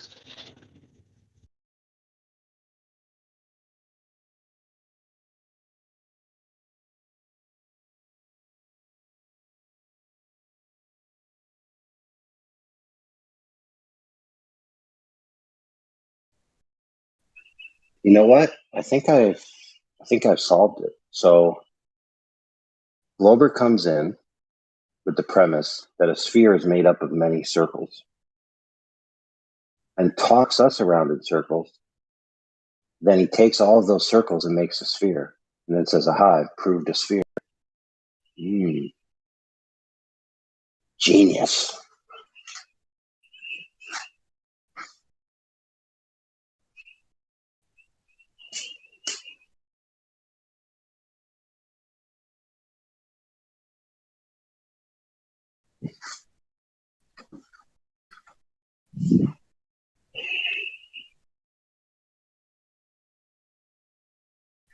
Platypus, you on break yet?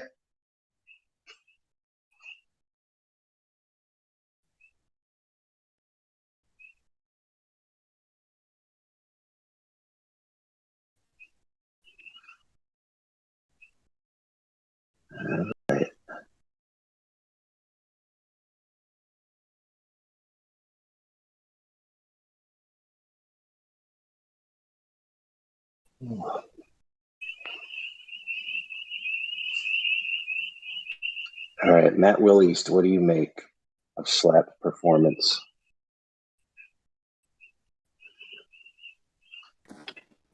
No, it's not a game. It's not a show. So I when you think talk about performance, it's he, fake. I think he's just dishonest, man. And he knows better. He understands the argument. He's just. I say let him have his ball. Let him have his faith. He's got more faith than everybody in here.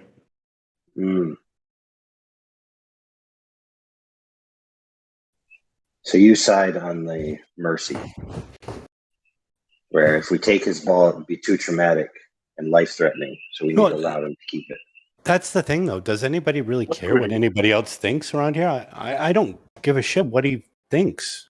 He can think whatever he wants. But don't come in my house, piss on my head, tell me it's raining. That's not going to work. Don't tell me what to think about what you say. That's clearly stupid. In life, why do people have to be nice? And addressing what's written in chat. I just don't understand why people have. You don't have to be nice. Okay. But I think trying to share knowledge, trying to shake somebody out of their stupor may look a little harsh. I grant that. It may sound mean. I understand. trying to wake somebody up from a dream they've been having for their whole life is not an easy task.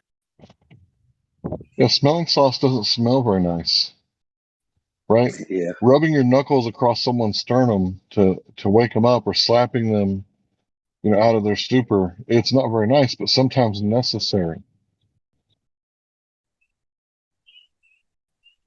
Thank you, Cyberblitz. I think I've been nice to you. Cyberblitz gets it.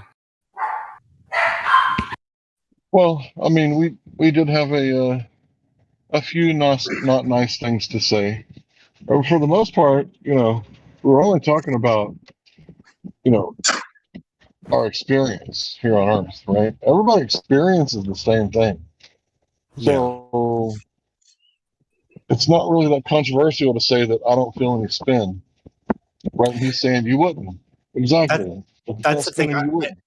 I think, Hank, the audible frustration in my voice is because we can't get past just the simple things. I want to get past the simple things so we can talk more about the complex things, but we can't even agree on reality. We can't even agree on the words that define our reality, nor can we agree on what he purports reality to be. So I'm clearly frustrated. I get that. I know you are. Well, when you got people, who's a college professor like Matthew, right, and Zanuck, who's done it all, right? They're saying that flat means curved. They're taking the words away from us, so we can't even have the conversation if, flat does actually mean curved. If level means curved, then why don't they say the Earth is level? Well, they won't say that, right? Because they know that it Flat doesn't means mean flat. that. Exactly.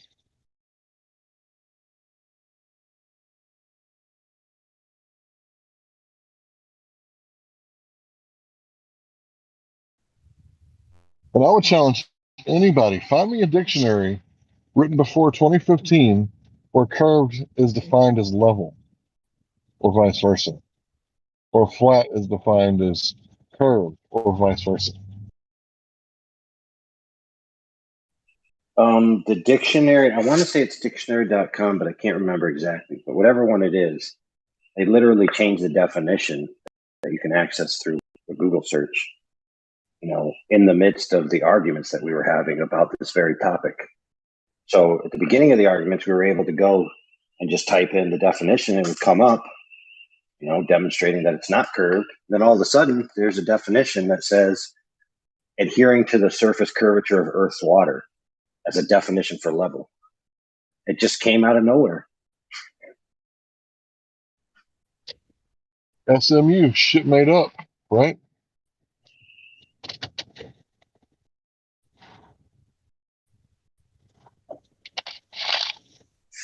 Shit made up. Or the thing about Earth's atmosphere extending beyond the moon. Mm-hmm. Yeah, we had a bunch of dumb globers in here arguing, well, it's not a vacuum. The atmosphere just keeps going and going and going and going and going. Then all of a sudden they come out with the Earth's atmosphere extends beyond the moon. Hooray! Hey, why is life muted? I don't know. Survival. Clap, I didn't ask you a question. We could trade Slack for him. I'm going to unmute him. Life, why were you muted?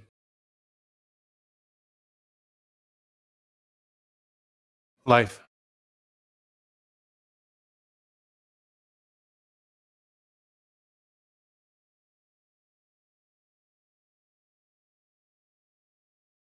Yesterday muted you?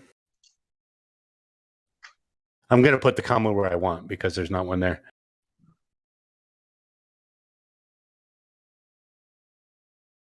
You hear me? Not anymore. Just kidding, Slaps. You can talk. I'm just messing with you. Go ahead. For a question about life, it was for me. What? Yeah, the You question asked a question about about like, why life was muted was to you, who isn't life. I mean, Oh my goodness, dude! Try to follow living along. things need He's to survive, clearly so they have to evolve. So, listen, bro. He's clearly speaking to a member of the server about why they were muted. He's not asking questions about life itself. Remember what I said about being a dust flying through space, insignificant, and somehow you build up your own significance within inside yourself, becoming a narcissist and ultimately solipsistic. I think Slap is showing definite signs of that by thinking I was talking about him when I said fucking life.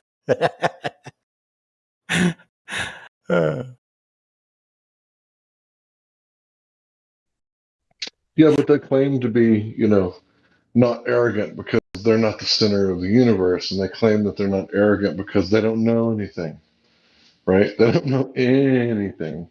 Their religion is themselves. They are their own gods. Right, and that's the whole point.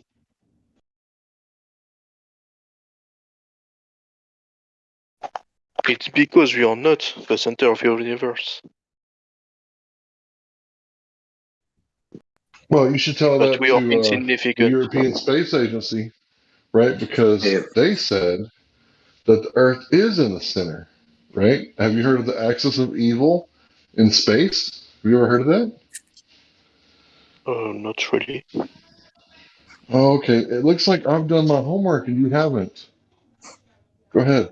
Look it up. The axis of evil. Make sure you put in space. If you don't, it's going to pull World War II. For giving European me, Space Agency. Go ahead. he's new French. He already admitted that he doesn't even know what's taught in French schools. He can't possibly know this. I mean, I got my baccalaureate. Go ahead, Hank, with what you were saying. I'm sorry. I didn't mean to stop you. Just wanted to point that out. He's new French. I So still have my baccalaureate.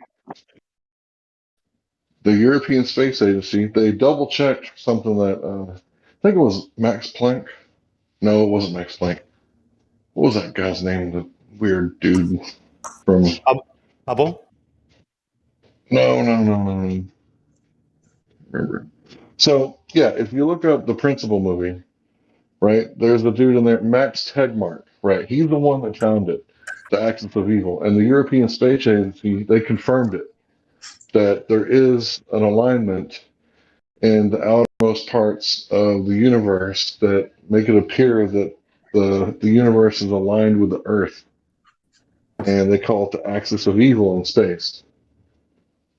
So we actually are in the center. And here's some more evidence if you didn't like the first one. If the universe is expanding, and the redshift, also known as the Doppler effect, is evidence of this, if you could hypothetically rewind time, which you can't, this is a thought experiment, well, instead of seeing redshift in all directions, you would see blue shift in all directions, meaning that everything is expanding away from the Earth. So if you could rewind it and it was blue shift, everything would be heading towards the Earth, making the Earth the center of all creation, even for Wilbers.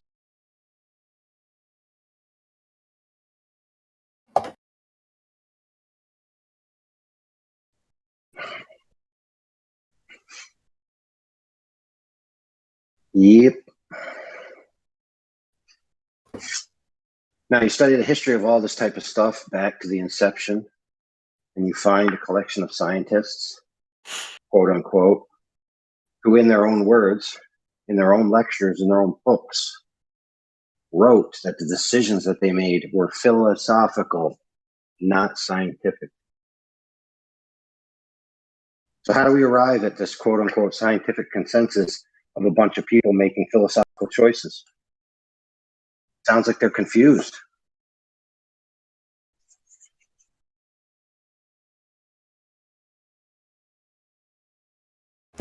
Slaps, we've already gone over this. You didn't know it, but we have already gone over this. Remember the second law of thermodynamics violation? A high pressure system will flow to a low pressure system without a solid barrier between the two instantaneously. Slaps, do you remember that? Conservation? Okay. Yes. Okay. So, I heard. do you have to see something to know it's there?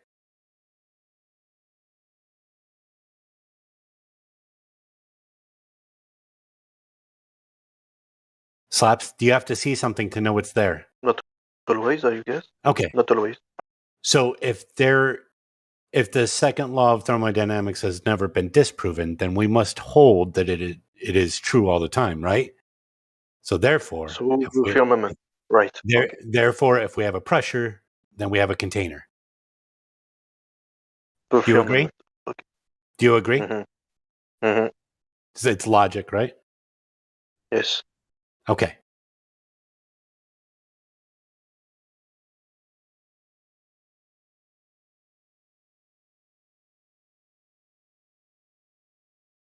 But you know, it's better to see it. I 100% agree. I would love to see a firmament. That would be amazing. Especially because it must be big.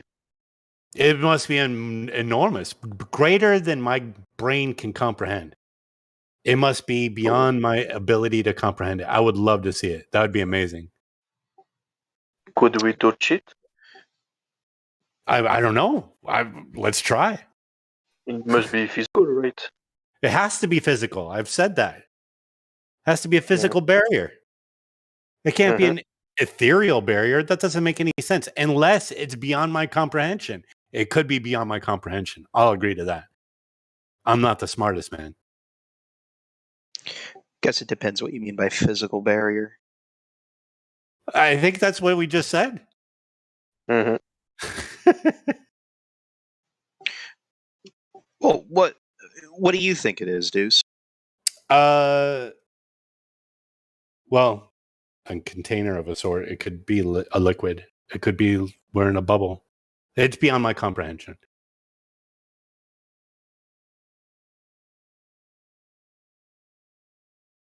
Well, You know, beyond my that's a bit comprehension. Wait. Did you say bubble? Yeah, it could be a bubble. Oh, I finally heard somebody. I swear to God, dude, every time I've come in here and most people don't try to ascribe a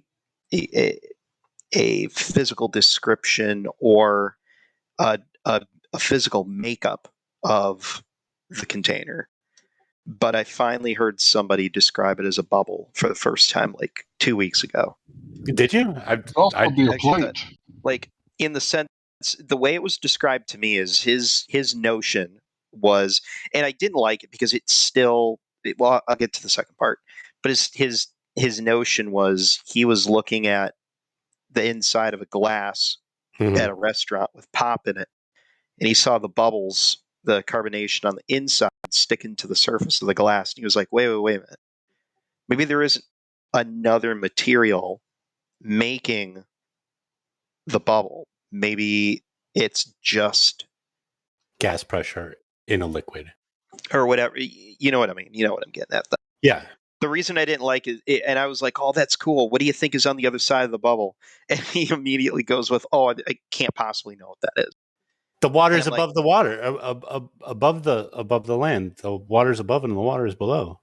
Yeah, but what's beyond the waters? The shore. The what? The shore. The peaceful shore. Well, what's beyond the shore? There's a Eula land. There's a coconut tree there. It's a big ass coconut tree. Oh my goodness! I was hoping somebody would get that reference.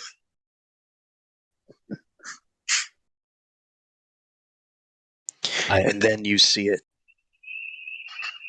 It's like Gandalf describing the afterlife. Platypus, have you heard the analogy of two twins inside their mother's womb?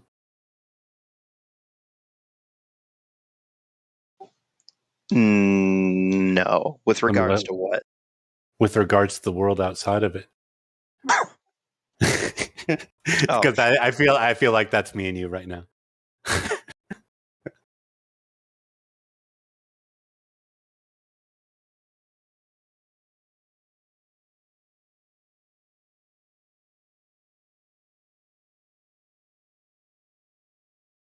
I don't know, man. I just can't. I can't get. I've been going back and forth in the chat for like 30 minutes with fucking Multitom and Central Banker. I just can't get on board with the flat Earth thing, man. I can't do it. It's not satisfying. You don't like it? It's not that I don't like it. It's not even that I wouldn't want to like it. I would have no problem liking it. What's the problem with it? Not enough bedtime stories. No, I'm just a man with a lot of questions that don't get answered. Like what? Yeah, no, we've had this discussion before. I know you and I have had the discussion. I'm venting my frustration with having that discussion with at least 2 other people over the past 30 minutes to you, because I know you. I wouldn't have to elaborate with you. Right. You know exactly what I'm talking about and what my points of contention are. No, I agree with your points of contention of the things that are unknowable. But they're for you to discover if you're to ask them. They're not simple questions, and the answers are far more complicated to get than to ask. You can't do that. You can't simultaneously call it unknowable and then propose that the answers are there for you if you go looking for them. That's contradictory. Well, okay, they're unknowable in this life. I may have misspoke. I think you need to be dead to find out. Yeah, what's there in the globe model? What's there in the globe model that's satisfying? An endless, infinite expanse that you could never reach and know anything about. I don't think it has anything to do with that, AI. I think the answers he's looking for will always be unsatisfying because they're always going to be spiritual ones beyond reality. I've made my spiritual peace. That's the parallel that I'm trying to make. It's like, what answers are there in the globe model? Right. Well, I don't look for spiritual answers in the globe. Well, then why would you look for them in the flat? That is a good question. What's that?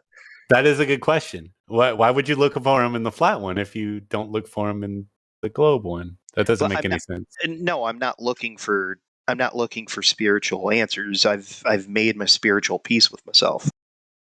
Okay, so then your answers that are unknowable in this life are clearly spiritual. So why are you asking questions that cannot be known on the globe nor the flat, but asserting that they have to be known on the flat? That doesn't make any sense. I refuse to concede to the notion that it's impossible to understand things like the sun. Okay, I'll agree.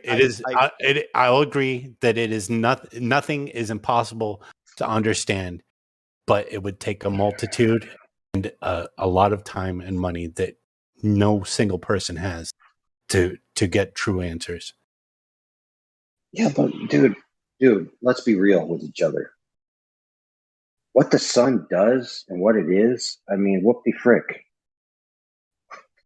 No, I think it's I think it would be really helpful to know, because I've always had this idea that the world is like a CRT tube, and the Earth is the anode and the Earth is the cathode and the sun is the anode, and it's been giving us a directional impetus for everything that falls. It gives us our direction, and I mean it's pretty shown through, as you go up higher in the air, you have more voltage, dispersed in the air, and the ground is used as a universal ground everywhere.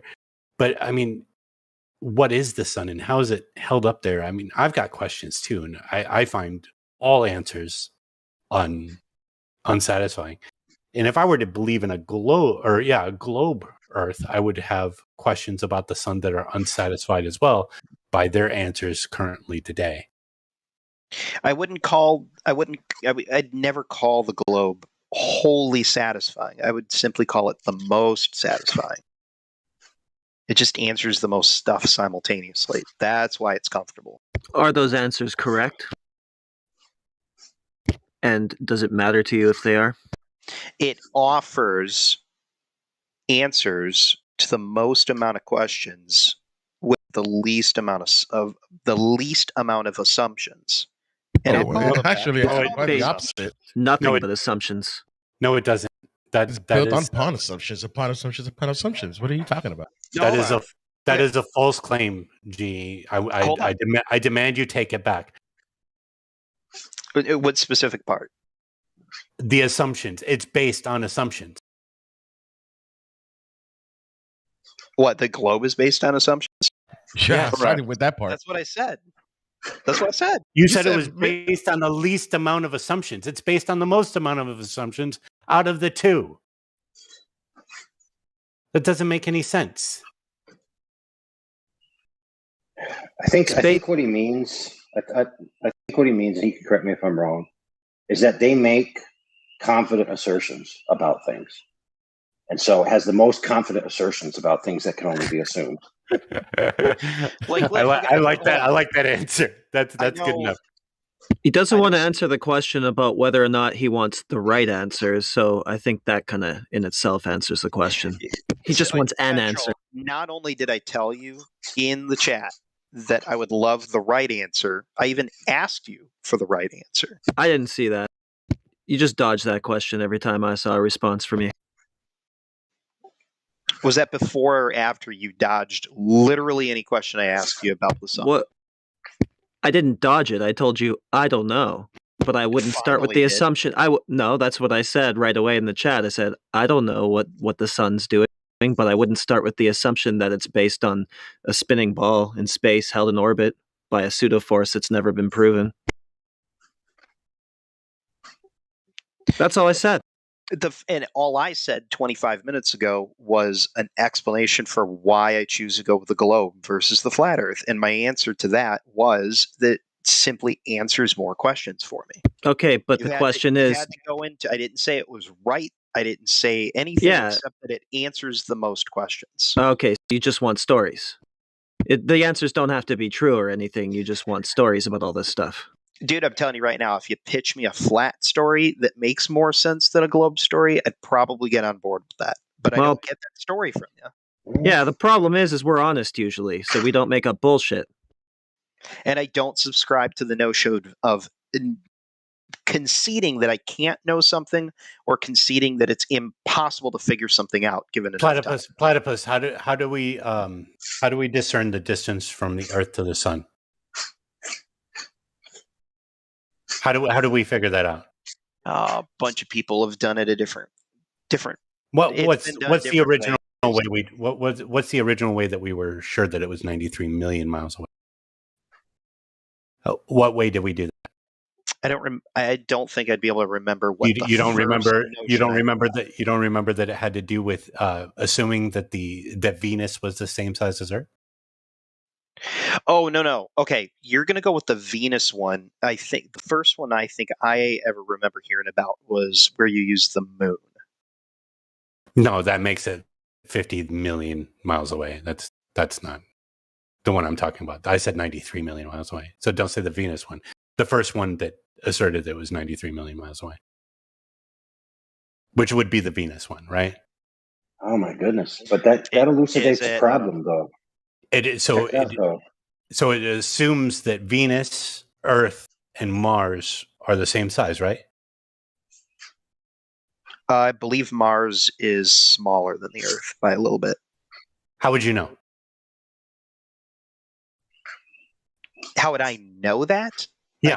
I don't have the means of knowing that. Okay, so you're just parroting that off. But okay, so is that an assumption?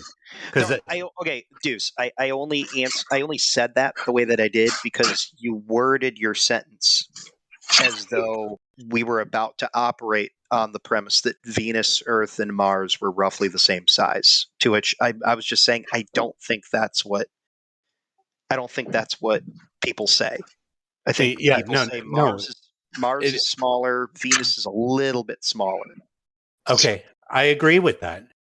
Currently, they say that, but when we were figuring out the distance from the Earth to the Sun, they made an assumption that Venus, the Earth, and Mars were roughly the same size. They said, assuming this, and that. Well, how long ago was that? Was that just people doing the best that they could with the info that they had at the time? We still use the fucking number, Platypus. So you tell me. In order to get all the other measurements, they had to make an assumption about Venus. Do you not get it? I'm saying that all their calculations are wrong because they're all based on assumptions that they cannot prove. They're in denial. They're in denial. They're in denial of the origins of their story. And this guy is another Glober hypocrite, big time. Hold on, guys. I want you to recognize something. He offered two different answers. Okay. He would have been fine accepting 50 million. Now he's fine accepting 93 million. The only thing is that they gave him an answer. You see? It's an answer. One of those is wrong.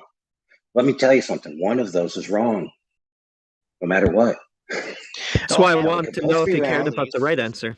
Okay, at the very least, those two answers, I could ask those people who came up with those answers, well, how did you come to that conclusion? And you didn't do that. The process that they were. You didn't do that. I think you're missing my point. My point was, because you said it was the one that offered the least amount of assumptions and gave the most amount of cohesive answers, all of those measurements based off of the distance to the sun, including the weight, mass, and gravitational pull of all the planets around, are wrong because they're based on coarse assumptions that were made a while ago. Do you not get that?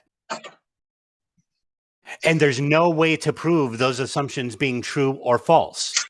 Therefore, all measurements are based on assumptions when we're talking about the planetary bodies. So you have the most amount of assumptions where we say we don't know because we're not going to assume. And you say, well, that's unsatisfying. Well, I find your lack of ability of imagination unsatisfying. I find your ability to not comprehend the logical arguments that are failing you unsatisfying. I just want to note his hypocrisy here.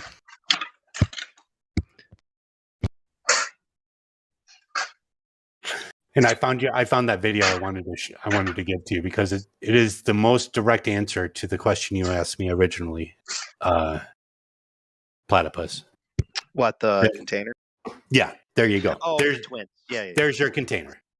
By the Yiddish Learning Society. So he says that he's not satisfied at all with the Earth measuring the way that it does, but someone just throws out a random number that says that the sun is X distance away, and that's totally satisfactory. At least I gave him an answer. Yeah, and that's all he cares about. Just an answer. Doesn't have to be correct or true. Yeah. 50 million or 93, doesn't matter. Life, of course you can talk. Go ahead. Hello, can you hear me? Yeah, we can hear you. Oh, thank you. So I have a question. So is the sun flat? Does any flat earther know if the sun's flat? If the sun is flat, we have no idea. Okay, but what do you know the sun is? Like, is it a ball for you? Is it flat? I think it is. It's definitely round. I don't know if it's flat. Deuce, I would caveat that with from our perspective.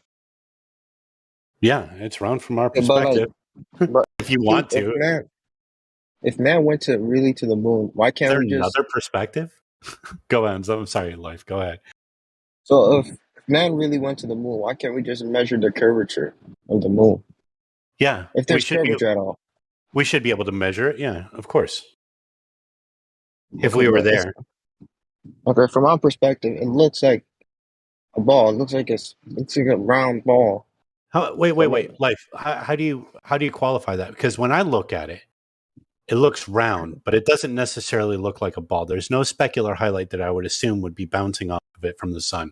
2, I've never seen the other side of this ball that you're saying it is. I'm not saying it's not a ball. It could be, but I have no evidence of that because I've never seen the other side of either of these objects in the sky, even if they may not be objects. They may just be lights.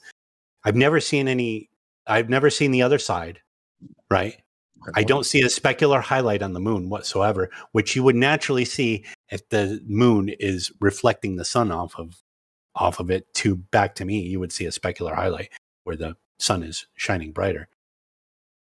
I would assume that if it were a sphere, I would see that. But I don't. Neither do you. Yeah, unfortunately.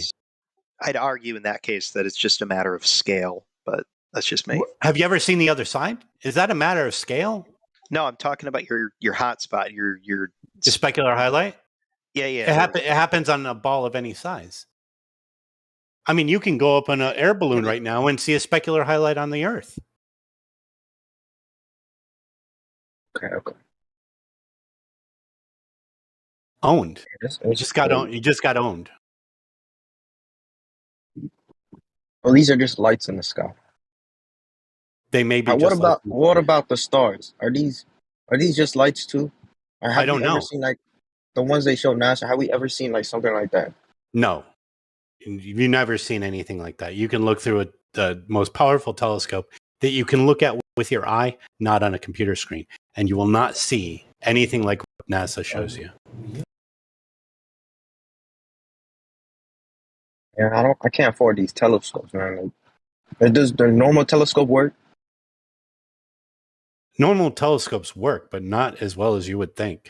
But like when I ask the Globers, they bring up like they went to these observatories and they seen the same images like as NASA shows them. Right, they're seeing it on a computer screen because they're using optics, and what they're seeing they can't validate is what is being shown through the optics. They could be just showed a computer program of what is supposed to be there. Oh damn! You run software when you run like high powered telescopes, even amateur ones, high powered telescopes. You run a software in your computer that actually has those images in it, and you can go back and look at them without the telescope. I have another question. I understand like a vacuum exists with it needs a container to exist. So what's between these lights? Like what is between the lights if there's nothing? Does a Lucifer telescope work? Does it work, Life? Does the Lucifer telescope? Wait, hang on. Helio, he asked a legitimate question. What's the space in between the stars? Yeah, what is that? Like what we don't know where the stars are. We just know they're in the sky.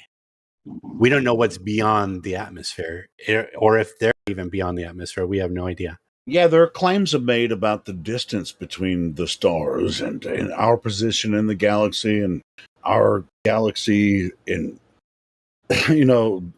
position to another galaxy. These are mathematical concepts that can't be proven. In order to get the distance from us to a star and have it as vast as they have it, you first have to triangulate it, right? Using something like a sextant, and then adding the curvature in that calculation to find the distance to that object. So, like, the space between them may not be as vast as you think it is. If the Earth is flat, that space isn't very far. Wait, so does NASA claim there's curvature in space? No. Well, yeah, actually they do. But what I'm saying is in order to get the distance from the Earth to the star, you have to take into consideration the curvature of the Earth. It's in the calculation for as the R value or the radius. And that distance isn't more. It's anywhere between 3,000 and 4,000 miles from us to that star without the calculation of the curvature. And the distance between the two of those lights isn't as vast as you would think if that distance is only 3,000 to 4,000 miles. So the assumption of curve, the assumption of globe gives you those vast distances that may not be there. I mean, they could be as far as from where I am right now to where you are. I don't know. Yeah, sure. It's math magic, right? Isn't it? It's all the math and assumptions and presumptions about what outer space, if it exists, which it doesn't, because they have no reason to. We should have no reason to believe it exists because we don't have any real evidence that it does. Okay, Life, what were you about to ask? You have like a bunch of burning questions because you've been trying to get on here. Go ahead. I understand the reality of what we observe, like a stationary plane we live on. But what if like what if like we're wrong about that because we can't observe everything on this plane? Maybe we might be living on a rhombus beyond Antarctica. We don't know what's beyond Antarctica or beyond the ice walls. So like the reality of what Right. exists, is it really just a stationary plane? I understand the reality of our observation, but The with the reality of our reality of what observation is all we know. The reality of our existence is beyond our understanding. This is the same discussion me and Platypus were just having, and I agree with you that there are answers that we don't know. But not in just order, not just us, the Earth, like right? we don't No, know what's complete. we don't know what's beyond what we know. Yeah, if the answer is I don't know, then you don't have an answer. But you should be confident with that. It's like, hey, I live on Earth. I observe it the same way everyone else does. I don't think he has to be confident in not knowing, but empathetic too. Sure. There are answers out there. I don't mean pathetic, but empathetic. There are many pathetic answers, but well, I mean, it's pathetic to be confident in not knowing something. Okay, there you go. All right, well. Okay, I get it. I know if space is fake, but do you guys believe in dinosaurs? Some obviously there were. guys I know mean, it. we have dinosaurs now, as far as I'm concerned, like a rhinoceros or an elephant. I mean, those bones and that skin kind of look what looks like is portrayed on these images, but the stuff they show us are not. They're that's nightmare fuel. Most of those things They are just haven't, amalgamations from bone piles of a great worldwide flood. but they haven't found like a complete set of bones for one dinosaur. No. I mean, it's hard to find It's a just complete set of. guessing. It's hard to find a complete set of bones for a chimpanzee, and we know those exist. But we're looking at some creatures from millions of years ago. Right. Well, I don't know if they're a million years old. I don't know how long this world has been. They claim it's millions of years. Right, but they're usually wrong or lying about everything. Yeah, you're right. That's just confusing, man. Like I don't understand. Like how can they fake? How can they tell us and deceive us about what's out of this world? Like space is fake. That's crazy. They just made us wear masks for no reason for 2 years. I have no idea why they would lie or how they could continue lying. They have no conscience, and they most likely are the evils of the world.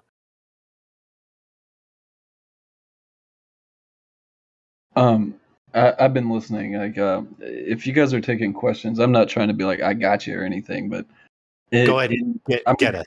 I'm gonna call it your model. In your model, how does time dilation work?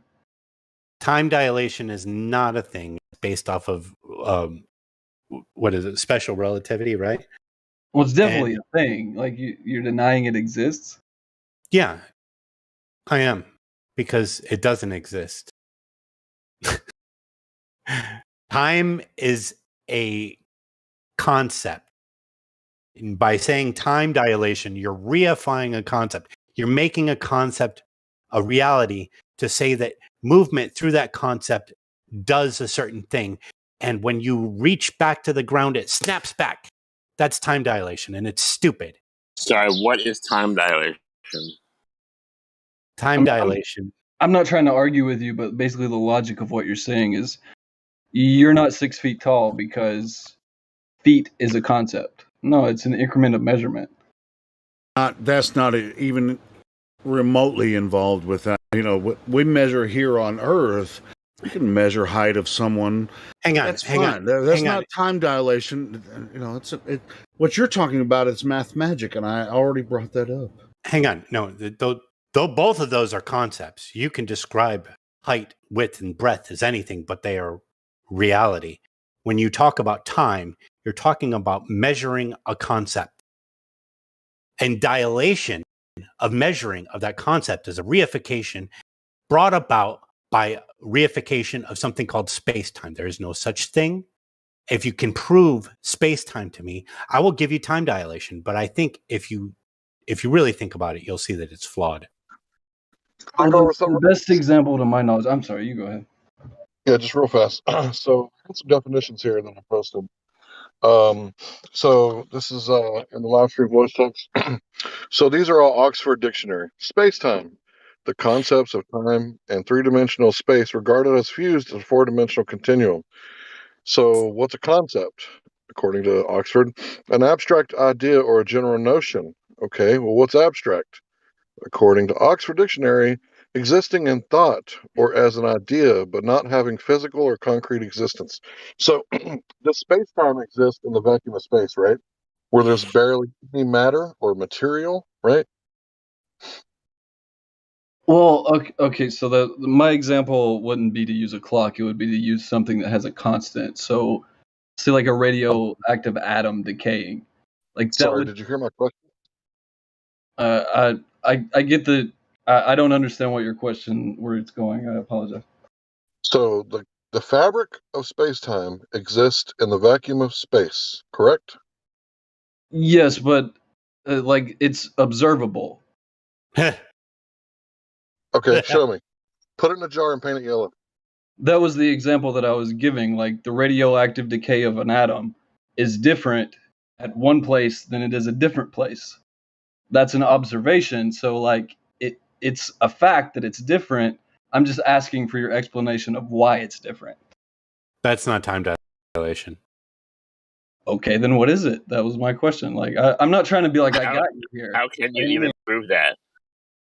No, it's true that in some places things act differently. I agree. In some places things will act differently. Like if you go up to a mountain, things weigh a little less. If you go up to a mountain, heat works a little differently. Things act differently in different places. I agree with Yeah, and I wasn't trying to be like I got you by any means, man. No, but that's not time dilation. Time dilation is where a person gets in a plane and he experiences a different time flow from when he gets into the plane as he's traveling to when he gets back. And time, because he's traveling faster than the Earth, is moving differently for him. But when he lands, it snaps back. That's time dilation. Well, that's velocity-based time dilation. That's right, but that's a different one. Okay, what you're talking about is radioactive decay and why it decays differently in different places. I mean, to use time dilation, I think that's a little fruity. But so like you just said in a plane, that's velocity based. And I don't want to go in the math magic or that's being used here, but the other side, I'm just going to call it the equation. Velocity affects it, but you can be standing still on top of a mountain, like you said, and you have the same effect. Well, you're asserting gravity there, but you would have to first have to prove gravity before you asserted it. I'm not asserting it to you. I'm just saying. You know what I'm saying. You know what I'm saying, though, right? I get what you're saying. Okay. Like that would be the accepted explanation is that, okay, there's a gravitational field here. Right. That would be the velocity change for time dilation in that place, right? But it's not.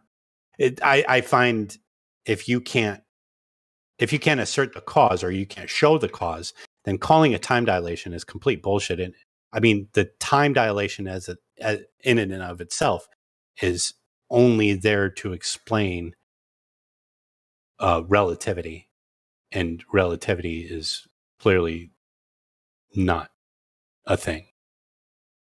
Well, that's what I was saying. Like, there's velocity that is obvious. Like, I think even you're agreeing with me on that. And I'm not saying that it is gravity. I'm saying what's the alternative explanation for something that's not in motion, that velocity isn't the answer? There are a myriad of... it's fine if you don't have one. Like there are a myriad of explanations for the cause, but I don't think if you can't show the cause of gravity, then you can't show that time dilation is the reason for a different time of radioactive decay. Do you see what I'm saying? The impetus is, if you can't show the cause for the impetus is no longer what you assert it is. It is a myriad of other things. Okay, that's fair. Like I'm not up here trying to argue for gravity. I'm asking for the alternative explanation. Like that was my question. If you don't have one, like I don't. But time dilation is intrinsically entwined with gravity, correct? Yeah, by the term, and if you go look it up in the dictionary, that's why I used it, because I don't know what else you call it. But it's observable, right? Like I think we all agree that No. What they're asserting is happening because of this is observable, but it's not that what they're asserting the cause is not. That's not observable. You can't show me the cause of gravity, therefore you can't show me the cause of your assertion that that's the cause of time dilation. I never asserted that it was gravity. I'm asking, what is the alternative answer, though? I have no idea. I know pressure is the difference between what things weigh when you go up on a mountain. I know pressure is the difference between why things boil at a different temperature when you go up a mountain. I'm not sure why radioactive decay is different in different places, but I'm pretty sure it has to do with electromagnetics. Okay, real quick. Is decay a process? Yes. Answer, yes. Okay. So we know for a fact that processes can go slower if impeded, correct? Yeah. Depends on, No, just like conditions. Just like the flow of light will slow in certain conditions. Yeah, different media, exactly. Yeah. So, knowing that, how could you possibly arbitrarily say that time is changing? Okay, the most rational thing to conclude is that there's something to do with the environment that's causing the process to take a different amount of time. Not that time itself took a different amount of time. Totally, like 100%. That's exactly where I'm at. Like I just use word time because it's the only measurement we have of what's changing. Something is different there. We describe it as time. I don't know what it is. I don't. I'm not trying to say I know anything here. It's sleight of hand, dude. It's sleight of hand. So right, time dilation is there to describe what happens when you have a stick from the Earth to the moon, and you push that stick just a little bit. Why doesn't it automatically at the other end move? It should move instantaneously, faster than the speed of light. But it can't. Yeah, where's that experiment? Oh, it can't. It can't because it can't break the speed of light. That's why time dilation was described. Oh, what can't break the speed of light? Matter can't break the speed of light. Okay, then how is the universe expanding faster than the speed of light to fix their model of light? Because their model is always wrong. That's why they have 90% junk math. So I know for a fact that media and environment can impede a process's speed. So who's the believer here? Believing what you see with your own eyes, or the believers in non-provable space-time? Yeah, fair enough. That's exactly what I was going to say next. Thank you for finishing it for me. All right, cool. AI. We're all on the same page. But anyway, if I go home right now and it takes me 20 minutes versus 30, did I dilate time? Exactly. Do I need to say any more, or have we philosophically destroyed this idea of time dilation? Time dilation is just a reification of a concept. It can't be dilated. I just want to go back to his yeah, but, right? And when someone says yeah, but, it's kind of like saying, I'm not gay, but on Saturday nights I fill in the blank, right? It's one of those things where you're double speaking, right? You're saying I dibble dabble in the gayness on Saturday. Right. So the thing is that this thing that we call the vacuum of space, right? It is a vacuum, right? Meaning there's no material.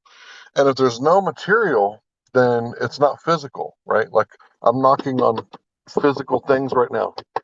Heaven's door.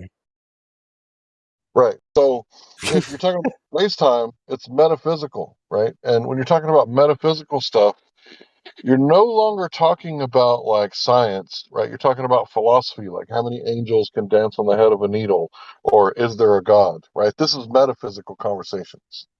Not at all, man. Like I completely disagree. Like all that I was asking has nothing to do with space. Like it's observable in Earth's atmosphere. And like I'm accepting that if it is true, there's a force that's acting upon it, as you guys said. My question isn't is gravity real? It's that's what they're going to say. Right. So what are you going to say? What is the force that you believe in as the alternative? I said electromagnetic. Okay, thank you. Like that was my only question. It's not like I wasn't trying to like I got you guys by any means. No, I understand, and that's why I threw it out at the very last, because I wanted to get out that is a reification of a concept, but the processes they use to explain it can be explained other ways. Yeah. For me, For it's example, specific gravity. Sorry, go ahead. I drive faster to get home. Okay. And then I make out a math equation to decide what happened. I could absurdly put in my equation that time itself altered rather than I just sped up. So depending on your philosophical bent, right, you could easily make up a story about how time changed. But really right? quick, Now, Jabba, really quick. The funny thing is my explanation of gravity is exactly the same as my explanation of radioactive decay being different in certain places. What is that? Electromagnetism? Yeah, dielectric pressure mediation. Yeah. Okay. So particles could be moving faster higher up than they are down at the bottom. And it can also be affected by, how long the decay is. When you're talking about radioactive decay, I've been looking at that stuff too. Go ahead. I'm sorry if that overcomplicated. It's just the I understand it, and I think that Deuce Volt understands this too. And so yes, this carbon 14 is one of the slower methods, I guess. And it's only accurate up to like 32 years. yeah, but let's talk about the assumptions though. Yeah, in order for the formula to follow, yeah. Go ahead. In order for the formula to follow, you have to assume that the decay of a particular thing is constant, right? Exactly. Yeah. Fair. How would you know? How would you possibly know that for certain? You then must say it's constant. Not only is it constant here, it's constant everywhere. So no matter where I put it, it will decay at this rate. Therefore, since nothing else can cause it, the only thing, since it's obviously decaying faster, is that time itself changed. So it's built on two assumptions, and a reification, and a false formula, and a philosophical bent. Well, to your 2 points. The first one, I mean, you would be able to know that something like if it's different over here than it is here. Well, there's something else different about this environment, right? Because you can do it 1,000 times here and it's always the same, and you move it over here and it changes. Well, there's something different about over there than over here. And your second point, time is a concept. That's why I tried to kind of avoid that. Take a specimen and carbon date something. Go ahead. It's not always the same. Yeah, it's not always the same. Not always the same in the same spot. Just like measuring the speed of light is not always the same. And all the astrophysicists agree with you on that point. Yeah, it kind of reminds me of, I want to say LIGO or whatever the heck, where they spent $1 bajillion on it. They got no results for years upon years upon years upon years. Where was that? Where did that happen? Here on Earth. At LIGO. Here on Earth. Earth. Yeah, Yes, on that Earth. is on Earth, Helio. Let Yeah, him finish. so years after years of getting no result, they were threatened with their funding being pulled. So lo and behold, they came up with a result spontaneously. Oh, magic. Now, how did they come up with a result?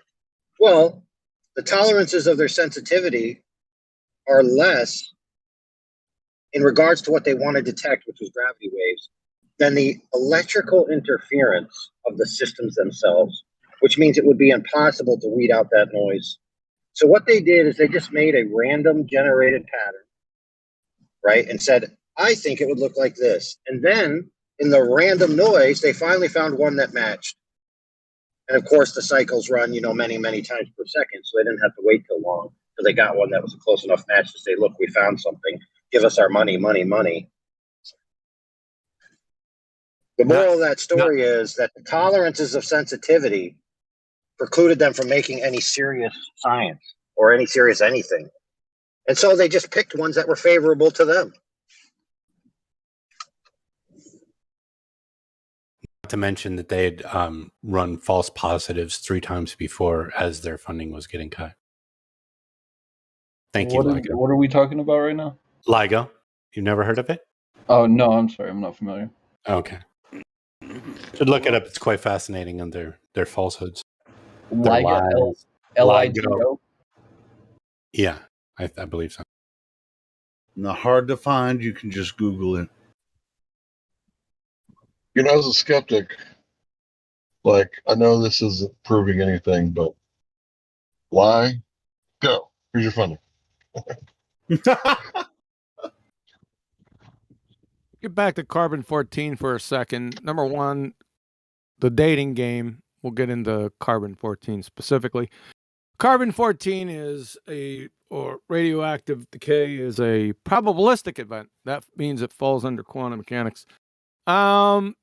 You have to have a knower for that to work. So where's the knower? Number one. Number two, this is science. Give me the hypothesis for Carbon-14 dating. Yeah, that's why I kind of wanted to get in. Not necessarily wanted to get into it, but since you're here, you can do it better than I can. Get into radiometric dating if you want. I've done tons of presentations on it. Don't really have to get into it. If you go to Dr. Mary, I'll get the video for you, so it'll save time. Dr. Mary Schweitzer, I destroyed her, and I'll get a timestamp for you too, so you know. It'd be good for you to listen to all of it, but I'll get the timestamp for you. 1 second. Dr. Mary Schweitzer, just give me a moment. Is this on your playlist, Quantum? Not the numpty clips. Okay. Well, I didn't think it was man, this is really cool. Do you want me to? I can record this portion if you want to do some presentation here, and then I can. No, because Quantum has a lot of educational videos on his channel that you should watch. No, I know that. I'm just saying, he's here now. I can record. That's why I'm asking him, because there's quite a few of them to watch. I'm not dumber for it. It's under this video. 1 second, I'll get you a timestamp. Cool.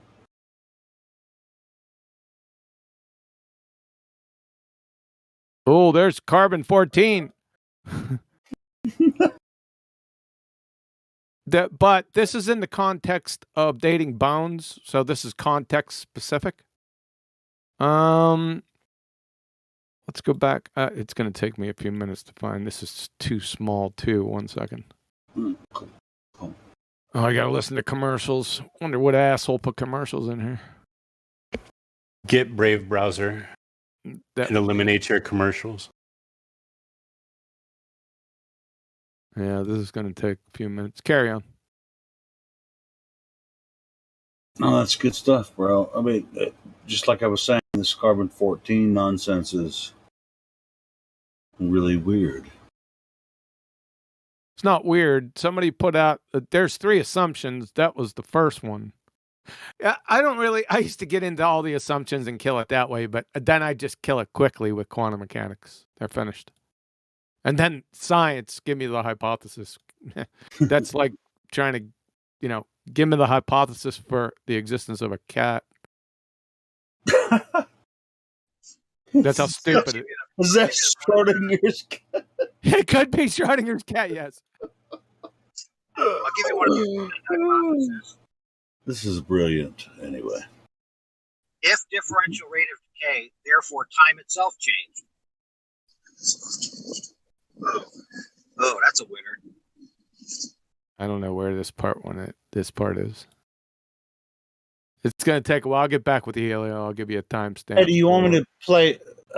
No, we'll continue the conversation anyway. You guys continue talking while QE finds his video he wants to share. Well, I already shared the video. Well, you shared that video. You want me to play it? Do you guys want to? No. It's just for you. Okay. No, it's almost 2 hours long.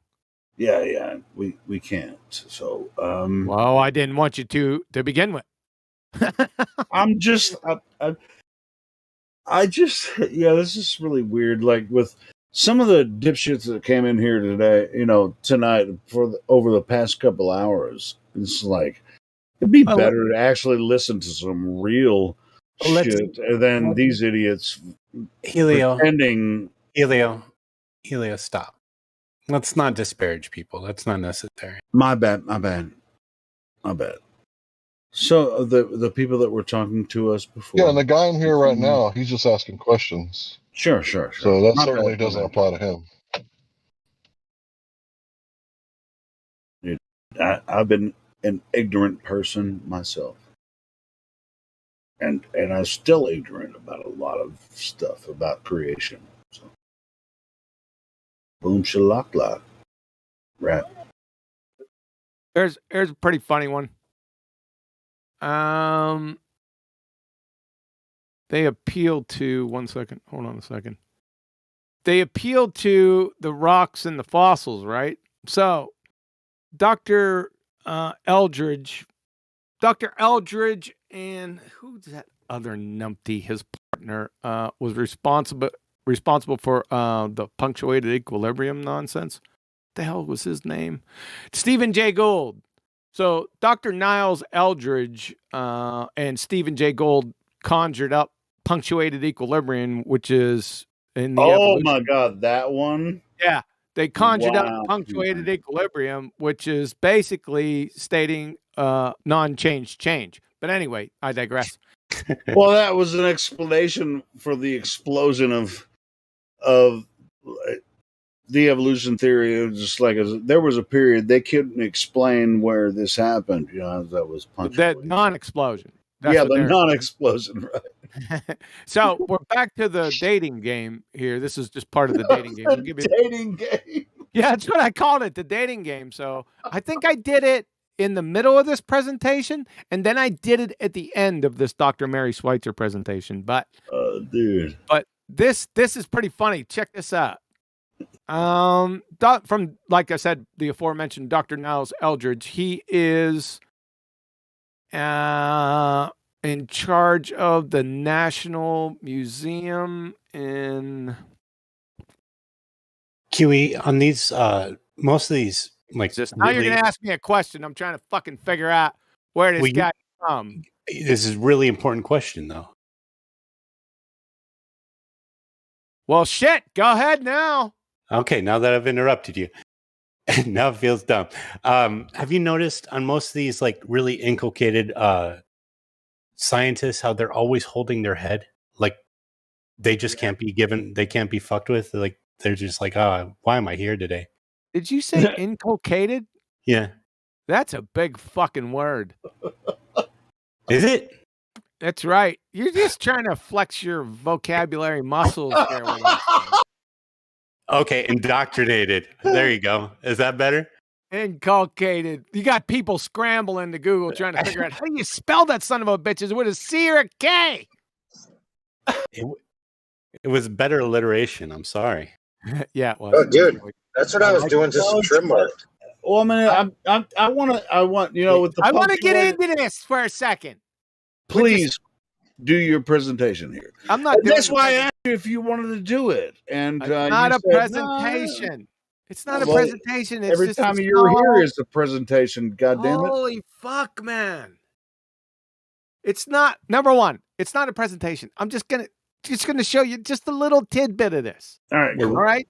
We're ready for your presentation, Kiwi. Go ahead. Thanks. So again, it's from Dr. Niles Eldridge. He's like big shit. So this is what he said. Paleontologists cannot operate this way. There is no way to simply look at a fossil and say how old it is unless you know the age of the rocks it comes from. And this poses something of a problem. If we date the rocks by their fossils, how can we then turn around and talk about the pattern's evolutionary change through time in the fossil record? Right. So he's telling you, just in a roundabout way, no pun intended, this is circular reasoning. But I go on. This is really good, man. Watch this. So in your books, your kids are getting at school. Check this out. This is from Glencoe Biology. I remember reading this textbook back in the day, by the way. I digress. Glencoe Biology, 1994. This is page 306. And I cite, fossils in the lower layers of sedimentary rock are older than those found in the upper layers. Often the layers of rock can be dated by the types of fossils they contain. So, conclusion, the rocks are dated by the fossils. Okay, you got that. The rocks are dated by the fossils. The very next page, page 307. Scientists have determined the relative times of appearance and disappearance of many kinds of organisms from the locations of their fossils in the sedimentary rock layers. So the rocks are dated by the fossils, and the fossils are dated by the rocks. Yeah, exactly. Yes. Yes. And that's right before I'm going to give you a timestamp for the thing that I was going to give you. Indio. 1 second. Dude, can you please time dilate that stamp for me? Because I'm in a different zone. Yeah. That was good. That was good. Time dilate. Shit. 1 second. This is great. This is great. I like it. So I just wish the go ahead. So 4317 talks about it in general. Absolute dating with radiometric decay. So that's 4317. Let me mark them down for you so you don't get confused. Okay. So 4317 is the general talking about. Let's get to, I don't know if you'll be interested in this, but this is specifically with carbon dating bones. This is pretty funny.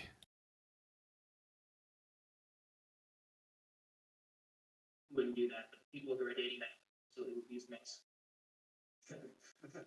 Collagen. Collagen.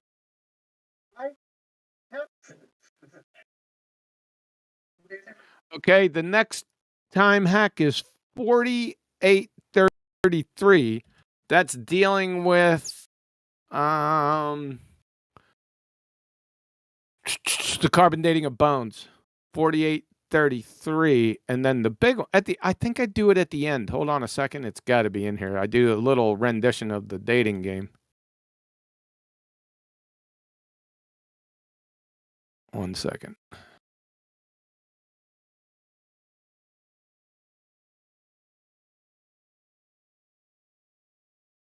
That's going to take a couple seconds.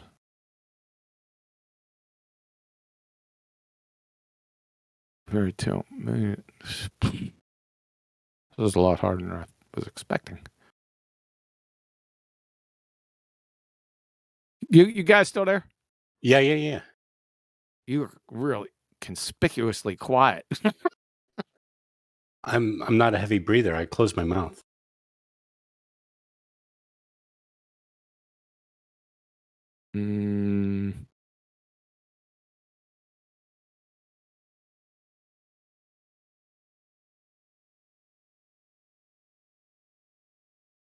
Well, I have something to say on that. I just want you to finish. No, go ahead. I'm going to be searching for this. Go ahead. Well, have you ever looked at the rate project by ICR? Yeah, about 15 years ago. Yeah. And what do you think about it? I didn't. I just killed it with quantum mechanics.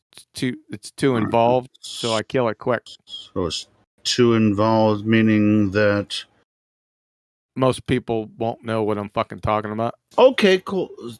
But do you think it was legit? I can't recall. Like I said, it was so long ago. Yeah, it's talking about the radioisotope. Shit, I can't remember. It was talking about radioisotope halos in granite that could only happen by instant creation. At the creation point, yeah. Yeah, you guys somebody else remembers it too. I think everybody remembers it who's ever looked at it. So Because the Ray it's pretty, Project by SCR, yeah.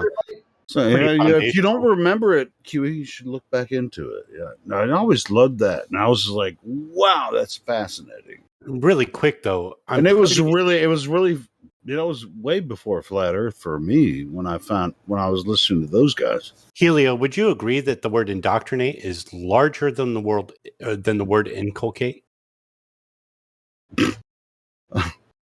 Physically, I don't know what that would with mean, letters. I guess. When I look at information, I inform myself, and then I move forward, and then I can change my mind about something, and then I can move forward with that. I mean, I just absorb information and then change my mind and move forward. But So I love the Rate Project. I really love that project. Yes or no? It's really good. Bloviator. Bloviator. Yes or no? No, what Helio was saying, bloviation is just somebody that means just that's a bullshitter, a monologuer. What Helio's actually saying is that, like, hey, if he puts on something when he's going out, he may be able to change his mind and go back and put on something else. It could take him an hour and a half to get ready. The dating game the last time hack is I'm just 1 saying, hour. hey, I Hello. All right, Shut up, Helio. Go for it. The dating game is 1 hour, 40 minutes, 40 seconds. So there you go. Carry on. I would suggest listening to that presentation, the whole thing, from start to finish, if I were you. Okay, really quick. I don't mean to beat a dead horse. It was 1 hour, 44 minutes. 1 hour, 40 minutes, 40 seconds. Where did you post it? Let me say it again because he started to ejaculate. 1 hour, 40 minutes, 40 seconds. I have what? God damn it! Where am I going to listen to it? Jesus, on YouTube. It's the video he posted, and if you go to it on YouTube, I've gone ahead and marked everything that he said in my comment. So please calm down, Helio. There's no reason to yell like a little child. Didn't get the right live stream voice text, because live stream voice text is what I'm looking at right now. Yeah, at 19 minutes after the hour, I posted Dr. Mary Schweitzer and the Atheist Roundtable debunked. Okay, well, that was a few minutes ago. My bad. All the time marks are in my comment on that video if you go to YouTube that he pointed out with the notations that he said. And your mama is a really cool chick. She's a nice lady.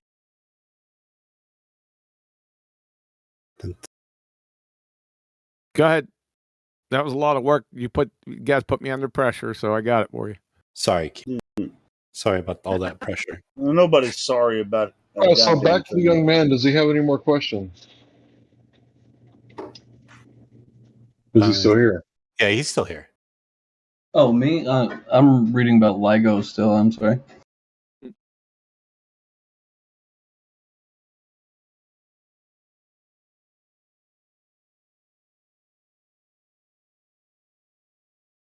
But to answer your question, no, I don't have any more. I was just listening, and it was from a while ago. Something made me think of that, so I figured I'd ask it. Wow, tough shit. Tough titty, said the kitty, right? I did not say tough titties. I said tough shit. Y'all niggas so crazy. You almost as crazy as me. And I'm gonna share that project in the live stream voice text that we were talking about. And like you said, QE, it's very difficult to understand, but it's what they did through that project is it's hard for people to I got understand. it. Yeah. Helium and zircons. Yeah, I got all that shit. So there's 3 mammoth assumptions with all radiometric dating. Number 1, you must know the original parent-to-daughter ratio upon crystallization. I'm only digressing here past quantum mechanics and my science points, so the prosecution rested back there.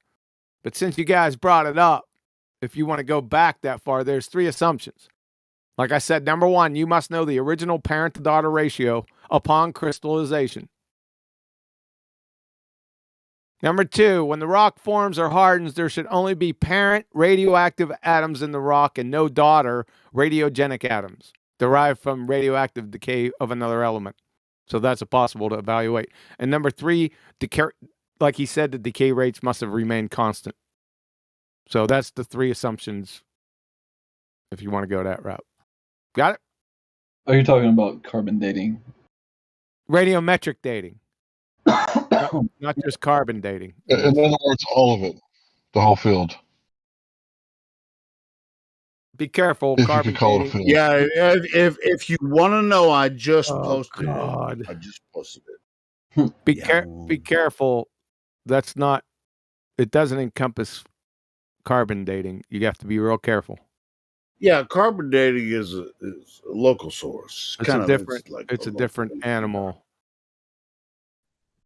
Okay, I apologize. I was incorrect. It's a little different animal. It falls on radiometric decay, but if you try to fucking basketize the whole thing, you could get into trouble. Okay. Might as well So, just go. when it comes, You might as well just go with dendrochronology at that point. Just Yeah, kidding. that's right. I think I covered that somewhere. Did I? I may have done that in the dating game presentation. Maybe not. It's dating. You like that, don't you? I do.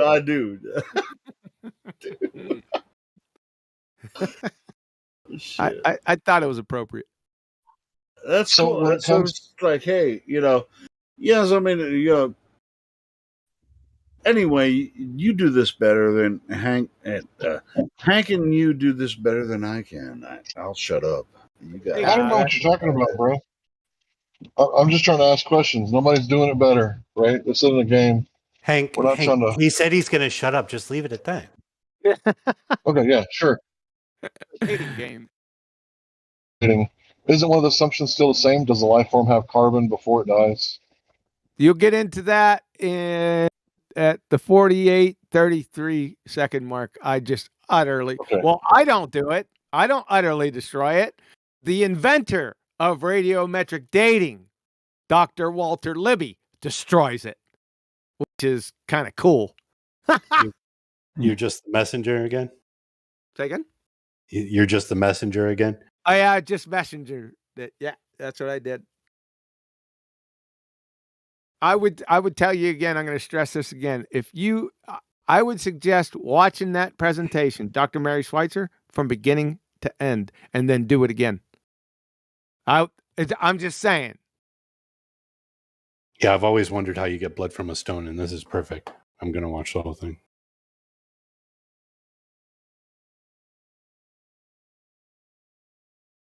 Because Dr. Mary Schweitzer kind of fucked up and ended up on Steve McClown of the Clan McClown show for a Q&A. That was a big mistake. Do you know that she has never been on YouTube since? I've noticed that a lot of actual credentialed scientists have kind of fled the platform a bit. Well, they fled it because Cathexis, when I made the presentation, sent her a copy and the university of that specific presentation. Yeah. Is this back in the days, Quantum Racer, when you were doing all those things with Cathexis, or is this recent? No, I did a couple recent Dr. Mary Schweitzer on Numpty clips, but this particular presentation was with cathexis. You are correct. Okay. I really like. I haven't seen cathexis since you did your science versus what is it? I can't recall. Science something. Science versus pseudoscience. There you go. No, science versus scientism. I'm sorry. Really like your reverb there, Jose. It's really good. I gotta hang up more pictures on my walls, I guess. So are you like lumping assumptions as all the same? Like, are you saying all assumptions are created equally? Is that like? No, I said don't assume. Especially with the parent, the daughter isotope ratios with carbon dating, that's numptiness. However, that is correct for all radiometric dating. Carbon dating is a little special character. You'll have to look up how they do carbon dating. That's not something that I'm well versed on. I was just commenting on the assumption thing. Like, do you not think that all assumptions are created equal? Definitely not. Do you? Yes. Yes, they're assumptions. they're garbage in, garbage out. No way. Like, I can assume that someone called me gay earlier. They used gay as a metaphor. So, like, I can assume you're gay. It's still an assumption. It's still an assumption. Now, it's equal. But I can also assume that you're a man. The downstream after effects, I'll have to fucking raise my voice so I can finish. Assumptions are assumptions, no matter what degree they are. However, the downstream ramifications of the assumptions, that can have higher echelons of importance. How about that?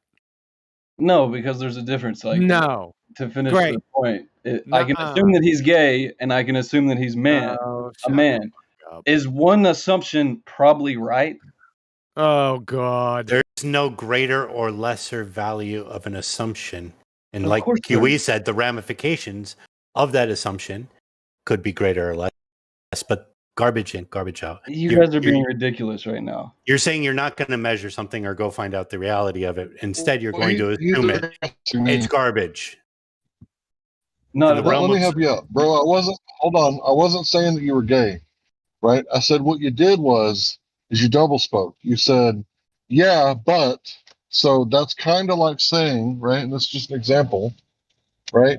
That I'm not gay, but whatever comes after that's probably going to be pretty gay. Like on Saturday nights, I paint my toenails or something. I don't know, right? And just so to whatever be comes clear, after that is like, because you said but, right? Word.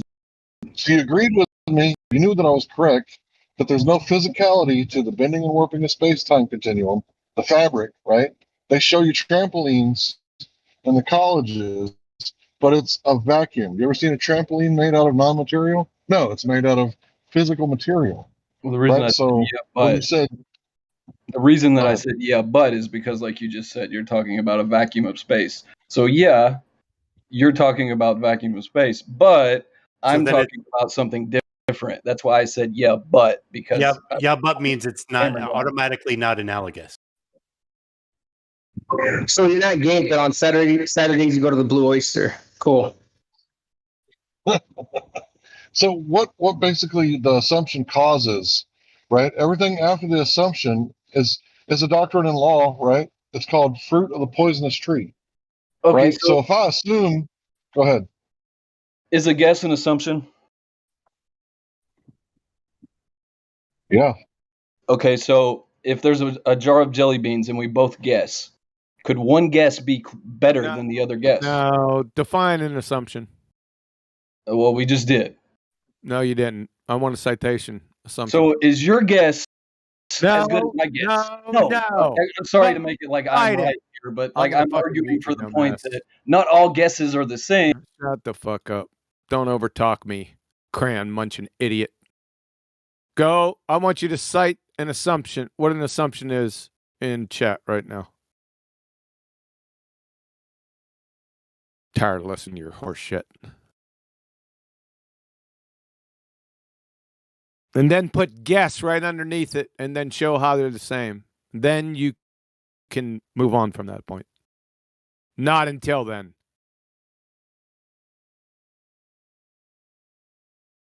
the beatings will continue until order is resumed.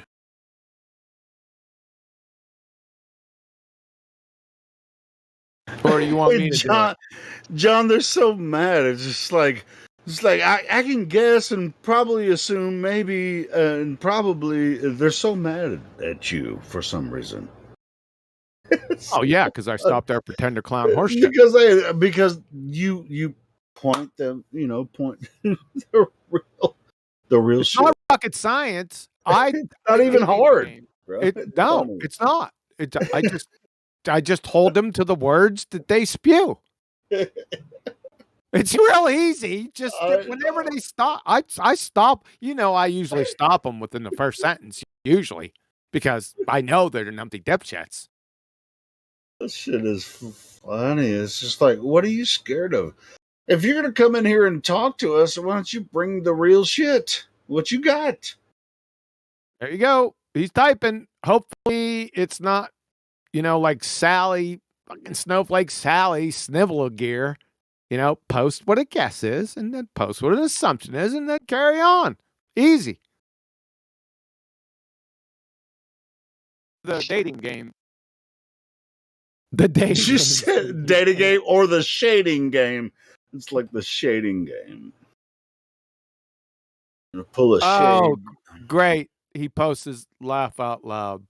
You're a clown. You are a fraud.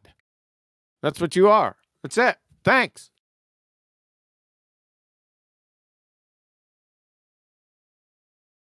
Well, this playground isn't for him, apparently. Nope. Wouldn't it be easy just to go define a couple terms? I think he is. Oh God, he stopped. Yeah, but just post what assumption is and juxtapose it to guess. Yeah, just come in here and be intellectually honest. That would be a good thing for everyone here.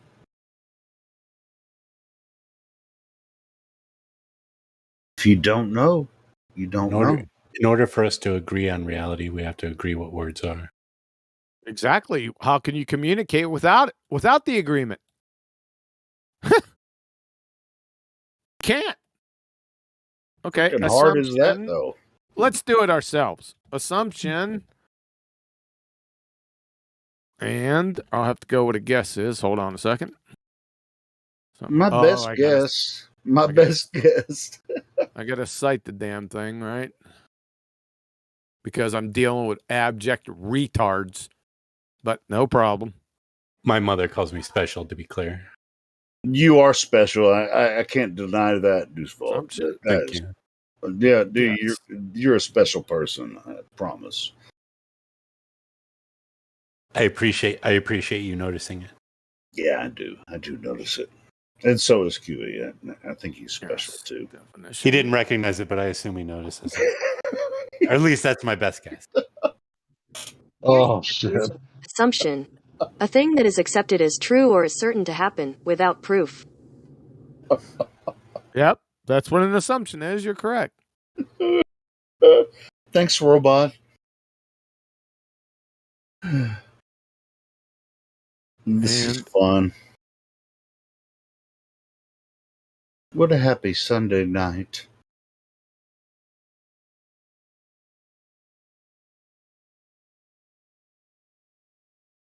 Here's the definition of guess, estimate, or suppose something without sufficient information to be sure of being correct. So it has some similarities.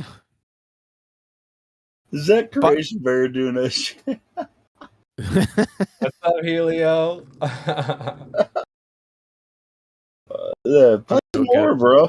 Play some more. Well, what were you? You were about to play something.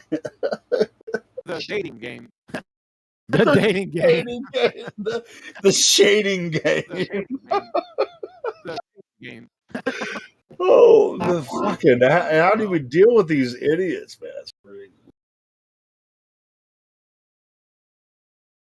Well, there you go. Shit.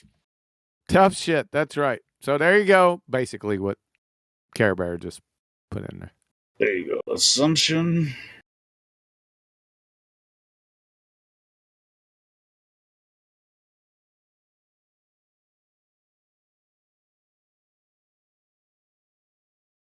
A willingness to accept something as true without question or proof.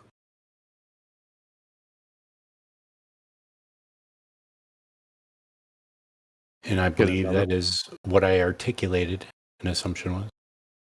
Sure. We are clear.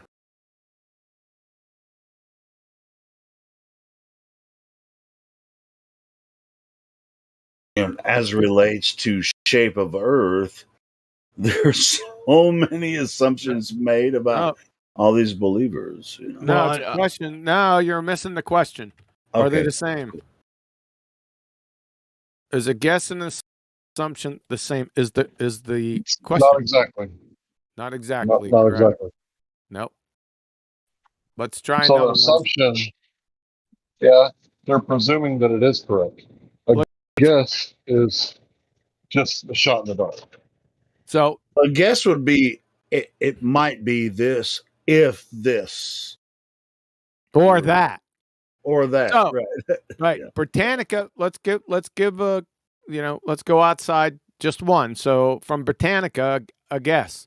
To form an opinion or give an answer about something when you do not know much or anything about it.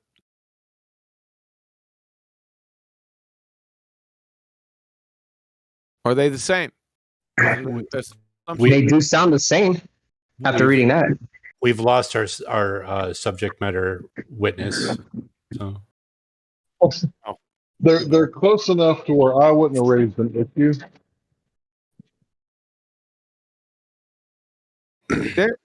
There's some subtle differences. I might object to. It doesn't have proof or anything. They're accepting it, but this one's giving an opinion or an answer when you don't know anything about it. They're close, but an assumption kind of denotes that you're not going to go back and fucking check. Right.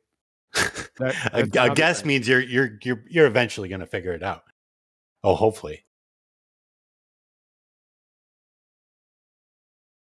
Yeah, there's subtle differences between the two. Yeah, I think I got it now. You're right, Huey. There are subtle differences. So an assumption is like a baseless assertion.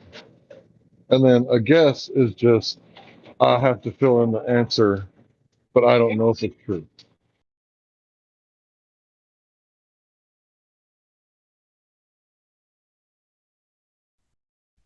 Man, they're so closely linked. It reminds me of like straw man and a red herring. How they could sometimes almost be the same. Yeah, Nathan has a problem with those too, man. He's had a problem for years with those two, man. You're right. Yeah, I don't think there is, but he does. I like the analogies of the two. Red herring is when you drag a herring through a field and watch all the all the foxes go for it, and then the straw man is something you build up to beat down. Level Up says that I think the main difference is intent. Could be. Yeah, there's a difference there. Yep. Yeah. I think future intent is probably better. But I guess you won't know the guess or the person guessing, the guesser, if they have a future intent or not. But an assumption, you generally not. There's no future intent.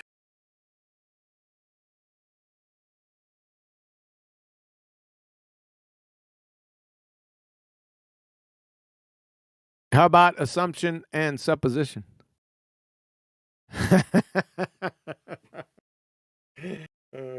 Oh boy.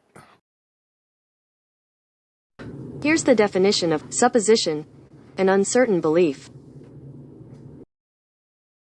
Nope. Wait. How are assumptions, guesses, and theories in the same realm of a theory? I guess you mean a colloquial theory, which is you just conjured that whole topic up. That's the wrong definition of a supposition, by the way. Care Bear. No, I'm going off of what Jabba the Fruit or Jabba the Foot. I don't follow. Thank you for trying to digress. Okay. Damn, mute me from participating. However, you are being intellectually dishonest if you think All assumptions, guesses, and theories are created equally. I apologize to whomever I upset with this claim to the point of removing me from the chat. Nice. Yeah, an assumption, guess, and theories, those are all in different categories. Yes. Hypothesis, that's part of the theory. Well, what are you talking about? You talking about a scientific theory or a colloquial theory? I think Harry means a colloquial theory. Yeah, then that's Mox next.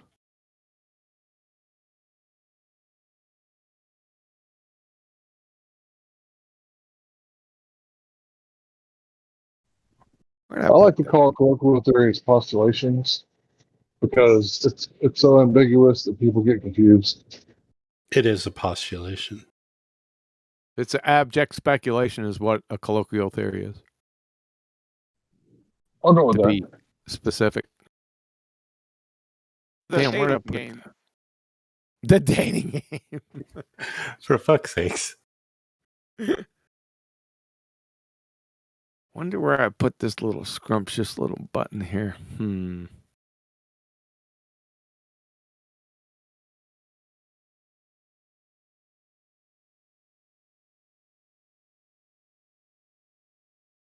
Yeah, I don't know. Yeah, it's crazy how the language is being more bastardized, right? Like, not even so much to do with flat Earth, but if you also step out of the realm of like, you know, the area we're discussing in, if you go into politics, it's happening there too. Like, you got, you know, You can't even call a woman a woman anymore. Yes, They're people can't even birthing people. define what a woman is anymore. It's fucking ridiculous. Yeah. The culture is lost there, but Yeah, man, I'm like just like damn, like we can't even say these words anymore. Like it's just insane. I mean, I'm gonna say whatever the fuck I want, but you know, there's people out there that are actually watching, you know, treading lightly over the ice. Okay, so check this out. In Washington State, they just made the word marijuana illegal because it's racist. Now, if I'm not incorrect, Spanish is a European language made up by white people. So how is calling marijuana a racist term? That would be unconstitutional because it's free speech. Right. No such thing as an illegal word. It is. I don't even understand how it's even if it wasn't, even if it's the other way around, Deuce. I still don't understand how it's racist. The person who Because made it's up good. the person who made up that law is the racist. Right. So it was originally done in El Paso. That was the first place in America that marijuana was made illegal. And it was because they wanted to control the immigration. So this is one of the things that really picked up after Harry Anslinger was like, oh shit, I'm out of a job. They just legalized alcohol. So what am I going to do? So he started his campaign, and then all over the world, you know, demonized the plant. No. And Hank, I'm saying they made the word illegal, not the substance. Yeah, I don't think that's true. Saying the law was illegal. The word can't be illegal. The law. I'm sorry, I misspoke. The law was racist. Not that Mexicans are a race; it's a national. That's an ethnicity. Let's get to something more interesting. What's the difference between a presupposition and a supposition? There's too many prefixes and suffixes to tell you. Okay, but you get a point for that, but that's not comprehensive. The definition of presupposition: a thing tacitly assumed beforehand at the beginning of a line of argument or course of action. Supposition? Yeah, that was presupposition. And the supposition? Hurry up, Care Bear.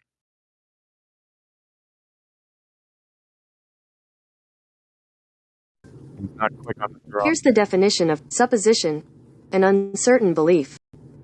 Wrong. Here you go at 10 o'clock at 00 minutes after the hour. Presupposition: something that you believe is true without having any proof. Boy, that sounds like another thing we just went over, doesn't it? Yeah, look at this. Assumption. An assumption and presupposition are tied by the neck. However, a supposition, it has it in the fucking word. On the other hand, has the connotation that the idea or theory is testable and provable. In other words, a supposition is a tentative idea. It's provisional. A presupposition is hardcore, believed to be true. Huh. That's actually really cool. It's really cool. Isn't it cool? Yeah. Yeah, one of those sounds like it would fall close under science, and one sounds like it wouldn't. Exactly. A hypothesis is a predictional supposition in the natural cause and effect relationship. That's actually really cool. And I think I knew this at one time, and it fell out of my freaking head. Yeah. It's very important if you remember that. So a hypothesis is a supposition. Okay, just for the people who told me I was wrong about the word marijuana being illegal in Washington State. Too funny, Care Bear.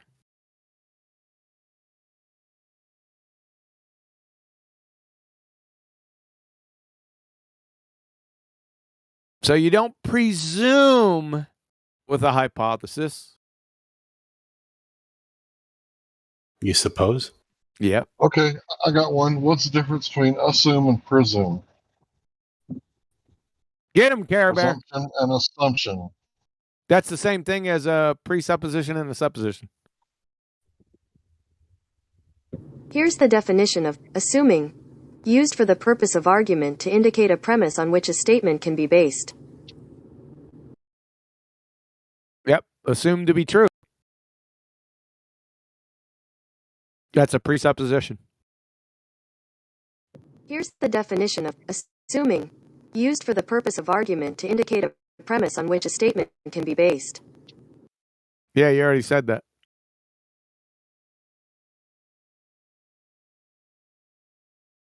Well, not you.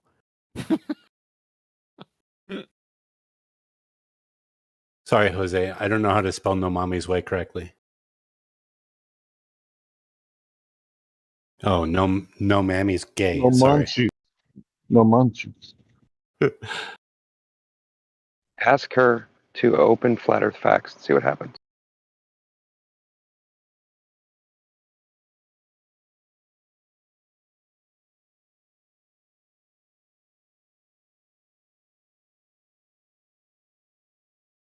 Boom.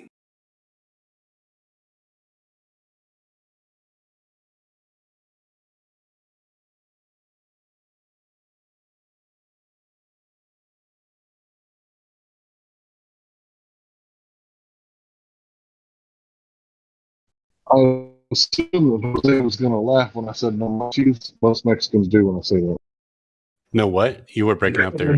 I was just muted. You did laugh. Yeah. You're roboting, Hank. I'm doing the dance. I'm doing the robot dance right now. Keep it up. Best part of this is he called Creation Bear Care Bear. That was funny. Is that creation? I'm sorry. It's all good, but it's not even. And he's He switched it together, man. No, but it's cool. I think he's cool with that. I thought it was a term of endearment. This whole time I thought it was just a term of endearment. I did call him Care Bear, didn't I? Good catch. How dare you? Right on point. That's brilliant. Yeah. Yeah, CB, man, come with them freaking definitions. Who needs the bot when we got Care Bear, right? Yeah, we got a Care Bear. Now it's already changed. Now he's Care Bear. He's never not going to be known as Care Bear now. Freaking brilliant. I love it. It's a thing.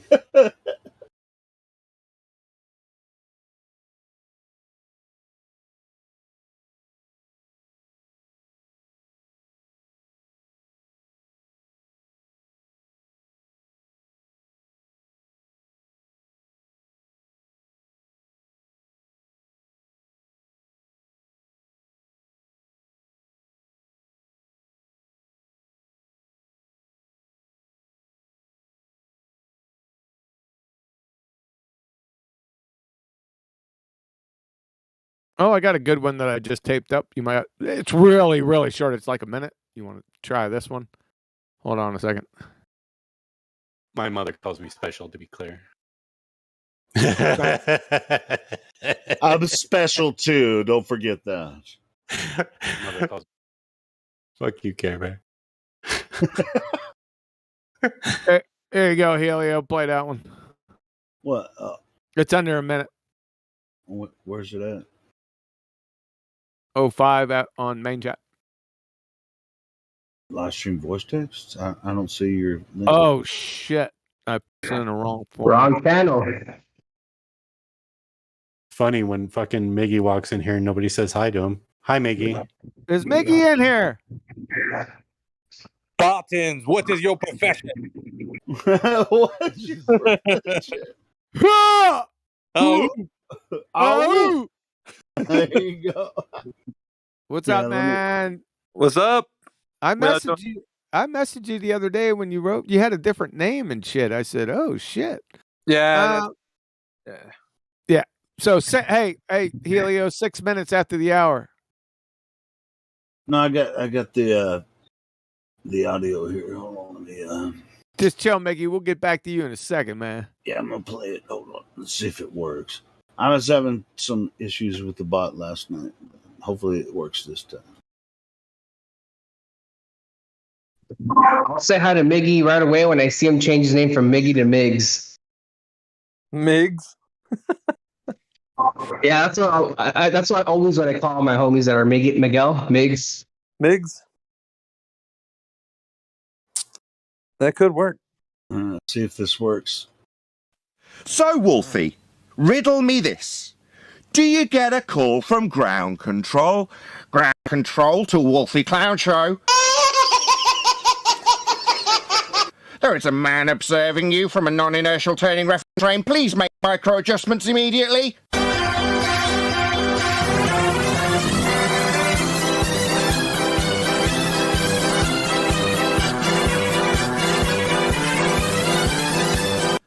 Do you get that call, do you, Wolfie, you stupid buffoon? Look like it's drifting.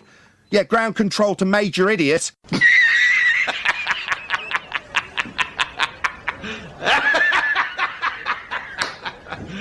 You got to account for a not actual drift you're not experiencing.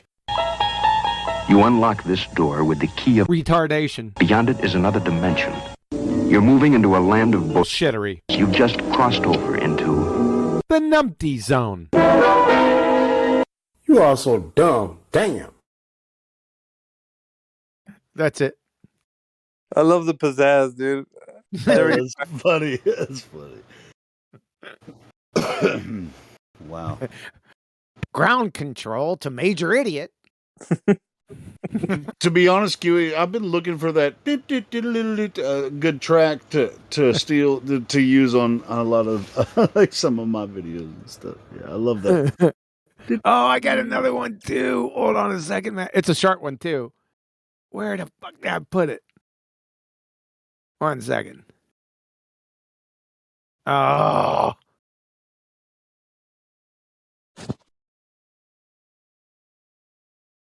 Oh, it's not there. What the fuck? No, either way. I'll get it. Give me a sec. Wait, it might be in Nathan's. Hold on. Might be in Nathan's file. I got too much stuff, man. Yeah, me too. Thanks, Justin.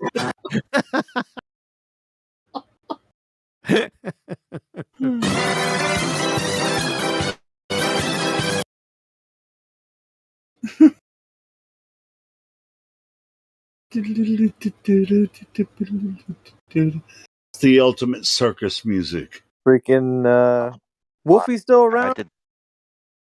Yeah. Well, yeah. It's just in periphery though, because I don't deal with that numpty dipshit for many years. I don't know. Nathan brought him up. I think Sleeping Warrior brought him up. Sorry. The only one I still see kind of pushing kind of hard is playing MC Tune from all those guys. I would say. Who McToon? Oh God. Yeah. Yeah. Well, at least on Facebook, because I'm not subscribed to him or anything, but I guess we are friends on Facebook, or I don't know if we're friends or we're just in a lot of the same flat Earth groups. But he's always every time like I'm having a debate, someone uses like his whole thing to like debate me. It's pretty funny, and then I don't mind when they do that. I just like kind of try to break it down because I know damn well that they just post shit and they don't even read it themselves. So I try to be like, all right, explain to me what of this proves what, and they'll be like, just read it, just read it. I'm like, no, I'm like, I've read it. Let's get down to the nitty gritty. Like, which part of this article are you referring? They can't even say it. It's pretty funny. It's just kind of like a copy paste. And here, I'm done.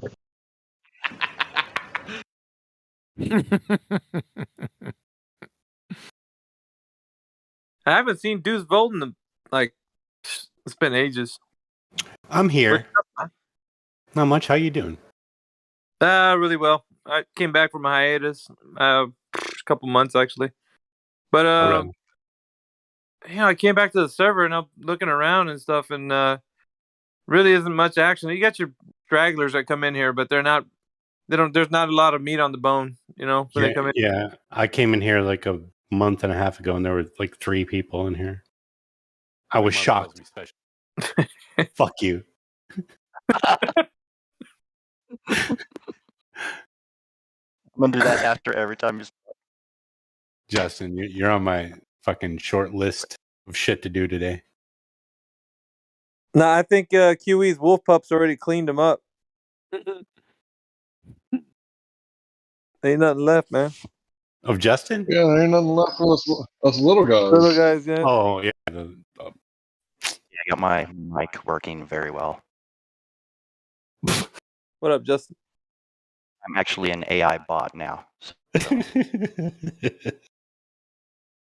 just to be clear, my mother calls me special. After hearing your voice, after hearing my voice, you sound very similar to me. I didn't realize that until you played me back to me, how much you sound like me.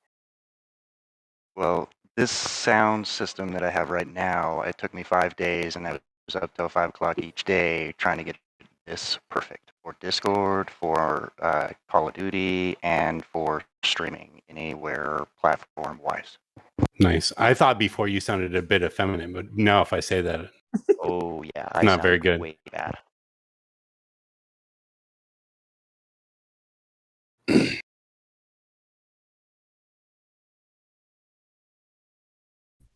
Nothing beats that. Remember that guy? I don't remember his name, but there was a guy that sounded exactly like fucking Riggs. Do you guys remember him? Like identical. Like literally, when he'd be talking, I thought it was Riggs. Yeah, I don't remember his name though. But I do have the best though. And then ballers run away up mountain. Why is Care Bear's sound system more clear? Like yours has a pop to it. You need to figure that out. I have to adjust it. Yeah.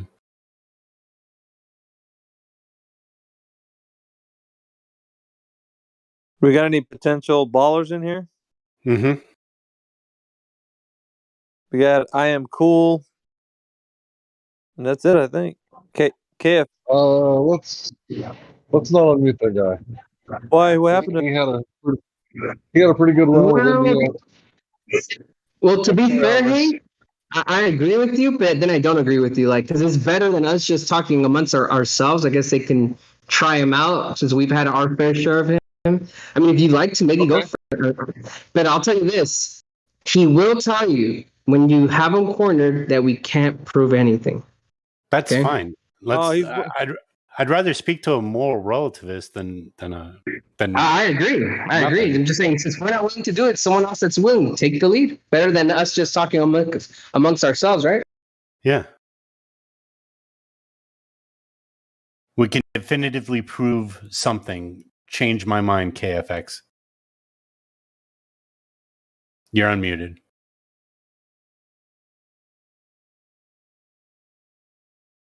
Well, that was fun. Meanwhile, back at the ranch. We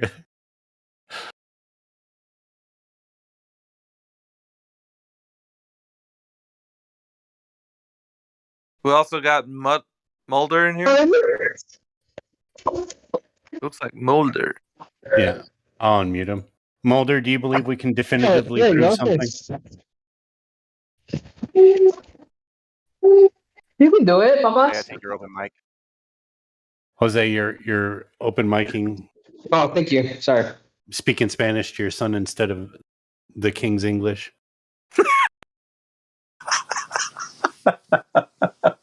The dating game.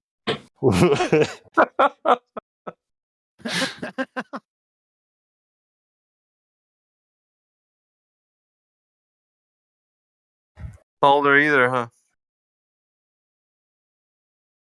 Yeah, there's like no. I've unmuted two people now. Mulder doesn't have the boulders. Sorry, moving on.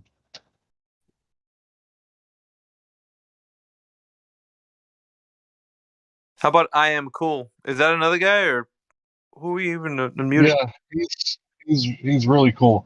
He doesn't know anything. Oh, that's the guy. I thought it was KFX you were talking about. No, I am cool. Doesn't know anything. So okay. You'll get somewhere with him, I'm sure.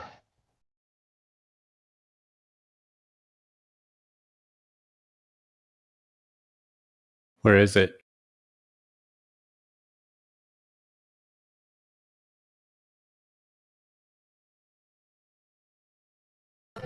So how does he know he's cool? He gone. He's gone. It's just a presumption. It disappeared. Oh, we got me myself that just jumped in. Huh. Don't you think Mulder should have brought Scully as well so we can... No. Bruh, no. Hey, me myself, are you there? Greg Brady, are you there? Is that Greg Brady? Let me see. Wait, who's the father? What's his name? From the Brady Bunch? No. Isn't it Greg? I thought it was Greg. But Greg feels like the kid too, so it could they both be.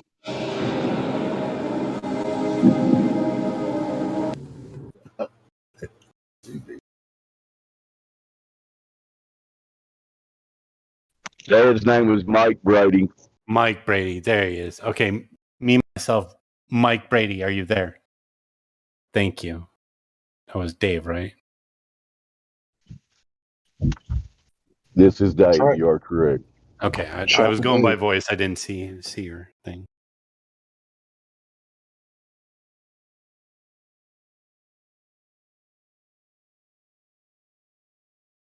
Changing your name will not change your attitude. That's not necessarily true. It's like getting a haircut. Could be more sassy. Me, myself, do you want to talk to us or not, dog? Oh, wow. That's a nah, dog. No, I came here to listen. I came here to listen. To listen to what? We're here to talk to you.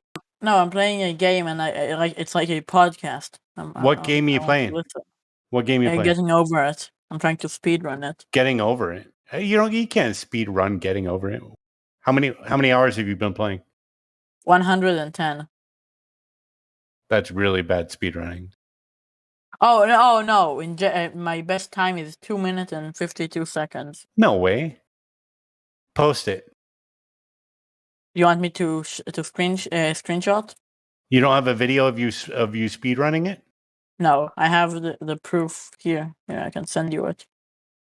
Here, look in the live stream. Yeah, it's top left. Look at the top left.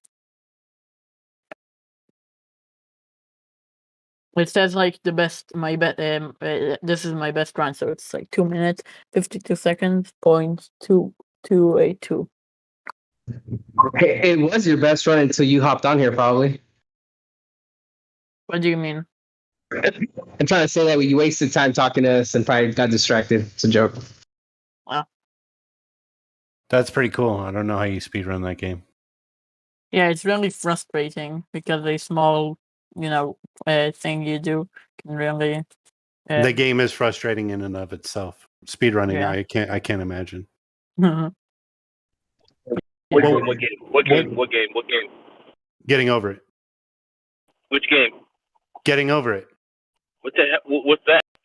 It's a game where you're like, it's A all naked man in a pot. yeah, but it's all physics based where you're basically a rag doll and you've got a sledgehammer and you're just it's pretty frustrating. It's one of those ragdoll physics games. The only game I ever speedrun, and this was before speedrunning was even a thing, but I just thought it was cool because I could do it quick, was Mario 3.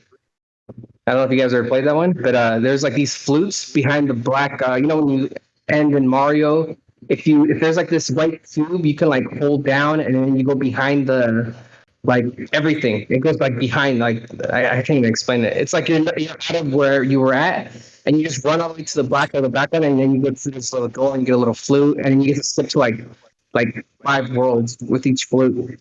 People Yeah, are still you could go behind the pipes and all that stuff. Yeah. It really amazes me how the Mario speedrunning community is so is actually is still alive. It's still pretty vibrant. People are still speedrunning Mario 1, Mario 2, Mario 3, and Mario 3D. Yeah, exactly. Very, very old games. Dude, in the 80s, I was speedrunning Mario 1 and not knowing what I was doing. I was just going through it like as fast as possible. And then I knew that you got more points for the time. So I was like focused on the time instead of all the other stuff. So I was speedrunning back in the 80s and I didn't know what it was called. I didn't know what I was doing. Hey, me myself. What? I'm not asking you any in-depth questions here, but what do you believe the shape of the Earth to be and why? It's I am cool. You already talked to me. Yeah, I haven't spoken to you. Oh no. No. Oh. Really? I just said hi to you. I didn't talk to you. Really. A globe. Okay. Well, when you're ready to seriously talk about your affliction, you let us know, okay? Okay. All right. Right now, I'm not in the mood of debating, so I just want to listen. That's obvious. You can't bring a horse to water without drowning it first. Or something like that.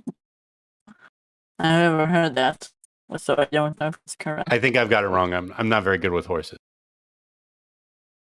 Let me search it up.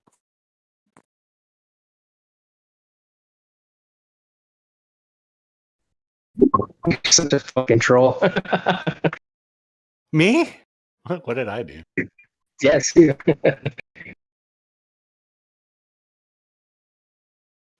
Kiss the sky. That sky. Okay. I think it's you can make a horse to water, but you can't make it drink. The fuck I That's can't. what I can find. Hey, Helio, why you ain't saying nothing? What the hell's going on? He's not good with horses either. Look, dude, I've rode horses. I've actually, I've worked on a ranch for quite a while. So, have you ever made one drink? No, you can't make a horse drink. The fuck you can't. Why does everybody always say that? It's like water. It's like a challenge. Are you fucking serious? It's really strong, Horses are strong, stronger than No, humans. horses. I used to be scared of horses when I was a kid, but when I started working on a ranch, it sounds like I am cool is afraid of horses too. They're like No, big I'm not ass dogs. It's like if you let horses can get away with a lot of shit because they're so big, but eventually they know that they only have. And once they're broken, you already that they're gonna drink. I agree with you. Yeah. So it's just like, but riding on no, horses. I'm saying you can lead a horse to water. I mean, they might sip if they're not, if they're thirsty, but you don't have to make them drink. I don't know what the hell you're talking about. That's just a phrase. Just give me a hose. Yeah, dude. I mean, if you know horses, you're not gonna make them drink. They might take a sip and it's like, hey, take it. You're gonna like sit there next to the horse Do you and like go, riding on drink horses? drink that water, drink that water. Do you like riding on horses? Yeah, horses are I great. do. Yeah, it's fun. Yeah, it is fun.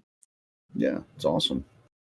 The real. If you're gonna keep on talking, I'm gonna start questioning you. I'm you not can kidding. you can slip a question in between. Okay, so what's your best evidence? Your best direct evidence that the Earth is a globe? Direct evidence. Yeah, If evidence. you take a gyroscope, okay, even those really precise like laser gyroscope, those even work better. So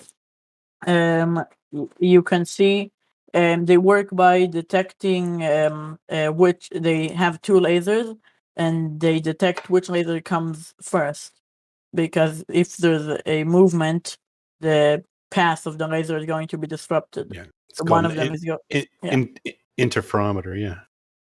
So if you have those, because the Earth is moving around, you're going to be able to detect that movement and that change between the lasers, and you can detect one moving faster than the other.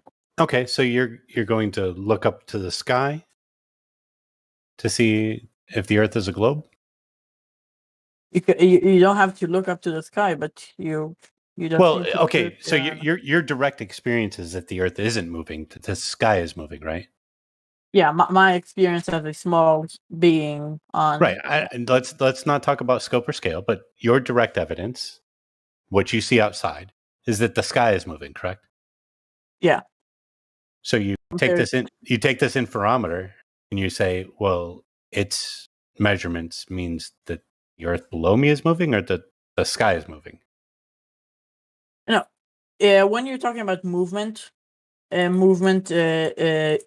you're only putting 2 points and comparing them to each other, you cannot tell which one is moving. But if Really? you add another point, So if you're on a sidewalk and you watch a car go by, you can't tell what's moving? no. So let's say now you're on a sidewalk and you can see a car moving, Right. and now you only talk about the distance between you two. The distance was 100 meters, and then it's 90 meters, and then it's 80 meters. Only by these things you cannot determine which one is moving. But if, let's say, you add now the distance you from the ground below you, and you see that your distance isn't changing, but the car does, you see that the car is the one that's moving and not you. Right, You have- because the Earth below you is not moving, right? No, it's not just about that. Even if it's two random spots, you can't tell which one is moving because they're both getting closer to each Hey, other. he's got a speaking spell or something, man. I can't hear what he's saying. Me myself, roboting, man. Oh, am I rolling for you? Yeah, you're roboting for everybody. Oh, okay. Would you like to play a game?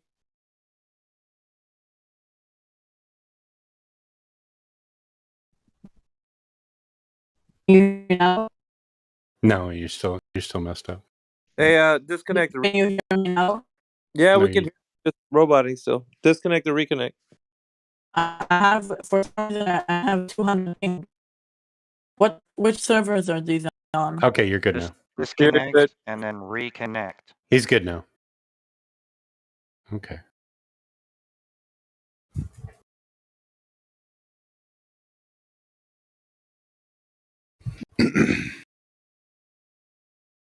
Hey. Yeah. Okay, yeah. Hello. So can you hear me now? Yeah. 70 ping now. That's good. Now I have a normal.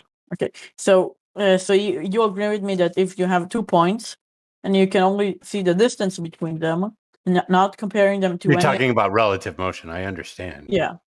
I get it. Yeah. So when you talk about that, what's moving, you or the sky, like you can't really tell because it's only two things. You need to add another thing to know which one is You can moving. feel the sky moving about you when the air brushes through your hair. Mhm. That's part of the sky, right? Which part is the sky? Do you count the sky as everything that's not the ground, or Anything that's not attached, bud. Okay.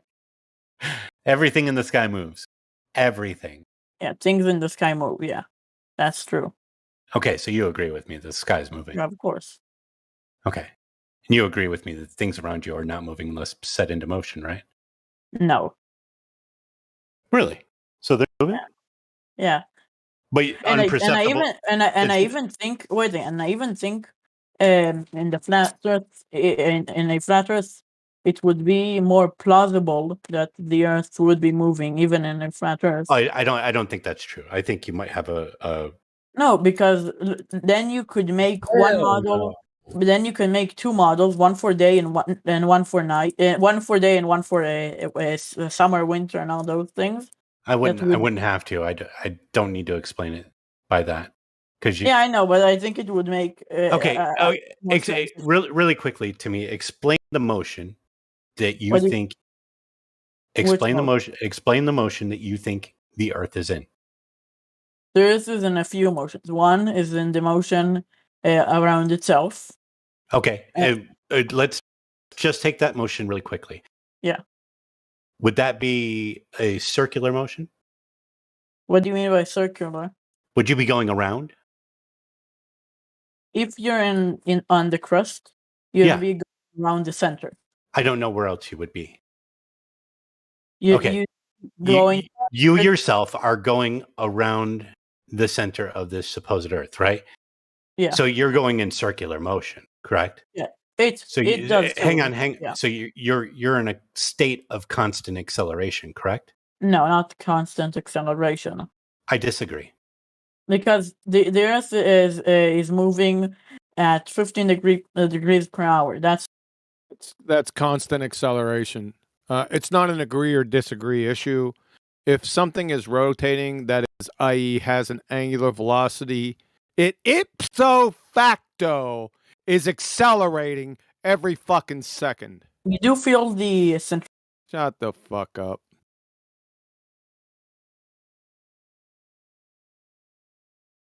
What's your best scientific evidence for a spinning ball space monkey religion? Quickly. Like I said, if you want a reason to believe that, like I said, that you could do We're it not with into a gyroscope. beliefs. No, we're not into beliefs. We want scientific evidence for the spinning ball space monkey religion. Gyroscopes. Gyroscopes, really? Okay, observe natural phenomena, please. You're going to put a gyroscope. Okay, yeah, any kind of gyroscope has... Observe natural phenomena, please. What do you mean observe natural phenomena? That's your dependent variable. You don't know what science is, do you? No, you don't. You don't know what a hypothesis... What is a scientific hypothesis, please? Hypothesis is an idea. Wrong. It's incorrect. So what is an incorrect? hypothesis? You'd fail 5th grade general science. What is an hypothesis? A predictional supposition in the natural cause and effect relationships. Oh, so I didn't say these exact words. Yeah, that's exactly right. You're a fucking clown. Whoa. Go back. Here's what you do. Relax. Here's what you do. Bro. What? Relax. He's a kid. He's a kid. Just teach him. Just teach him. He's a kid. What the hell's a kid doing in here? Just teach him. Don't tell me what to do. What the hell is a kid doing in this VC? It's not a big deal. Yeah, it is a big fucking deal. We're here to learn. Yeah. Well, I'm not here to teach kids, and kids shouldn't be in this VC. What's the cutoff age? 13. Kiwi. How old is he? Old enough. Not you. 17. How old are you? 17. So you graduated high school or close to it. I have. All right. So you already have. Okay. That takes the kid away from him. You don't know what a scientific hypothesis is. Where did you go to high school? I've gone to different places. Different places. Well, you need to contact them. Did your parents bribe them or something? You don't know what a hypothesis is. Because I didn't use your exact words. It's not my words. It's what a hypothesis is. Scientific hypothesis. You weren't even close. You said it was a fucking idea. Okay, I got an idea. You're a moron. Is that a hypothesis? No. Yes. No, it's not. So you observed don't me know what a being a moron. hypothesis is. You I observed me asked being a you- moron, and then I asked you, diarrhea of the mouth, know nothing, shit for brains. What is your scientific evidence for your spinning ball space monkey religion? You said gyroscopes. Gyroscopes are man-made. That means it is excluded from all scientific inquiry. It's not natural science. So you fumbled and bubbled right away. Immediately. So I'm going to ask you again. Scientific evidence for your spinning ball space monkey religion. Go. I have a question. If I'm calculating say Oh, fuck off. Go find a calculating forum. That's not science. Mathematics isn't science. Do you understand that? mathematics is philosophy. Mathematics isn't philosophy either. Good God. What else you want me to do with this numpty? Teach him. He doesn't have a teaching. He doesn't have a teaching attitude. He's telling us. Follow? Yeah, if it brings a different perspective, this is the same guy that a couple of weeks ago was trying to tell us that nuclear weapons prove that the Earth is a planet. There we go. So, do you want to entertain this? I got a question for him. How about that? We want to try that? I'm going to prove the flat Earth to you, right? Is that You is can't that okay? prove in science. I didn't say this was science. And proof is all science does, clown. No. By definition, No. it doesn't. Good. That's a good fucking. Just shut the fuck up. You don't even know what a hypothesis is. How can you tell me what science does? Science tries. Fuck off. I ain't even gonna just entertain you. I ain't even gonna give you the fucking common courtesy of a flat earth proof. This is what you do. You go to a preschool and you put out your arguments. When they stop fucking laughing, then and only then can you consider coming back in here. You got me, sunshine? Yeah? What? No. Thanks. No. Good. Bye.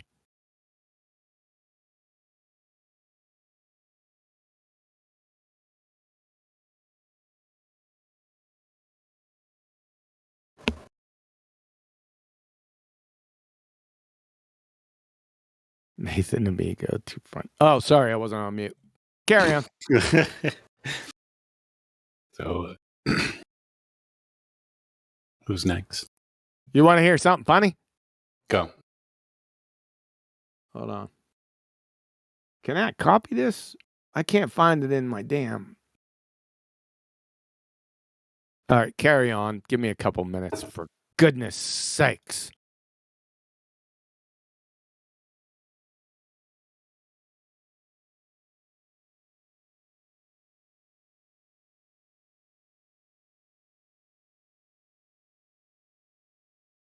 Bardouche, how long you been here, bud? Quite a while. Yeah. Do you think it's people's responsibility to teach somebody things? No, I just think that we can persuade people. I think you're right. But is it somebody's responsibility to do so? No, but I heard how he was arguing, so I felt like we could have persuaded him. Why would we have to persuade him? I said that On when some you go around in a circular motion, you're at a state of constant acceleration. He said no. At what point do we have to persuade him? Oh, yeah. You see my That's point? a good question. I know. That's a good one. Okay.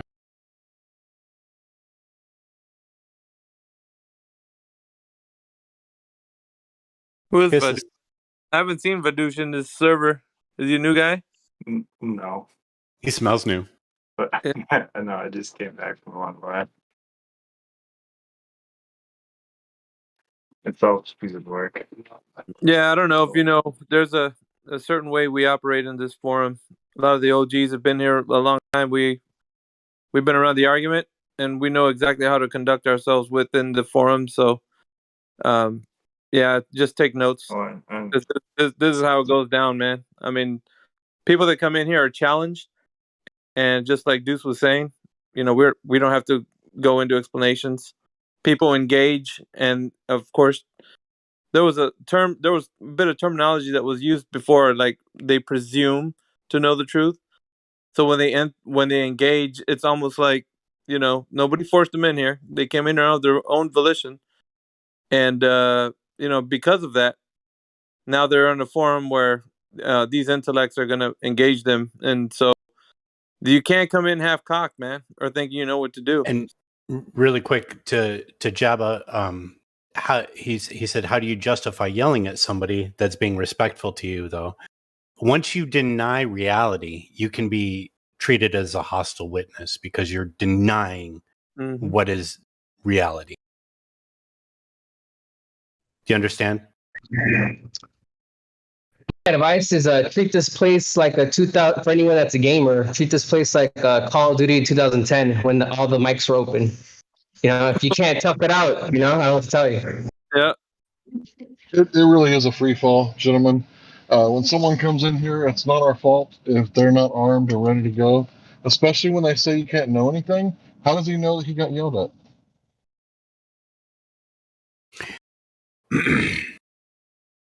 Jabba, we were born ass clowns. I don't think you can tell us not to be ass clowns when we were born ass clowns. Respect.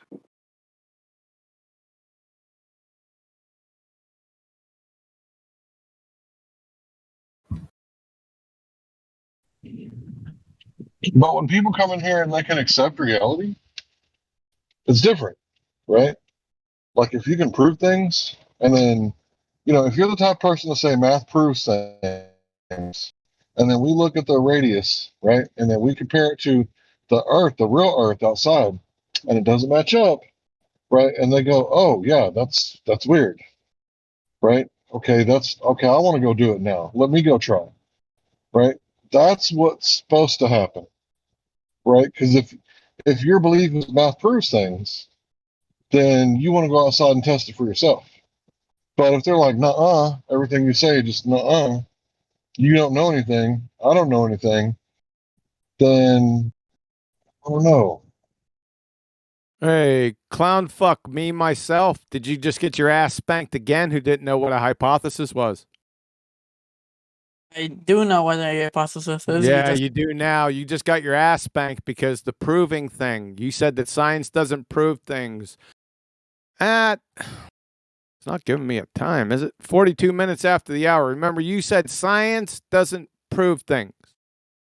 So this is from Courses Lumen Learning.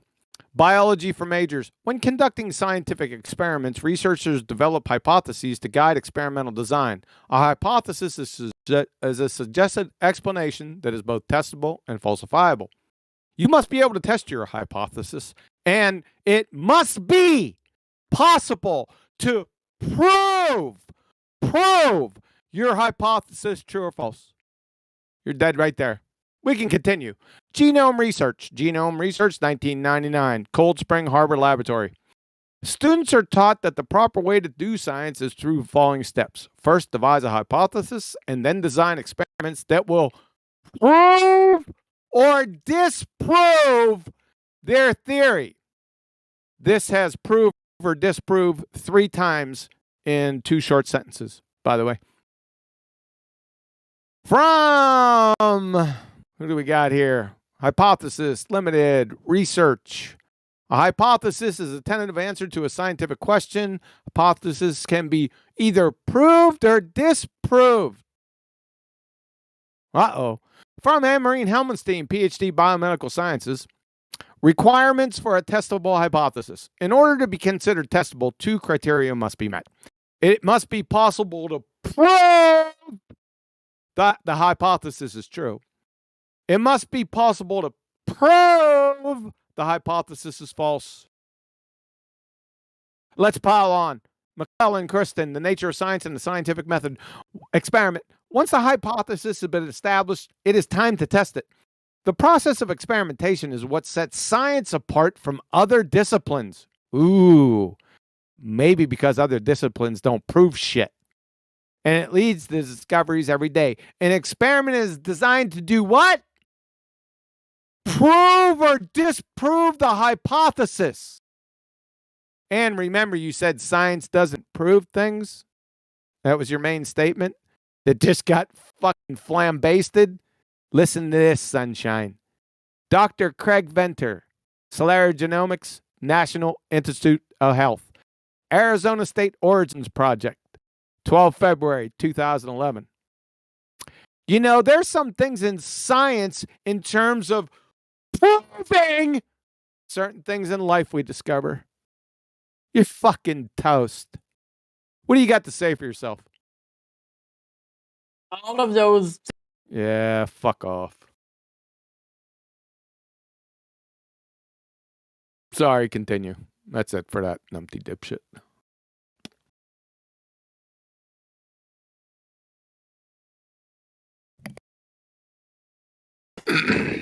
Welcome, Chocolate Saiyan.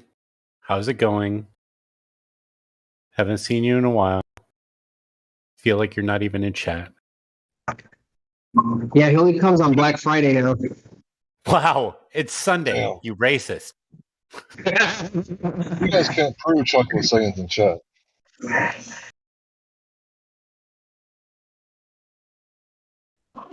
It's because he had a chocolate sundae today. That's why he came by. Okay. We got Snozbag that just entered the chat. Snozbag, are you there? Yeah, I'm here. There's a lot of muted people, so I just thought I'd join. Thank you. Why are you a globe earther? Freaking dude. Me? Yeah. Why? Why do you do this? Because I ain't here trying to make people upset. Well, last time I argued this point, I had like 15 fucking DMs. Man, I'm not going to yell at you. Just tell me. It's not you that I'm worried. Why are you? He won't, but I will. I'm just kidding. Hang on. Why? What? Okay, what's your best evidence that the Earth is flat? What really made the Earth flat for you? Counter argument. I just don't care. I don't care. That's not the answer. Hang on. That is not the answer to my question. The answer to my question is, what is the best evidence you have directly that the Earth is a globe? Because fucking, if the sun was above us on a flat Earth, it'd be visible. Is the sun above you? How the hell is that evidence for a globe? See, this Hang is on. why. No, I know what you're saying through your 3 or 4 beers here. Yeah, man, I'm drunk as fuck. Can he say water gas for us? What a gas? Water gas. Water gas. You mean like propane? Propane and propane accessories, exactly. Thank you. Propane and propane accessories. God dang it! I'm telling you, the Earth is round. What the hell, Bobby? Oh, the Earth. He's more of a Hank than you are, Hank or Larry. I can do a pretty good boomhauer too. I thought you were doing Boomhauer the whole time. No, you can kind of understand what I'm saying right now. No, I can. You're right. You know what? I'm going to leave you alone because you're a couple sheets in the wind or to the wind. So I'm not going to pick on you. But you are going to tell me eventually why you do this. I mean, it's kind of like one of those things. Like, hang on, you the only thing you're saying is your observations. Your observations is that the Earth is flat and motionless. The sky above you moves, and the things in it move. Other than that, what else do you have? Everything else is a trick, or you've been told differently. well, that's the thing about life, man. Is people are going to constantly try to convince you that they're right and you're wrong. So I don't listen to nobody. Well, if you didn't listen to nobody, then you would follow what your senses say, and the Earth would be flat. This wouldn't even be a fucking discussion. No, my senses say the Earth is not flat. It makes sense. Your senses say the Earth is not flat? Yeah. Are you drunk constantly? Yeah. Okay, so the Earth is constantly moving around you, and you're always going downhill. Every time I close my eyes, it feels like I'm spinning. So Okay. You got to hand it to him. If that's truth, then he's not going to be able to determine what's real and what's not. He's got a swollen brain right now. All At the least he's alcohol. logically consistent. Yeah, you got to hand it to him there. I mean, Yeah, what? that's true. What proof But else if you were sober, that I lose my balance? if you were to slowly sober up, I don't want you to die. But if you were to slowly sober up after 3 days of being sober, and you didn't die, you don't want that to happen. You meditate in your backyard for 3 days and 3 nights. You would know, right, from firsthand experience, that the Earth is flat and stationary. Right, you would know that it's not moving because you have a vestibular apparatus in your inner ear that's really good at doing what? Detecting motion. Right? Well, that I mean, just looking up. What do you mean looking up? Okay. Hold on there, cowboy. Are you going to get your boots measured? When you go to get your boots, hold on there, cowboy. Are you going to get your head measured when you get a new pair of boots? Yeah, I'll get it right in a second. Do they measure your head when you get your boots specially made? No, they measure your feet directly, don't they? Why do they do that? I do have a very large head, and it seems to surprise a lot of people. So if they have a measuring tape, they're probably going to measure my head. I don't think you got what I was saying. If you're going to get a custom pair of boots made, don't they measure your feet? They sure do. Why don't they measure your head? Because you don't have to measure it to say it's big. All right there, gray matter. Calm down. And you don't look at the pool balls to know that you don't look at the pool balls and say, "Oh, the pool table's a ball as well." That's right. So why would you look at the sky to tell the shape of the Earth? Because I mean, if the Earth was flat, the sun would be like a spotlight, right? Why is there there's a horizon and the shit goes past it? And I know this, you guys are gonna get. Do you think you got owl eyes? How dumb I am. So if you start doing like this whole, fog diffuses light in different directions, and that's why it looks like it does, I'm not gonna get it. There's a horizon for the same reason you can't read a book from a mile away. Boom. Yeah, I think he's doing boom Harry now, isn't he? Sorry, go ahead. I mean, if there's a book about how the Earth was round, I might be able to get the binoculars out. Fuck, I'm nearsighted. All right. You done played too many video games and done read too many beer labels. Yeah, man, my face is like 3 inches from the screen. So if you're a good old boy, you're supposed to be one of them. Show me. I don't believe it till you show me. If I can't see it, I don't believe it. You're supposed to be a good old boy. Now, I'm detecting maybe you may not be what they call redneck. You might be what they call. What is no, that? bro, no. You're not a redneck. I think you're a hick. You're a pretender, a wannabe, right? Because a hick ain't really a redneck, right? They don't have a hitch on the dually. Dodge dually diesel. So you're making assumptions on the way I sound. There you go. There it is. There's the redneck in you. You're making us show me, right? You want me to show you. Somebody makes a claim, show me. You're making an assumption. If I say you need a tie rod, show me, right? You need a tie rod on that pickup truck, boy. I just came here to get alignment. Well, show me, right? Don't you want to see it? I'll still put Don't. If you don't need it, you don't. So the point is, you need to go out and look for yourself. No, you need to go on down to a large body of water. Go ahead, bro. Hank, what you're missing here is that most people don't want to be shown anything. They just want to be told what to think. And while our good-natured Snoz here may think he knows, but has only been told what to think, never shown how to think.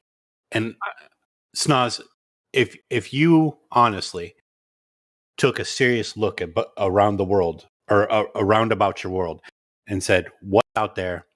What can I prove it is?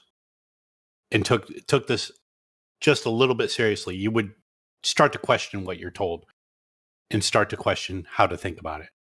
Well, that's the thing, though, because I personally don't know shit. Right, but then you say you don't care, but then you're here. So those things are incongruent. They do not match. They don't match your actions. What you say don't match your actions because you've been here before. So yeah, just because people talk to me when I'm drunk, I get lonely. right, and there are millions of chats to go on Discord, but you happen to go to the Flat Earth one. There's a bunch of like kids in the other ones, and they're like kind of annoying. They keep saying the N word over and over again. I'm about to say it right now. Well, I mean, I can tell you're a mature person. I'm not. Don't ever put that shit on me. I don't even know what it means. I take care of my responsibilities, but that doesn't make me necessarily mature. I'm more mature than these like 14-year-olds everywhere else. Regardless, you're here. You don't have to be. There are a million things you can do to distract yourself. I know, and that's my thing is like, listen, we can disagree on stuff, but it doesn't make you. No, we can't. We can't disagree on reality. If we disagree on reality, it's because you're denying it.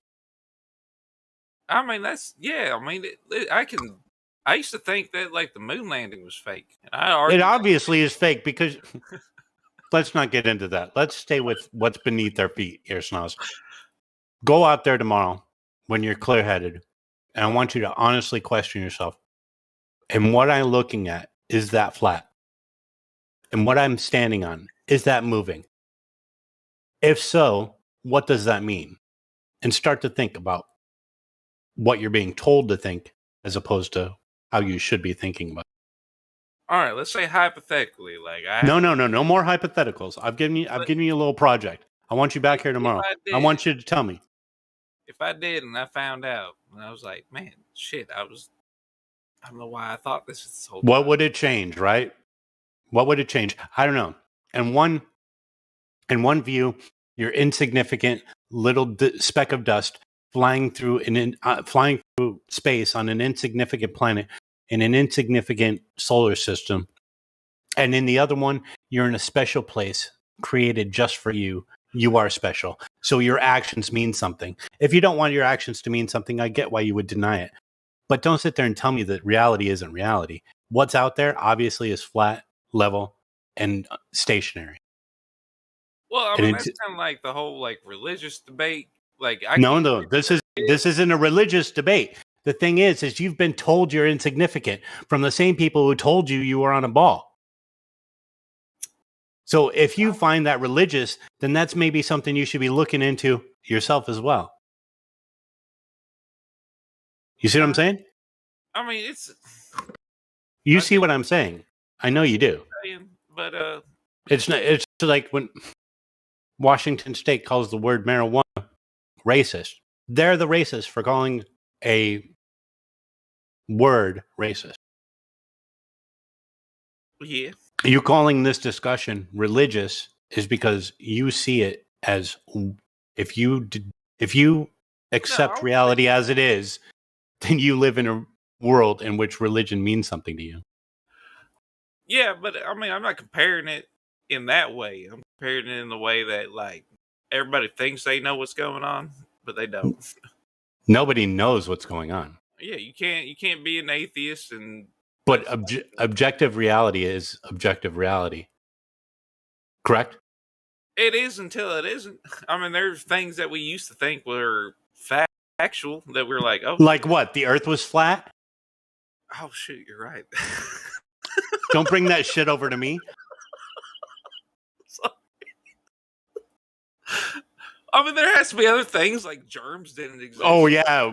Nobody thought to wash their hands before... Yeah. Some idiot figured out germs were a thing. No, we wash our hands before then. It's in the frickin' Bible. Well, I mean, no, we wash each other's feet. We wash our hands too. Oh, Don't believe the bullshit. but I mean, we do have like every day we have a better understanding of like.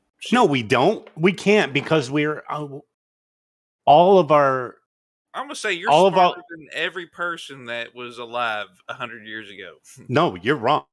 All of our knowledge today is based on falsifications, false assumptions. It's based on bad math. If we live on a globe, or if the Earth is flat, then all of our globe math is wrong. It's bullshit. I didn't take that class. I took Yeah, because they don't have that class. Oh. They should. Yeah. I mean, I get it. I'm not here to change your mind or nothing. And don't tell me I'm smarter than people who came before me, because I'm clearly not. Those people were geniuses. Let me ask this dude something real fast. Yeah. So, did you go to school? Did you graduate? It's not really important, yes or no? Barely, but yeah. Okay. All right, you did. Did you take one law class? In high school? Wait, are we talking about No, in college? any part of your government education, did they teach you law? Nah. Now, why is that? Ignorance is no excuse. Do you think they want you to be ignorant? Well, I mean, I completely agree with that. I think their education system is like fucked up. But how hard did they shove that globe down your throat? I mean, ever since you were a baby in the cradle, right? You had that mobile above your head with the sun, moon, and stars, and the music, right? And the lights, right? And then you get a little older and you turn on Sesame Street. Globe, globe, globe, globe. Right? And then you get a little older, it's on Universal Studios. Every time you turn on Universal Studios, right? And then you start going to school, they're teaching you like cosmology. You ain't even figure out how to wipe your butt. You're 5 years old. And then paleontology. Here's the dinosaurs, right? And then they start teaching you about this, Big Bang stuff, which is completely theoretical postulations. There's absolutely no science involved in cosmology, astronomy, and theoretical astrophysics. But they presuppositions, even they're presuppositions. Well, I Go mean, on. I get that. Like my whole entire life, like they're saying, like the sun is a ball of hot gas, but I'm like, fuck, how do you know? You didn't dip no fucking spoon in it, you know? There you go. There you go. But at the same time, Now you're starting to act like a redneck again. Now I know you got a hitch on your pickup truck. I do, but I wouldn't pull nothing up. My fucking bed's so rusted out. Anyway, go ahead. Go ahead. But yeah, I mean, my argument goes for both sides. Somebody trying to convince me that the globe is a globe or the earth is flat, I'll tell both of them. Like, why? You don't know. It's the lack of evidence, Nas. The lack of evidence. Yeah, there's lack of evidence for both sides then. No. Incorrect. So if somebody tells you the burden of proof lands on the one who makes the claim. So the one who made the claim told you that the earth is a globe, and they taught you that ever since you were little, right? So the claim is that the earth is a globe. Now they have the burden of proof. They have to prove it to you that it's a globe. And so it's upon you to ask them, how is it a globe? Like, show me the evidence. So whatever they've done to you to get that in your head created so that you now are a believer in this idea, well, that's the thing that you have to question. So it's not that you've heard both sides and you're like, well, I haven't heard evidence for either one. You haven't even, there's nothing that first of all, Deuce Vault was the one that told you what to do. So he gave you a little project that's something you can do to go test that for a flat earth. But let's put that aside for a moment. Was that a test or is that like? Yeah, let's put that aside. I just want you to look, bud. Yeah. Let's put that aside for a moment. So now we're going to talk about the globe. So ever since you were in school, and they're telling everybody, not just you, but the claim is that the Earth is a globe, and the size metrics and all that good stuff. They didn't give you the information of how to do it. They just told you that it is. They showed you pictures. They told you about the planets. They showed you other things, and voila, you without a question, because you've been indoctrinated at such a young age, you didn't question it. There was nothing that in your critical thinking mind you ever challenged the idea.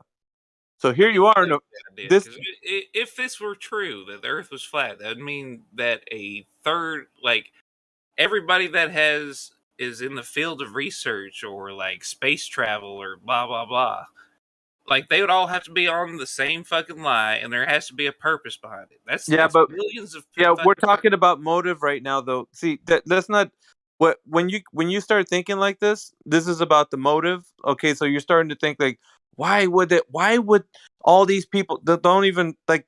You got to put all that to the side for a moment. You got to stay clear headed, stay focused. You got to look at the evidence, right? Because obviously the claim of the Earth being a globe is of a most paramount understanding for you. You got to figure this thing out, man. If they've been pushing this lie on you for such a long time, guess who's going to be upset when they figure it out that it's not? You are.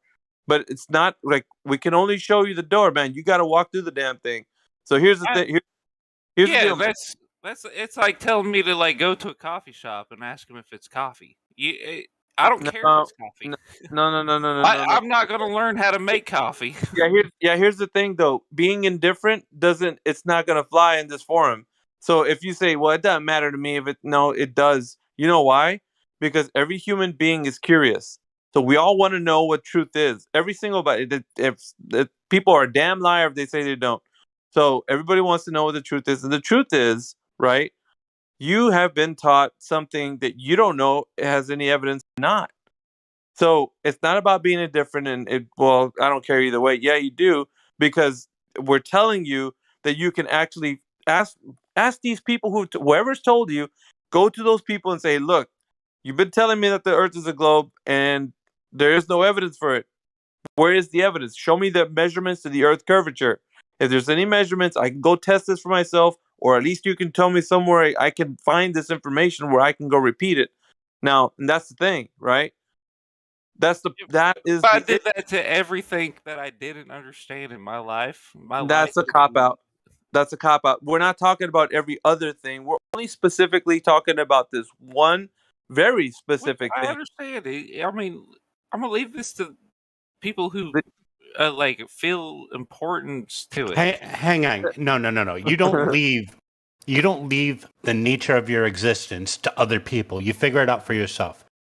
There are better men out there doing less. Yeah, but this is the least you could my do. Existence is important to me. Yeah, it is. So it's very important. You're telling me what's important to me, though. Yeah, on this I am. Well, it's not. I'm sorry. I mean, I love y'all. Well, then there's no point in talking to you, and there's no point in us wasting our breath. Yep. Mute yourself. All right, love you.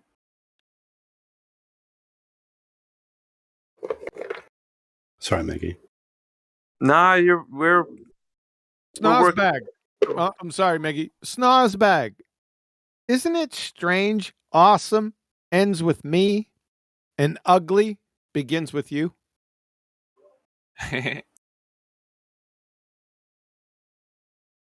Just wanted to know.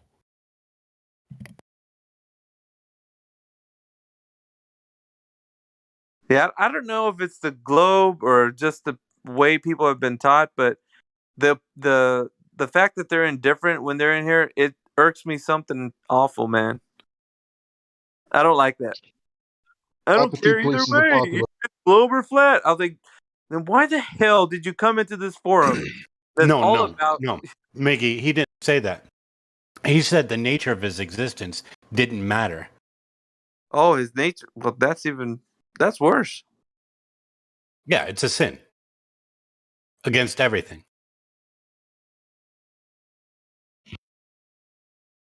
That's terrible, man. What an existence to be in this world and have that mentality.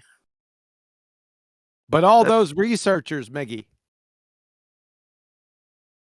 Yep. That stand in direct violation of the second law of thermodynamics. All those researchers, boy. They're keeping that gas pressure in. Yeah, at a minimum, the second law of thermodynamics. It's the elephant in the room. That's why I put it out front. Because all he's got is pictures from space, or what he thinks are pictures. That's all they got. Once you boil down to every crayon munching, ball tart spinning space monkey, all that bullshit they have out in front, that's just a smokescreen. All they got are alleged photos, which aren't photos, from a fairy tale vacuum. That's all. That's it. That's what it boils down to. I'm telling you. Now, what I'm saying is, man, like what you believe doesn't upset me. No, I don't believe anything. I'm not going to get upset if you disagree. I don't believe anything. Stop talking through me. I do not believe anything. I know it as absolute fact. So don't put your horseshit belief on me. You believe. I do not. Got it, sunshine? I got it. Calm down. Yeah. So change your verbiage. Because remember, awesome ends with me, but ugly begins with you. How did you know I was ugly? That hurts my feelings. That you knew. Your sister told me. Oh, that's fucked up. I didn't know twins could look so much alike. That's my. I just, I'm gonna keep things like. Well, snozbag, let's just make it simple for you. Can you show gas pressure without a container? No. Welcome to Flat Earth. Snacks are in the back. Bathroom's on the left. Point proven. DJ's spinning request. My entire life has changed. Yes, it should have. Mine I'm glad did. you're keeping that alive still. Love it. What's up, yo? What's up, man? We good, almost man. have the whole crew in here. At 11 o'clock at night. Yep. Where's That's weird. Witsit? On a Sunday? Yep. On a Where's Sunday? Witsit at? Witsit, He's get not your coming. ass in here. He was on Glowbusters today. He's not coming. He had to wake up early. He's on Glowbusters. Why is he wasting his time there? Freaking cute. Because they're friends. Oh, sorry. Sorry, Witsit.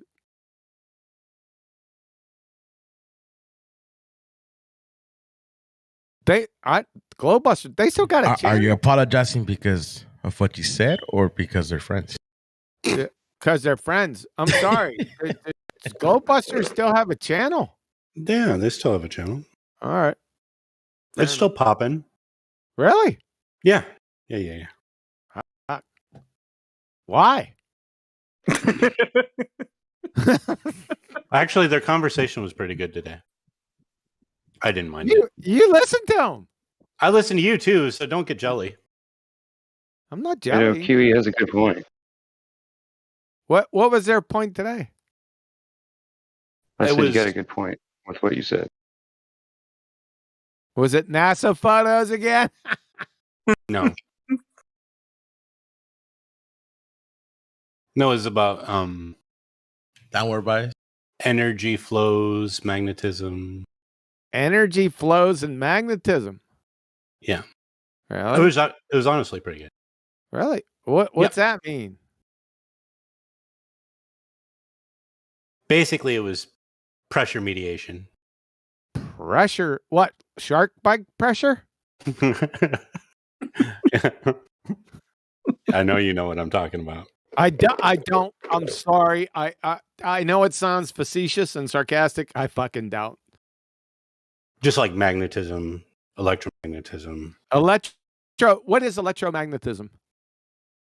a spectrum. Really? I think so. Am I wrong? Yeah. Okay. A spectrum. Are you talking about light? Light is on the spectrum. How The in the spectrum of fuck? electromagnetism. How in the okay, riddle me this. Okay. Riddle me this. How the fucking light, which is made of photons, which are neither electric nor magnetic, be electromagnetic, please? Well, I think you'd agree that they're a wave before they're a A particle. wave. At the same time that they're a particle. That's fucking contradictory horse shit. Nothing could be a wave and a particle. A wave is not what something is. It's what a medium does. Yeah, I agree. So now we're into the luminiferous ether. No, we're not. We're not in, into no in fucking which you're ether. going to start yelling at me. I'm not yelling at you. I'm saying, how can light? You just said light was a spectrum, and it was the electromagnetic spectrum. On the electromagnetic. Tell me now. We're into the fairy tale paradigm. I want you to provide citation that shows photons being electric or magnetic right now. Oh, I can't do that. Yeah, you won't be able to. So how the fuck can light be electromagnetic when it's neither electric or magnetic, please? Yeah, that's what I'm talking about. You got it. There you go. What is light? I'm asking you. Are you? Yeah. Sounded like you were telling me, so I'm asking Yeah, you. I was telling you because you said it was electromagnetic. Where'd you get that from? I was taught it in school. You told me. I told you that light is photons. Right? Yes, you did tell me that. I did tell you that. You said it was electric or electromagnetic when you already admitted they're neither electric or magnetic. That is correct. So how can something be electromagnetic when they're neither electric or magnetic? We talk turkey squirrels here?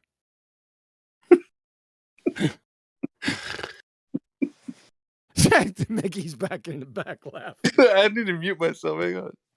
Shut up, Miggy.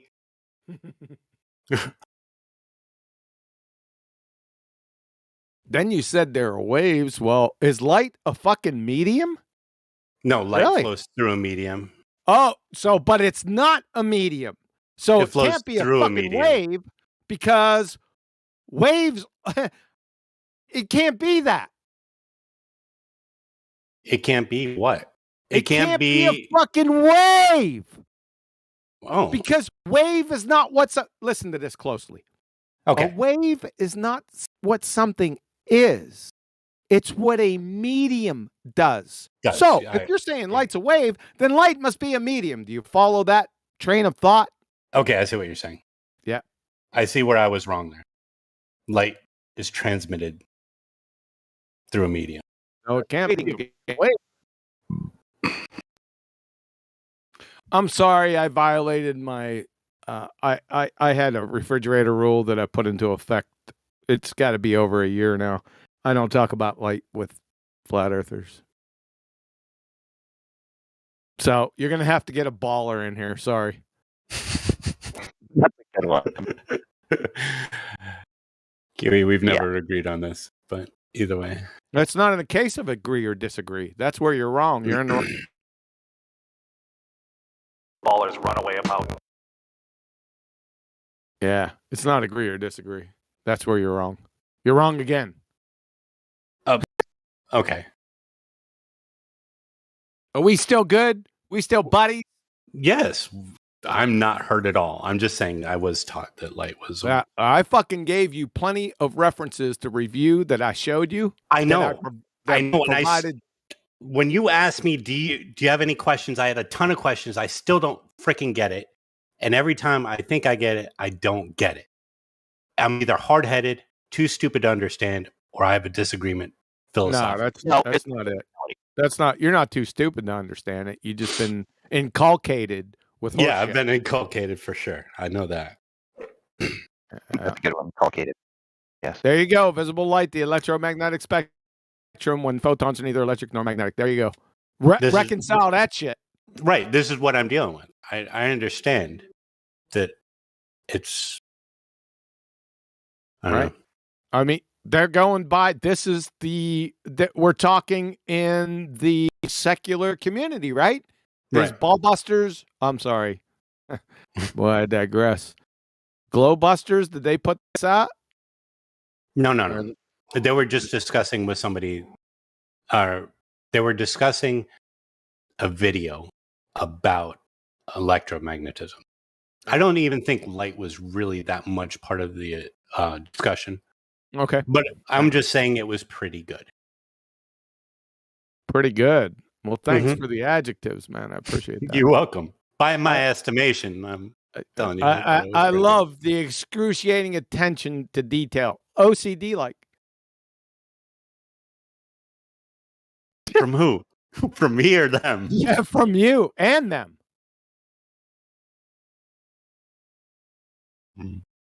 Yeah.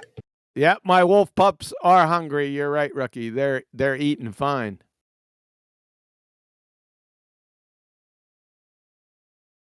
Do you actually have wolf pups? Yes, I do. What percentage are they? It's fluctuating because of the trans panda rats. Can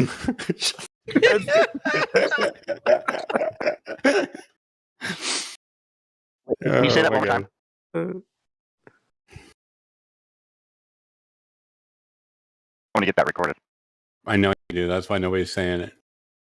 So if light isn't electric or magnetic, what is it? Photonic? Yeah. Well, how would you describe light? It's its own thing? How would I describe what? How would you describe a photon? It's not electric or magnetic. So what is it? then? Photon. It's I can't do it, Hank. I'm sorry, you're a flat earther. Get a ball tart in here. Got one Look, right I here. don't care. You got It's a- Pro. Okay, where? It's Yeah, a transmission. You got Pro Globe just popped in here. Pro Globe, you there? Convince them to talk about light and we're in business. Yeah, so that was the first question I was going to ask. So I'm going to skip Globe Earth question. What's you going to go straight to light? We'll DM you the questions. Yeah, well, yeah. Keep your DMs open. DM you the questions.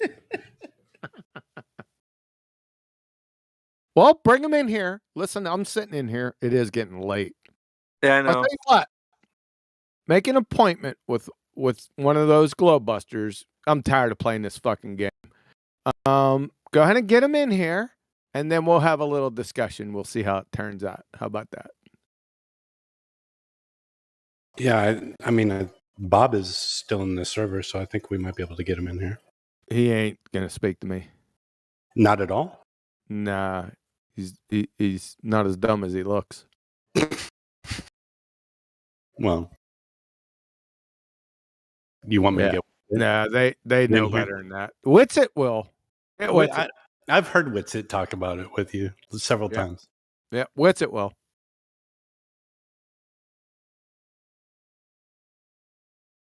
Well, I'll try to DM him, see if he's. All right.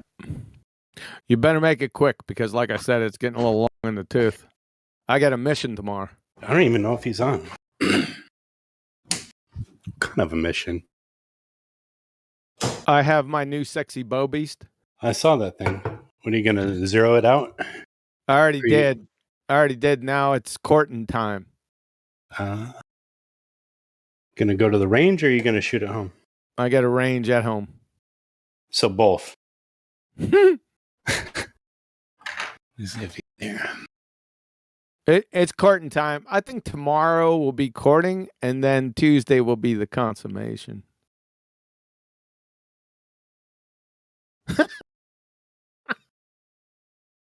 I don't even have Austin as a friend. Uh-oh. So that's not gonna happen.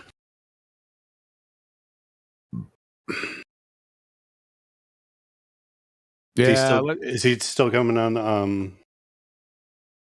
Is he still coming on Flat Earth, whatever, with Nathan? Is who? Is Austin? Does he still come on Nathan's show? Nathan who? Nathan Oakley. No, Austin hasn't been on Nathan's show in at least a year and a half, 2 years.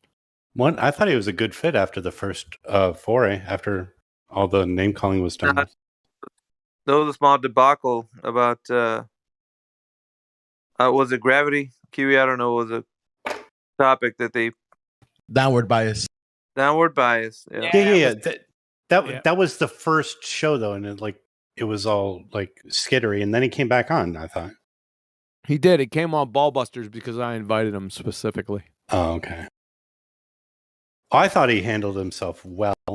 I mean, obviously he was trounced, but he still kept his composure. Well, +1. Witzett's a good man. He's a good representative for Flat Earth. Little misguided, but I like him. Very smart. Always did. He's a good guy. He's got Yeah, hands. but we're not into good or bad guys. That's not the point. Good or bad guys don't actually exist. Got good moments and bad moments. Speak for yourself. I just did.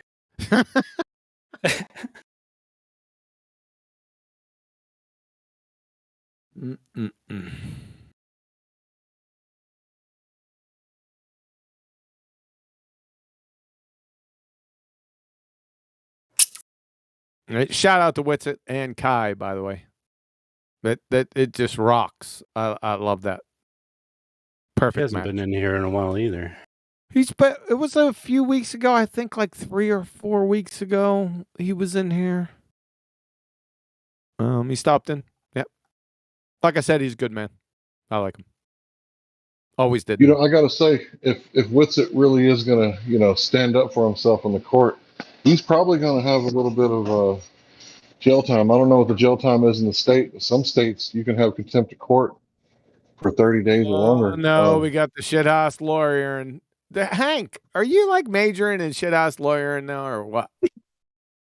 I've been studying God's law, and God's law led me to learning the difference between legal and lawful. So yeah, I've been doing a little bit of studying. Helio, you're back. I see you in the chat, man. You want to play something funny? I think I got it now. What do you want me to play something funny? Yeah. I want to confirm what you're saying about Witsit. Witsit was on Globebusters earlier today, and that was great. You know what they said. Even though a lot of us disagree with what they were saying, it's fine. Agree and great. Sure. Yeah, those terms don't fit inside this discussion. Anyway, and if you didn't listen to it, then you didn't. You know, that's all. That's all. It was well and good. I was shocked they still have a channel. Anyway, but Seriously. Witz is a valued member here, so we want him to be here. Did somebody say we didn't want him here? No, nobody said that. All right. It sounds like Hank just said it. What, Hank? You don't like You just said we want him to be I'm here. rebutting. Objection, Your Honor. I see no evidence for the court. Helio, I put that in there 28 minutes after the hour, man. You want me to play that? It's only 15 seconds, dude. 15 seconds? Holy shit. Yeah. It's well worth it. Unlock this door with Is this like a do? I don't think so. All right, let's see. Nope, that was me. No, that was me. I thought that was obvious, but I was shocked that Hillary didn't understand it was you because there was popping during it, Justin, the whole time. Let me capture the fucking link and play it. 15 seconds. Here we go. God damn it. Here we go. If you want to blame somebody for my shithouse lawyerism, go ahead and blame Issa. But he's the one that kind of opened my eyes up to that shit. Figured. Fucking Issa.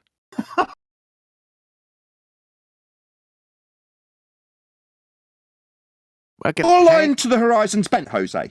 Yes, Nathan, that's right, amigo. Isabelline.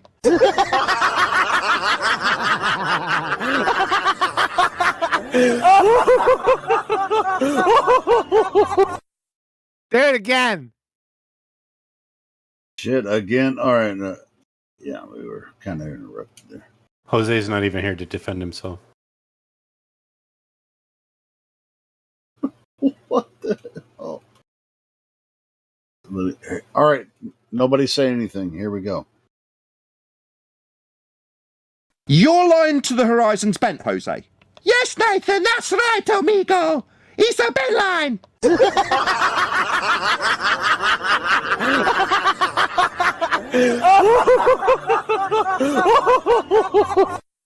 I heard that shit the first time, man. I was on the fucking floor laughing. My wife came in. She heard it. She lost it too. That's insane, man. That's not Jose Mesa, folks, by the way. That's Jose JG Retard. No, yeah, we know. Also known as Jose Mesa. Just kidding. AKA. Yeah. Hey, I'm setting up just in case anyone gives a shit. I'm working on doing a talk with we don't give Professor Phil. Oh. I'm gonna roast his ass, because he keeps fucking harassing me, and I'm just gonna setting it up on Michael's Discord. So we're gonna do that. Michael's? Yeah, Michael Smith. Michael Smith, what the fuck? Where's he been? You're a mod here, you should understand what. I have no idea where he Okay. owes me. Explain number yourself, Helio. Why'd you ban him? I didn't, of course. But anyway, I'm gonna freaking I'm gonna have it out with Professor Phil. Okay, very now soon. let's roll back for a second there, Helio. Now, when I said Michael Smith's Discord, that should tell you right fucking away that I didn't know that he had a Discord, and you should probably post the fucking link. Oh well, he does. Yeah, of course. But yeah. And why does he have a Discord? Number 2, and number 3, where's my fucking ammo at?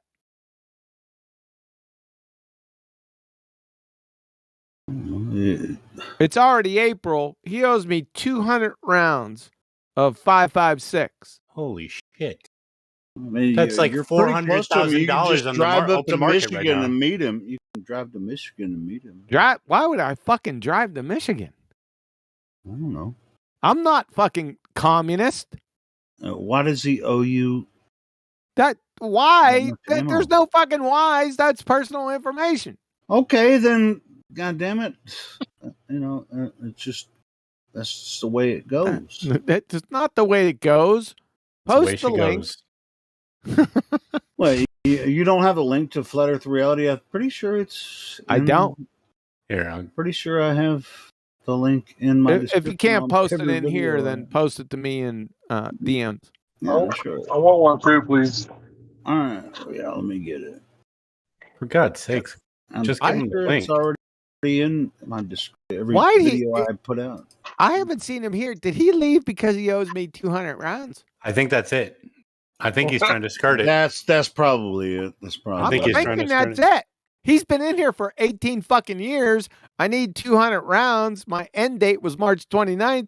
I haven't seen that motherfucker. Wait, that's probably wrong. why. Yeah, he's scared of you. I'm not saying he's scared of me. I'm just saying he fucking left because he doesn't want to give me my rounds. That's not it. But anyway, we don't have to talk. If you about think that. about it, Helio, it sounds like it's probably it. Yeah, it might be. I don't know. We'll see. But yeah, I'm going to talk to Professor Phil sometime this week, and then I'll put that up on my Helio. Sorry for your losses. And Mike's gonna moderate that talk. Mike's gonna moderate. He better be making my 200 fucking rounds. While he's moderating. Holy shit! Hey, you're gonna have to get a hold of him on that. Colonel Sanders is going to give you the runaround, Helio. He can. No, I know. That's why it's like he keeps harassing me, like sending me messages all the time. He's a dumpster fire. I know. That's why I'm just gonna roast his ass. Here's some meat for you.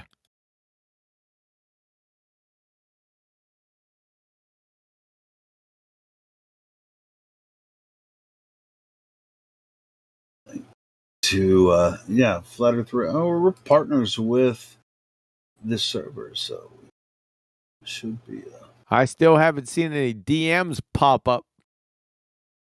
bro. There, Just- I put it in the live stream voice text. Thanks. You That got might it. happen. All right, cool. Because That's probably the best flat Earth chat in all of Discord. Everybody should join it. What? It's way better than here. well, every time I go over there, nobody's talking. So That's because I haven't been there yet. Well, it has owner King John. I guess that's me. maybe. How the fuck do you get in here? He's in casual talk right now. Hold on, I'm gonna go on mute. Broadcast. QE's going over there. He's talking to Battle Mod right now.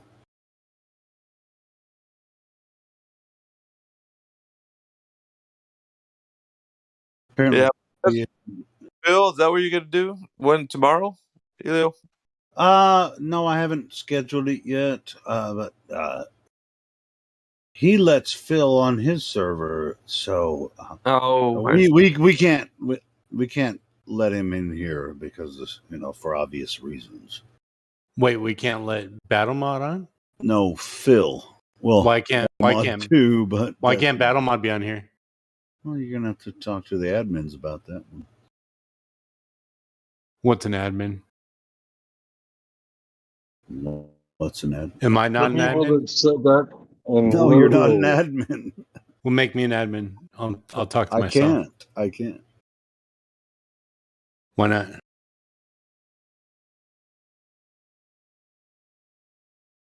For if the reason's not obvious, then I'm not going to answer that question. All right, I'm going to mute you. Yeah, go ahead. Just kidding. No, sir, sure, but yeah, I'm sick of Professor Phil fucking just. I didn't know he was spamming my shit, and I'm tired of that dude. Yeah, we're gonna have it out. No, we can't do it here, but I'm sick of that motherfucker. Why? Don't let him get away, man. He's gonna try to weasel his way out of the conversation when you're having it out. Why are you sick of dude, him? That dude's thirsty as a thousand prison, man. And he's begging to get roasted. So yeah, You're just the guy to do it. I went into his server. He's in there. He's hot micing. He's talking in the background and not fucking listening. Oh, for God's sakes!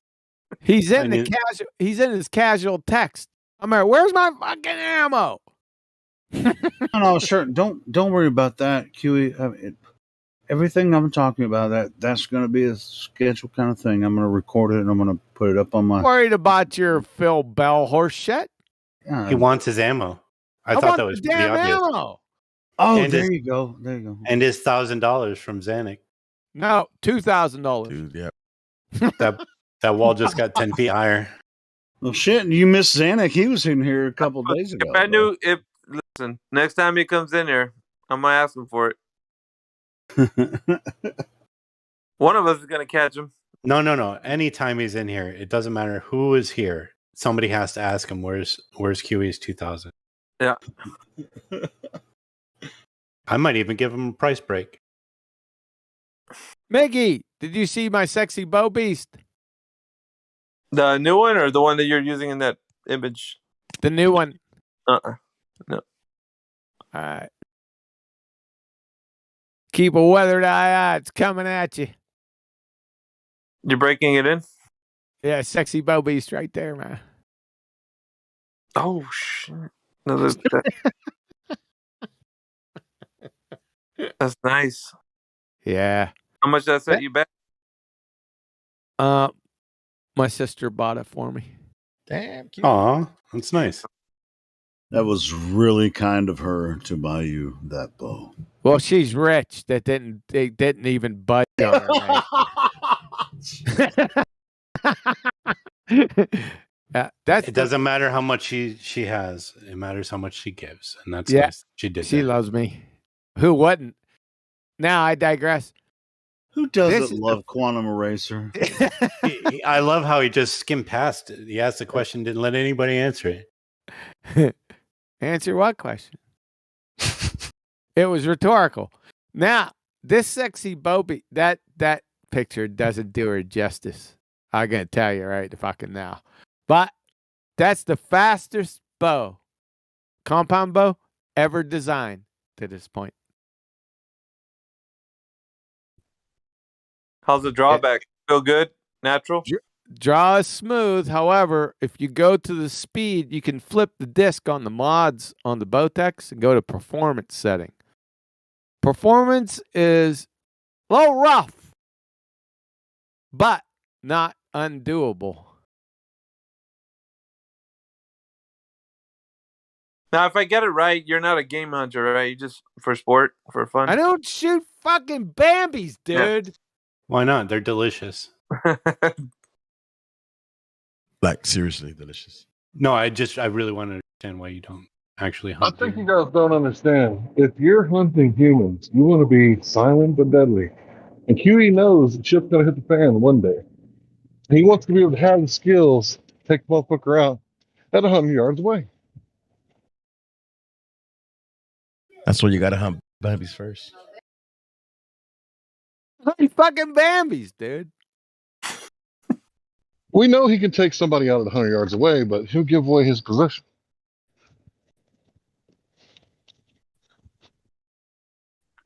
He's quiet as a church mouse.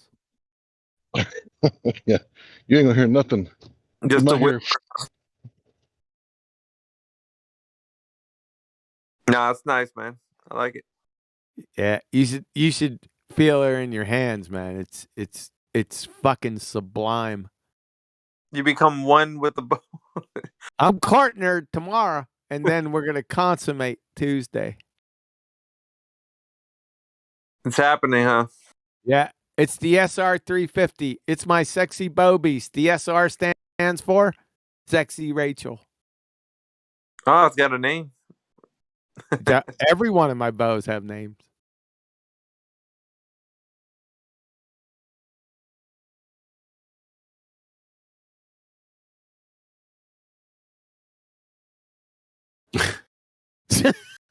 For fuck's sakes. You're not the only one that said that.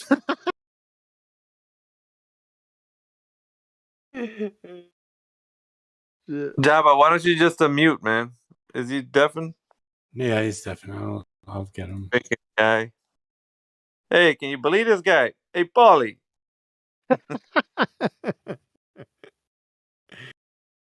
Jabba, do you understand Archimedes' principle? Oh, he's not even. He can't even hear me. He's deafened. For fuck's sakes. Tell him to come off deafened. That train wreck. Gravity would explain. Gravity doesn't explain, you numpty dipshit. Number one, gravity doesn't exist. Even if it did, it couldn't explain. It doesn't have fucking vocal cords and aerobic respiration and a tongue. Here's how you do it. This fucking guy. I mean, what are you gonna do? This fucking guy. Hey, Guido, take him out bat. Show him, beat him up. Yeah. Beat him up. Who's fucking friend requesting me? Could be anybody, Elijah.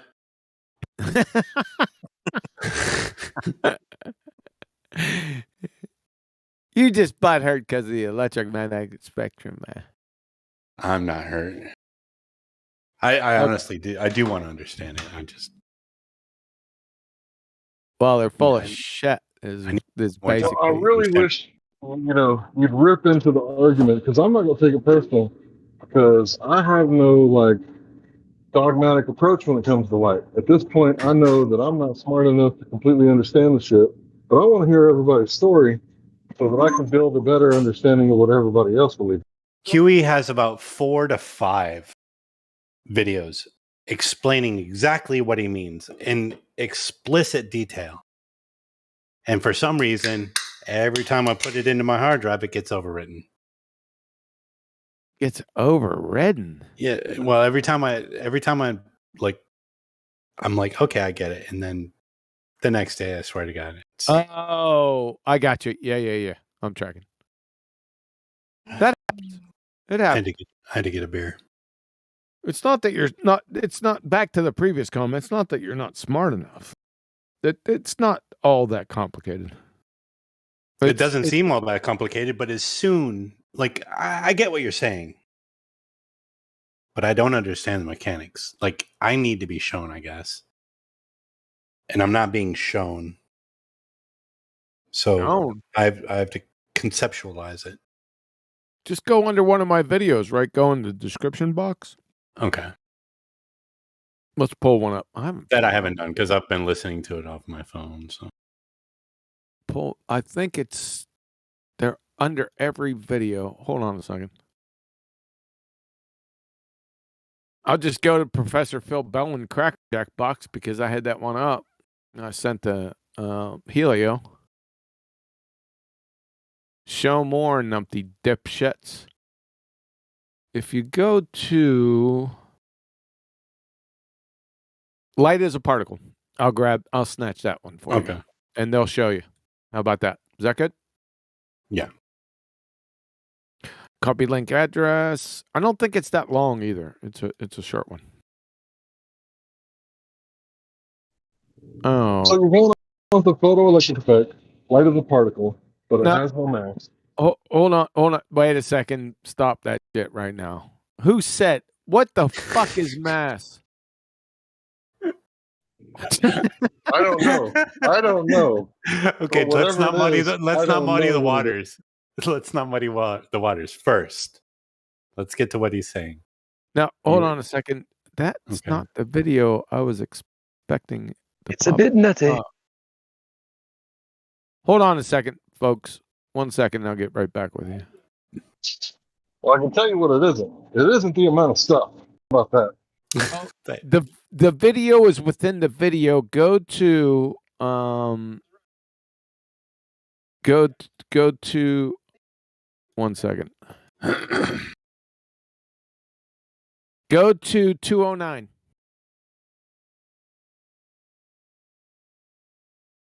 Two minutes, 9 seconds. Then that video is embedded within my video. Sorry about that. I forgot. Which video is this again? I just want to make sure I'm on I just posted at 11:46 in main chat. Am I in You're in the wrong chat. Holy fucking shit. All right, let me delete it out of here.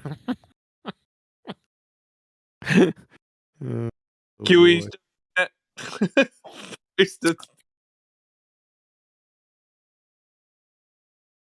What you want, Meggie? I said you're still doing that back in the Yeah. back in the day? I've done it 3 times tonight. Damn, I'll dude. tell you what, Chewy, I'll let you mute me and call me a pretender phone.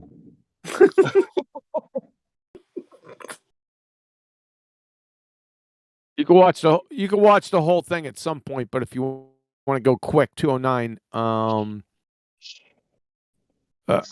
What I think is the premier physicist that ever lived. I'm at that point right now. Okay, and this is the quantum eraser experiment. It's not. Okay. This is showing photons as particles. It's well duh. Of course, they've known this since fucking 1801.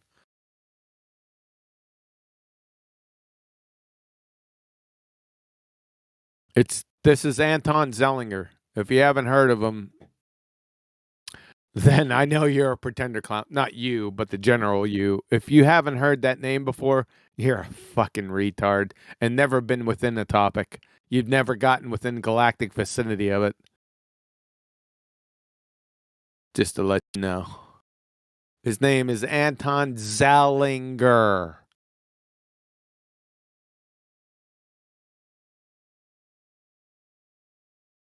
And I think this was with Morgan Freeman. So Morgan Freeman had a fucking clue. Why don't you?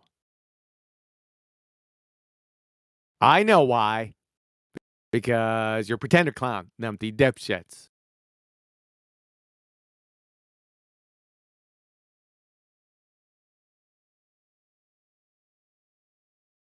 How you like them apples? I'm not sure if you're talking to me. I'm still watching the video. No, I'm not talking to you, man. Oh, okay. The general you. The general me doesn't know either. It's real fucking simple. And okay, this is the part because like I've been looking at the double slit since I was a little kid, and I always thought that it was consciousness changing. Don't worry about that. We're not concerned about that. Right Okay. here, we're just worried about what is hitting the fucking detector. Particle, because it's being observed. Yeah, it's whacking it, right? In Yeah. discrete chunks. Right? Discrete. Yeah. Like pebbles. Fully agree with that. Right. That's how light works. That's what it is. As long as it's observed. Say again? As long as it's observed, right? You're going to observe it. Yeah, you're getting into another subject. We don't have to be concerned with that. just Okay, yet. okay. We're just on the particle. Whether